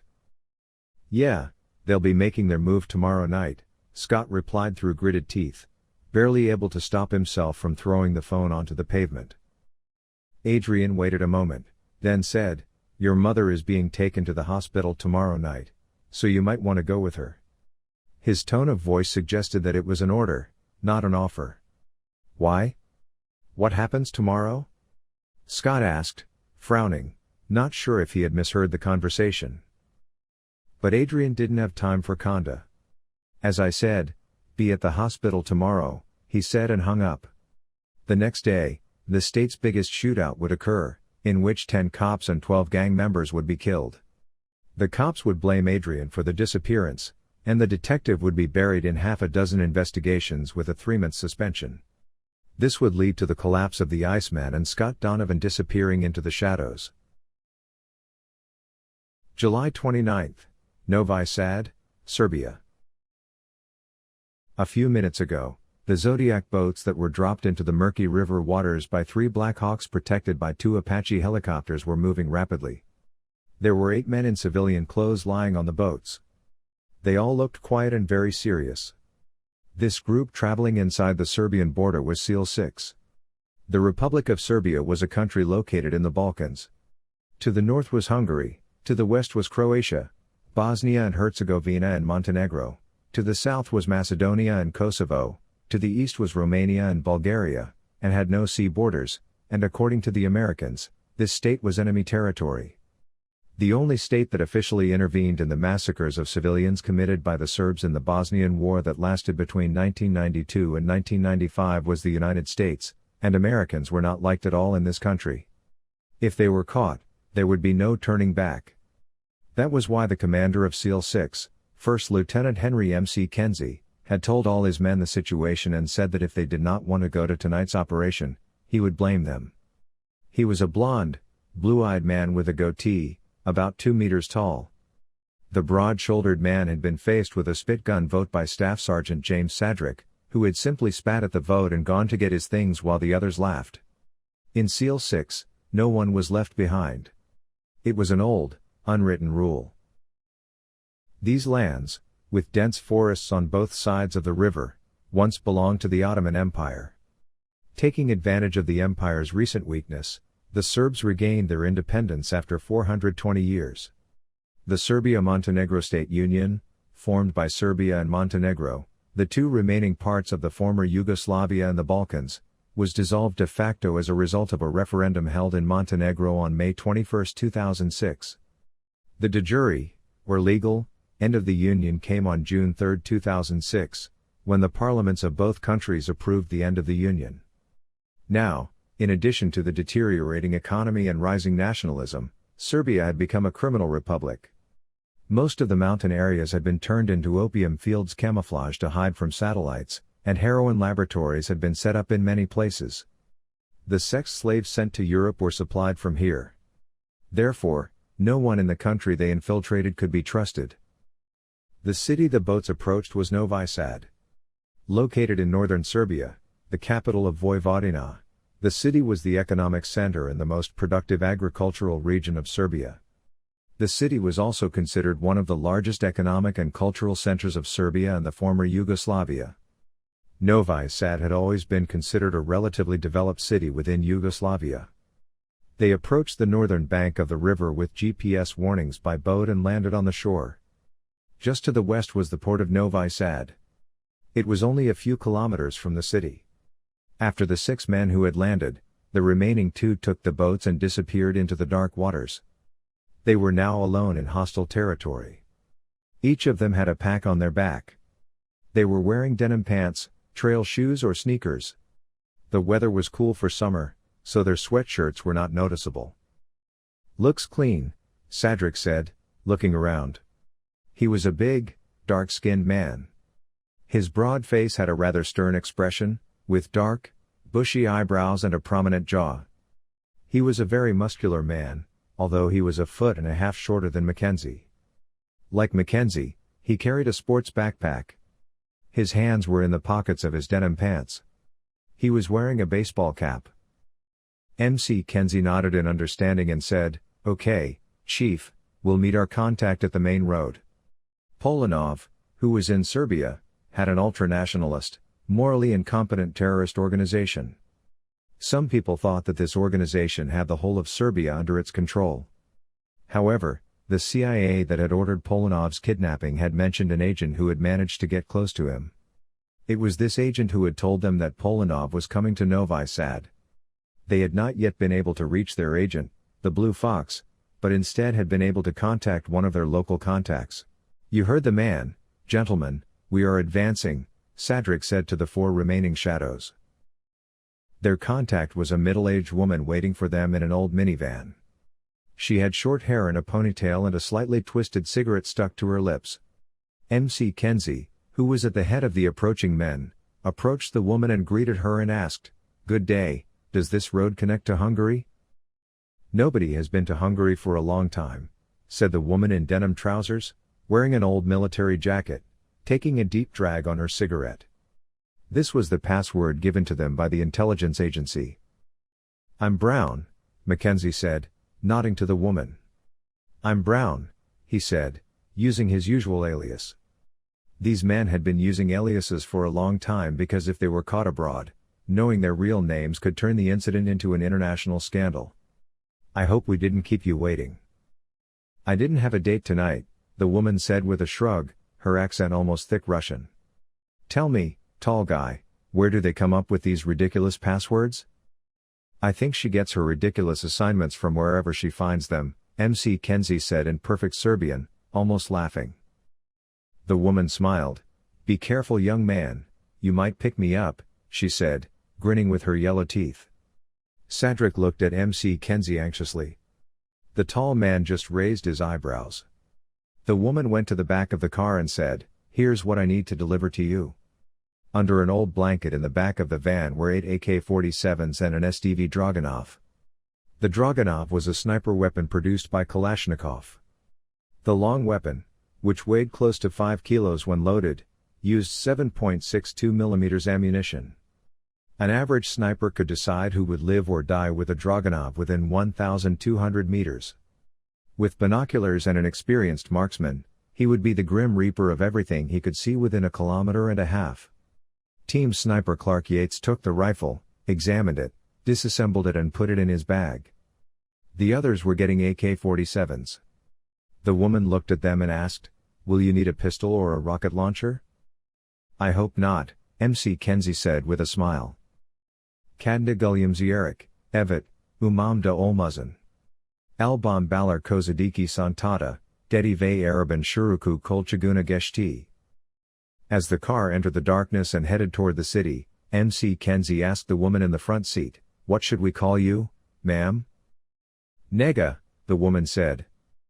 MC Kenzie just smiled. Nega meant lover in Serbian. "So, do you know anything about Polanov?" he asked, looking at the old buildings on the road. Nega said, as he searched for something among the many papers between the glass and the dashboard at the steering wheel level, "They said it would be around today.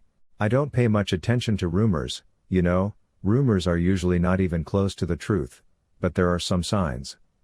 If you follow them, you will always learn the truth," he said and smiled as he found the cigarette pack he was looking for. "What kind of signs?" asked Mackenzie, refusing the cigarette offered to him.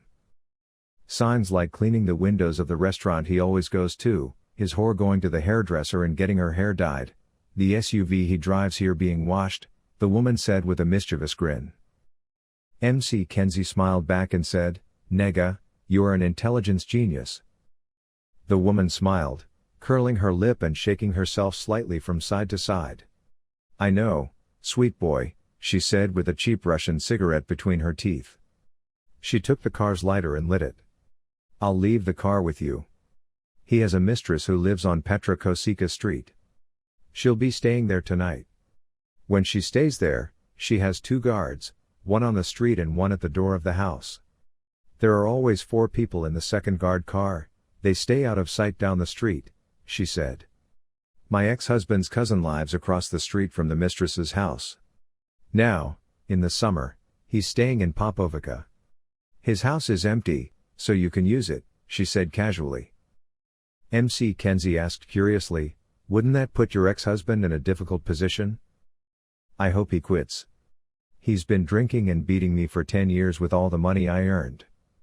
I'd sleep better at night if Polanov's men cut off his balls, the woman said with a grin, and MC Kenzie made a mental note not to offend the woman.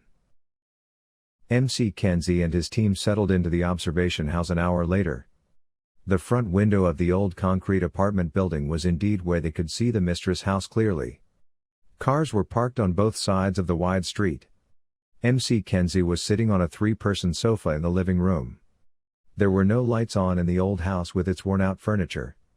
The curtains were open and the drapes were closed. Gates and Kirkland, equipped with night vision equipment, were on guard behind the drapes. Martin Gates, who was on the first observation watch, was a dark-haired, broad-shouldered, broad-chested man in his 30s who always shaved his hair with a machine. His eyes were small and always serious under his thick black eyebrows. James Kirkland was only in his 20s. The young man, 6 feet 5 tall, was a very relaxed man, more athletic-looking than Gates, with brown hair and green eyes. When a matte blue Ford Ranger and a Grand Cherokee stopped in front of the house they were watching, Gates called out behind him, "Boss, they're here." MC Kenzie got up from where she was sitting and approached the tool and started looking at the entrance of the apartment building. The guard sitting in the front seat of the Grand Cherokee got out of the car first. The broad-shouldered and extremely muscular man was 6 feet 5 inches tall and weighed about 120 kilos. The dark-haired man had grown his hair down to the nape of his neck and had made a small ponytail. He was wearing Vibram-soled boots under a pair of loose-fit dark green, side-pocketed fabric trousers. He was wearing classic, green-lensed Ray-Ban glasses. He was wearing a smoky shirt and a khaki green fleece jacket with a Middle Eastern-style scarf around his neck. His green eyes seemed to be scanning and examining everything after he got out of the car. Despite the fact that he had a beard almost 2 fingers long on his face, Gates recognized him and said, "Fucking son of a bitch." "You must know the man to be so forthcoming," Kirkland said seriously. "That's Michael Richardson," Gates grumbled, nodding. Kirkland could tell from Gates' tone that the man had a reputation like Michael Jackson, but he didn't stop to ask, "Do I need to get to know him?" "You're too young to know, but you've probably heard of the man who saved the UN observers in Sudan," MC Kenzie said from behind them. "Oh no," the young man said, his eyes widening. Michael Richardson was more famous among the SEALs than Michael Jackson. "Who is this?" Gates asked, looking at the fat, curly-haired, short man with glasses who got out of the car. "I don't know, but it's not Polanov," Kirkland said, his lips curling. "What is he doing at the wonderful Polanov's house?" Gates asked through clenched teeth. "At his mistress's house," Kirkland corrected. "It made a big difference," Gates shrugged. As the Grand Cherokee pulled away, Gates briefly thought Michael was looking at them. Michael headed toward the alley that ran around the back of the building.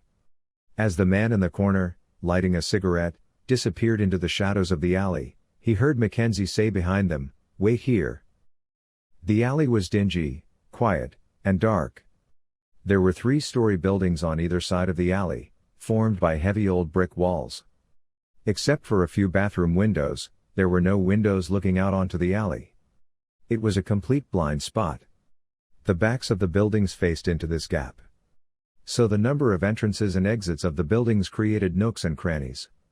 Old fruit crates, discarded wardrobes, or doors torn from houses had rotted here over the years. The street lights didn't seem to reach here. The checkmate .7.65 pistol in MC Kenzie's hand shone for a moment in the dark shadowy alley. The glow was as cold as death on steel. The SEAL could smell the cigarette smoke of the man who had just passed by, and he saw the smoke rising from behind the trash can just ahead of him. When he reached the trash can, he saw the cigarette left next to the can and heard a voice behind him. "Don't move," said the man behind him, coldly, with an expression devoid of emotion. MC Kenzie closed her eyes and hissed through her teeth, "Damn it." The voice behind him simply said, "Gun."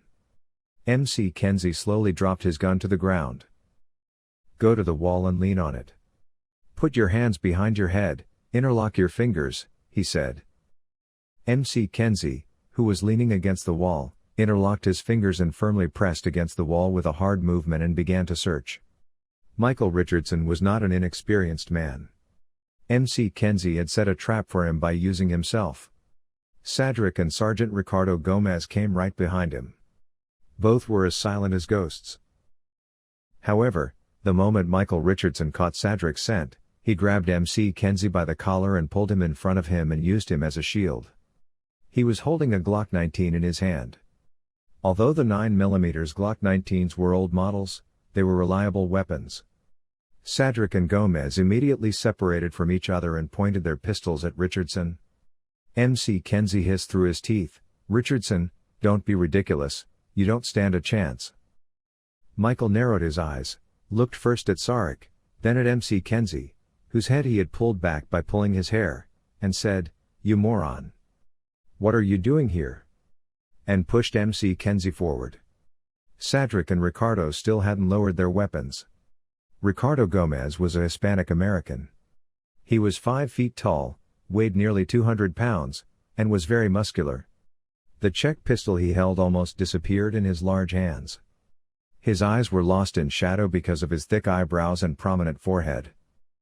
"Put the gun down," Gomez said, but Michael Richardson didn't seem to care. "What brainless son of a bitch told you to come here?" he asked directly. "Put down your weapon and you will come with us," said MC Kenzie. "Are you kidding me? Do you know how many years it took me to get here?" Richardson snapped angrily. "Michael, we're old friends. I don't want to shoot you," MC Kenzie said in a soothing tone.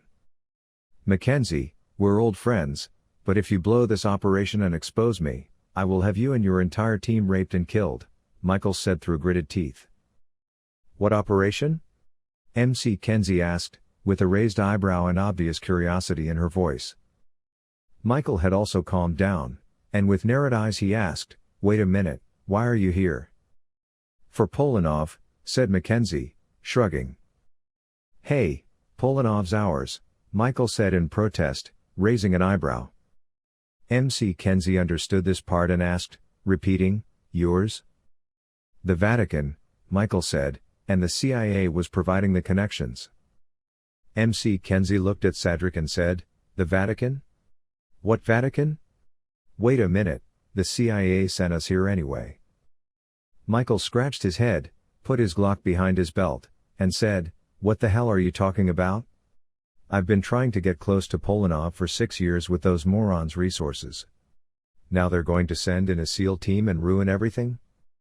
Cedric narrowed his eyes and asked, "Richardson, what's your code name?" He thought he had managed to find some logic in this nonsense. "What?" Michael asked, looking at the staff sergeant with one eyebrow raised.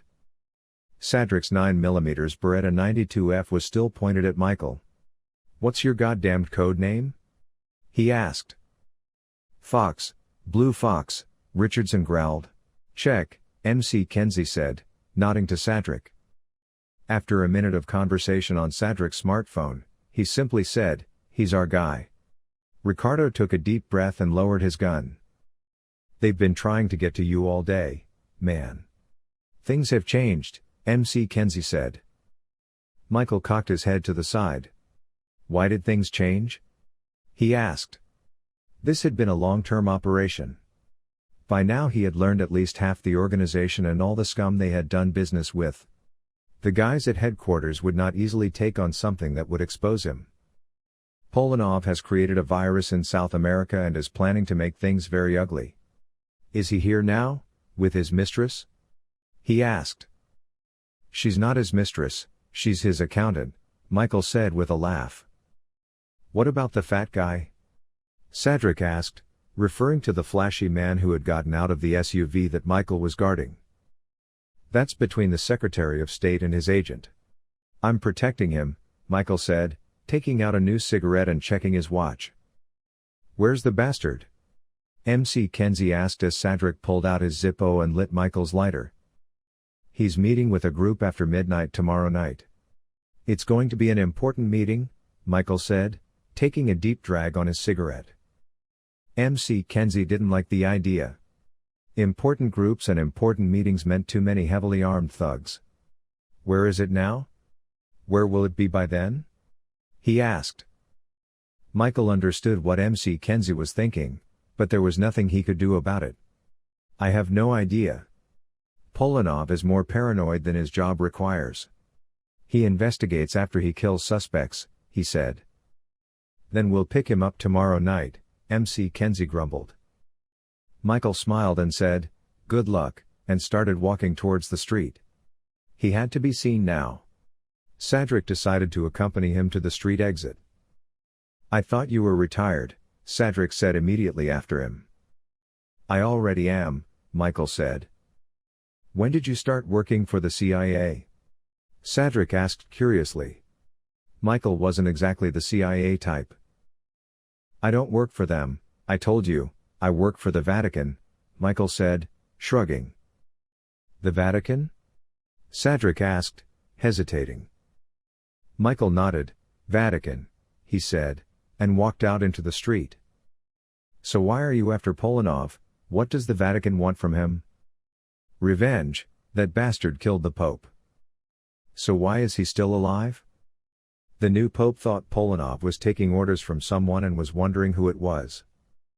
Sadric, no longer able to follow him, turned back to look at Mackenzie, who simply waved his hand in dismissal. As usual, the CIA and Army intelligence had only told them the unnecessary half of the story. End of Book 1. See you in the second book. Don't forget to like, share and comment on the video. If you subscribe to the channel and mark the bell, we will have the chance to notify you about new books about to be chosen in the next stream.